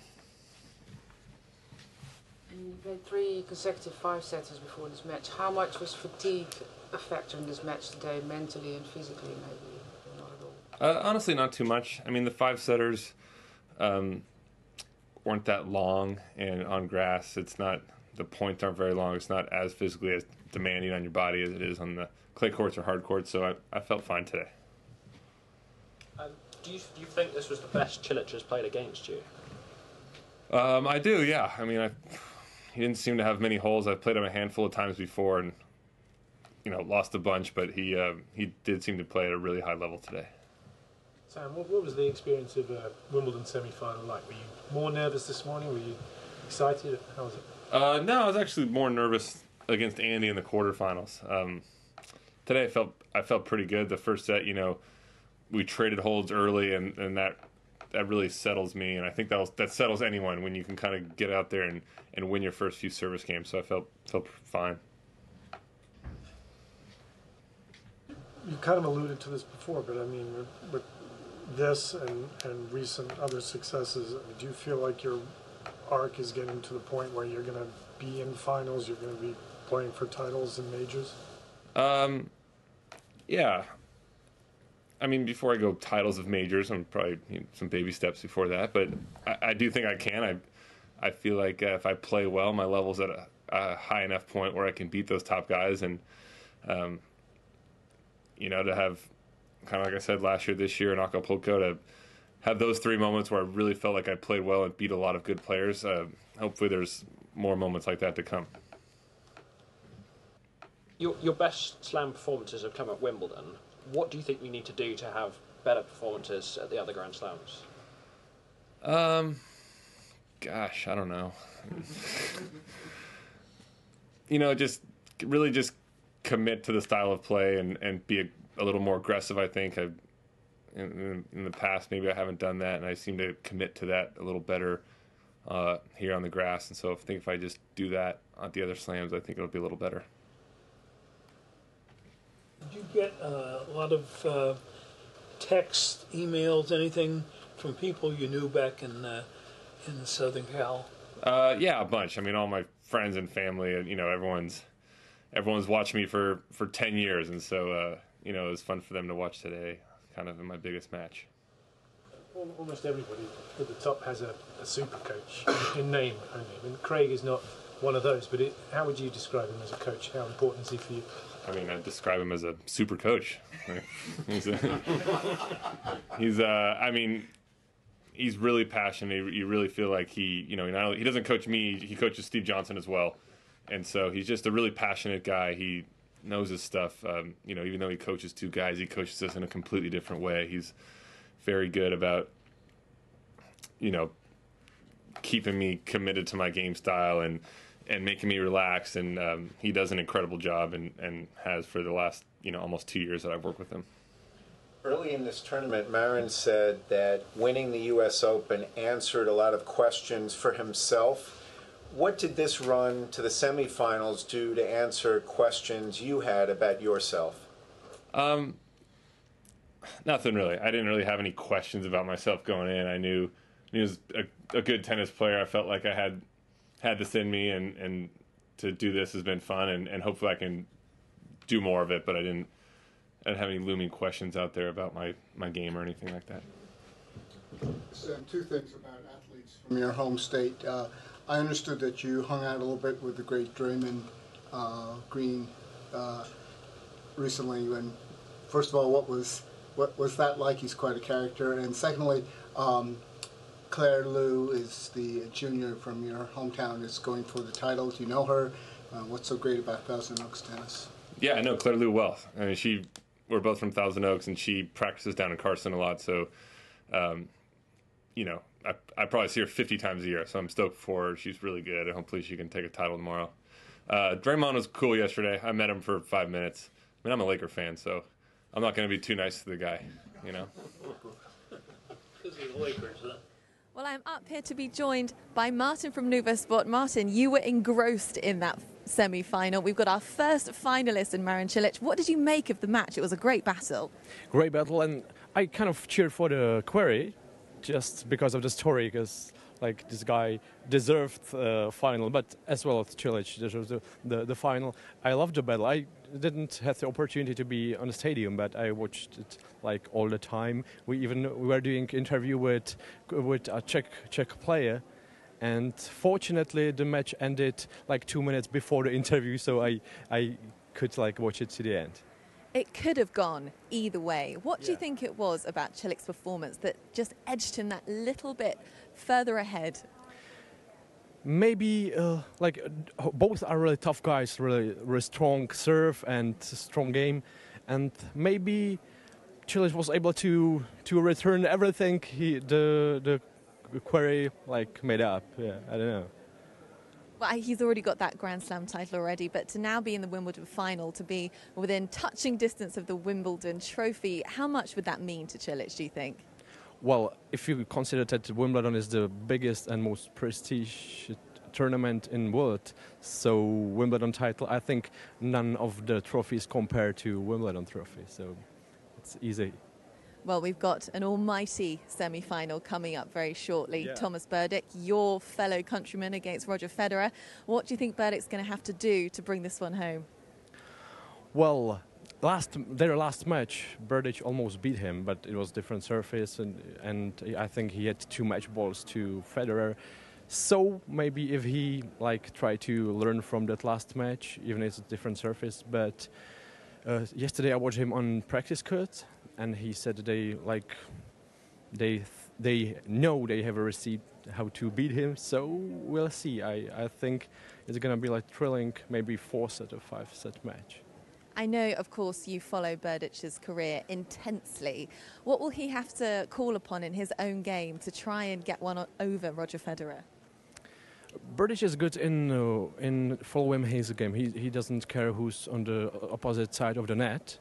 So if he somehow can do it even with Federer, which I think is really hard to do, he can. If he just follow his play, he can. I think he can do it. And how much of a star is Thomas Berdych in the Czech Republic, flying the flag here at Wimbledon? Berdych is one of the biggest stars, I guess, because for long years he's in the top 10, and we have some good guys in NHL like ice hockey, which is popular in Czech Republic, some soccer players, but in tennis, from the last 10-20 years, Berdych is one of the biggest sport star in Czech Republic. So if he made the finals, it will be all headlines only about Berdych. Okay, well, not long to go now. Any moment, I'm sure they'll be stepping out onto centre court. Thank you very much for your insight and best of luck to Team Burditch. Thank you. So Alfie Hewitt and Gordon Reid are in semi-final action at the moment for the men's wheelchair doubles, and I've managed to grab Alfie's dad, Anthony, for a quick word before it all gets a little bit too much for you, because as a dad, I'm sure it gets a little bit stressful at times, doesn't it? Yeah, I kind of say to people, they ask you if you had fun. I don't know if fun's the right word. We enjoy it, but we go through the mill every time he's out there on court. And do you feel like every shot that he's playing, do you feel that? More so than you can ever imagine. I have to be told to be quiet because I'm probably one of the most critical people of him, and he moans at me when I shout out anything slightly negative.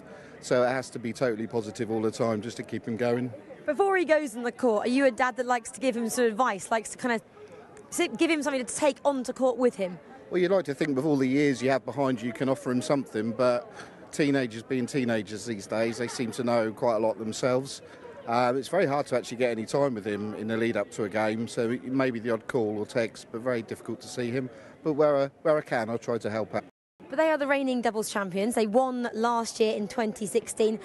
What do you think that's done for them this year? Is it a more pressurised situation, or is it confidence they're coming into this match with?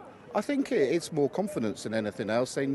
Last year, it was their first year together, didn't really know what to expect.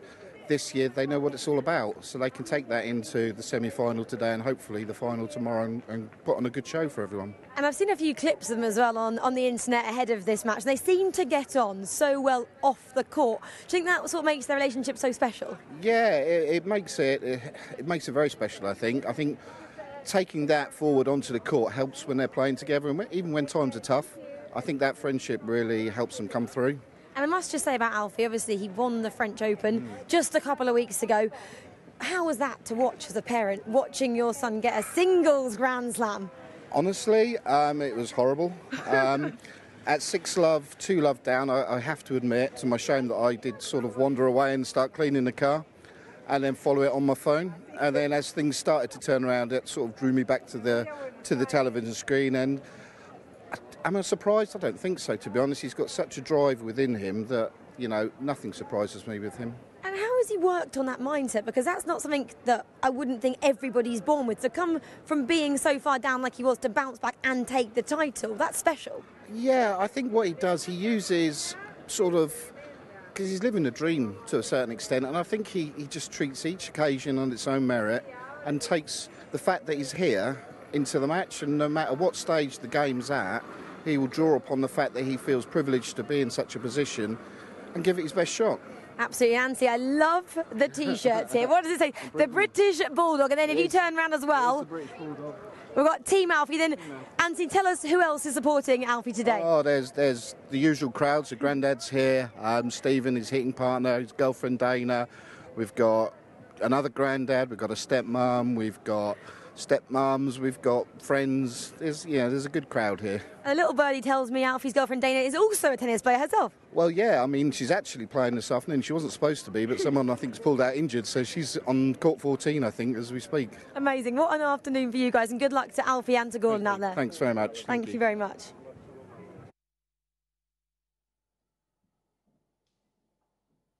Well, let's head over to court 17 now, where we can watch Alfie Hewitt in action in the men's wheelchair doubles. He's playing, of course, with Gordon Reid, and we will have some commentary to find out how they are getting on. Now, neither of them are in the singles portion of the competition. Commentary joining on court 17.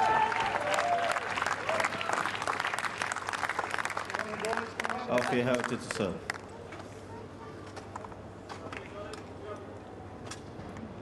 On serve at the start of this semi-final, and the last of the servers in rotation is Alfie Hewitt.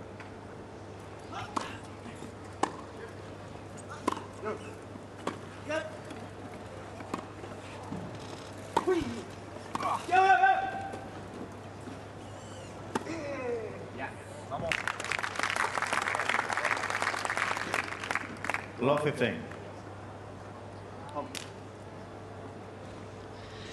You can see they're pumped for it. The Shingo Kaneda and Fernandez, they're pumped up to win this.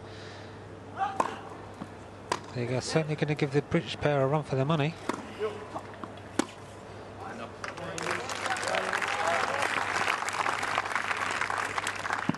Fifteen.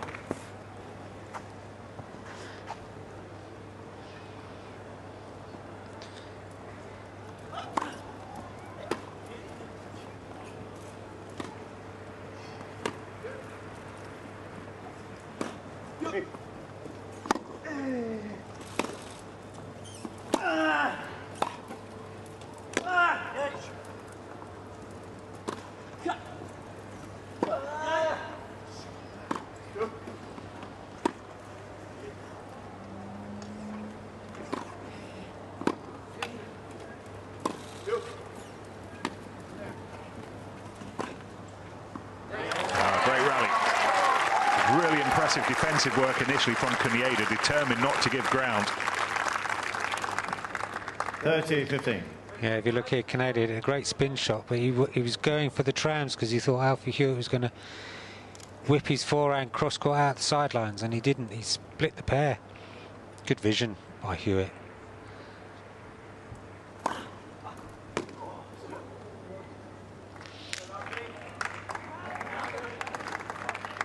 $40-15.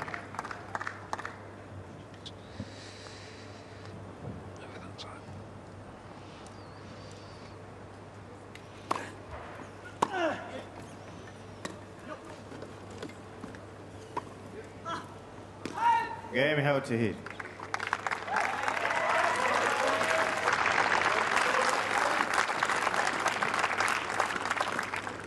Two games of first set.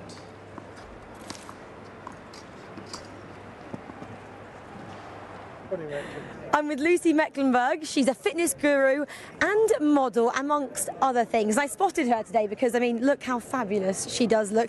Lucy, firstly, talk to me about your outfit. It's stunning. Do you know, it's really hard to dress because you want to be comfortable because it's a long day, but actually you need to be glamorous as well. So I love a midi, a bit of lace for Wimbledon. I haven't looked down at your shoes yet. They are not comfortable. You just said you need to be comfortable. They don't look it. They actually are really comfortable. They don't look it, but they actually really are. That means they're very expensive. When you're born in Essex, you learn how to wear heels very young. Absolutely, good answer there. And I can see you've got your Pims. Next question, have you had your strawberries yet? I've had strawberries, I've had afternoon tea, scones, Pims, champagne. It's been lovely. I can't believe you still fit in that dress. Anyway, second question. I know you've been to Wimbledon before. What brings you back every year? Do you know, it's the atmosphere. I love tennis, but I love it live. That's the only way I like to watch it. And I think the atmosphere, I love people watching, I love Pims and strawberries, so yeah, that brings me back. Compared to other British sporting events, which I know I've seen you at before as well, how does Wimbledon compare to like the polo or other events? I think it's just like that relaxed feel, you know, you have afternoon tea, strawberries, Pims, and but when you watch, it's really gritty. People can really get into it. It's kind of serious at the same time. That's why I love it. And I know you love your style as well. I've mentioned your dress, but have any other outfits caught your attention today? Have you seen anyone you're like, oh, I did love what they were wearing? She's now looking around, trying to think of it. I saw a beautiful, like a pink floaty dress, like floral. I love, like, you know, sort of maxis, floaty stuff, and I think, yeah, I saw some gorgeous dresses on some girls today, so yeah. I'm going to ask you a question on the all-white rule here. You're obviously going with that today. What do you think of it? Do you think it's great they still have that inside centre court and all the courts, obviously, for the players? I love it when they're like, they push the boundaries and they're like, yeah, I'm not wearing all white. That's what I love it. So, you know, I'm doing it as well. I'm white, but, you know, pop a colour. Absolutely. And who are you getting to see on centre court later on today? So I'm going back to watch Roger Federer in a minute, so I need to rush back in a minute. But, yeah, I can't wait. It's been really good so far. Do you think he's going to win? Yes. Absolutely. Thank you so much, Lucy. Have a great day. Thank you. I thought you were talking to me behind my back. Have a great day too. Oh, wow, she's good at her job. All right, well, we are giving you a live and exclusive look. Welcome to Center Court. Nick McCarville here alongside Craig O'Shaughnessy. Is this your first time in a Center Court comms booth? I'm going to guess no. No, I did it last year, yes. Last year was a lot of fun to be up here. We've got men's semi going on right now, and it's just so fantastic to look down and see the glorious center court, see the sun shining on it, and the wonderful tennis that's right down there. Yeah, right down there. Roger Federer with a set in hand, Craig. Yes. on serve in the second set. Thomas Berdych serving at 3-4. Now that first set to Roger Federer, we don't have our touch screen up here in the comms booth, but Craig, you've got your stats at hand. Yes. And I want you to talk us through especially that first set. What did Roger Federer do to win that first set? Well, I hope on your phone that You've got you the have Wimbledon app, everyone, right? right there. I have my Wimbledon app. It is wonderful. I'm not truly. going anywhere without statistics. I mean, that's just silly. He travels with them in his pocket. Yes. So the thing to understand is this is very similar to what we saw with the Cilic Query match, where things look very even on the scoreboard, where one set 7-6, 4-3. It's about ready to be 4-all. So you think, wow, this is very, very close. There are several subtle elements, several momentum points that are all trending towards Roger, and they all trended towards Marin in that first semi-final, and he took care of it in 4 sets. So I just want to touch on a couple of these things with you. First goes in very even for both, 67% for Roger, 64% for Thomas. But when we get down to second serve points won, we've talked a lot about how important that is. We were talking about that earlier, right? Roger's 13 of 21, 62%, amazing. You'll take that all day long. That will win you a Wimbledon. You'll usually take anything north of 50% on second serve points won, right? Or do you want to be closer to 60? On second serve, no, anything above 50. As a tournament average, on hard courts, it's either 49 or 50. Here, it'll probably be up around 52%. Okay. But still basically 50-50. Thomas Berdych is getting a little bit better here. He's 14 of 29, he's 48%. But it is so difficult on grass to win a match under 50% of second serve points won. I don't care what else is going on around it. Both guys have broken each other once, both in this set. Receiving points won. And now, again, 7-6, 4-all. Everything's even. Everything should be even in the stats. Not so fast. Roger has won 29 receiving points. Thomas, 17. Really? So there's a big difference Roger's there. holding with more ease. He's holding with more ease. A little more edge there. Roger Federer, Thomas Berdych just held, so 4-all, 15-all. You can see that score on the bottom of your screen. And even if you are not winning if you're not breaking serve, winning the opponent's service games, every point counts. Every point just kind of builds up over time. And, I got to 30 in this game, and I got to deuce in this game. And it all adds up over time. And 4 or 5 service games later, you get the break. So, Roger's certainly doing better in that regard. Well, it's just interesting. Our last service game, Craig and I looking down on the court, grabbing a couple social media snaps while we did so. Yes, and Roger was love 30 down. And you kind of did because that's an opportunity for a guy like Thomas Berdych when you're taking out Roger Federer, who's such a good server. You see all the stats with Roger. Right. When you get that love 30 window, you want to try and take advantage of it. Now, what did Roger do at love 30? What did he do? What do you think? Served and volleyed. Did he? He brought the pressure to the front of the court. He's been watching Craig O'Shaughnessy on the Wimbledon channel. Well, I've been watching Roger for a long time too, to be fair. So, I mean, we talk about serve and volley, and globally, it's something that is an afterthought in today's game. But when you look at the numbers, 67, 68% is your average win percentage, 46, 47 from the baseline. Yes, you can serve and volley. Young girls, young boys, coaches all over the world. Don't so much look at the number of times that we're doing it, because that has decreased. But you look at the reason why. And there's no reason why. Yeah. If I think it was 2007, there was around... It was still higher than what it is now. Yeah, it was like today. 33% of total service points. Yeah. And then it was 67% points won. You go to 2011, it drops to like around 6% of total service points. But the win percentage, 67% last year, 8% total points in the men. Well, and that's what you were talking about last year with Milos Raonic, what he was doing well, is moving forward, serve and volley, getting to the net. Yeah. Made the final here. He did. He did very well last year. You watched the match against Roger in the quarters, and it just wasn't the same Milos. Milos was so sharp last year, and Roger was very, very good, but not great. I think Roger now is better than he was last year. I don't think there's any doubt about that. Yeah, and Milos not quite where he was. Roger Federer holds its 7-6, 5-4. When we look at, just set the stage a little bit for all of you joining us here on the Wimbledon channel, Roger Federer into another Wimbledon semifinal, taking on Thomas Berdych. He's 18-6 head-to-head. Yeah.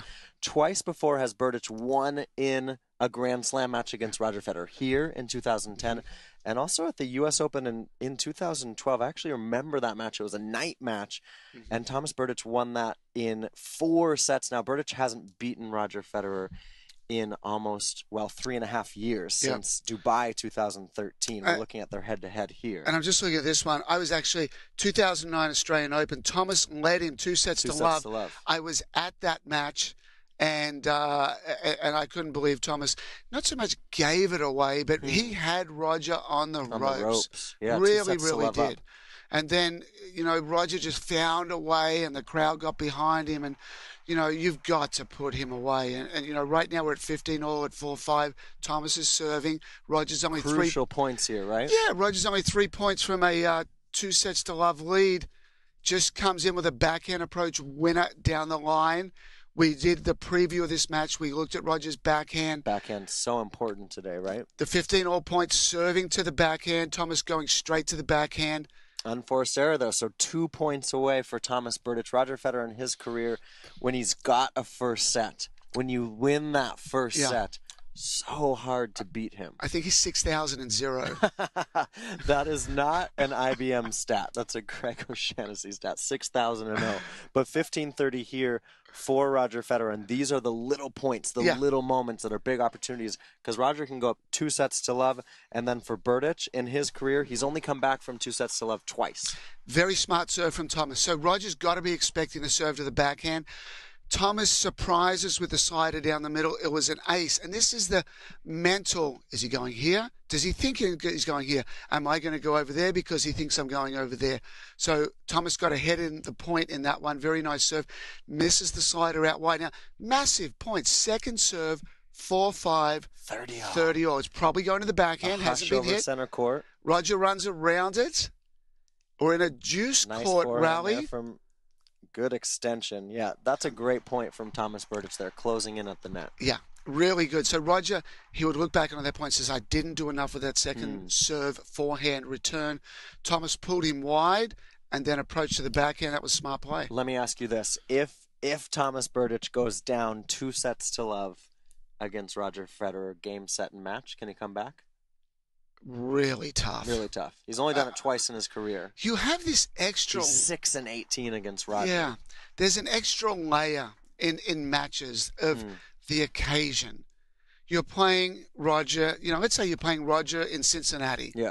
Big event, Masters, Masters Great 1000. Event. But it isn't Wimbledon center court semifinal. Oh, what an occasion this is. And, Roger's shooting for number 8 here. Right. To move past Pete Sampras. So all of these historical things that weave themselves into this match all keep adding for Roger. And it's not like they add extra pressure for him. I mean, he diffuses that so well. You look at his press conferences and he's talking about this with the media. It's just he downplays all of that. I think it was actually Claire Curran on the Wimbledon channel just earlier talking to Adam Hutton saying it gives Roger that extra sort of leg up because he's so used to playing on center court in the semifinals. And, this is his 101st match at Wimbledon. He's played triple digits now at Wimbledon, as has Venus Williams. So it really does just give them that sense of comfort. But we talk about the occasion, and for any of you that have not been to Wimbledon before, center court is the most beautiful, wonderful cathedral of all of tennis. We're in a commentary booth up on the 5th level, looking down on center court, and basically Craig and I are looking out onto the crowd. There's not an open seat, and it is such an occasion here. Yes. It's packed from day one. Everyone's dressed lovely as well. Dressed better than we are. I've got the polo on. I mean, it's not so bad. Not so bad. But it's a beautiful setting here. Center court is, as we see Roger Federer there. Now holds for 6-5, so Thomas Berdych is serving a volley. Serve, did he? Yes. Again. Gonna serve now Thomas Berdych to stay in this set. But Craig, you actually have been down. I've been watching your social media every morning for the touchscreen, and you've been down courtside on center court. What do you have? A morning coffee there? Is that your routine? I've got a morning date with with Rufus the Hawk. Not quite. Well, Rufus is flying around, but I first came here to Wimbledon in '85. Did you? I sat on the year I was born. Yeah, there we go. Just gonna let that let that marinate over there. I was here. I was 18, I believe. Boris Becker was 17. He was younger than me. Yeah. And I sat and watched Boris win Wimbledon at 17. The year of Boom Boom Becker. Yeah, I was. Lots of serve and volleys in that in that tournament for him. Exactly. Right? Kevin Curran played great. And who was telling me that that was the year that the dive volley was born? Boris Becker diving across the court. We saw Dustin Brown do it, Grigor Dimitrov this tournament. But, I mean, Wimbledon's changed a little bit since '85, I guess. Yeah, it hasn't. It hasn't. I mean, there's a lot of the structure of this building down below that's exactly the same. I mean, the roof is different. The roof is amazing. We've got a slanted roof down. We can't look dead straight out. You've got the roof that closes up on top, and it's, I go down and have my 9 a.m. coffees with Grant Canton, who is the head groundsman here. Yeah, he does a great job, he and his team. And Neil Stubley, who has been promoted to the head of courts. And when I first came in '85, Neil was just, one of the guys. He was pulling the tarps and lining the courts, out on court 18. And over time, these guys have refined their craft and really put a lot of work into it. And now they're running the show. So it's just great to see these guys do so well and great to see the courts in pristine condition. What is your favorite? The other day I did an Instagram live on the Wimbledon account from center court in the morning, which is my favorite time at Wimbledon when it's quiet. What's your favorite thing about your 9:15? What is it, 9:15? 9 a.m. 9 a.m. coffee on center court. One favorite thing. We sit there. You know what I do? If you go to I just started Instagram about 10 days ago. Okay, how do people follow you? At C. O'Shaughnessy, I believe. Okay, that's correct. I don't even know that much. Twitter, I'm good. Facebook, I'm good. O'Shaughnessy. I think so. But, I'm taking pictures of them lining the courts. That's what I like. Putting the string down, lining the courts. Just taking care of manicuring the grass. That's what I love. Yeah, it is beautiful. Well, Thomas Berdych, nice, beautiful hold there for Berdych, and he's going to force another tiebreak. And Craig, we're going to go deep into this tiebreak. We'll go point by point here, but if you look at the last few breakers that these guys have played, Roger Federer winning that one where Thomas Berdych had match point in Miami. Federer serving up the middle of the court, backhand there from Berdych, and that backhand's going to go long. 1-0 to Roger Federer. That's, I call a return +1 error. Thomas hit the good return, the error instantly on the next shot. There's so much offense against you. You need defense there. He needed to play a little bit more. He wants offense, but he needed to block that backhand, put the ball in the court, make Roger hit one more ball. Thomas now serving at love one in the breaker. Love one here for Thomas Berdych in the second set tiebreak. Can he even things up?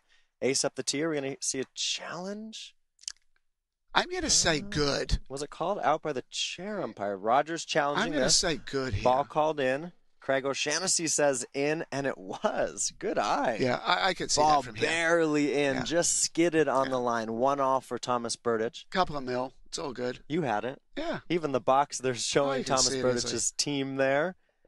1-1 here for the big Birdman. 31 years old. Wimbledon finalist in 2010. He beat Roger Federer en route to that final in the quarterfinals. Interesting now. First serve was a fault in the net out wide. Second serve to the forehand. Oh, that's big. Roger Federer. He missed his spot.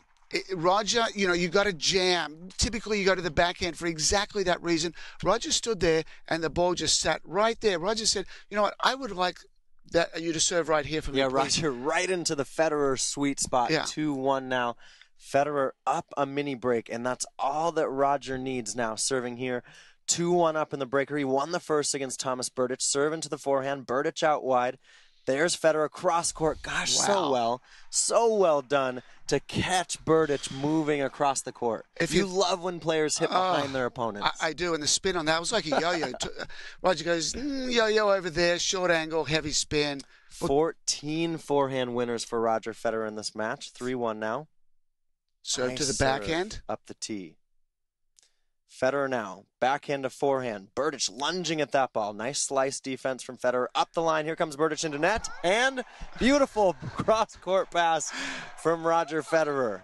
He needs to watch more Wimbledon channel. We've been telling you guys. It looks like he's been tuned into you since day one. We've been telling you, don't approach to the opponent's forehand. He had a backhand approach down the line. He goes to Roger's forehand. Did you like that Berdych came in on that ball? Just not where he put it. Exactly. Come in all day long. 4-1 now, Roger But Roger Federer. just goes flick, forehand, cross. That's where they all go. Beautiful. If you have to approach to an opponent's forehand, cover the cross court immediately. Thomas Berdych now serving down 1-4. Danger zone here. First serve into the net. Gotta get it out of the net. You're a big guy. Toss the ball up. Oh, pained looks from Craig O'Shaughnessy here. Second serve. Thomas Berdych winds up into the Federer backhand. Slice return, backhand to backhand. Roger runs around. Oh, big forehand. That is huge tennis. And just like you he ran around, but he was inside the singles line. 5-1 Federer. The key there was slice, backhand, cross. Don't recover to the middle because the ball was low. The ball was going off the court. Thomas has to hit that ball cross court. Cross court goes, defense goes cross court. So he had to go cross. Roger slices, runs around. It has to be a forehand, and he goes back behind. All of the elements that we've educated and coached all of you during the championships were on show in that point. All right, 5-1 now. Can Thomas Berdych dig his way back in this tiebreak? No. 1-5. Berdych lines up. They've just switched ends again. Roger Federer up a set. This is the second set tiebreak. Berdych, big serve up the tee again. 3 first serves in the net. Yeah, not good. First serve percentage plummets in this second set breaker. Thomas Berdych lines up a second serve. He needs to go body, Craig O'Shaughnessy's thinking. Goes to the Federer backhand, nice second serve. Really good from Thomas. He hit his spot into the backhand jam, and he served and volleyed. You're down 1-5. It's a perfect time to serve and volley. He needs to change the momentum and the feel of this tiebreaker. It's slipping away. Let me ask you here. Now, Roger Federer steps up to serve. Does Berdych step back and hope to bunt it back in court, or does he have to stay aggressive? Federer misses the first. He was back a little bit. Now he's got to be on offense. He's got to really try and tag this. Move up, Thomas. Back at the Behind Federer forehand. Baseline. Oh, double fault from Roger Federer. And it's down the tee, and it was well wide. That's surprising. Yeah, a little bit of nerves maybe there from Roger Federer. The king of grass cracking a little bit. You don't. Fourth double fault this match from Federer. You don't do that. You just say, I'm going to go meat and potatoes. I'm going backhand jam. 5-3 now. Federer winds up. There's a first serve. Nice one. Into the net. To the backhand. Federer chopping ball, and he had that point from the start. You love that he approached from the backhand. Now he's got 3 set points. He approached to the backhand, which was good. But the first volley, he went open court, and it was easily run down. But to Roger's credit, he says, my opponent is running in. They've got a forehand. They're 8 times out of 10. They're going cross. I'll just go over here, straight onto the racket. And he bunted that one, and it fell in right in front of the baseline. Only twice before, we're getting a look at Mirka Federer. Only twice before has Thomas Berdych come back from 2-0. 3-6 here in the second set breaker. Down a set already to Roger Federer. First serve from Berdych. That's long. He can't buy a first serve. Yeah, and that's probably the downfall, right? Yeah. Second serve now from the man from the Czech Republic. You would think backhand jam. It does go backhand jam. Ooh, that was very deep in the box. Thought it might be a double fault there. Roger Federer, nice return, but Thomas Berdych bunts that one away. The depth was the key there. Roger couldn't really do anything with it. It jumped up a little bit. Short return. Now, this is the cat and mouse. Do I go to Roger's backhand, or do I hit my favorite slider out wide in the juice court? 1 set point saved. Decision time. Big serve. Nice Federer backhand return. There it was. Roger Federer, 2-0 up on Thomas Berdych. Thomas didn't hit his spot again. That was almost straight at the Federer backhand. On a first serve, you've got to hit it down the tee, or you've got to hit the corner out wide. He didn't. And all of a sudden, Thomas goes offense with the first serve, defense with the serve +1 backhand, and we're at 2-0. All right, so Roger Federer, 2-0 up now on Thomas Berdych. That is going to be a tough hole for Thomas Berdych to climb out of. But now, earlier today, Marin Cilic earned his spot in his first ever Wimbledon final, and Anna Whiteley caught up with his coach, Thomas Johansson. One man we know we will be seeing in Sunday's men's final is Marin Cilic. Jonas, as his coach, tell us what it was like watching that match. Well, I would say every match is almost nerve-wracking. It's a lot easier being on the court than sitting in the box because you can't do anything more than supporting as much as you can hear on my voice already. But I'm so happy for Marin. He's working, really, really hard, like everyone, obviously. But he really deserves it. He's been playing great tennis, and there was a high-quality match against Sam Querrey today, but he really had a great character out there, good body language, and in the end he managed to play the better tennis. You know his game better than anyone. He's had some tough battles with Querrey in the past. Is that some of the best tennis that you've seen him play recently? Yeah, like you said, every match they play, it's been really, really close, and probably a point here and there that decides. And today was no exceptions. It was really, really close, and he played on a very, very high level. I think for the last 2-3 months, since the clay court season started, he actually been playing better and better. And I think now the Queens was really, really good, and he's been continued the form, and we've done a few adjustments to get it even better for Wimbledon, and I think the past 10 days so far has been really good. Well, he's made it into his first Wimbledon final, a huge achievement in itself. Does he have any preference who he faces in that final? Will he be watching the second semi-final today? Well, he probably will be watching by the time, ice bath on the massage table, he will have some time to sit, and then tomorrow, with all the replays, it's always easy to that we can sit together and watch it as well. I don't think he has a preference. He's going to be so hungry to take the title on Sunday, and the good thing is that he knows what it takes to win, and hopefully he can continue his great form. And what kind of preparations in his game will you be taking tomorrow? It's no time to be tweaking things. Is it just going over the normal routines and feeling as comfortable as you can? Yeah, I would say most of the normal routines. Then maybe depending a little bit who it will be, if it will be Thomas or Roger, we might do a few adjustments just to maybe get a little bit extra prepared depending on the weapons they have. But more or less focusing on Marin's routine and his strength, and try to get him as comfortable and confident for Sunday. He's such a tall chap, 6'6". I know as his coach, one thing you've been working on is to make him look a bit tougher and meaner out on the court. Is that right? Yeah. He's really a nice guy, and I think everyone who knows him know what I'm talking about. But I think on the court, you need to have a little bit of more character. He's the number 6 in the world, and today we saw a little bit more of the beast than the nicer guy, and I like that. He intimidate the other guys as well, putting a lot of pressure on them, and hopefully he can continue that way.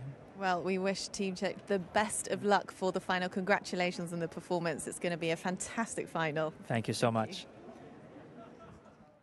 Good to hear from Jonas Bjorkman there after his man, Marin Cilic, swanned through to the final at Wimbledon. Beautiful scenes here at SW19. That's the lake just on the other side of Wimbledon Park Golf Course, a short distance away from the grounds. That's the scene on the hill. Hello to that man watching us there, intently watching on the Wimbledon channel. It is absolutely packed on Henman Hill. Beautiful early evening sunshine there, enjoying some Pimm's and strawberries and cream, as well as the matches continue on centre court, the second of the semi-finals. And as you can see, there are some matches taking place on some of the outside courts. Court number 3 down at the left there, doubles on there. There's a junior doubles match as well taking place on court number 12. Now, she's the master of post-match interviews. She's also the master of time travel, because that's incredible, Anna, how you managed to get from interviewing Jonas Bjorkman about 200 yards away from we are now to get here in about 30 seconds. How do you do it? I don't like to brag about it, but it's a skill. It's a skill.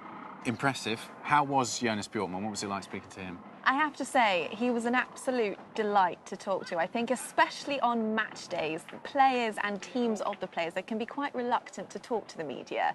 But Jonas, we spoke to him after practice before he went into the match, and he was just so relaxed from the word go, which can only make you think that it's such a positive influence on Cilic to be around someone like that who's so relaxed. So then afterwards we spoke to him, and I was asking him what he's been working on, as you just saw, and he said it's really just about building confidence but kind of attitude and that inner beast. He's got such a big frame, Marin Cilic. He's 6'6", so he needs a bit more kind of spunk on the tennis court. Yeah, and that's the thing we've seen from him, and we saw it on match point actually, when he hit that big winner down the line. He came round the ball and hit a winner, and then we saw more emotion, I think, in that sort of next 15 seconds that we've probably ever seen in the last couple of years here at Wimbledon. He's not, as you said, the most emotive man, but we've seen a change in that, and you're saying that's come from Bjorkman. Yeah, I think so, and of course this will be his first Wimbledon final, which is a huge moment in any man's career.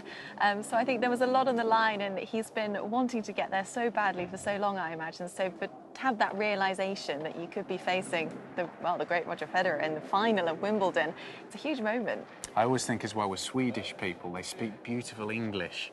Speak better English than some English people, Quite, I think. so Jonas eloquent. Bjorkman. Yes, very eloquent. Yeah. You've also been watching a lot of the players practice earlier on.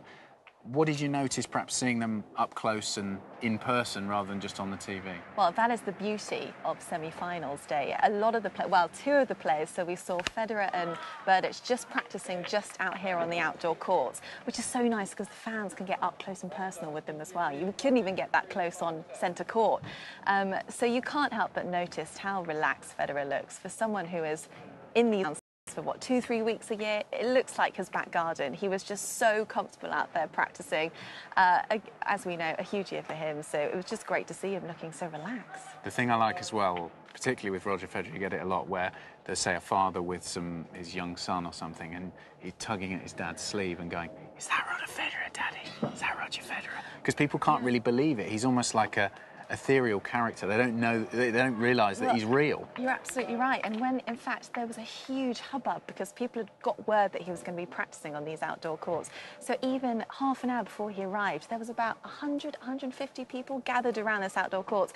And then suddenly you heard, he's coming, he's coming, he's coming. And the atmosphere built, and then suddenly he appeared, and there was a huge round of applause. And yeah, it was brilliant. I'm sure you could throw people off if you said, actually, no, he's down here. Everyone's running away if you want the space. Because that's the thing with these outside courts. It's great to see them inside the grounds rather than at Orangi, where it's a bit more difficult for the spectators to see because they can only stay in one part of it. But here, there are so many people packed on the court. You almost get a bigger crowd for a practice session with those top players than you do for some of the other matches. Yeah, I mean, it's so hard, really, to get tickets on centre court. So for anyone who doesn't, this is the place to see your biggest tennis stars. OK, let's hear from one of the winners today, Marin Cilic, coming through in 4 sets against Sam Querrey in the first match, 6-7, 6-4, 7-6, 7-5 the big Croatian. Let's hear what he said in his post-match press conference. Good evening, ladies and gentlemen. I'd like to introduce Marin. We'll take questions in English first and then move on to Croatian. Marin, congratulations. If you had to pick one thing that you're most proud of and what you've been able to do this fortnight, what would it be? Besides making the final, obviously. I would say my mental toughness was extremely on a high level.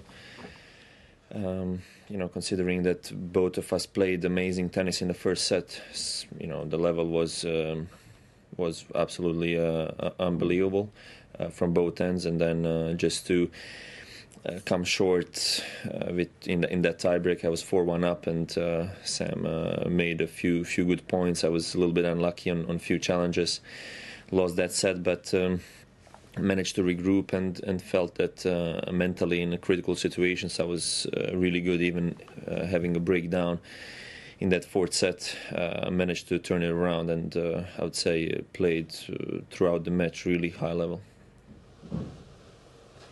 You've won the U.S. Open, of course, one of the few breakthroughs of anybody during the Big Four's time. The Big Four has won 14 straight years here. What are your thoughts on what they've done here and on the opportunity you now have? Well, obviously, you know, they set the bar really high on most of the Grand Slams, but this one especially. None of other players has managed to win it, and definitely it's great for me to be in the final of a Grand Slam again. Felt that my level of tennis in last several weeks is really on a high level, and that has given me a lot of consistency with my mindset. And now looking ahead, obviously it's going to be a big match for me, but it's a great thing that I have already played one Grand Slam final, and I believe it's going to be easier to prepare. Knowing that domination, though, of the big four here, what would it mean to you to break through here at Wimbledon? It would mean absolutely a world to me. I feel that when I won the U.S. Open in 2014, it just opened so many possibilities in my mind for the rest of my career, and to be able to do it again would definitely mean, I would say, even more, because I know how much it meant for me to win that first one, and it would be absolutely a dream come true to win Wimbledon here. A lot of guys like Goran and Feliciano picked you out as one of the favourites for the tournament. Have you always felt like that throughout the tournament, that you were kind of one of the guys who could get there? And do you believe you can beat anyone now, whoever it is you face in the final? I was very much aware of that. People around talking really nicely and positively about my possibilities to go through the draw, and still I knew that I have that ability, but it was a matter of playing well on the court. I had these last two matches were really tough ones for me. Both Gilles and Sam also they challenged me to play really on a high level, and that I was ready for that, and it's just another step for me, I believe, in my own tennis, that I am able to produce great matches at this time of the tournament. So definitely ready for the final too. Aaron, congratulations again. Thank you. If it's no secret, what was the best piece of advice you received going into this Wimbledon? It's not just one detail. It is the work and process that goes for weeks, and for me, I believe more or less this process has started somewhere at the beginning of clay court season. I made just a little bit of a change with my own team in a training routine and preparations for the matches. I believe with that consistency in the training program and in the matches, it helped me to be a little bit more mentally stronger, and I was feeling that I could depend a lot on my own game. When I had to produce good tennis, I was producing it, so that was giving me obviously big confidence. But just to pick out one, it's not easy. Aaron, I don't know how much being on center court with the Royal Box there, you ever look up to see who's there. Like I saw you follow Nico Rosberg on Twitter, and he was in there today, or if there's any other famous faces you've spotted today or in this match, or how much you have to sort of try to block that out, which sort of legends of various parts of the world might be right there close watching you. I haven't seen anyone. I wasn't looking much in that Royal Box. For me, it's I was very much focused on playing and just to stay with my mind onto the game, and just I haven't seen anyone. So, but definitely, I always know that a lot of famous people are coming to watch, and it's obviously one of the biggest tournaments in the world, and beautiful stage. So we can expect that. Jonas said that he's been really impressed of how quickly you're learning from your losses, and or you can take it well and just move on, like the defeat in the Queen's final. Do you think that's why you're back in the Grand Slam final, because you've been humble enough to just acknowledge what was missing? I would say so. I would agree, and it's obviously it's tough when you are losing, but the losses are giving you maybe the better picture and a clear picture, comparing when you're winning. When you're winning, everything is great. You don't look too much on the bad stuff. But it's over the course of my career, especially last few years, I felt that I got matured a little bit more in dealing with losses, especially on a big stages, big tournaments, and I feel, you know, just taking small details out of those matches have helped me to become better, and obviously to use that in the, you know, in the situations when I come to see them again. It's looking more like Roger Federer possibility. Can you just talk about the challenges of playing him and in a final, and just who he is and stuff like that? For if it's gonna be Roger, you know, over here in Wimbledon, I believe this is his home court, place where he feels the best and knows that he can play the best game. And obviously, I have to. I'm gonna look back as well. 12 months ago, I was, you know, 1 point away from winning a match over here against him, and you know, definitely, I believe that if I'm gonna be playing him, in my own abilities to get through and to win it. And but I still know that it's a big mountain to climb. Roger is playing. Maybe one of his best tennis of his career at the moment, having a great season. So I know it's going to be a huge challenge, but I believe I'm ready. Marin, I would assume that of all the Wimbledon finals you've watched from afar, 2001 with Goran was the most memorable. Yeah. Can you just let us know where you were and what you were thinking on that day? Yeah, you know, it's a famous question in Croatia. Everyone knows where they were when Goran played. I was in a tennis summer camp, you know, close to my hometown, and we watched, you know, like a big group of children, and we watched Goran, and it was a big celebration. So, but at that time, you know, I was still a kid, not even 13 years old. So I was just enjoying to play tennis. Have you ever spoken to Goran about that day? Not really. I've seen all the celebrations from him many times on TV and on YouTube. So you know, I knew most of the stuff. Marin, you broke a record today. It's the longest the most number of appearances at Wimbledon before reaching a final. Did you ever fear that it would never happen, this moment? I actually didn't think about it. You know, when I was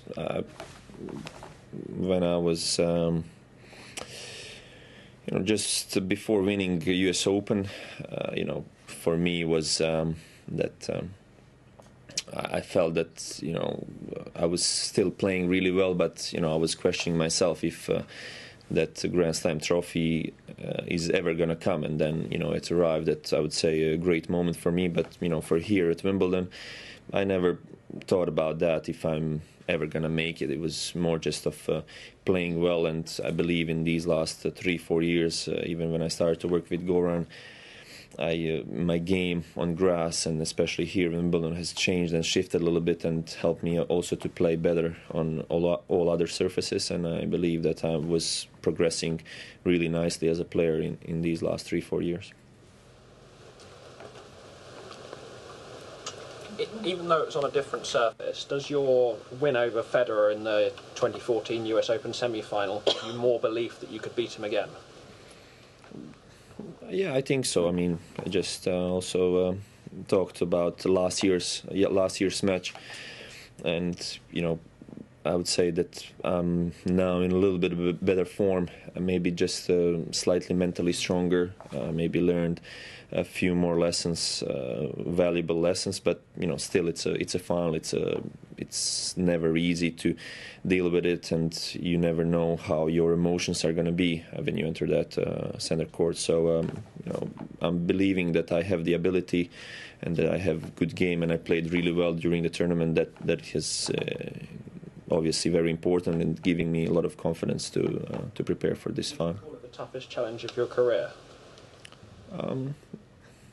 Not necessarily. You know, I have won a Grand Slam already, but, you know, it's a big challenge, obviously. But, you know, I'm not sure if I would have called it the biggest one. It's not easy. Just go back to that match again last year. I mean, missing those match points. Do you think that's just something that happened, or do you look at it now and you have to go into this match slightly differently and approach it differently? Have you learned anything particular from that match? You know, in that match overall, I haven't played. I played really well, I have to say, and you know, even when I was that last year, I was with Goran and we spoke about it. I mean, played great tennis, and it was just you know, decision making at those crucial points, match points or break points. Even I had maybe at the middle of the fourth set, I had love 40 as well. And just in those critical moments, my mindset and picking the shots maybe wasn't the best. So you know, I learned from that. But you know, overall with the game, I felt that throughout the match I played really well. A moment ago, you spoke about this being like Roger Federer's home court. Mm-hmm. When you think about his accomplishments at Wimbledon and the images that you have in your head of what he's done at Wimbledon, what are the things that come to mind first? I'm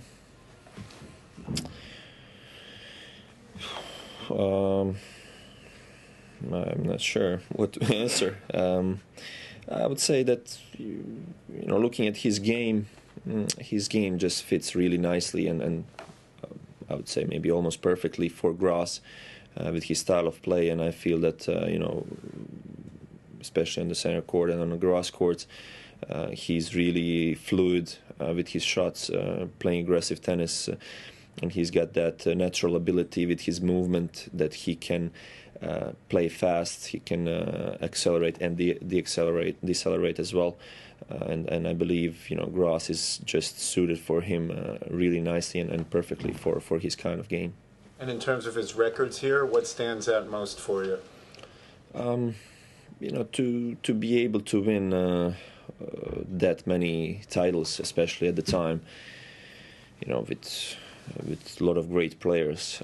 I would say that, you know, at that beginning, maybe from 2003, 2004, you know, maybe it wasn't, you know, the group of players maybe wasn't as ready to win Grand Slams, maybe as from 2006-07 when Novak, and he also arrived, Rafa as well from 2005. So, but you know, still in that era, he was in that time he was playing unbelievable, and also had, you know, has a great record in finals as well. One of the targets you've been really clear about this year is cracking that top 5. You do that if you win on Sunday. Does that add any extra pressure, motivation, anything change for you, or is it just another match? Not really. For me, that's obviously a big process. You know, we even spoke about it in Queens, and you know, for me, you know, I didn't start really well at this year, but you know, still I kept believing, and also with my own team that, you know, the goal for me is for the end of the year to reach top 5, and I am really on a good way for it. So I'm continuing with that, and you know, even if it doesn't happen now, it's still a long way to go. Last 2 English questions, please. I was talking to Jonas the other day, and he was saying that how, like, you're a very nice guy off the court, and on the court you're trying to be meaner somehow, or more of intimidating somehow. I guess, how would you describe that process for you? Is it easier for you now to try and do that? How do you see yourself on the court? Are you mean enough? I'm still a nice guy on the court too, I believe. You should ask players around, but you know, for me, obviously, people are asking always, do you need to be more arrogant? Do you need to be more angry on the court? You know, to be more selfish or stuff like this to be able to win more constantly. But for me, I wouldn't agree. There is not one formula for that. I feel obviously that you know, emotions are very important on the court, and you know, especially in my own case, where I am, you know, from a quiet nature, and I, you know, try to with Jonas, with my team, to lift that up, lift my spirit up. So I believe that's, you know, helping me to play a little bit freer. Maren, who's here with you, and do you expect more people to come for the final? And also, where is your U.S. Open trophy? Where do you have it displayed or not? Yeah.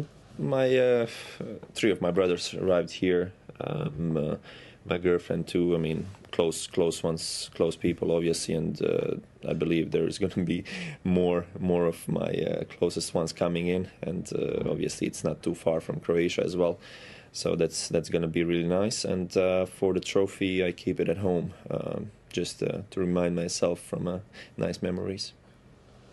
Thank you very much. Thank you. Marin Cilic, a happy man there after making his way through to his first Wimbledon final. He'll be going for his second Grand Slam title, having won the US Open a couple of years ago. Just to update you with what's going on around the grounds at the moment, centre court, the other semi-final, Roger Federer up against Thomas Berdych. 2 tie-breaks so far, both have gone the way of the number 3 seed from Switzerland, Roger Federer, 7-6, 7-4 in the breaker in the first set, 7-6, 7-4 in the breaker in the second set, and it's 3-all in the third there. And also the mixed doubles matches taken to court number 1, right at the very top of your picture there. Henry Continent and Heather Watson against Bruno Suarez and Elena Vesnina, the number 2 seed. So plenty of British fans enjoying the action there on court number 1. Early stages of the first set there, it's 2-all on serve. But that's today's action. But tomorrow we've got a ladies singles final to look forward to between Garbina Muguruza and Venus Williams. I think you've been watching a couple of them, both of them practice today. What did you see, and how did you feel that that final might go tomorrow? Well, it's an absolute battle of youth versus experience, isn't it? And I've been chatting to quite a few journalists this afternoon to try and gauge the vibe of who they think is going to triumph. And almost every single one of them has come out and said the experienced Venus Williams will be lifting the title. I think she's just been so in control of the ball. She's been so in control of her opposition to come through the home favourite, Johanna Konta, with, you know, most people rooting for her. She looks like a very tasty pick, I think. The other thing is you always get a sense that once Johanna Konta had lost, a lot of the fans who were going to support Johanna Konta if she got through to the final have now sort of diverted to Venus Williams. So I think she's also, you would say, the fans' favourite for the final. Yeah, I think you're right. And having spent a bit of time up on the hill and chatting to the fans, gauging who they were supporting during that Konta-Williams match, everyone seemed to be split down the middle. They wanted Konta because she was the home favourite, but everyone's got such respect for Williams. She's such a legend in the women's game. There was a real split feeling of who they wanted to win. So you're right. I think anyone who was swaying towards Konta, there'll be an army of Venus fans tomorrow. As we were saying with Roger Federer earlier, when he's practicing and little kids saying, is that Roger Federer? It's exactly the same with Venus Williams. I've seen it in the last couple of years. Venus and Serena, when they come out to practice, everyone says, is that really Venus? Is that Venus over there? So I'm sure you'll be looking forward to watching them practice ahead of that final tomorrow. So that's Garbina Muguruza against Venus Williams, the ladies singles final at Wimbledon tomorrow. Now let's check out what our HSBC play of the day is. Quiet, please. Play.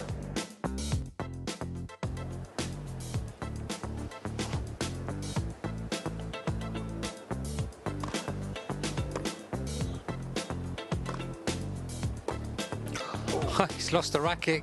Hewitt's still going to get there. He hasn't. He's won the point. Man, isn't he a card? Brilliant. Watch this. Unbelievable. Dear, oh dear.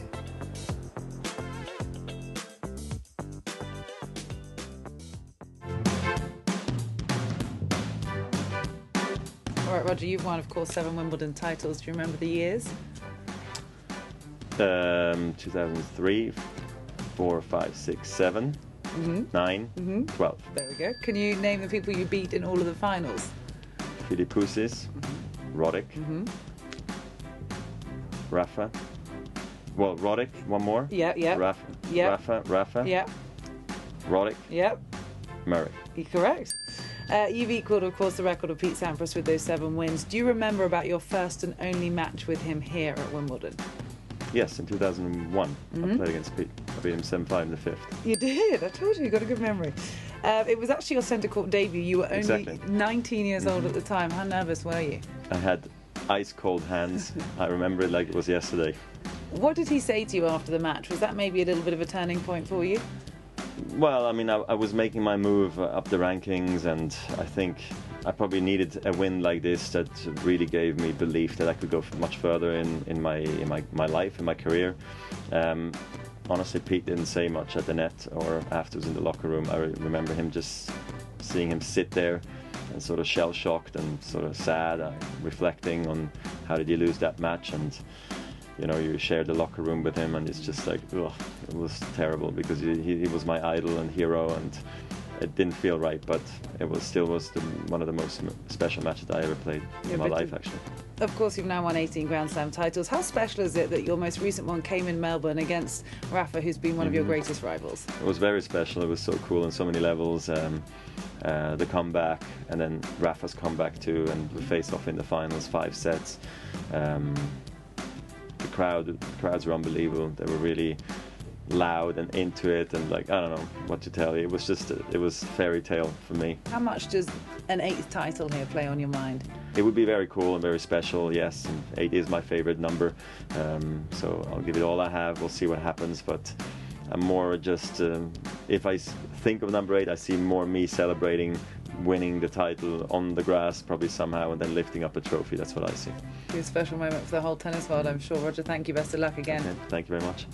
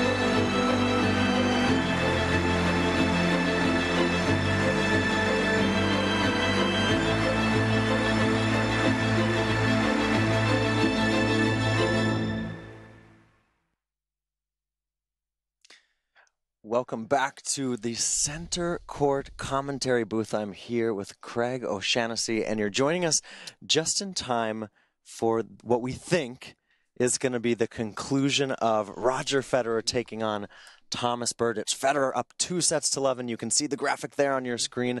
5-4, Craig. Is he going to serve it out here? One would think so. One would think, you know, just guessing. Yeah, if history's on our side here, you know, and we see Thomas Berdych's box, they're standing up, they're giving him trying to will him on. Yeah. But it was interesting. Federer serving at 3-all, 15-40, and he actually, you know, faced those 2 break points, served his way out of that, and then you said it, Craig. Berdych is going to get broken in this next game after he missed those opportunities. Happens all the time. If you miss those opportunities, you get deflated and you get broken in the next game. All right, here we go. Roger Federer serving for a place in his 11th Wimbledon final. Misses the first serve of the game, spins in a second. Here comes Berdych into the net, but Federer pass again to the Federer forehand. Well, he did run around that, though, so I don't mind that from Thomas. He stepped in and says, I'm just going to come straight at you. Great stuff from Roger. Ran all the way around it, hit a run-around forehand down the line. Good play from both guys. 15-love, Roger. 3 points away from taking on Marin Cilic. First serve goes in. Backhand there from Federer. Drop shot. Here comes Berdych. Oh, drop shot right into the tape. Yeah, I don't know about that from Roger. I mean, you know, don't do anything crazy. He's on the back foot. He went drop shot. Thomas was there easily, but Thomas missed the drop shot off the drop shot. Just caught the net. 30-love here for Roger Federer. 7-time Wimbledon champion. Lines up a first serve. It's out wide into the forehand. Forehand bunted back, and Federer, gosh, he's in control in this match. Behind. Back to the forehand. You'd think Berdych is going to, could be approached the backhand. Not this time, my friend. Back 3 behind. match points now for Roger Federer to get into his 11th Wimbledon final. The 7-time champion lines up a first serve here. Into the net. Went for it out wide. Second serve now. Dead quiet on center court. Federer, second serve. Backhand long. Just long there from Roger. Nice return from Berdych. Yeah, really good serve out wide. Great return. And Roger just kind of stood up, a little pedestrian with his body right there. And little just, butterflies, right? Yeah, well. From Roger. Roger still gets a little nervous. Still match point.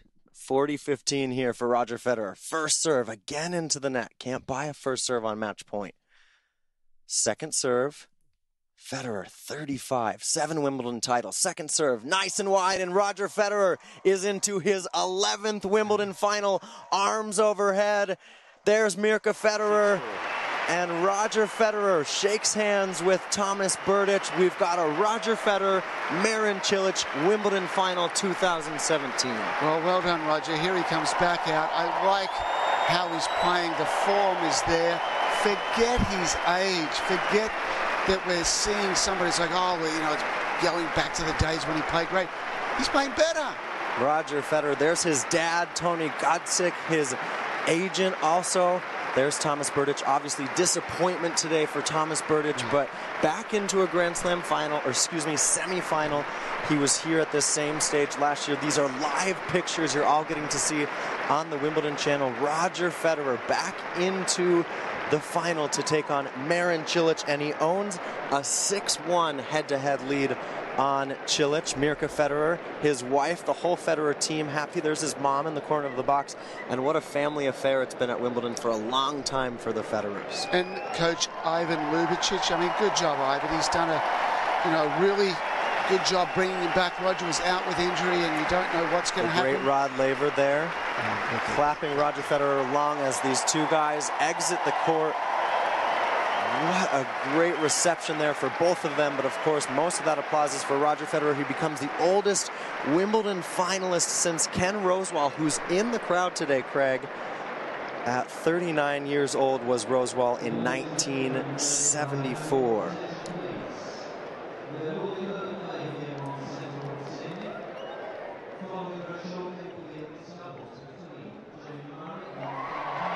Well, Craig O'Shaughnessy, great pictures obviously there, live on center court. We were lucky to get that timing there. But tell me what you were most impressed with today with Roger Federer. He looked so good, and he's into the final without dropping a set this tournament. Well, just 10 minutes ago, I think it was 3-all. Yes. In the third, and the first point gets 15-40. Gets a little loose on the first point, loses that, goes down 15-40. Incredible first serve out wide, first serve tee. I think 3 aces and a service winner. This is what Roger does so well. When things get tough for him, he steps up, he hits his spot, he makes his serves, and he is into his 300th Wimbledon final here. Wow, all right, let's hear from the great Roger Federer himself. He's standing by right now. Roger, congratulations. Yet another Wimbledon final, and this one obviously so special. You're chasing number 8. You've got the love of the crowd. It must be a very special time for you. Yeah, I feel very privileged, to be in another finals. I know how much it means to so many players to be able to go out on center court at Wimbledon in any given time in their career, and I've had the pleasure to play on center court so many times, and this time in another finals, it's so good. It's good to be. I can't almost believe it's true again. So I'm happy I have a day off tomorrow where I can reflect on everything I did this year and this tournament, so I can get really ready for that final and hopefully play a good one. Well, the rest of us are in disbelief too. It's one of the great sporting stories, I think, to take 6 months off after last year's Wimbledon, Australian Open champion, now here in another final. Can you quite even put it into perspective for us? Yeah, look, it was a long way back in some ways. Yes, last year was so difficult, just to stay calm and, speak to the team and take another decision that we were going to sit out and wait longer and take time. But I'm so happy I did it because my life continues after tennis too. And that's, at this point, almost more important than actually playing itself, because I want to be a good dad and a good husband and a guy who can do sports later on too. So I think giving your body a rest from time to time is a good thing, as we see now this time. And I'm happy it's paying off, because for a second, of course, there is doubts there that maybe one day you'll never be able to come back and play a match on center court at Wimbledon. But it happened, and it happened many, many times this week. So thank you to the tournament to always put me on center court. I really feel it's a great honor for me. So another magical final to come for you on Sunday. Marin Cilic, your opponent, and you've got recent history here, of course. You played him only last year. Yeah, last year we had a brutal quarterfinal. I was down 2-0 and match points down, I think in the third or in the fourth set. At some stage things were extremely complicated, and I had to get really, really lucky to win, and I thought it was a great match. He's a great guy. I know Marin really well. We played also doubles together in some exos, and he's a lovely guy, so I'm happy for him. He's in his first Wimbledon finals, and after he crushed me at the US Open a few years back where he played, lights out, I hope he's not going to play that good, but I'm really looking forward to playing against him, of course. And finally, a word on you being the oldest man to reach the men's singles final since Ken Rosewall in 1974, but it seems that you're just making age an irrelevant number right now, the 35. Well, it means a lot, because Ken Rosewall, I think, is a wonderful man, marked history in a big way for us, the players. So I'm happy he was here today, and hopefully I can get to see him later on, but it feels great. Congratulations, Roger. Appreciate it. Well, some great words there from Roger Federer, obviously talking about Ken Rosewall, the last man. Well, the last oldest man, I guess he was 39 years old in 1974. Roger Federer at 35 now, almost 36 in August. Yeah. But Craig O'Shaughnessy, you're looking at the stats, you're breaking down the numbers. What did Roger Federer do so well today to earn a spot in the Wimbledon final? The first thing that I look at here is, we got a very even scoreline, 7-6, 7-6, 6-4. Break points 1.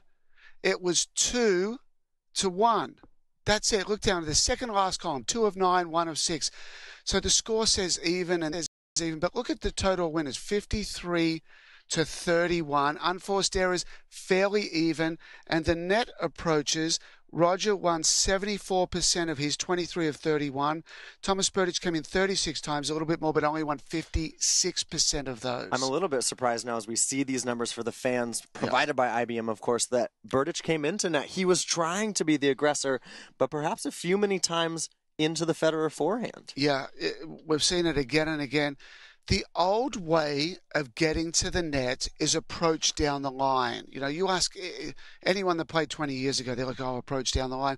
Well, I think the racket technology more than anything, and I guess the strings as well, if you hit a backhand approach down the line to your opponent's forehand, it's so difficult to win that point because you can just flick that cross court. And we saw Thomas hit some of those. It appears open, but the open court is an illusion. 3 steps, Roger's there, flick cross court, you've lost the point. Real quick, let's talk about Sunday, because that's what we've set up now today. Marin Cilic beats Sam Querrey in 4 sets. Roger Federer takes care of Thomas Berdych in straight sets. We get a nice view of the hill, people still hanging out today. But what are we going to expect on Sunday? Cilic, Federer.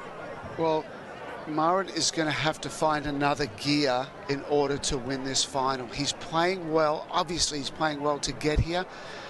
But Roger is already elevated his game all season long with what he's done. Is this the best he's played all season? I think... No, it's up there, right? Yeah, I think it's up there. I think what he did against Milos Raonic was better than what I saw today. It was a little bit of looseness here and there. I think the Raonic match was very special. I think earlier in the season on the hard courts was really good, but, Roger's absolutely the favorite here in the final on Sunday. Sunday, of course, the final. Marin Cilic, his first Wimbledon final. Roger Federer, his 11th. Craig, these are all our fans waiting for us outside center court, right? Well, ready to get a picture with you and I. The fans are the ones standing out there. You've got one. The ones upstairs are yours. So it's interesting around the grounds at Wimbledon is that a lot of the fans are now grouping at certain spots, hoping to get a glimpse of Roger Federer. You can see in lower left in your picture, there's a bridge. This is where we need there. the telestrator There's right a bridge where we need our touchscreen. And your lower left, the second bridge, the players have to cross that. And every night, this whole championships, Roger Federer has crossed it to a wild group of applauding Roger Federer fans. Only King Raj can do that at Wimbledon. Yeah, they absolutely love him here. And, I mean, what would it mean for all the fans around the world to win number 8 here at SW19? Wow. Yeah. Now tell me, Craig, tomorrow, Venus Williams, Garbiñe Muguruza, we have an article, a Wimble Wars article on Wimbledon.com. You guys, please go check it out. I've picked Venus Williams, but why have you chosen Garbiñe Muguruza? Mainly the backhand. Her backhand is ridiculous right now. She's hitting it so well. Very balanced, court position around the baseline, winners down the line, penetrating shots cross court that are forcing errors. And most points in tennis kick to that backhand to backhand rally initially. And I just think her backhand will be too strong from the back of the court against Venus. She's number 1 in service games won. If she's not number 1 on the backhand, she may as well be. And she's doing so incredibly good at the net. So it's the complete package. I just think that Venus Williams, Wimbledon 37, back in the final for the first time in 8 years. I would like to believe as an American that she's going to win that match tomorrow. That, of course, is at 2 p.m. Craig and I are going to be up at the touch screen, breaking it down, making sure you all understand. Of course, you can tune in live on the Wimbledon channel, radio channel tomorrow for that as well, right? Fantastic, absolutely. Now, and what just in general, Craig, we've got such a great weekend. Venus, Garbiñe, and Marin Cilic against Roger Federer. Does Marin have any chance against Federer? I would say that's a 75-25 Federer Give him a fair advantage. chance. Very good. Well, we obviously thank all of you for joining us here on the Wimbledon channel. We're going to be back on the breakfast show tomorrow morning. The women's final, 2 p.m. Venus Williams taking on Garbiñe Muguruza. It's 9 a.m. local time for that breakfast show, which is so enjoyable. Venus Williams, a 3-1 record against Garbiñe Muguruza. But now we're going to hand you over to the Wimbledon radio channel, and you can listen in on some mixed doubles action here at Wimbledon.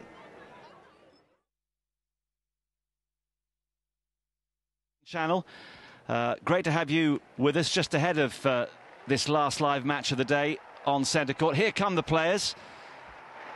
And of course, Martina Hingis and Jamie Murray are going to receive plenty of support. But we shouldn't underestimate their opponents. It's difficult in the world of doubles these days. And of course, Phil, you sat through that lengthy second ladies doubles semi-final with all due respect to the players involved, not players who have competed too often in such important matches. There's a bit of a changing of the guard. So of course, Hingis and Murray are the red-hot favourites, but we're not going to take anything for granted, are we? No, indeed we're not, but they do seem to have that synergy that we talk about with doubles, don't we? I mean, clearly they get on very well. It was Martina Hingis's idea to pair up with Jamie Murray. She felt as though he might be too shy, too gentlemanly to suggest it himself, so she got on the phone, and Jamie Murray, who wasn't planning to play in the mix, said, yeah, that sounds like a great idea. And of course, he won this title with Jelena Jankovic a decade ago. I still can't believe that was 2007. And fast forward 10 years, he's got every chance of doing it again, because we know Hingis is one of the most decorated players in history, not just in singles when she won 5 Grand Slam titles, but 24 Grand Slam titles in all, 19 of them in doubles. She's done a calendar slam in mix, which was back in 1998, nearly 20 years ago. And Jill, you know, she's still playing fantastic tennis, you know, 20 years after she completed the calendar slam in mixed doubles. I mean, she's a revelation, isn't she? Yeah, and I mean, ever since she came back, she just looks like she's having so much more fun. And I mean, what a good partner in Jamie Murray. That lefty serve on grass is just a nightmare to handle. And Hingis just covers the court so well. She has such good anticipation, good eyes at the net. And I watched them play yesterday, actually, that she got so many balls back that normally a lot of players would not get back. And she just reads the court so well. So I mean, it's probably the most dangerous combination, in my opinion. Well, just before we settle into this match, we should have a few further reflections on what we witnessed a short time ago out on centre court. As Phil was saying, Thomas Burdick more than contributed, actually, to a terrific match. And let's hope, Jill, that when the initial pain and disappointment subsides, he can take a degree of comfort from the way he performed. And who knows, build on that. Phil's quite right. He struggled of late, but we saw what a pure hitter of the ball he is. He showed fight. He showed an ability and a desire to try and change things up as well. He was just up against a genius. Yeah, I mean, I think he played really smart tennis. I think in the beginning of the match, he wasn't coming in as much, and then he recognized that he needed to come into the net a little bit more. He was trying to use a little bit more variety of shots, and I think he played an exceptional match. I mean, there's just a couple forced errors at inopportune times, but I mean, you can let those slide, I think, because overall throughout the match, I think it was the most stable mentally I've seen him as well. Not many slip-ups in concentration, and I think he just played an incredible match. And you're right, I think if he played against anyone else, I think he probably would have won, because it was overall pretty clean, but Federer just played amazing. And he did not get a sniff on one of those 2 break points. I mean, you will not see more accurate, more deadly serving under pressure in a match of this magnitude. I mean, Roger Federer is the king of this court, and he's done it so many times before, but he was under serious pressure there. Burdick had played the perfect game for 15-40, and he came up with 1, 2, 3, 4 consecutive perfect serves. Nothing Burdick can do, nothing to admonish himself about. He was just ultimately outclassed by probably the greatest of all time, certainly on this surface. And in that post-match interview, Jill, Roger referred to his very tough encounter with Marin Cilic last year, who perhaps should have beaten him, and who did beat him in the US Open semi-finals a few years ago. So it's a little too early to start preparing the coronation again for the Swiss maestro, isn't it? No, definitely not. I mean, Cilic also played an unbelievable match. I thought Querrey, again, showed really good mental toughness. And, you know, we've seen Querrey sometimes have a little bit slip, but he was pretty steady throughout the match. And he forced Cilic to come out with his best game and some pretty big shots at important moments. And I think Cilic played amazing tennis too, and I think he's done that throughout the entire championships. I mean, it's an incredible final, because I think those 2 guys are the ones that have been so solid and consistent throughout the 2 weeks. Yeah, hats off to Wayne Ferreira, who throughout our coverage on the Wimbledon radio channel has been saying 3 men to look out for from day one. It was Federer, it was Nadal, and it was Cilic, and he's got 2 of those 3 in the final. I'm looking forward to it big time. Well, for my money, last year's quarter-final between Federer and Cilic was the match of the tournament. I mean, it was just a fabulous contest with so many thrills and spills. The crowd were going absolutely bonkers. And, you know, Cilic should have won, really. He actually outplayed Federer for the lion's share of that match. Just didn't quite have what it took under the most extreme pressure to get it done. But with that in mind, I think today is encouraging for Cilic, because he lost the first set horribly, didn't he, to Querrey today. He should have won that first set tiebreak. He came up with 2 huge, tight backhands cross-court, which missed the doubles alley. Never mind the sideline and singles. And yet, he found a way to turn things around, regroup, got aggressive, and came through in 4. So I think, you know, he's definitely got a chance. There's no question about it. He was perhaps a touch unfortunate in that first set tiebreak. At 6 points all, a lady was taken ill, so there was a delay. Obviously, it was the same for both players, but clearly that did have more of an effect, or so it would seem, on Cilic. Although the flip side of that is that the first serve had been called long after a Hawkeye challenge. And of course, he got that serve back. So you could argue it both ways, that Querrey was a bit unlucky to have to face a first serve again. But the way in which he turned it round after the manner in which he lost that first set was impressive. And as Federer pointed out in his post-match interview, you know, when he beat the great Swiss at the US Open, he didn't just beat him, he absolutely wiped him off the court. You know, he's got such a big game, Cilic. When he's on, he's almost unstoppable, and Federer will be wary of that. Yeah, and obviously their record in Grand Slam finals is rather contrasting. Federer's got 18 of them after all. But Cilic has got the one, and we heard from both Garbina Muguruza and Venus Williams after their ladies singles semi-finals yesterday that having experience of the big time, even just one big final, has to be a help. He's not a complete novice walking out there on Sunday. No, absolutely not. But there's always a first time, too. I mean, Cilic, it was in his first final at the U.S. Open. He came through that, but he came through, as Phil said, unbelievable fashion. I mean, he was just hitting through the court, and he really had to play that well to win that U.S. Open. So I think he's going to have to do the same, in my opinion, against Federer. He's really going to have to get more aggressive and go for his shots, because Federer, as we just saw, is playing unbelievable tennis. But I think it's going to be a close match. I think it's going to be a really big battle. But the difference for me with Cilic now even though he played incredible at that U.S. Open title, now he's more focused. I even think he's more focused to win this title, and he's starting to show his emotion. And I think that's really important for him. Instead of trying to keep it inside so much, he's really allow it to come out, and I think it's helping him. Yeah, the gentle giant has become the marauding monster. Of course, the other advantage for him in that US Open final was that his opponent, Kei Nishikori, was also in a Grand Slam final for the first time, so it's a little different in that regard. And physically spent as well after some monumental victories of his own against Wawrinka and Djokovic et al. Yeah. Had nothing left. OK, Phil and Jill, for the moment, thank you very much. The players are just getting ready down below us, so we'll be underway shortly. But over on number 1 court, they're into the second set. It is the defending champions, Continent and Watson, set up against Suarez and Vesnina. They have held serve at the start of the second, so we can pick up some commentary with Lucy Ahl and Robbie Koenig. Oh, hoping for a slightly easier game on serve with Continent versus his opponents. Bruno Suarez taking 13 minutes, fighting off, I want to say 6 break points it was, maybe even more. He's done well. Continent's won the first point. The guy's on fire at the moment, isn't he? He hasn't missed, has he? Hitting winners from every area of the court. Second serve goes to the backhand of Suarez. A good volley to Vesnina. Short forehand from Suarez goes out.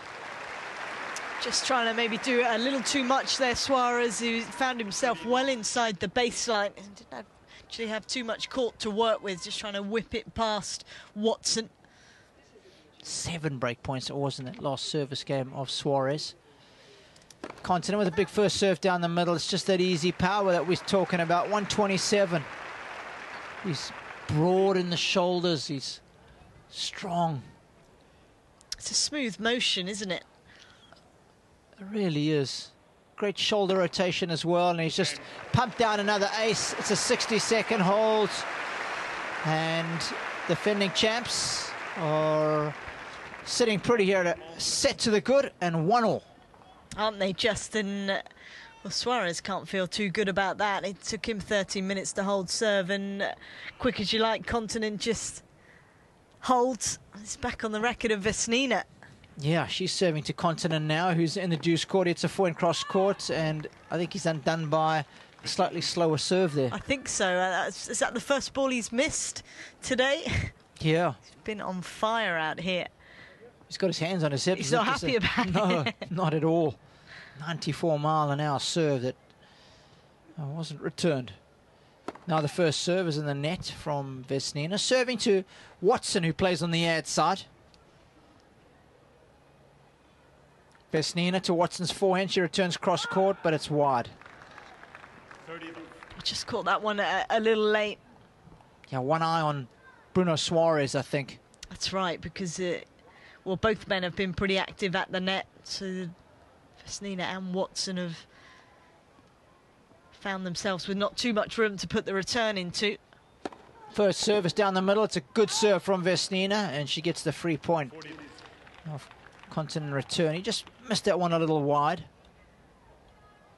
Right on the triple-digit mark was that serve. 100 miles an hour. Vesnina to Watson. First serve down the middle, and it's an easy put-away volley for Suarez off the Watson return. So a couple of quick holds. Vesnina, Suarez did 2-1. Second set. First set to the defending champs. I think Vesnina may well give Suarez a bit of stick there. She was able to hold serve very quickly as well. So after that long game, we've had a couple of quick games there in discussion. So maybe just talking through a few tactics out here. But there was really nothing between them in that opening set until 4-4. And you have to say Continent and Watson, they just stepped things up in terms of their returning level. Able to quickly break Suarez to put themselves in that position to serve out the opening set. It's been some good tennis, I have to say. Got a lot of experience on the court.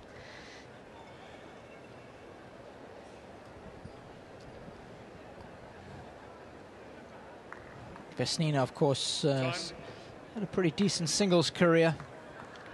Spoke about her title in Indian Wells earlier on in the year. What a fantastic moment that was for her. big event in the Californian desert.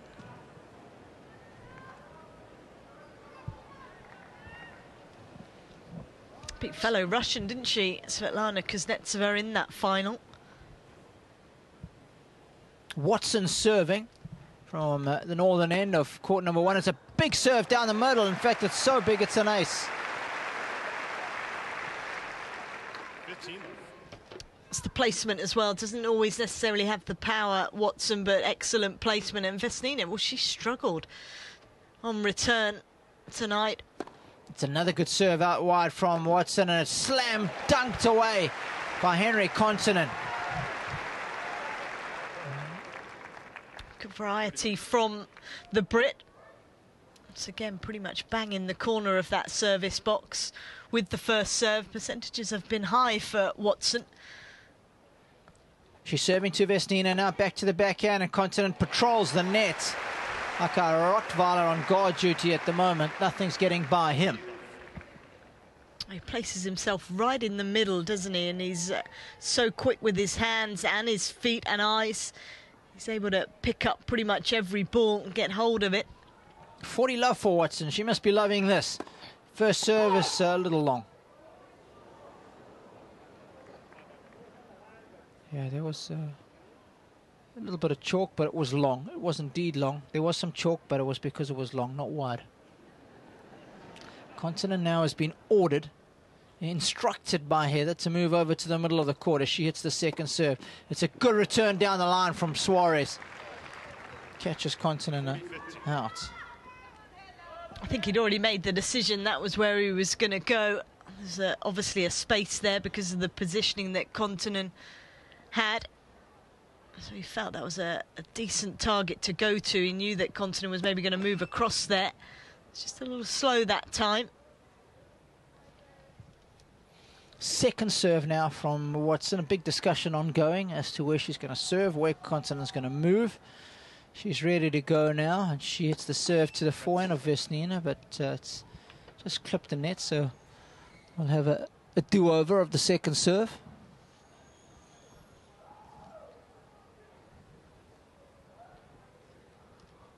Watson to the backhand of Vesnina, who returns down the line, and Kontanen throws up a lob, but it's an easy put away for Suarez at the net. So what looked like a comfortable hold at 40 love has now become a little bit of a struggle for Heather Watson. Much better return there from Vesnina, and a pretty lengthy discussion between Watson and Kontanen in terms of what they're going to do with this first serve. Watson to Suarez, goes to Suarez's forehand, returns down the line. Now Vesnina hits a forehand cross court, and it's a great interception by Suarez. He's got another shot, he goes down the line for a winner. Now things have got a whole lot more interesting. Haven't they just? And very good movement at the net from Suarez, good awareness of the court as well. Drilled the first one at Kontanen. Finn doing a good job of getting it back into play, but he just left a little too much court open. Juice. First serve to the backhand of Vesnina. Great pick up for Kontanen, who then misses the easiest volley he's missed all day.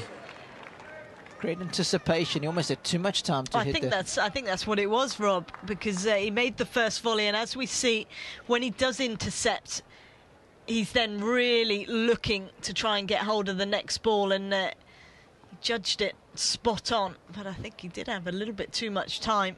Breakpoint Suarez.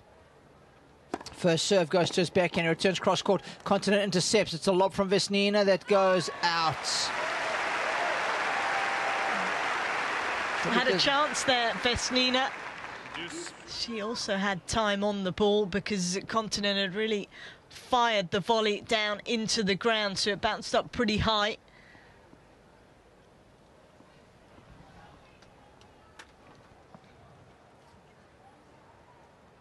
First serve from Watson to goes to Vesnina's forehand. It's rit-a-tat-tat at the net from Suarez, and oh, what a reflex volley from Kontanen. I think they're going to challenge that one. Watson was quick to put her hand up. I'm not sure how convinced Suarez is, but I think it's worth the challenge. No, it's way long. Well out. Did get their last challenge right.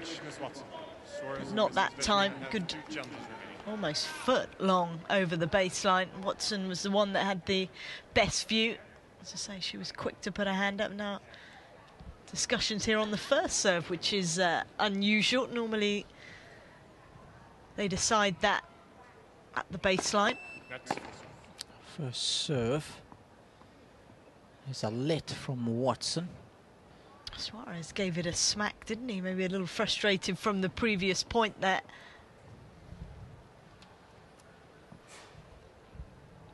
Watson with the first serve out wide. It's a good one. And Continent cleans up at the net. Well, they took a serious detour there in order to hang on to their serve. 2 games on second set. It can be amazing how quickly things turn around, Rob. Yeah, certainly can.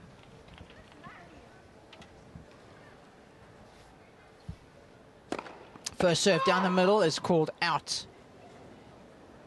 It's a decisive call, wasn't it? A little late. Decisive enough that Bruno Suarez doesn't want to challenge it. Neither does Vesnina. He ends up hitting a double fault. 2-all, remember, the score now.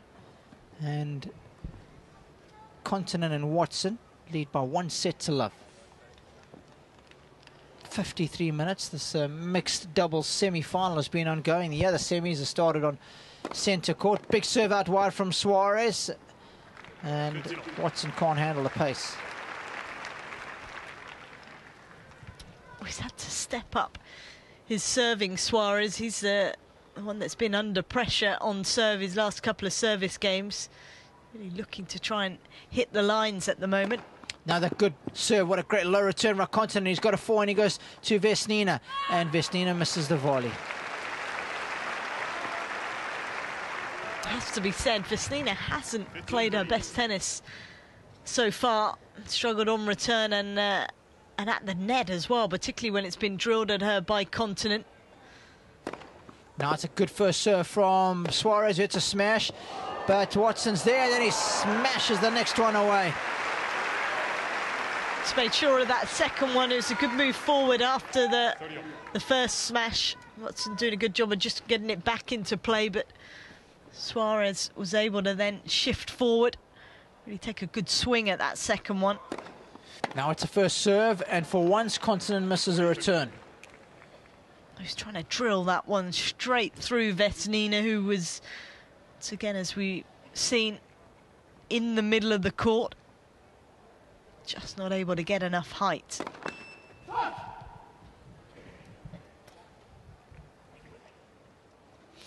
Game point. Suarez misses the second serve. That's 2 double faults in this game. First and 6th point. It's the only 2 that they've hit as a pair. Again, a long discussion.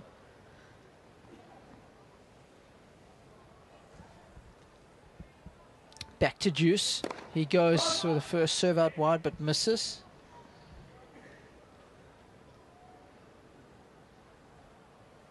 Second serve is also long. Uh-oh, 3 doubles. Wow. It's another breakpoint opportunity. Was it 7 that they had in the opening service game? They did. Now it's a first serve. It's a good return. Oh, what a volley from Vesnina. The best return from Watson on the Suarez serve. Disappointment there, because Watson missed a lot of the returns on those break points, but Vesnina that time really stepping things up, getting herself involved. First serve in the net. Suarez to the backhand of Continent. It's a high return, and Suarez uncharacteristically nets the volley.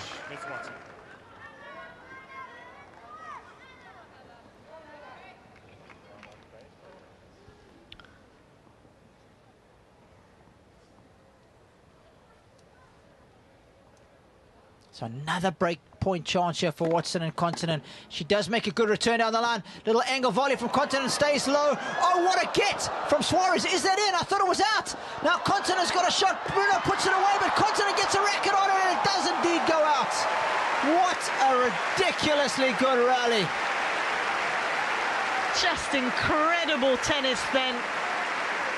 I certainly got the crowd alive. I mean, just amazing hand skills and movement there from Continu. Again, the hands have gone on the hips because I don't think he can believe that he was unable to win that point.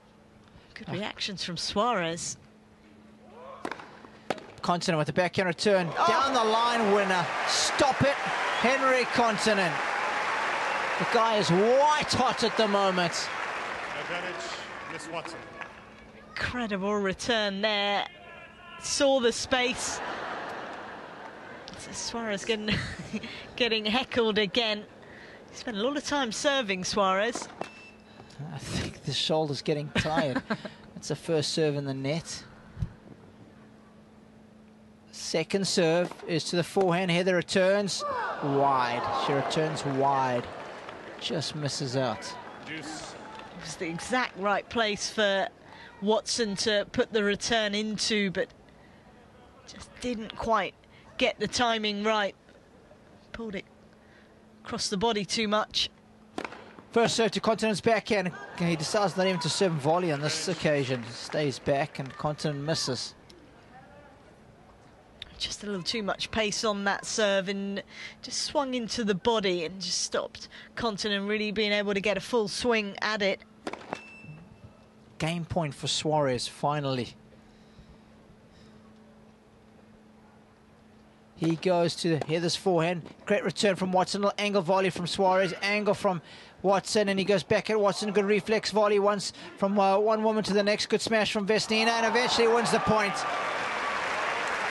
Watson can't put another ball back in play. What a game again on Suarez's serve. He manages to hang on, and Suarez and Vesnina lead 3-2 second set. But it's Continent and Watson who lead by 1 set to love. Robbie Koenig and Lucial, number one court. We'll be back with them shortly as that second set moves towards its conclusion. Good evening once again from Richard Connolly. I've slid along from our commentary box where I had the privilege of calling the Roger Federer victory over Thomas Berdych in the second semi-final. And I'm now looking down on the mixed doubles semi-final involving Jamie Murray and Martina Hingis and Marcelo De Molina and Maria Jose Martinez Sanchez. And we'll join this one very shortly. Rupert Bell is alongside me here. He witnessed Marin Cilic get past Sam Querrey in 4 fine sets to reach his first Wimbledon final. So we know it'll be Cilic against Federer in the men's singles final on Sunday. But in front of us, Rupert, Jamie Murray and Martina Hingis are making pretty light work of their opponents here. I thought they might have a chance. I watched late last night De Molina and Martinez Sanchez out on court 2, and they went. They won that pretty quickly, but I just feel the Hingis Murray number 1 seeds were going to have too much for them, and it's proved to be the case. And Murray is playing some outrageously good stuff. Well, let's see if they can clinch this first set. 1-5, Martinez Sanchez is serving, Chris Wilkinson and Nick Lester.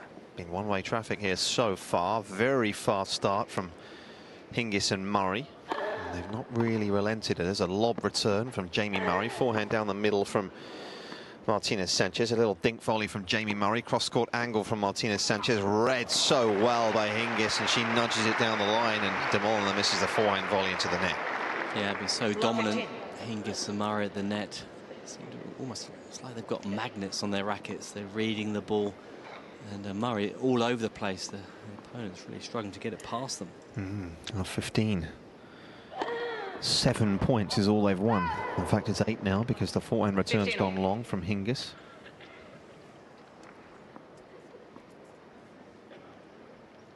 Just bounces around on the far side, Hingis. Touches the racket on her arm, just not quite sure perhaps about the tension as that ball just lost a bit of control. The Spaniard serve I formation here as De Molina goes down the middle. The lob again from Jamie Murray, and that is what's called in the business a hospital lob, Chris Wilkinson, because he nearly took the head out of his partner. Yeah, I mean, no holding back with that smash, nearly right on tube there at Hingis. not much of an apology No, there either. wasn't, was there? That was a little bit unnecessary. Anyhow, 30-15. Martinez Sanchez serves down the middle, forehand back from Hingis. De Molina with a good cross, but Martinez Sanchez has to pick it up again. Jamie Murray's missed a backhand volley. Much better. Well, as soon as De Molina has come across that backhand volley, Murray knows where to go. I mean, he's reading it, he's picking it up, he's keeping that ball alive. So a chance to get a second game here, having been outclassed for the opening set. Serves out wide, backhand down the middle. De Molina's there with a drop volley. Hingis goes back at De Molina. Good coverage though from the Brazilian, but Hingis has found a backhand volley into the space. And it's 40-30. 40-30. Good stuff. Just couldn't quite get his balance, the Brazilian, and couldn't hit an aggressive enough second volley to make it count.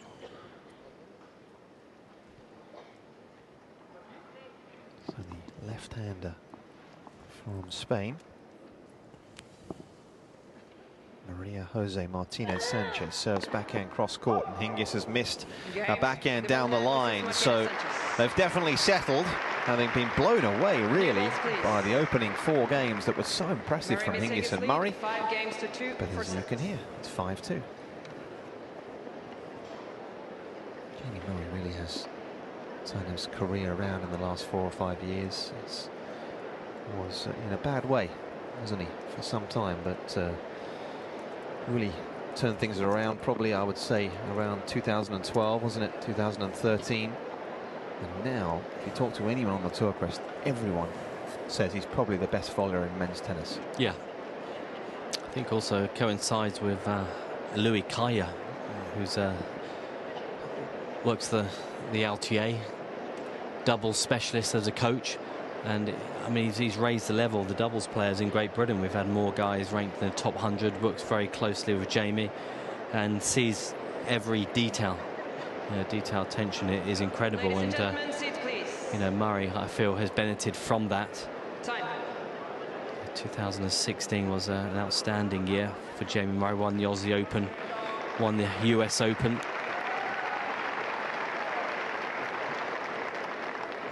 Fantastic partnership with Bruno Suarez. Not been quite so good this year, but it's all relative considering what they achieved last year. Finished the best pair in the world as a team. Hingis knows a thing or two about that. As she fires her first serve down into the net, the I formation becomes a more conventional formation.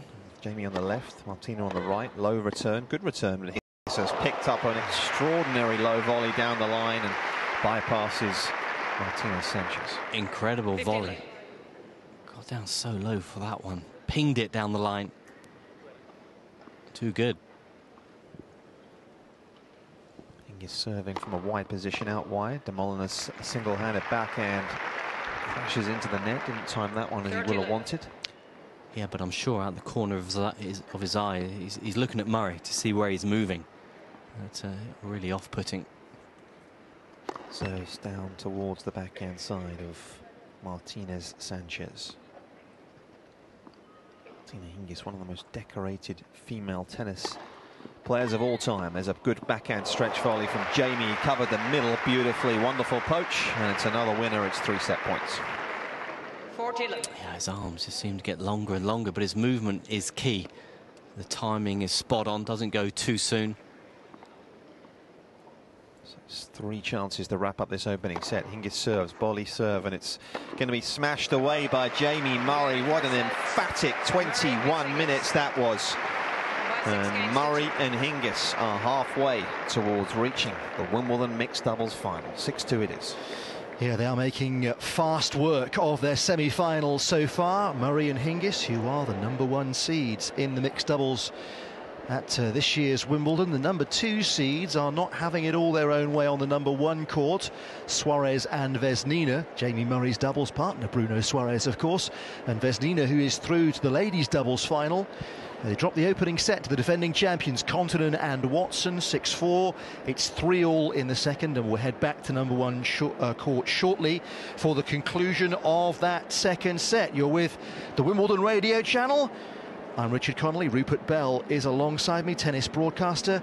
And it would be great to hear exactly where you're listening to us tonight, so do get in touch with us. At Wimbledon CHNL is our Twitter handle. Or you can send us an email if you fancy as well, to radio@aeltc.com. Wonder who in particular you might have an ear on for the mixed doubles. From a British perspective, of course, Jamie Murray and Heather Watson are getting plenty of support from the local crowd, but we've got Brazil and Russia and Spain and Finland and Switzerland all represented in these two mixed doubles matches. The second of which on the #1 court, or the first of them to start, seems a little closer at the moment. We've both watched a good deal of mixed doubles over the course of the last few days, Rupert, and it's provided us all with a great deal of fun. Always does, and obviously the Murray-Hingis combination is going to delight the centre court crowd, and I tell you what, they aren't half playing some fabulous stuff, and the volleys they're delivering and speed of thought around the court is electrifying, and De Molina and Martinez Sanchez just have no answer to it. And Hingis is relishing every minute as De Molina, wonderful catch in the deep there, to use a cricket analogy, but it's certainly inspiring. Hingis is really relishing it, although De Molina is, they've grown in confidence, although the scoreline in the first set was very one-sided. I saw De Molina and Martinez Sanchez played 3 sets of mixed doubles, and it took an hour and 11. Yeah. Well, he's getting pumped up, isn't he? Because he thinks, I mean, quite rightly, this is a huge opportunity for them to get into a Wimbledon final. And on centre court, the last thing they want to do is come out here and get well beaten, albeit by a couple of real double supremos at the other end. Well, that's it, but it's still going to be, you know, as we see now, Murray is just able to control everything, even putting that backhand sort of overhead volley away. The time and the precision and the control, that's what's so good. He seems to be half a second ahead of them in his thought process. That's what the impression I seem to get. Yeah, it's the anticipation and the touch, and then the power where required to end the points as quickly as possible. It's a really stellar combination, although De Molina quite rightly is using all of his force on serve there against Hingis. And have you recovered from watching Federer? Well, have you recovered? Have you come down from that masterclass to some extent? As you know, when you leave the commentary position, there are always plenty of excitement fluttering through your body. It was an extraordinary performance, that's for sure. I don't think Burdick played a bad match in the slightest, but still lost in straight sets. Federer still hasn't dropped one in this competition. Let's pop back to #1 court. Henry Kontanen and Heather Watson are set up. Lucy Earle and Robbie Koenig are your commentators. Got some new balls, says Watson.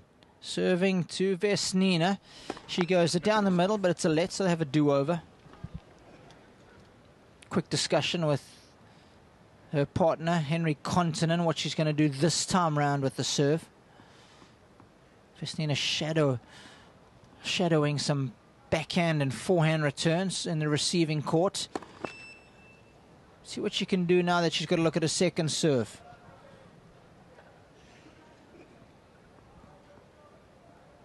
Watson getting ready to serve to Vesnina. She goes to the backhand. Vesnina, oh man. That was a 75-mile-an-hour serve, and Vesnina didn't move her feet at all. Just nets. That was a poor return. Well, that was the thing. The feet just seemed to get stuck, and with the ball so slow, you struggle to be able to really generate because you're reaching for it. Yeah, you got to make a conscious effort. Same with Bruno Suarez. Much better receiving the hard serve.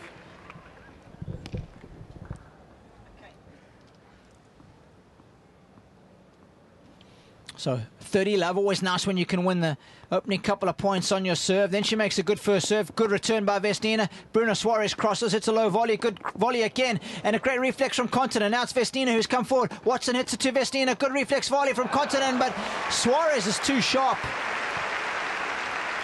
Just a little too high there from Kontanen with that reflex volley, and Suarez just was then able to hit the ball down. Get it right down at the feet past Kontanen. Another exciting rally out here. We've certainly seen some incredible exchanges at the net. First serve out wide to Suarez is a good one from Watson. Great accuracy from Heather. As we said, it is the slowest serve, but it's been the most accurate. It's been effective on serve. Watson. 3-4, 40-15. She goes down the middle to Vesnina's backhand. Easy put away for Continent. Good game there. Quick game. Certainly had some long games out here, particularly on Suarez's serve. And this, of course, was the stage that Watson and Continent were able to get their opportunity to break. Some incredible returning. First serve is out wide, but it's a miss by Suarez. Second serve goes to Continent's backhand. Vesnina, it's a great volley. Continent's there, but can't put the ball back in play. Good depth from that volley. Vesnina really hit down through it, straight through the middle of Continent and Watson.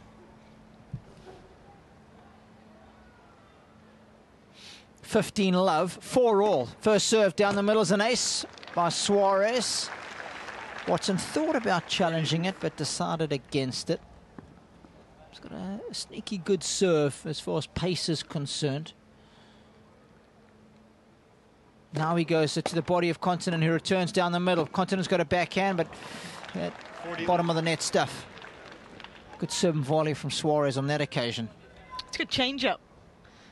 Seen him serve and volley behind every serve. 40 love. Suarez with a serve that doesn't find its mark. Heather Watson is receiving the second delivery on the ad side. She goes with a backhand return that just sails long. So nice, comfortable hold. Finally for Bruno Suarez. And Suarez-Vesnina lead 5-4 in the second set, but it's their opponents, Continent and Watson, who lead by 1 set to love. I think he'd certainly be pleased to have got that quick service game, because he had the opening one that was 13 minutes. He really has been struggling behind his serve, Suarez. Made sure that he got through that game quickly, though.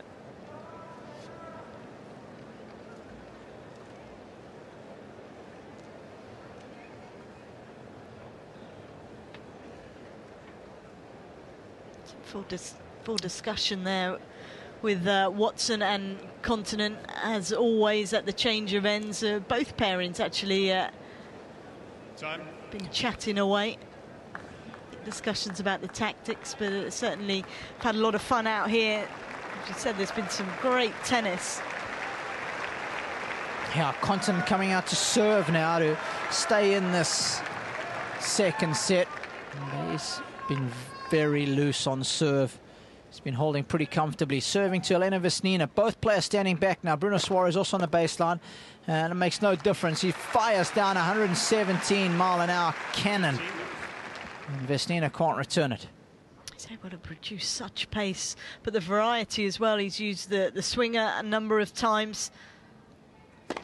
Sometimes the game just comes easy to a player, and that's what you sense with Henry Continent. Backhand volley from Watson has got good depth. This time it's Watson taking the smash, not Continent. Suarez is coming in. He goes to Continent. Continent's a lob cross-court. Vesnina has to hit a backhand down the line. Watson's there, but so is Suarez. The foul, big smash. What a volley from Continent. Now it's Continent to Suarez. Suarez misses.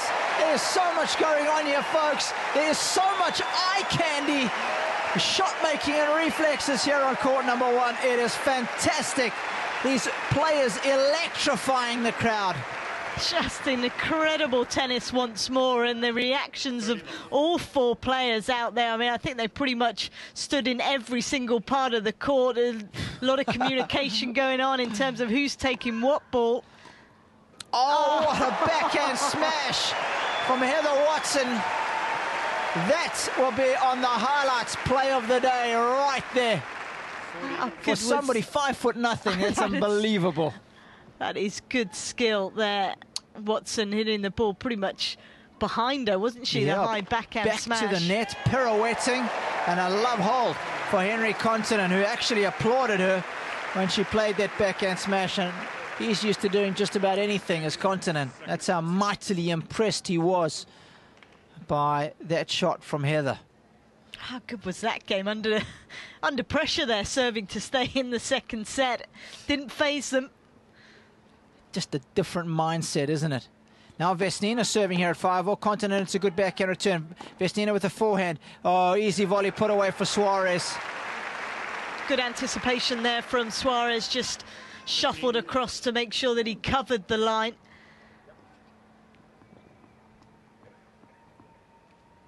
So Vesnina, 15 love. Always nice when you get that first point under your belt on serve, especially when things are tight. Nice serve out wide. And Watson can't deal with the pace and the accuracy. I think it was the height of the ball as well. It just jumped up high off the court. I mean, the contact point there for Watson was almost above shoulder height. 30 love. First serve is to Continent's forehand, and for once he misses. Players just starting to race through their service games. The last couple out here, we have had some lengthy ones. Another mixed semi-final going on at centre court. First serve from Vesnina is returned by Watson, who goes cross-court. Winner! Great backhand from Watson on the second ball. Very good disguise from Heather Watson, and Bruno Suarez, who was planted in the middle of the court, just left stranded there. He didn't read that at all. I think he gave Watson a bit of a stare after. Yeah. 40-15. Vesnina to the forehand of Continent. Great poach. Oh, what a reflex from Watson. It's a topspin lob that is out. Wow, what hands from Heather Watson. Excellent hand skills and really able to just control that ball, put it back into play, because Suarez had drilled it straight at her. So from 40 love to 40-30 now. Vesnina serving to Watson. Suarez, her partner, crouching down in the R formation whilst she hits the serve. It's going to be the same deal again. Let's see if Watson can do anything meaningful with the return. It's a forehand and it's off the line, and she can't. That was as big as some of her first serves. That second. Vesnina and Suarez hold. They lead 6-5 second set. First set, Continent Watson. Certainly been some exciting tennis out here. And court number one is pretty full, you have to say. It's starting to fill up. Perhaps word's getting round that some good stuff going on out here. All four players are starting to play their best tennis. Vesnina's certainly starting to play better than she did at the start of the match. She was really struggling a little on return. Of course, she's already been in action, winning through in her ladies doubles semi-final. Be trying to get into 2 Wimbledon finals. But Continent and Watson, I think they've got something to say about that. They really have teamed up well, haven't they? First time they played together last year, winning. Always nice. Doesn't seem to have fazed them. Being out there as defending champions, they just seem to have risen to the occasion. Feel-good factor, nice and high. Let's see how Watson handles this service game, serving to stay in the set, Lucy All. Into her motion she goes big down the middle. Nice backhand return from Vesnina for a clean winner. That's the first one she's flushed. It is. Read that one well. Was able to get a strong setup behind the ball and really hit down through it. Love 15. Bruno Suarez looking a little jumpy. Wants to get a good look at this return of serve. It's a big serve down the middle. He hits a lob. It goes back to Watson. Suarez comes in, but Vesnina hits a ground stroke. Volley from Continent. Continent looks like he's going to cross, but he doesn't. Good forehand cross court from Watson. Suarez was looking across, but it was too low. It was a great shot there from Watson. Had the ability to keep it very low over the net. Just had it dipping down. It's a tough volley for Suarez, who was quick to move. Just not able to get underneath the ball. 15 all. Good first serve from Watson. That was her equivalent of a thunderbolt. 101. Know the feeling well. It's the placement, though. I mean, it's been effective, the serve. Has. Done a good job behind her serve out here. She's of course got Continent, who's lightning fast at the net. She goes out wide, misses the first serve. I think inspired by how well Continent's been serving.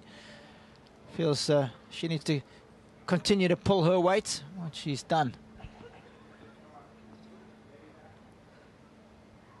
Second serve from Watson to the backhand of Suarez. Good deep serve. He nets it. 40-15.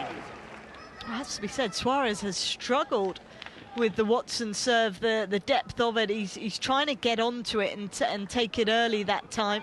There's been a few times where he's been caught stranded and the ball hasn't come through at all. So from love 15 to 40-15, and Watson, it's a big serve. It's called out. I'm not going to challenge it. Just discussing where the second serve's going to go and where Continent is going to move. Serving to Vesnina. Vesnina rips it back and straight at Continent, but his hands are good enough. Oh, the second shot from Vesnina is just wide. I think they're going to challenge that. It could be interesting, Rob. It's a great reaction from Vesnina because she drilled the first one at Continent. It was a good volley back. Has it made it? Oh, no, it hasn't. A millimetre or two out. If that. Games on. How big was that challenge? Tiebreak. Both teams receive one additional challenge. Suarez and Mrs. Vesnina have 2 challenges remaining. Here we go. Tie-break time. Bruno Suarez serving to Henry Continent in this mixed double semi-final. It's a 7 volley. He goes straight at Watson with the first volley, and Watson fires long. It's good pace there from Suarez. Drilled it down at Watson. It's tough to pick between the two when you get to this stage. Continent serving to Bruno Suarez. He goes first serve into the net. Mixed semi-finals. Big second serve. Great return from Suarez. Right at Watson, who can't deal with the pace. Took the return so early, did Bruno. Just trying to take a chance, isn't he? Love 2. Continent serves. He's missed 2 first serves. That's been a rarity out here. Second serve is big, out wide, ace at 103 miles an hour. That's so gutsy. 2-1. Suarez. It's just the way that it really does shoot off the court, and Vesnina there at full stretch, desperately trying to get the ball on the strings.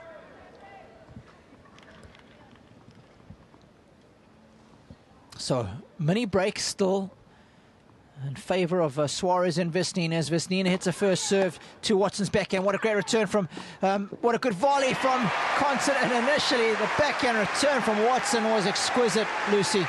Well, he saw it, didn't he? It was struck perfectly, good depth, and Continent was quick to see that Vesnina was maybe going to be in trouble and just shot across the court. And it's a calculated gamble, isn't it? Yeah. Knowing how good the return is. That's what he saw. 2-all. Vesnina serves to Continent, who hits it at Suarez, but Suarez crunches the volley away. Right at Watson's feet. This will be an important point in the tie-break. Watson and Continent would like to change ends at 3-all. Of course, Suarez and Vesnina would like that 4-2 lead. It's Watson to Suarez. She goes out wide. It's on the line. Now she's coming into the net on the Vesnina backhand, and Vesnina just misses out. In the net, though. Not in the net. Please. Got to clear that first obstacle, haven't you, Lucy? You do, that is your first obstacle. And I don't know if she maybe just rushed it there, wasn't sure where to go with it. It was a good move from Watson, a gutsy one just coming forward, does put pressure on you because you can't see too many gaps. You can hear the crowd out there really getting behind the defending champions. Thoroughly enjoyed this match. Yes, remember they're a set up. They won the opening set 6-4. And it's 3-all in the second set tiebreaker. And the light is just starting to fade outside. Not too badly, almost 8 o'clock local time as Heather Watson serves to Elena Vesnina. Big serve down the middle. Henry Continent with a smash, a backhand smash that is ridiculously good. That was Pat Rafter-like. Wasn't it just jumps up, just flicks the wrist, able to get down over the top of the ball, and that is not easy at all. You've got to have good strength and power. Continent's got it all. 3-4. Good first serve from Suarez. Lob from Watson, but what a smash from Suarez. Had to move quickly, didn't he, Suarez there? Get across to the other side of the court just to try and make enough room so you could get the right contact point. That was, under the circumstances, a very good shot. This is going to be a fascinating point. Suarez to Continent. He goes to Continent backhand. It's a miss it winner. That is the last thing that Bruno Suarez would have wanted. But I tell you what, Continent has been so good today. He has been incredible there. Again, the backhand, we've seen him hit that one perfectly a number of times. That time he didn't, but still was lucky enough to just get it to squeeze past Suarez and land in the court. How loud are the crowd? Thank you very much, says Henry Continent as he serves to Bruno Suarez, but misses his first serve. Missed 3 first serves in a row now in this tiebreaker. The second delivery hasn't been too bad. I think Suarez might target it at Watson. Let's see what he does. He's got it back and return right down the middle. Continent makes a reflex volley and easy put away for Suarez. She was rooted to the spot there, was Heather Watson, wasn't she? Unable to move there, Watson, and Continent, who thought that Watson was going to take that one because the ball was on her side of the court. He had to quickly react, but unable to do too much with the volley. A very comfortable shot for Suarez to hit through. 5-all. Continent with the serve out wide to Vesnina, who reads it. Oh, she was onto that wide serve. It'll be interesting to see if Continent goes there again after what happened on that fault. And he goes to a backhand. Good change up. Man, this guy has made some good decisions on his deal. Hasn't he just? And at key times he's been able to deliver, and he's played an incredible match. Now, speaking of delivering, can Heather Watson deliver here on the first match point? She will await a serve from Elena Vesnina and try and book a place in the mixed doubles final for a second straight year. Vesnina to Watson. She goes to the forehand. It's a little late, and it's very late. I think that ball is still flying as we speak, and it's only landed now. It's well out. She took a big swing at it and caught it almost behind her, didn't she? And sailed well wide there, Watson. I think she was looking at everything in front of her. She was so worried about the movement from Suarez and forgot to concentrate on the oncoming ball. 6-all. Second set tiebreaker. 1 match point come and gone for Watson and Continent. Now it'll be Vesnina to Continent. Let's see what she can muster up here. First service to the forehand. What a serve from Vesnina. 7-6. And the crowd are shocked. They want to see this match concluded right now. They want a British winner. They want a Brit in the finals at Wimbledon. How quickly things can turn around, and that time Vesnina was able to come up with the goods there. Now it's going to be Watson serving to Bruno Suarez. Suarez and Vesnina with a set point now. It's a good serve to the backhand. Good return from Suarez. Nice backhand from Watson. It's a baseline exchange between Vesnina. Oh, it's Continent who wants a piece of the action now. Cross-court angle winner from Vesnina. Vesnina comes to the party just in time. They've got a ticket, and the ticket has taken them to a third set. 1 set all. Wow. As we say, how quickly things can change out here, and it really was Vesnina who was able to come up with the goods, because she struggled for about a set and a half, but there with the serve, then with that winning shot, and quite incredible. Watson and Continent have left the court for a bathroom break, but you have to say there really has been some exciting stuff out here, and we've got a third set, and that's exactly what I think a lot of the crowd didn't want. No, they didn't want that at all. They didn't want Watson supporters. Well, so just a quick summation. Then it's Continent, and Watson who won the opening set 6-4, but it's Suarez and Vesnina who have squared things up by winning the second 7 games to 6. Could be a long way to go in that match on the number 1 court. Fascinating mixed doubles semi-finals. They can swing so quickly in one direction or the other. Great to have you with us on the Wimbledon radio channel. Hope you're enjoying our coverage late on the second Friday at the Championships. Mixed doubles semi-final on number 1 court. Mixed doubles semi-final here in front of us on centre court as well. I'm Richard Connolly. Tennis commentator Nick Lester is alongside me here.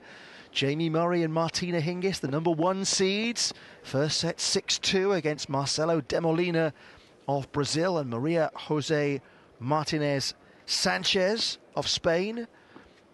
But the unseeded pairing, Nick, are fighting back pretty hard in this second set. Yeah, I think they were just a little bit overawed, weren't they, in that first set? Certainly de Molina's first appearance on centre court, it was a slow start. Jamie Murray, to be fair, came out absolutely someone like lit the torch paper. He was so quick out of the blocks, and he's just hit a beautiful backhand winner down the line. We're talking about it in commentary, how his game has just evolved so much, Rich, over the last sort of 3 or 4 years. He's just become, I think, well, without doubt, one of the best doubles players in the game. De Molina and Martinez Sanchez have only dropped 6 points on serve in this second set, which is at 4 games all, including that last one to Jamie Murray's return. A whizzing backhand drive volley there from de Molina from not too far inside the baseline. Makes it 15 all. Some really high quality play here. And interesting to hear Robbie say in commentary that it was Vesnina lifting the Vesnina and Suarez combination on the number 1 court to get that match back at 1 set all. I saw a match a couple of rounds ago when they played Michael Venus and his partner Barbara Krejcikova, and she did exactly the same thing. Yeah. Did the same thing earlier on as well, on the semi-final in the women's doubles. She was not great, to be honest, for a set and a half, and then towards the end of the match turned it on. Yeah, she's a fine player, and her and Bruno Suarez have one thing in common. Terrific doubles players though they are, they have not, either of them, won a Wimbledon title of any description yet. And Vesnina has been in a singles semi-final and 4 doubles finals, 2 in the ladies competition and 2 in the mixed. And Bruno Suarez lost a mixed doubles final 4 years ago. So that's a huge motivating factor for them. Jamie Murray and Martina Hingis, of course, in front of us, have both been there on varied occasions and are hoping to get back there again. But for de Molina and Martinez Sanchez, this is a huge opportunity to try and make a breakthrough here at the Championships. And de Molina is serving here at 4 all and 40-15. A second serve, and Jamie Murray makes an excellent return that skimmed the net. I don't think Martinez Sanchez was expecting that to come at her. Jamie Murray's got a tough return to deal with because he actually doesn't hit with a lot of pace. He very rarely hits through the ball, so he kind of blocks it. So as a volleyer, that means you have to create your own pace. And I've seen that a couple of times already today. He's gone back at the net player, and the net player's just kind of not really been aggressive enough with the first volley. There's a return from Martina Hingis for a clean winner. And you can hear around the centre court that she has a fan club all of her own. And I think she's just saying as well, she's kind of put the finger as if to say, yeah, I got one. I think maybe in this set she's not made many returns, but on that occasion found a fine return. And she's grinning like a Cheshire cat again out there to get it back to deuce at 4-all. This could be trouble for De Molina and Sanchez, but no, he comes up with a big serve down the centre, and even the block return from Murray there, he couldn't quite control it, help it back into the court. So De Molina has a game point here as this second set extends on centre court just after 8 o'clock local time. What's been a terrific day here at the Championships. Long semi-finals, albeit neither went to 5 sets in the men's singles, and De Molina has crushed down an ace past Martina Hingis. So we'll pick up commentary on centre court in just a second after this changeover. The men's singles semi-finals, if you are just tuning into us here on the Wimbledon radio channel, won in 4 sets by Marin Cilic against Sam Querrey, and in 3 tough sets by Roger Federer against Thomas Berdych. So a Marin Cilic, Roger Federer final on Sunday. And, well, Federer, of course, will start as the big favourite, but who knows? Cilic has been to a Grand Slam final before and won one at the US Open. I wonder if he might provide Wimbledon this year with a huge twist, because I guess so many of us are expecting Roger Federer to romp all the way to an 8th singles title. That's for Sunday. In front of us now, this finely poised mixed doubles semi-final. Murray and Hingis, a set-up on De Molina and Martinez Sanchez, and it's pop next door for commentary on the conclusion of this second set with Chris Wilkinson and Rupert Bell alongside. Well, much more competitive than it was in the first set, where Hingis and Murray raced through it, taking it 6-2, but it's been a much more competitive affair. I don't think there's been break points to Murray and Hingis. They have had no problems on their serve, dominating completely, although Murray's just missed with his first serve. Martinez Sanchez to receive. Backhand forehand return from Martinez Sanchez. Hingis is there to pounce on the volley, putting it at De Molina, who couldn't make his. Coming low and hard and fast at him. And it is 15 love. Murray now serving to De Molina, the Brazilian, and that is a fault going to the forehand side. He's certainly looks like he's can give the ball a good wallop. He's powerfully built. And now serves, does Murray. Backhand from De Molina, and Hingis nets her forehand volley. So they just got to make sure that they don't have any slip-ups here. Yeah, difference on that volley from Hingis there was the fact she was moving backwards when she played it. The effective ones is when she kept moving forwards. But a better return there from De Molina. Picked the serve. Murray now serving to Martinez Sanchez, who has got plenty of strapping on her left shoulder, but she forehand, backhand return, good backhand return from Martinez Sanchez. So they definitely have gained centre court feet now, and they're beginning to play with a good deal more confidence. And it is 15-30. So Murray under a bit of pressure here on his serve, and having breezed through the first set, their opponents have hung on in here, and now they've got a semblance of an opportunity. Good serve, Hingis with the smash, and that is, well, have they snuffed out the hope for the Spanish-Brazilian pairing? 30-all, good serve, just what he needed. The sliding serve, it's the key, isn't it? If you say so, Chris. Well, you're absolutely right. Well, it was a good one. And now what's he going to do here with... serve down the middle, sliding serve down the tee. Okay, that's the Chris, but it's into the body. Hingis with a good backhand volley, up with the smash, and fired at the feet of De Molina. That smash from Hingis. Nothing other than pure intent to swat that away, and it's now 40-30 for 5-all. She's got a very quick arm, hasn't she, on that smash? Oh, it flicks it a lot through. Of pace on it. And generates some power, doesn't she? Yes. And she does. And she wasn't. She made sure De Molina knew about it. As he is good serve out wide. Murray comes forward and just instead of just steers the forehand volley away. So from 15-30 down, they take control of that game, and so we're at 5-all. Judy Murray remains impassively watching on at the side. So 5-all it is, and it's now Martinez Sanchez to serve. Royal box end, as we mentioned, got all this strapping, and she has a service action that probably reflects the fact that she does have a bit of a shoulder problem.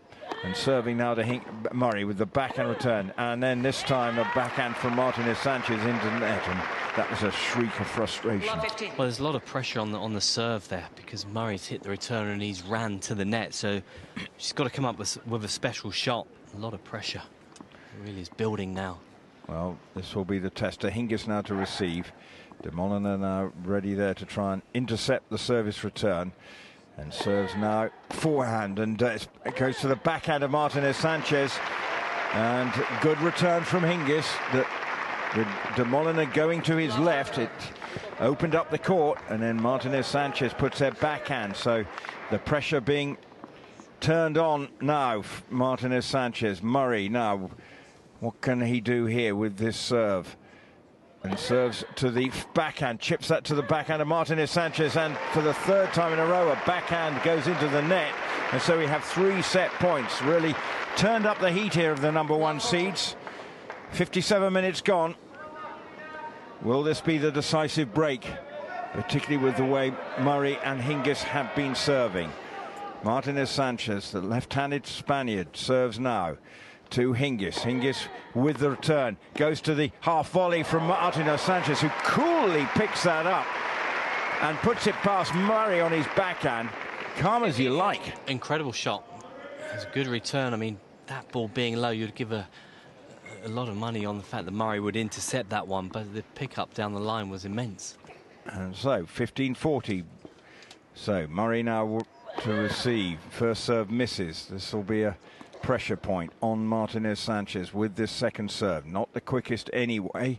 So Murray will be looking to attack it. Moves forward and plays a little chip lod that sends Martinez Sanchez back. Backhand volley from Murray. Murray then, and Hingis gets all tucked up. She had the chance, but she mistimed it, and she's cross with herself that she didn't make it. So match set point.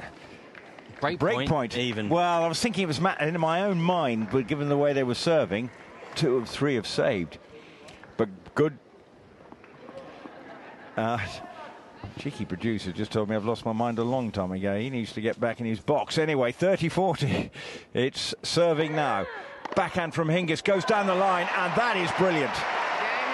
She's made amends for the missing that volley because she steers the backhand down the line, low over the net, lunging for it, De Molenaar, but he can't get racket to ball, and so they have what may be a decisive break here in this second set. They lead by 6 games to 5. Judy Murray was on her feet. She thought that return was an outstanding one, and it was. Just threaded it down the line. Not a lot of space down there because the wide serve, and De Molenaar has been moving well at the net, but it had to be that good to get it past him. Well, she was onto it and just steered it, and well, and a raw come on, and a really intense look from Martina Hingis, and you can see Judy Murray right on her feet straight away as they've broken, and now they've got to do the, well, make sure they don't slip up here. The #1 seeds who've gone about their business in very effective fashion throughout this mixed doubles championship, and have now got a chance, and Jamie Murray could be through to another mixed doubles final. Elena Jankovic was his partner when he won it. That was almost a scratch pairing as well, and here we have another pairing that came together at the behest of Martina Hingis, and it may see them in action on Sunday afternoon after the men's final. Crowd, well, clearly in their favour. Hingis is serving, and that is going to be another first serve.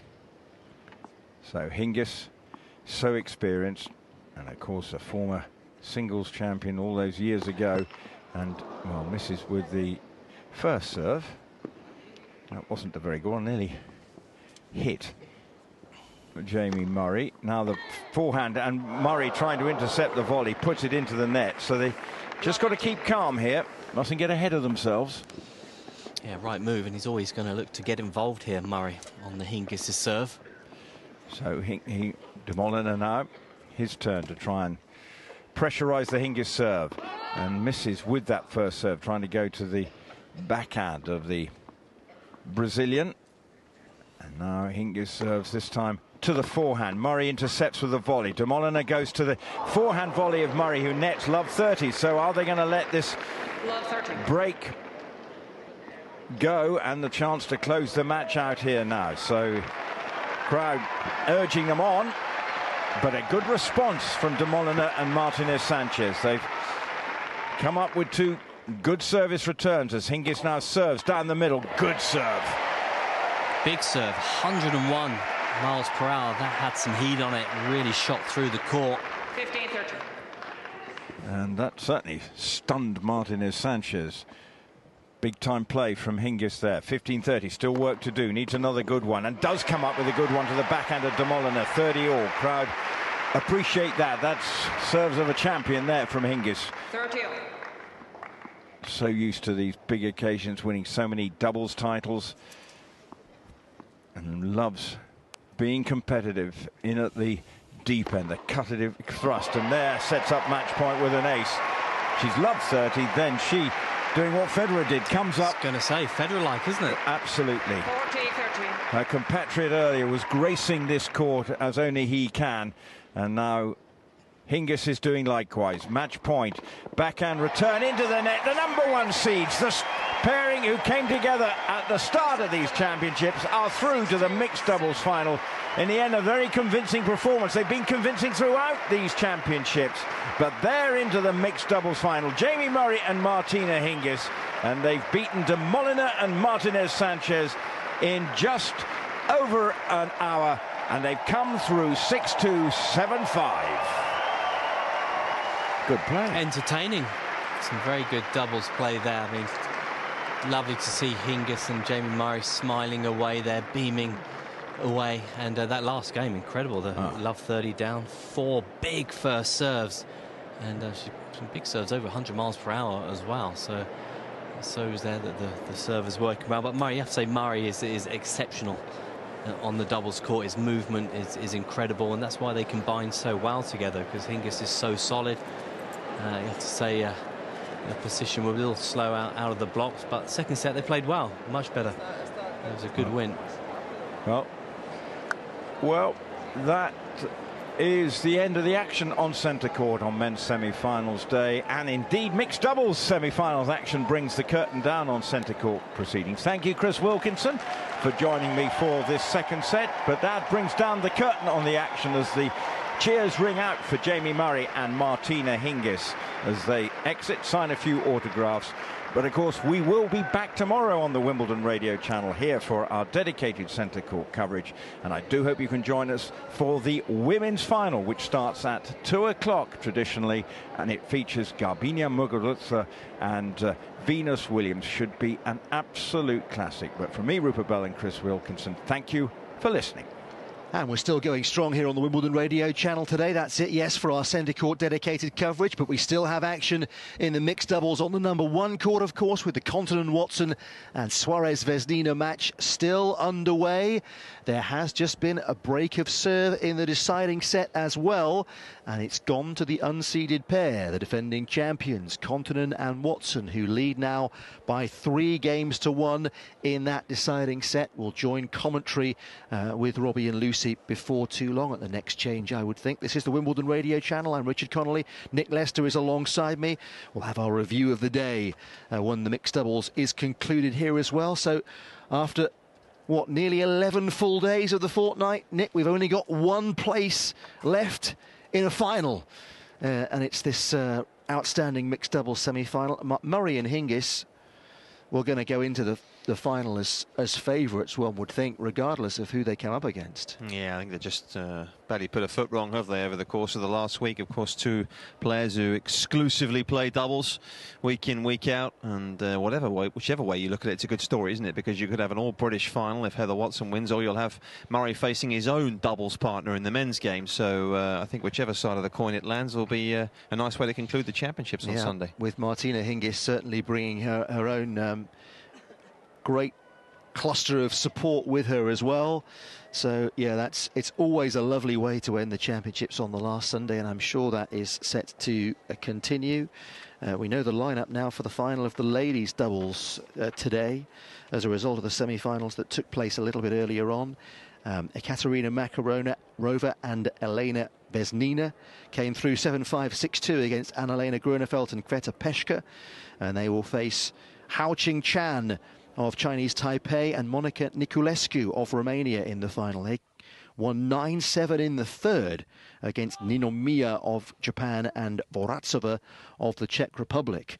So, well, a fascinating final, and maybe Vesnina will finally get her hands on a ladies' doubles trophy. She might yet get her hands on the mixed doubles trophy as well, because she's still in there battling with Suarez against Continent and Watson on the #1 court. In front of us here on centre, well, they've had a terrific ticket today. They really have, and people are making their way out. Lots of people at the close of play these days pause to take a photo and try and get a best selfie with friends of the court behind them as people make their way home. It's such a special place to come and visit, and when you've seen both men's semi-finals, Nick, a lot of people will take away some wonderful memories today. Always amazes me as well, Connor, how quickly the ground staff are out. I mean, literally the players have been off court about 15 seconds, and we've got the lawnmowers going already. We've got everyone, must have about, I don't know, 30 people on this court who are currently expecting the court. They'll water it in a minute. They've currently got the lawnmower out. I think it's 7 inches it's cut to the grass, isn't it, here on centre? So 7 inches? I think so. 7 millimetres, sorry. Yeah, 7 inches, that would be. That's next week at the Open. Yeah, you don't want to hit it into that. No, I have too often, trust me. You're not making par from there, I tell you. Definitely not. Goodness That me. would be a different tournament. I'll tell you what, it's slow Federer down, though, that's for sure. See, all the more emphasis on serve volley when it's 7 inches of grass out there, I'll tell you that. Oh, dear. We would see plenty coming into the net. He played a fine match today, Roger Federer. He still hasn't dropped a set. Can Marin Cilic take a set off him in the final? Can he do more than that? No, I think he can. I mean, listen, you know, he's proved he can do it at the end of a major before. He's got an enormous game. If he serves well, he can certainly, you know, I'm sure he'll try and be aggressive. I think he's improved a lot of areas of his game. He's a huge believer in his own ability. He's had an unbelievable grass court season. But obviously against Federer, who has just so many options at his disposal, you do feel that probably in the long haul that's going to be the difference, I would have thought. He's been to a Grand Slam final before. Of course, he's won a Grand Slam final at the US Open. But sometimes you get the feeling with Wimbledon finals, I'm sure this is the same wherever, but there's a unique atmosphere that if you've not experienced it before, it can easily throw you off. Yeah, absolutely. I wonder if as well, you know, I wonder if he'll perhaps talk to someone like Goran, who of course he's spent a lot of time in his corner, who's been there and done it before, and maybe they'll have an exchange of phone call or two. There's a fair few Croatians, not just Jonas Bjorkman, who's in his corner as well, who made the semis in singles, but a doubles winner. I'm sure he's got plenty of good people around him, hasn't he, to try and help him in that regard. So, and he's played some big matches over the years. You know, Cilic, you mentioned obviously the US Open final. He's won a Masters as well. So, obviously it's going to be a different situation for him as to how he reacts, but let's hope he comes out in a positive fashion, because he's been a joy to watch over the last few weeks. What do you think the relationship with Jonas Bjorkman has added to the Cilic game? I think Jonas is very much encouraging him to play a lot of doubles, and that's something that Cilic never did. He never played doubles. He was always just a singles player, and you know, I actually think he's been a different player since the ban, because when he was banned 3 or 4 years ago, I think he was out of the game for about 9 months, I want to say, and I think he came back a very different player from that. He came back certainly with a lot more positivity, a lot more energy, was outwardly a lot more emotional.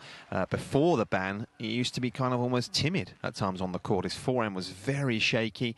Again, you go back sort of 2011, 2012, these are the years when he was sort of top 20 in the world. His forehand used to break down so often, but that's become a shot that's become a lot more assured, I think. Jonas has tried to get him to the net a bit more, I think, and again, the doubles has helped that. You know, at Queens, he made the semi-finals of the doubles. So feeling more comfortable in that part of the court. And, you know, we saw it last year in Cincinnati when he beat Murray in the final there. He just took it to Andy that day. And you know, he does have the ability, because he has the pace off the ground, to hurt some of these big guys.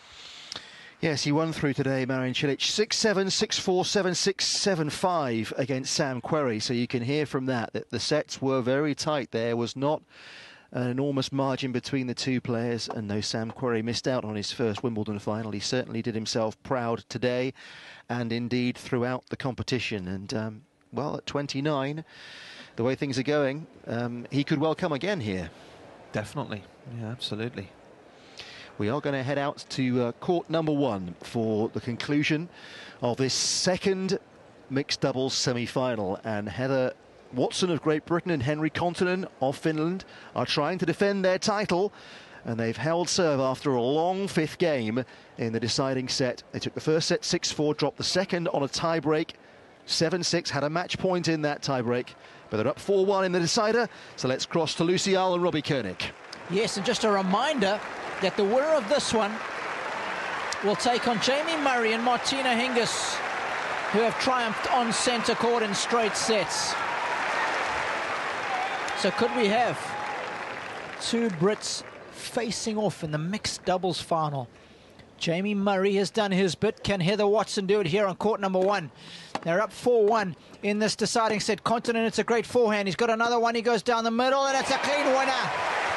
Kontunen and Piers off to a flyer in this 6th game. They'll certainly want to keep the momentum out here. I mean, that forehand just whipped right down the centre of Vesnina and Suarez. It was a shape shifter, wasn't it? Now it's a good return from Heather, but what a volley from Vesnina. Just pumped it right through Kontunen. Got the ball out in front, and again Vesnina tight to the net. Quick reactions. First serve of Suarez is wide, serving at 1-4 in this deciding set, 15-all. To Kontunen, who hits a backhand return in the net, and he just flings his racket in the air as it spins around as if to say, there's no ways I should miss that. I've seen him make so many of those backhands. And not just make them. No, I mean, they've been just incredible. Ripped them, hasn't he? He's absolutely ripped so many past Suarez in particular. Feeding off the pace of Bruno's serve. It's a good second serve. I thought that might be a little wide, but oh, Kontunen's made a ridiculous get between the legs from Suarez. Now it's Vesnina who hits a clean winner. Are you absolutely kidding me? What is going on here? These guys are putting on an absolute spectacle. Just incredible there. I mean, the anticipation from Kontunen there. He knew exactly where Vesnina was going to go. And just seeing the replay, Vesnina has got the biggest smile on her face. She can't believe what's happening out here. Neither can we. Big first serve from Suarez is called out. And this match is going mainline, folks. It's a big serve out wide. A great volley from Vesnina off a ridiculously good return. Oh. It's been top-notch, hasn't it? I mean, the standard out here has been quite extraordinary. Some of the shots that we've seen and the court coverage from all 4 players, it has to be said. I mean, I guess if you were going to have a number 1, it would be Kontunen, because he's consistently come out with some ridiculous stuff. Hasn't he just? Heather Watson serving now at 4-2. It's a good first serve. Nice free points on serve for Heather. Those are like hen's teeth. She'll enjoy that one. She's done well behind her serve, Heather Watson. The key stat for her has been the percentages of first serves going into play. Now it's a nice return from Suarez, but what a clever volley that was from Henry Kontunen. Didn't try and hit it deep, just kind of blocked it short.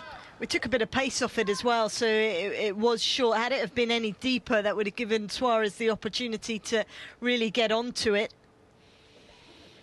Watson with the first serve down the middle at Vesnina. Reflex volleys out from Kontunen. Just got caught a little close to the ball there. Just at his chest, he chose to play the backhand. Just the pace from Vesnina and the accuracy. Able to find the error from Kontunen. We really haven't seen too many from the Finn. 4-2, 30-15. Kontunen and Watson as Heather misses a first serve in the net. Watson serving to Bruno Suarez, who's in the ad court. Both Suarez and Vesnina on the baseline. Suarez waits. He's got a forehand return. He misses it. He mishits it. And again, I think preferring the ball to come onto him, and the pace of that second serve getting the better of him. Just 76 miles an hour. I think that he was also staring down at the court as if he felt maybe it was a bit of a dodgy bounce. Certainly seemed to take him by surprise out there. Now it's a first serve out wide. What a return from Vesnina. Oh no, she's just missed it. They're going to challenge it. Vesnina challenging the call on the left far sideline. The ball was cut out.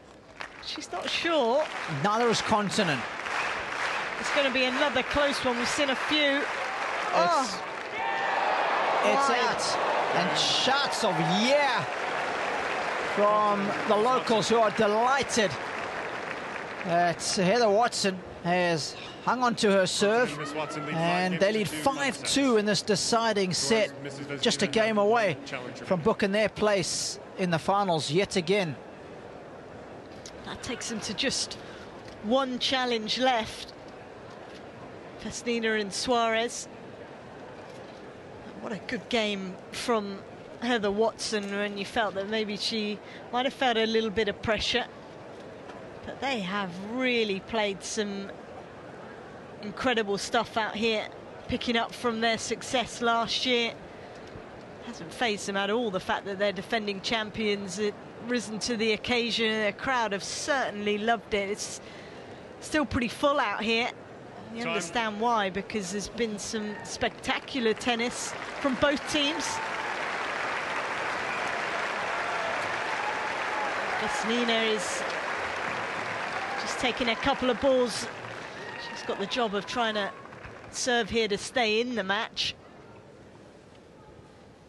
First couple of points will be important, as they always are at the sharp end of matches. First serve from Vesnina is a fault. Continent waits in the deuce court. He's got a forehand return. He rips across court. Great interception by Suarez as he hits the ball right at Heather Watson, and she can't do anything about that. It was almost that full stretch, wasn't it? Swing forehand volley, and Watson will doing a good job just to crouch down and avoid being struck in the head. 15-love. Vesnina to Watson. Good serve down the middle. It's a lob from Heather. Suarez is going to take the smash. He smashes it at Watson, and Watson fires long.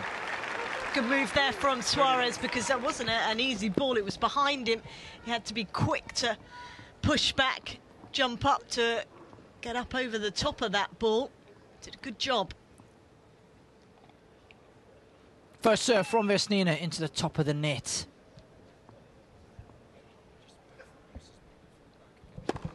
Second service to the backhand, and it's a good interception from Watson, but she misses out. 40 love.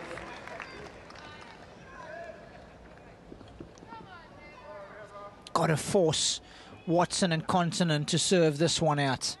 That's what Suarez and Vesnina will be thinking here. 40 love on the Vesnina serve. 2-5. First serve is out.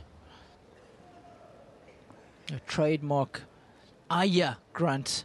Now she goes to the backhand. Backhand return is in the net from Watson. Okay, here we go. After 2 hours and 5 minutes, this is what it comes down to.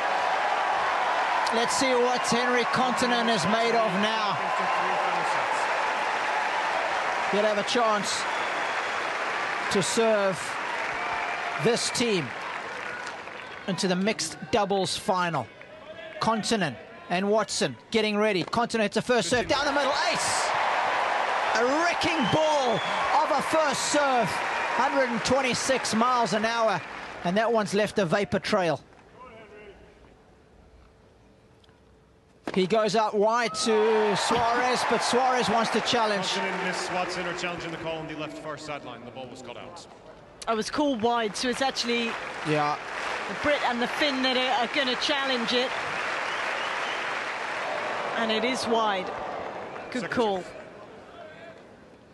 Is he going to go big? We saw the last service game when he got broken. He had some big serves.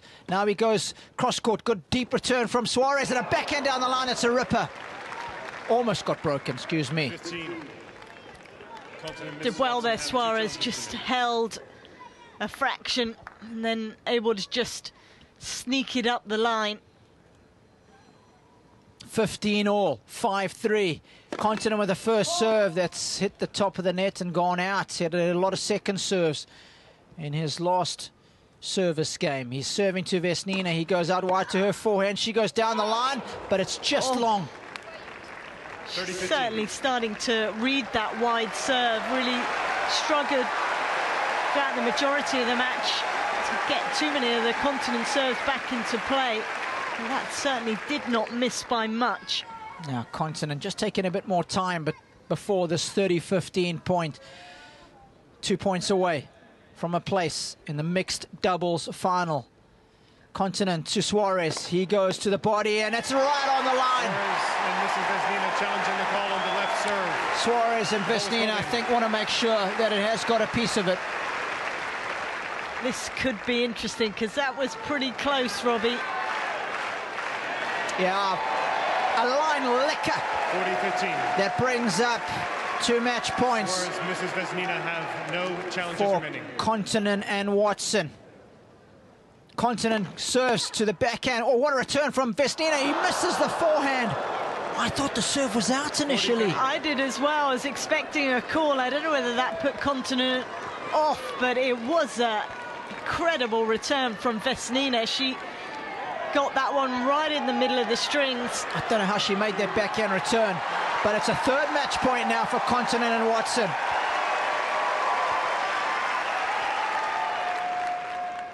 Continent to Suarez. Drops the hammer. What a return, but it's wide. What a match. Super, scintillating, sensational from Continent and Watson. They embrace at the net. They are through to the mixed doubles final again here at Wimbledon. And a standing ovation greets all 4 players, because that was a mixed doubles match right out of the top draw. And as far as the Brits are concerned, they are delighted, because one of their own is victorious this evening in the form of Heather Watson alongside Henry Continent. They win in 3 sets, 6-4, 6-7, 6-3. Quite an incredible match there, Robbie, and I mean, you can just see and hear the crowd all on their feet.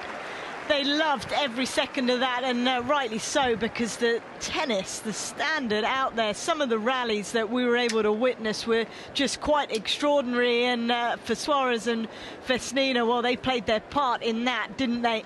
Able to take it through to a 3rd set, but Continent and Watson, they've been quite exceptional. And I don't know, has there ever been 2 Brits in the mixed doubles final? Of course, they're up against Jamie Murray and Martina Hingis on Sunday.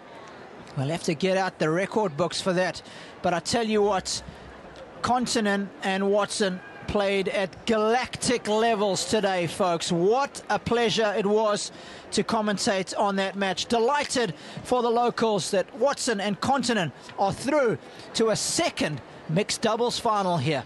Super stuff. Thank you very much indeed to Robbie Koenig and to Lucy Ahl on the #1 court. And we've had 2 splendid mixed doubles semi-finals, as the guys were mentioning there. Jamie Murray and Martina Hingis will be on one side of the net on Sunday evening, and Henry Continent and Heather Watson will be on the other side of the net. So extremely unusual to see British players on both sides of the net in a Wimbledon final, but that's what we shall see on Sunday night. It brings to an end another glorious day at the Championships. I'm Richard Connolly here on the Wimbledon radio channel, and alongside me, former British #1 Chris Wilkinson and former British #5 Rupert Bells, tennis broadcaster, is here as well. Good evening, Richard. We haven't got a big enough number, Rupert, have we? No, they did. They've cancelled the rankings where mine is. 5 million. We've had an extraordinary day, haven't we, in the men's singles and in the various doubles competitions as well. It's been another terrific day. They haven't disappointed, the semi-finals, in different ways. I thought the first match, the quality of the Cilic-Querrey match was exceptional. And then, I mean, I didn't do the Federer match, but I watched it. I thought that again was Bjertig at his best, but he just came up short as Federer just went to a different level. It was a shame for Burdick because I've watched him a lot over the years, and he brought something different to the way that he was playing. He came to the net more often. There was the odd serve and volley in there, and he played one of the best matches I've seen for a while. And what has he got to show for it? Didn't even win a set. That's how good Federer is. Well, he probably did push Federer further than any other player has at these championships, but none of them have taken a set off the great man. And whether that bodes ill for Marin Cilic, I suppose we will find out on Sunday afternoon. But it's time for our review of day 11 of these championships. Here the time locally is exactly 8:36.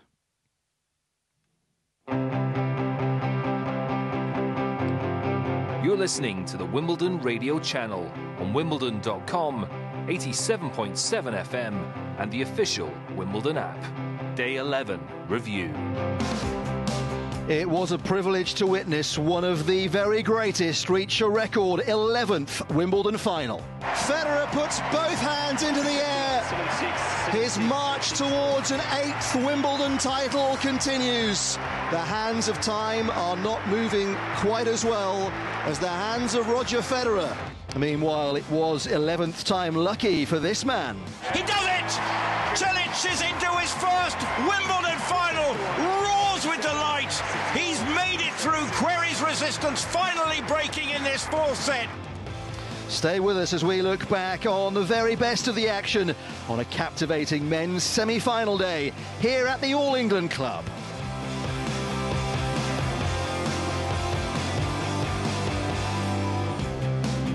Hello, I'm Richard Connolly. Alongside me here on centre court are former British #1 Chris Wilkinson and tennis broadcaster Rupert Bell. Gentlemen, welcome. Perhaps we'll begin with a moment that you will cherish from day 11 of these championships, Chris. There was a moment in that third set, Federer and Burdick, and Burdick been playing great tennis throughout the match and hasn't, didn't really get any rewards for it. But there was one moment where he's 15-40 down on his serve. I think it was like at 3-all. And Federer hit an ace, followed by another ace, followed by an unreturnable, followed by another ace, and it was just the mark of a champion, wasn't it? Just to be able to do that, step up to line and think, okay, I can do this, done. And then he went on, broke serve, then ran away with the set. I mean, that for me was a really defining moment of why Federer is so special. For Burdick, that must have been difficult to handle. What was yours, Rupert? Well, I watched the Cilic-Querrey match. What I liked, the first set went to a tiebreak, but what really intrigued me was Cilic being able to get a grip of the Querrey serve and some of the return of serves. It just was sustained brilliance at times. He did allow himself to go off mentally, but it was the quality of the return of serve and then culminating in that moment where you could sense the relief that he's finally got through to a Wimbledon final. It seems and clearly means an awful lot to him, as you would expect. Yeah, both matches certainly were played at a very high level on centre court today, but Roger Federer is just one victory away from a record 8th Wimbledon title after a straight sets triumph over the Czech number 11 seed Thomas Burdick in 2 hours and 18 minutes here on centre. I feel very privileged, to be in another finals. I know how much it means to so many players to be able to go out centre court at Wimbledon in any given time in their career, and I've had the pleasure to play on centre court so many times, and this time in another finals, it's I can't almost believe it's true again. So I'm happy I have a day off tomorrow where I can reflect on everything I did this year and this tournament, so I can get really ready for that final and hopefully play a good one.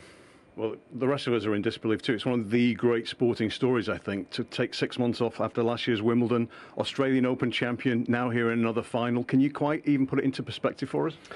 Yeah, I mean, look, it was a long way back in some ways. Yes, last year was so difficult, just to stay calm and, speak to the team and take another decision that we were going to sit out and wait longer and take time. But I'm so happy I did it because my life continues after tennis too. And that's, at this point, almost more important than actually playing itself, because I want to be a good dad and a good husband and a guy who can do sports later on too. So I think giving your body a rest from time to time is a good thing, as we see now this time. And I'm happy it's paying off, because for a second, of course, there is doubts there that maybe one day you'll never be able to come back and play a match on centre court at Wimbledon. But it happened, and it happened many, many times this week. So thank you to the tournament to always put me on centre court. I really feel it's a great honour for me. Roger Federer with Phil Jones there. He wants to be a good dad and a good husband and a guy who can do sports as well. He sounds like Clark Kent, but he is Superman. We all know it deep down. What superlative, Chris, would you use to describe the way Federer played today? Cool. Cool as you like, isn't it? I mean, you just watch him, the aura, and, when it matters, he's going to come up with the special play. And it was, some of his shot making, his volley, and I mean there was a couple of actually drop shots that actually didn't reach the other side of the net. It was almost like he's just trying it. He's got so many things on offer when he plays, and as an opponent, you're thinking, what is he going to come up with next? So, the best word to describe him is an absolute magician on the court. You talked about that moment of the day, the 1540. It almost was an angry Federer that he'd so hacked off that he'd allowed himself to have 2 break points on his serve. He just went, right, I'll show you. And it was just special. And that was, we saw it a bit in the Williams match in the semi-final when she was 15-40 down. How these true champions just have this ability to just go into whatever it is to produce the magic serve, this calmness that they create, coupled with probably anger and an intense competitive spirit. And it's just a joy to see these players do this. And I loved every minute of that sort of revival of Federer. And then, of course, he seemed to trot away with it. But it's that confidence as well. It's that inner belief, so used to winning. And, he hasn't lost too many matches this year. I think he's only lost a couple of matches. And I think he had match points in those as well. So he's probably standing on the line, and it's just second nature. He knows he can hit an ace. It's just the belief in what he can do. And he's now played 4 seeds in the championships, and none of them have been able to take a set off him. Nobody has in these championships. Federer is the oldest man to reach the Wimbledon final for 43 years, since Ken Rosewall in 1974, the men's singles final, of course, we're talking about. But in terms of his movement and the way he is physically, Chris, there doesn't seem to be, any kind of drop-off at all. If anything, he's going the other way. Well, he looks sharp. I mean, some of the balls he's running down, his footwork around the ball to dictate with the forehand, he looks as though he's in his 20s. I mean, it's that good. He's making everyone else look slow. Now, it got to a point, I actually thought, towards the end of the third set, where Berdych started looking heavy in the legs. He wasn't quite getting those half volleys up, where Federer, he'd receive a deep ball and it's just like twinkle toes. It was extraordinary the way he does run. It's no effort. He just glides around the court. And you think at 35 he shouldn't be gliding. And I remember watching that final featuring Ken Rosewall and being transfixed. And they made a big deal about Ken Rosewall at 39, taking on, hoping that Ken Rosewall would beat Jimmy Connors. Well, now it's the other way. The old guy is expected to beat the young guy come Sunday afternoon. A thought for Thomas Berdych, because he played a terrific match, and even he admitted afterwards there was nothing more he could have done. This guy doesn't really seems that is getting any older or anything like that, or slowing down at all. So it's extremely difficult. I think I played really good tennis throughout the whole tournament, and but I just unfortunately faced a guy that he's playing in his best, and I think he's playing by far the best tennis right now.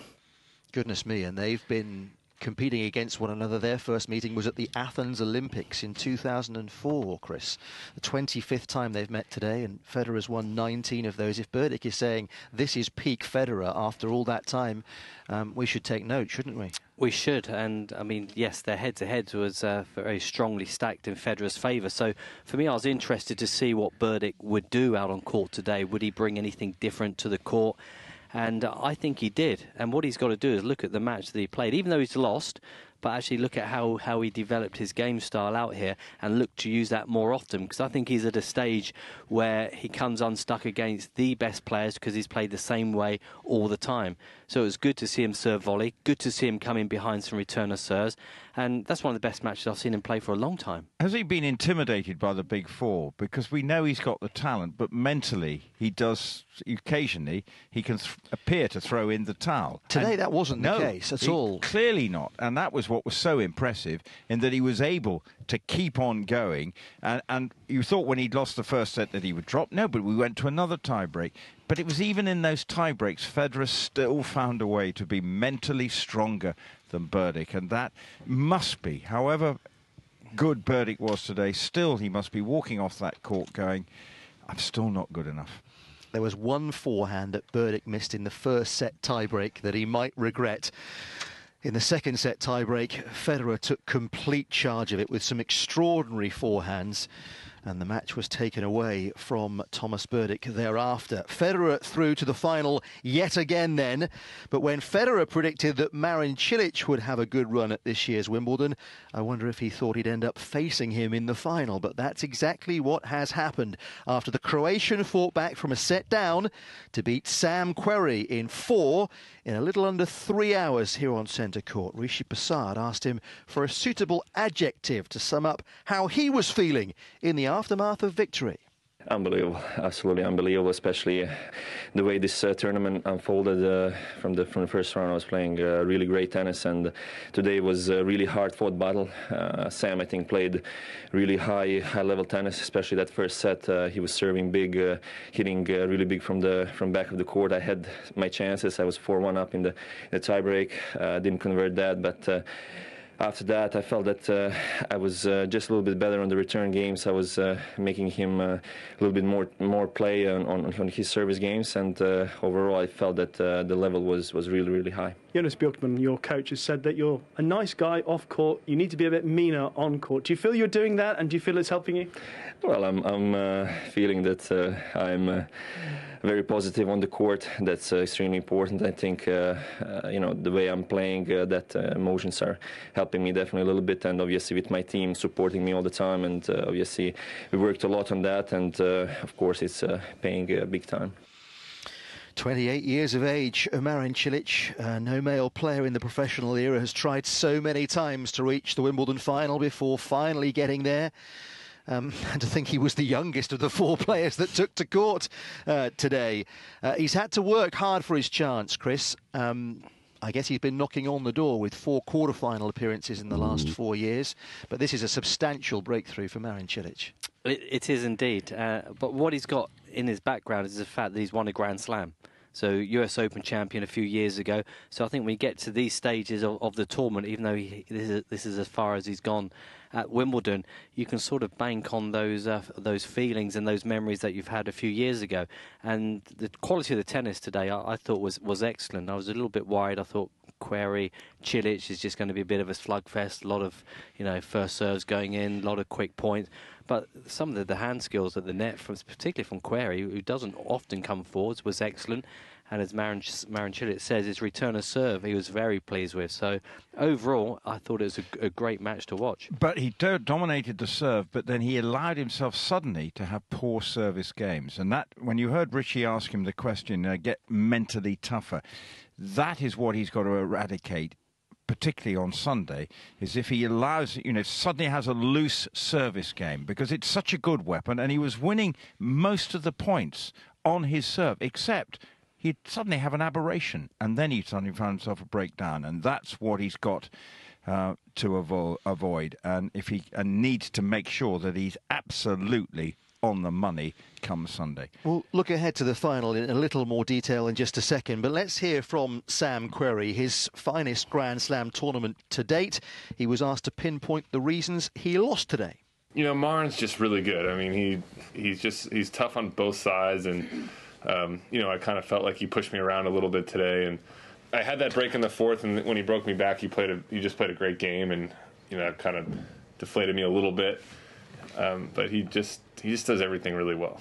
It's been a fun run, and it's given me some confidence, not only this year but last year and in Acapulco earlier this year. I feel like I've really had some ups over the last year, and hopefully there's just more of those to come as I get a little older.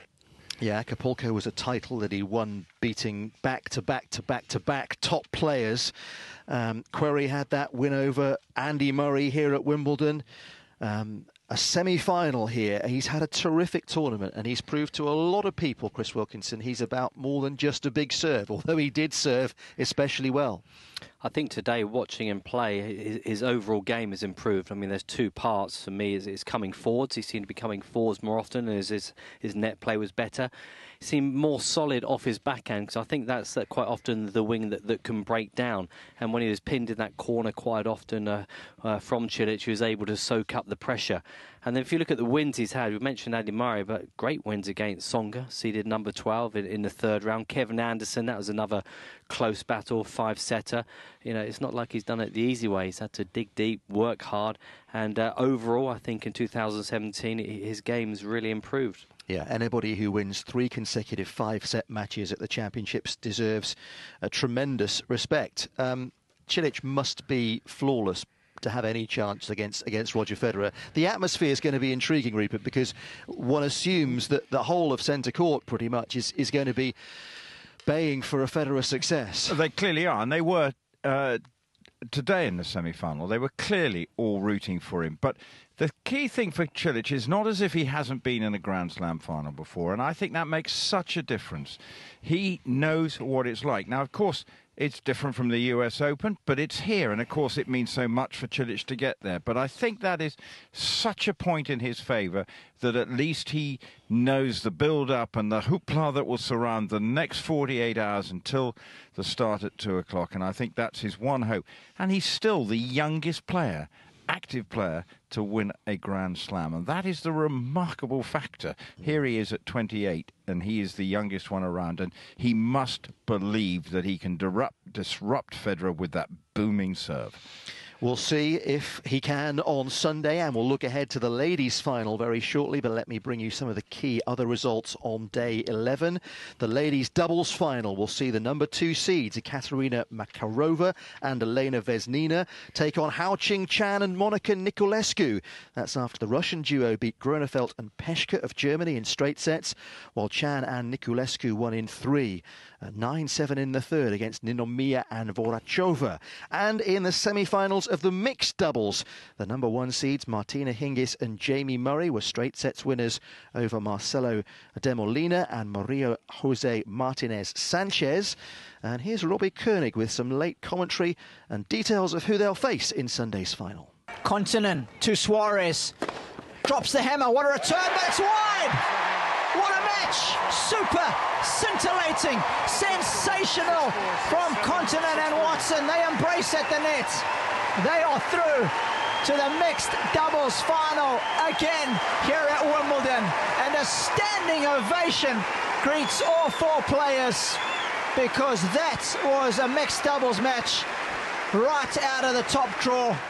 So there will be British players on both sides of the net in the mixed doubles final on Sunday. Jamie Murray on one side, Heather Watson on the other. Head to Wimbledon.com or the official Wimbledon app for all of the day 11 results. Let's take a look at what we can expect on day 12. There is the men's doubles final with Lukasz Kubot and Marcelo Melo taking on Mate Pavic and Oliver Marach. The aforementioned ladies doubles final too between Makarova and Vesnina and Hao Qing-Chan and Niculescu. In the juniors, the girls singles final will see the unseeded American Ann Lee take on compatriot and number 3 seed Claire Liu.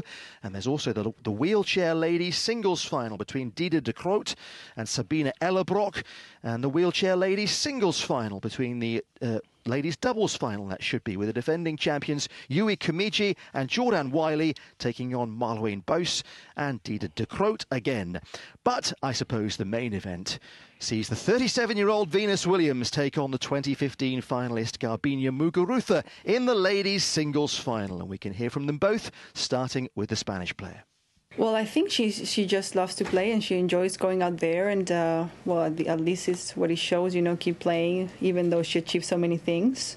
So she's still motivated to go for more, which is also very surprising. I've never played her on grass, so that becomes definitely a different factor, and I'll have to see what's working, and you know, I'll want to try to continue to play like I've had in all these matches that I've played so far. And I haven't really seen her matches, honestly. Even this last one before I didn't see. So I'm not sure exactly what she's doing, so I'll have to see what happens in the final. So, Venus Williams against Garbiñe Muguruza, and we were talking, Chris and Rupert, about the value of experience when it comes to these showpiece finals with all the ceremony that surrounds everything, and the fact that both of them have been there, in Venus Williams' case, so many times, Chris, leads us to hope that both players can produce their very best tennis for us. I think that will be the case. I mean, Garbiñe Muguruza, she's got the youth on her side, so that's always got to be an advantage as well. And she's been here. She's played in the final here. She's a Grand Slam champion herself.